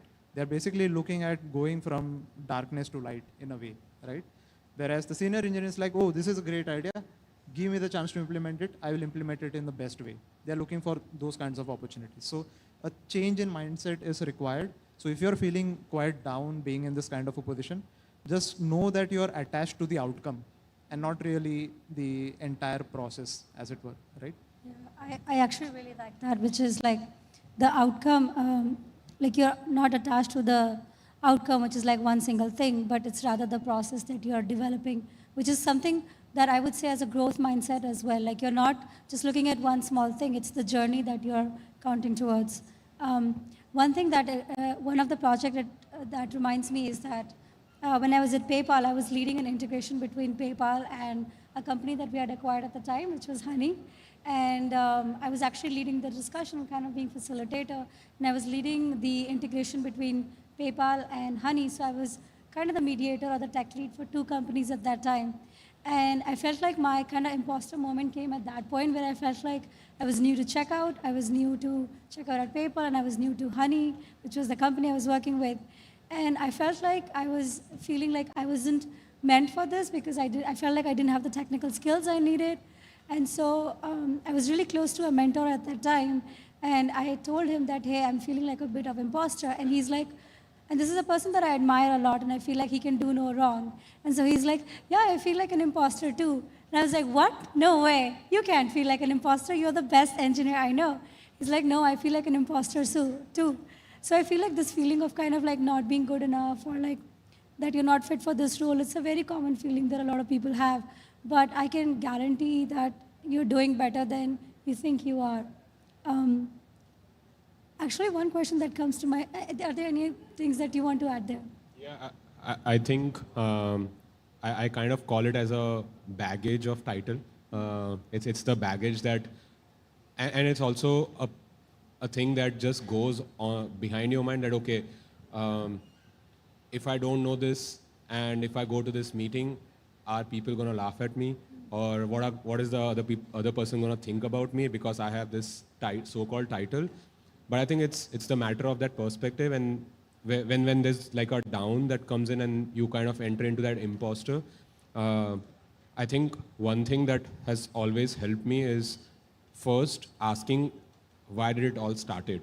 Not the imposter, but why am I working on this? What made me excited about this problem statement? And that kind of brings back things to a certain level. But one thing that people don't often talk about is you should definitely take some breaks when you're working on projects. Taking breaks are not like a bad thing. you should definitely take a break because you have put in your heart and soul into it. And probably, like, if you are not privileged enough to take like a longer break of a week, even like a 2 days off is gonna give you like an energy for another month or so. So these are like the two things, asking yourself, why are you into it? The moment you get the answer, get like yourself a 2 or 3 days leave off, and then come back and you'll literally find a different person altogether. I love that so much. It's like keeping in perspective why you're here and also giving time to yourself, because we all need to take breaks and we all need to heal. And just going and going will lead to burnout, and that's not going to lead to motivation. I think at this point we can take questions from the audience if you guys want. So is there anybody who wants to ask a question? I'll pass this mic around.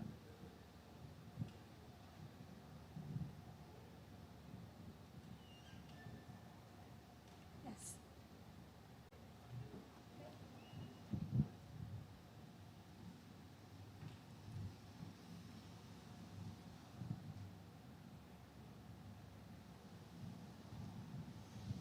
My name is Chandrasekhar from Chennai. What do you think about boundaries as far as the roles are concerned, like staff engineer, principal engineer? We should respect the boundaries of others, or we should create our own boundaries? Do you mean, like, can you define boundaries in what sense? Boundaries in the sense like a role. When we take an initiative, it might, you know, it's not necessarily the charter of ours, but it might impinge. Inclusive, as well as will let you, like, give you an implicit answer that, okay, no one else is picking, so you can pick up. If not, then also there's no way to, like, you know, you don't have to be upset about it. If someone else is doing, you can still contribute to that. You can enable them with your thought process. So in the end, the outcome is win-win. One more question. Thank you for answering that question. So the second question is, like, you know, as we become seniors, it is very difficult to keep track of multiple technologies. For example, one project will use React, another project React Native, another project Angular. I mean, how to keep pace of all these technologies? Because every project, if there's only one project to execute, it is not a problem. But we are supposed to execute multiple projects, and each project has its own technology. How to be in control of this one, without getting into the imposter syndrome. So that is. Yeah. So I'll come to the first question first. So that was a very interesting question. And this is where I really recommend the book from Tanya, like the staff engineer's path, because there is an interesting chapter where she talks about like how to start a new project. So where she talks about like when you start a new project, the first thing which you should do is, let's say if you see this is a problem, you should speak. You should speak to people. If someone already, which Kamlesh also mentioned, right? So which you should speak to people like if someone already tried this. If someone already tried this, why they did not pursue it? And see if you can also onboard them to work with you in solving this problem, because a lot of projects get cancelled because there was no support from organization at that time, right? Because that was not an important project to do. But now it's important. And see like if they can join you and you work together and make it successful. So that was the first answer to your first question. Coming to second question is, this requires delegation. Like if you have multiple projects, choose your champions. Like you cannot do everything alone. That's the reality. We try to do that and we get burnout, right? So choose your champions. See like who are the people in your team you can rely upon, and delegate. Like let's say you make a champion for Angular. Okay, this guy is someone who you can reach out to for any related to Angular, or someone is responsible for React, or someone is like very, very good in the web ecosystem, right? So they know the performance stuff. And that's how you reduce your work, and then you can do important things rather than just doing something which you don't enjoy or even don't want to invest your time learning about it. Yep. I think we have time for one more question.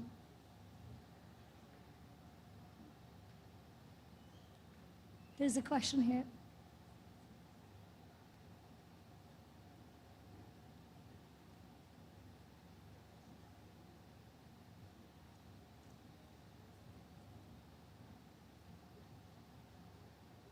Hello, yeah. So since you have mentioned that your scope of work is your entire org, So how do you draw boundaries and how do you do stakeholder management in that case? And especially when people are working under you, how do you manage that? Can I take that? Yeah, go for it. All right. So I would say usually with these problems, I always advocate going with the business domain. So anytime the talk comes about boundaries, the situation can become very political very fast. So the best way to avoid that is start with what are the business domains that you're working in, right?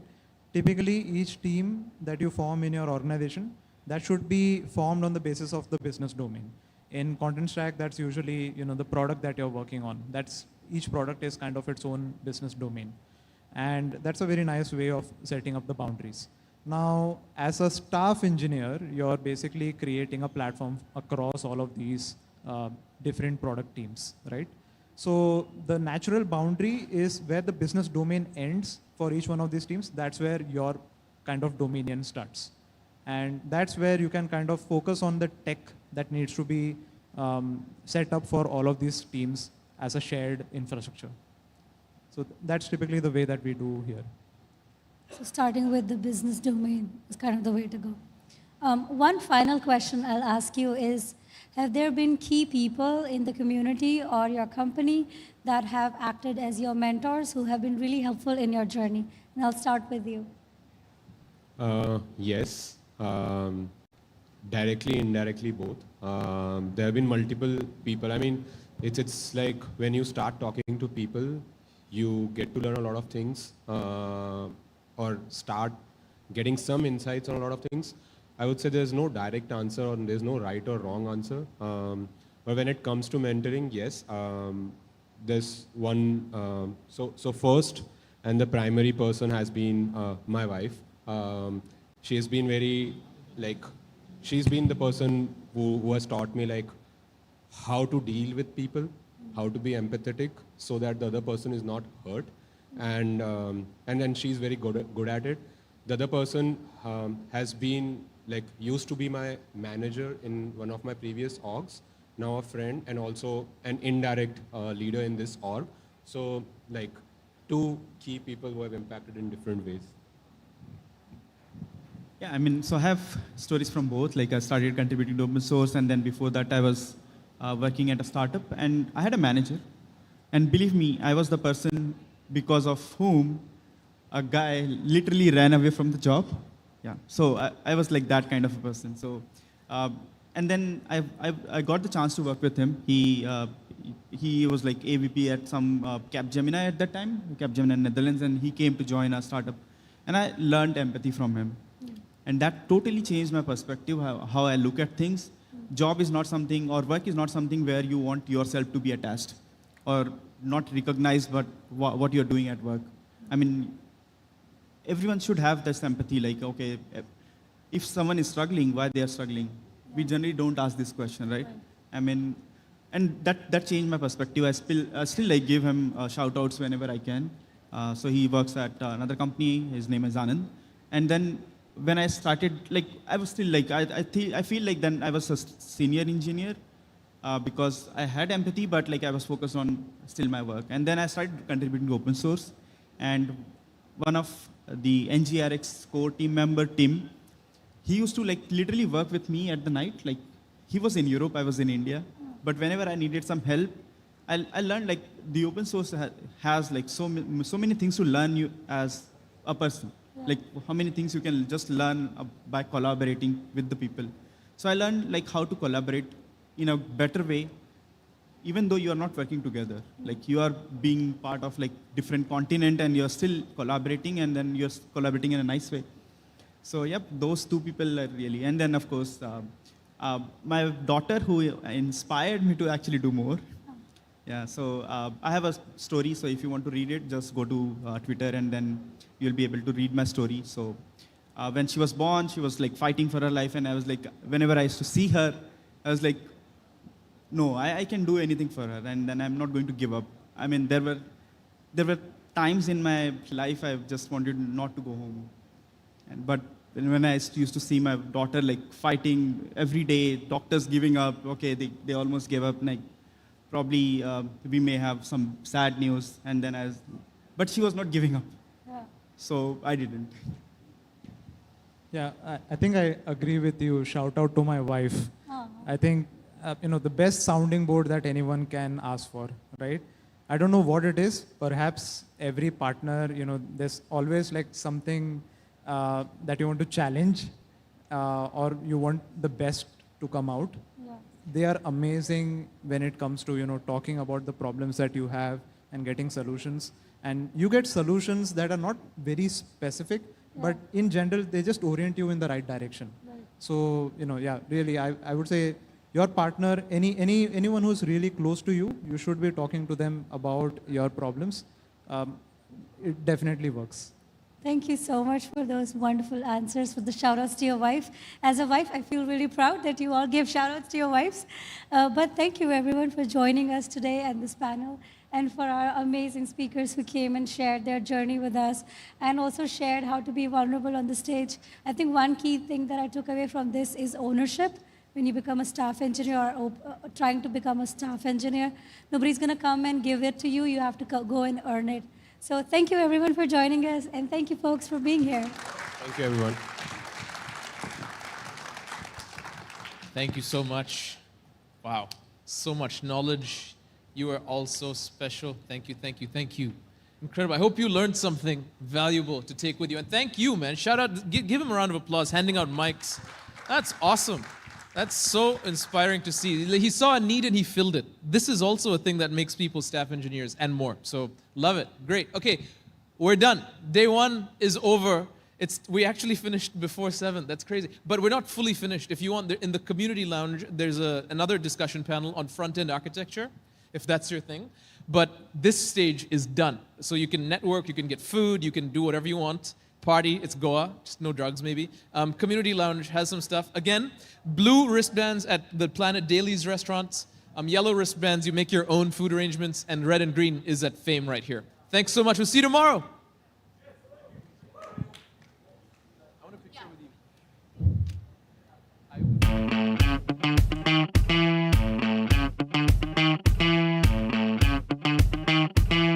I'm here at Publicis Sapient. I'm here at Publicis Sapient. I'm here at PS. I'm here at PS. I'm here at Publicis Sapient. For it is a place to succeed, With strong allies. where I can truly be myself, To lead with AI, with pioneers. Where we are unabashedly human.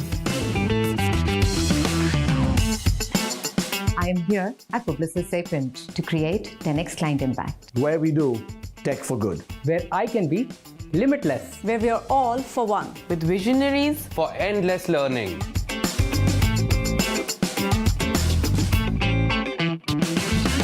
With Core AI as our superpower. To imagine new futures. Where we deliver impact beyond outcomes. We're now blessed to the next. With 10x engineers. With our people. I'm here at Publicis Sapient, where I can be absolutely fearless. For it allows me to be vulnerable and authentic. With gratitude for inclusion in everything we do. Where relationships trump designation. Where people always come first. For it is home.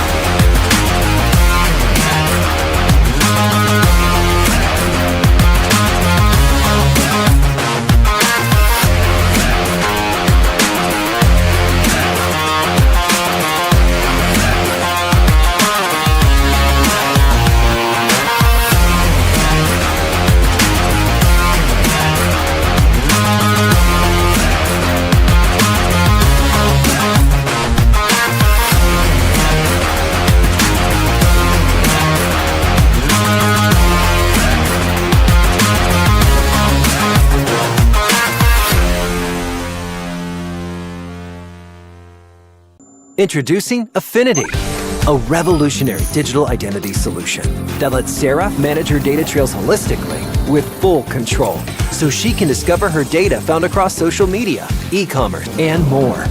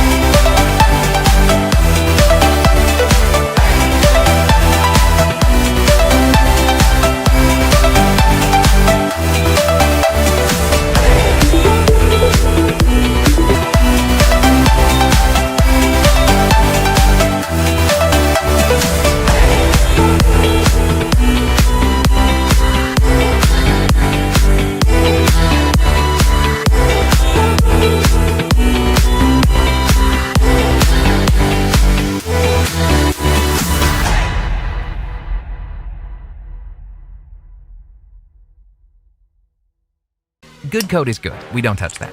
But for everything else, there's Sentry. Whether you're a mobile, backend, front-end, or any end developer, we'll show you the environment, device, OS, even the commit that introduced an error, down to the broken line of code. Yet the woes of a developer go far beyond when code is broken, it's also when code is slow. Detect endpoints, slow spans, and operations consuming the most time across your stack and keep everyone feeling not bad. Why do so many companies struggle with IT and software development? Why is it so hard to attract great talent and service providers? And what separates the fast-moving tech pioneers from the stragglers that always keep lagging behind? My name is Sushil, and together with Balu and Oliver, we are the founders of Talentship. At Talentship, we've consolidated our 25-year experience. We've founded, built and sold 5 global tech companies with headcounts of up to 400 people. We have built excellent IT teams across 11 countries. We develop products that are now being used by more than 25% of the Fortune 500. And we have run several IT consulting and software development companies on 3 continents. Our biggest challenge has always been building a strong product and IT team. Up until 3 years ago, when we finally got it right and developed a unique method that put an end to our challenge. Ever since, it's been like a dream come true. We've got the top 5% talent working on our teams. We fill open positions like this. Quality and speed of output are on all-time highs, and we're delivering complex products like clockwork. And our cost is even 50% lower than before. No more struggles with IT. We know it sounds crazy, but it's the truth. And here's how we can help you succeed. Firstly, based on our eye-opening experience in India 3 years ago, we have developed our own data-driven method of finding premium engineers quickly and at scale. This way, we are able to provide you with virtual in-house teams that have exactly the skill set you need. Their output is world-class, meeting and exceeding European standards. Secondly, we only employ very senior IT experts to manage the teams, both in India and in Europe.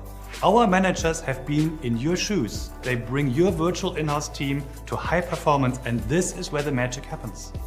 Thirdly, we follow our proven playbook to create a strong in-house team culture and tear down language, intercultural, and communication barriers. We know how to make our teams, yours, fully embedded in your culture and processes. State-of-the-art product development, artificial intelligence, machine learning, sophisticated data engineering, cloud migrations, or 24/7 DevOps. Whatever your challenge, with Talentship you will have top talent working for you quickly. Over the last 3 years, we have successfully demonstrated the power of our Talentship method in more than 100 projects. We have surpassed the results of traditional in-house, freelance, and outsourcing models by far.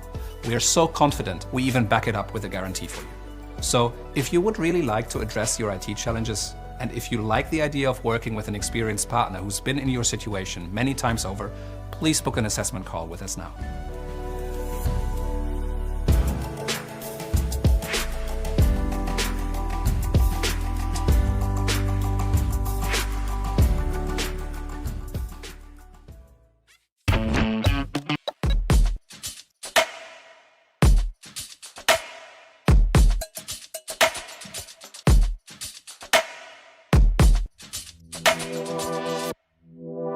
React India.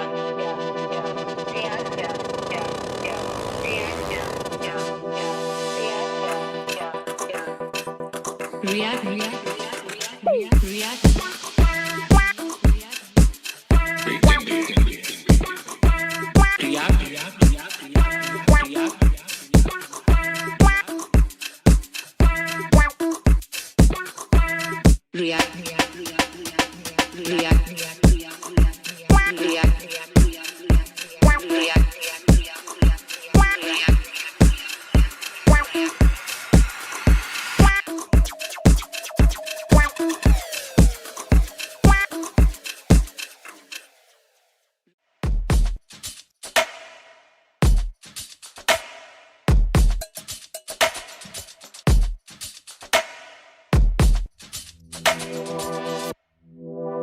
React India.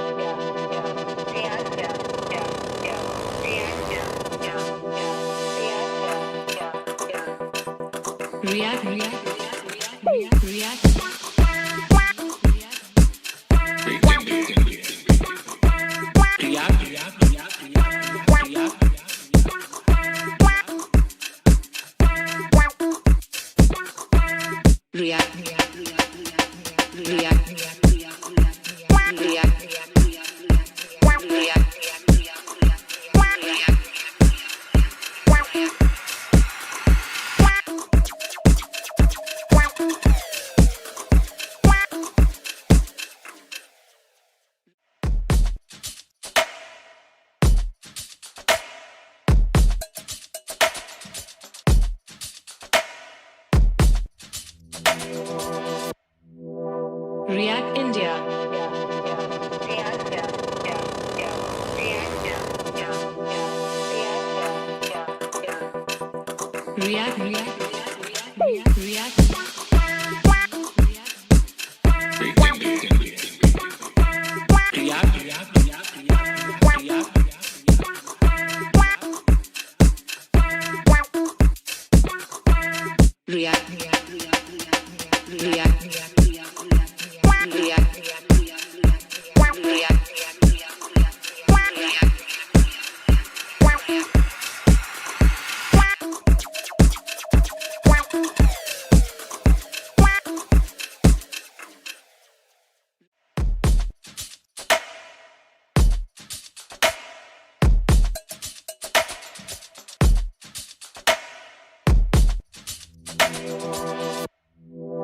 React India.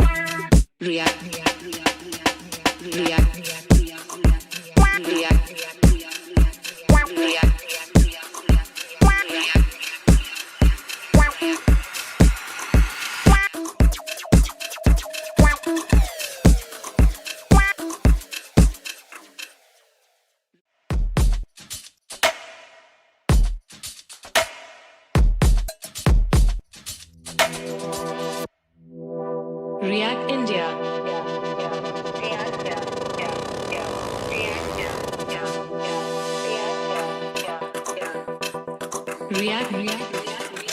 React.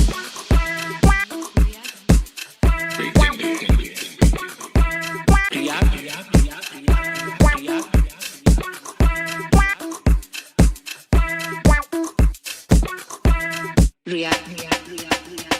React. React.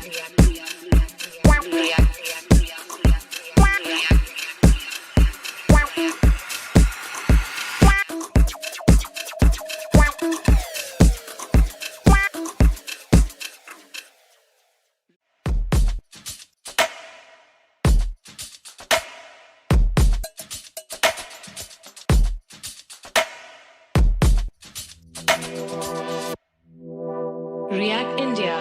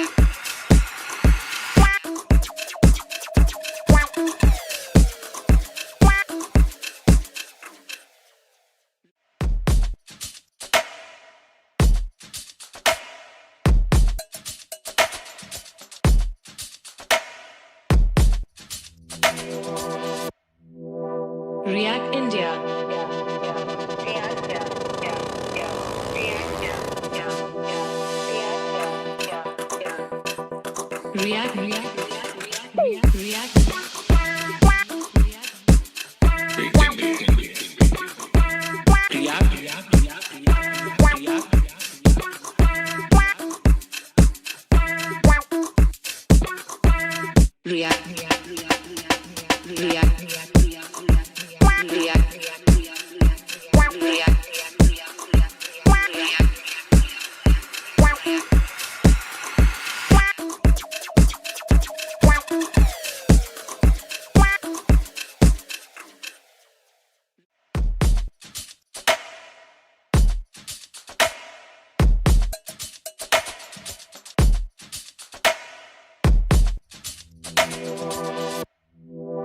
React India.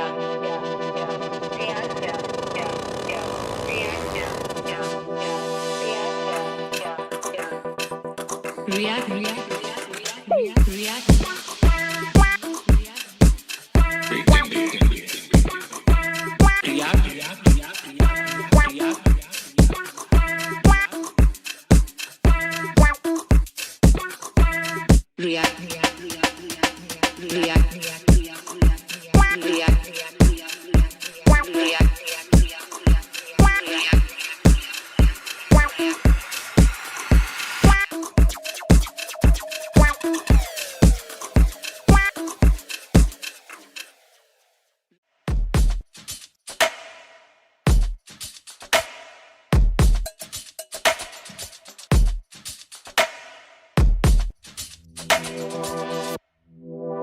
React India.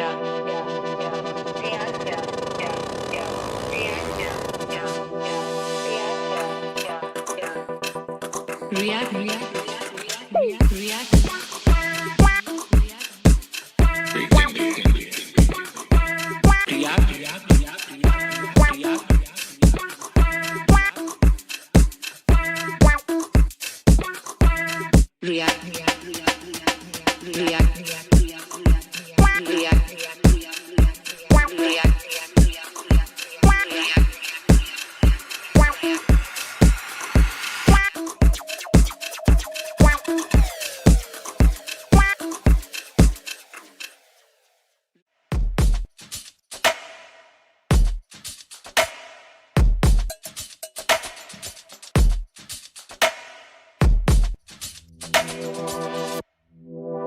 React India.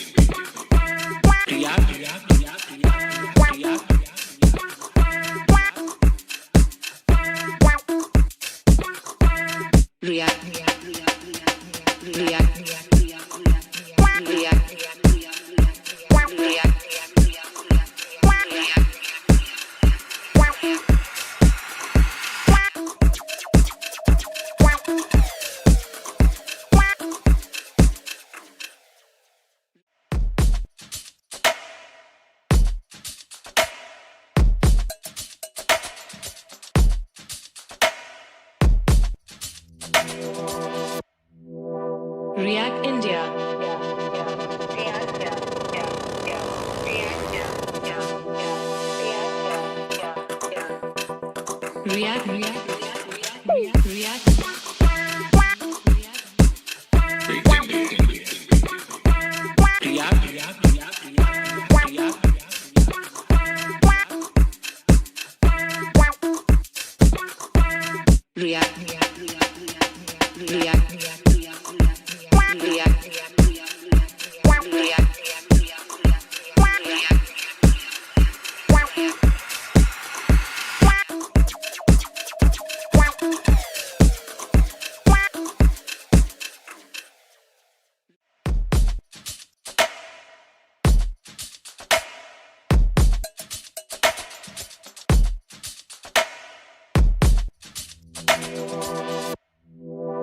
React India.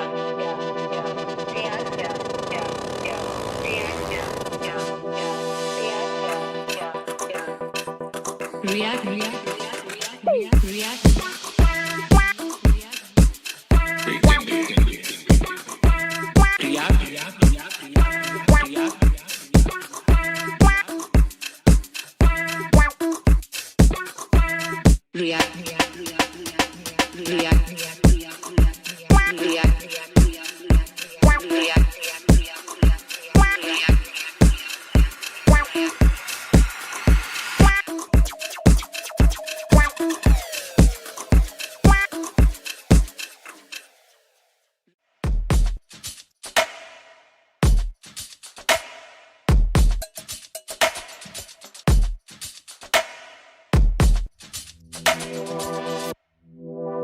React India.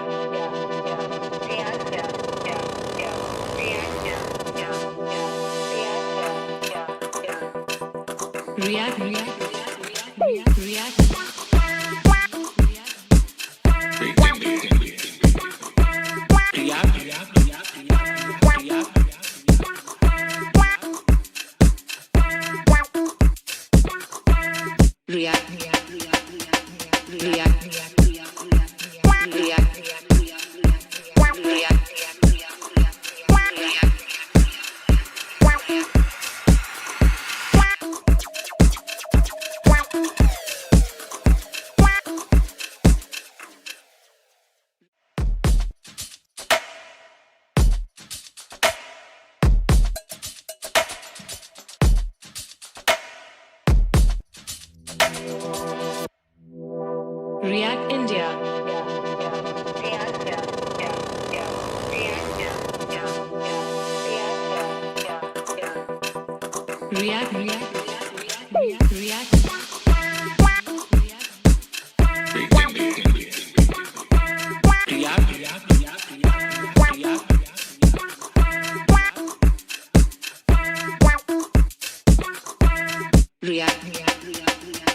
React.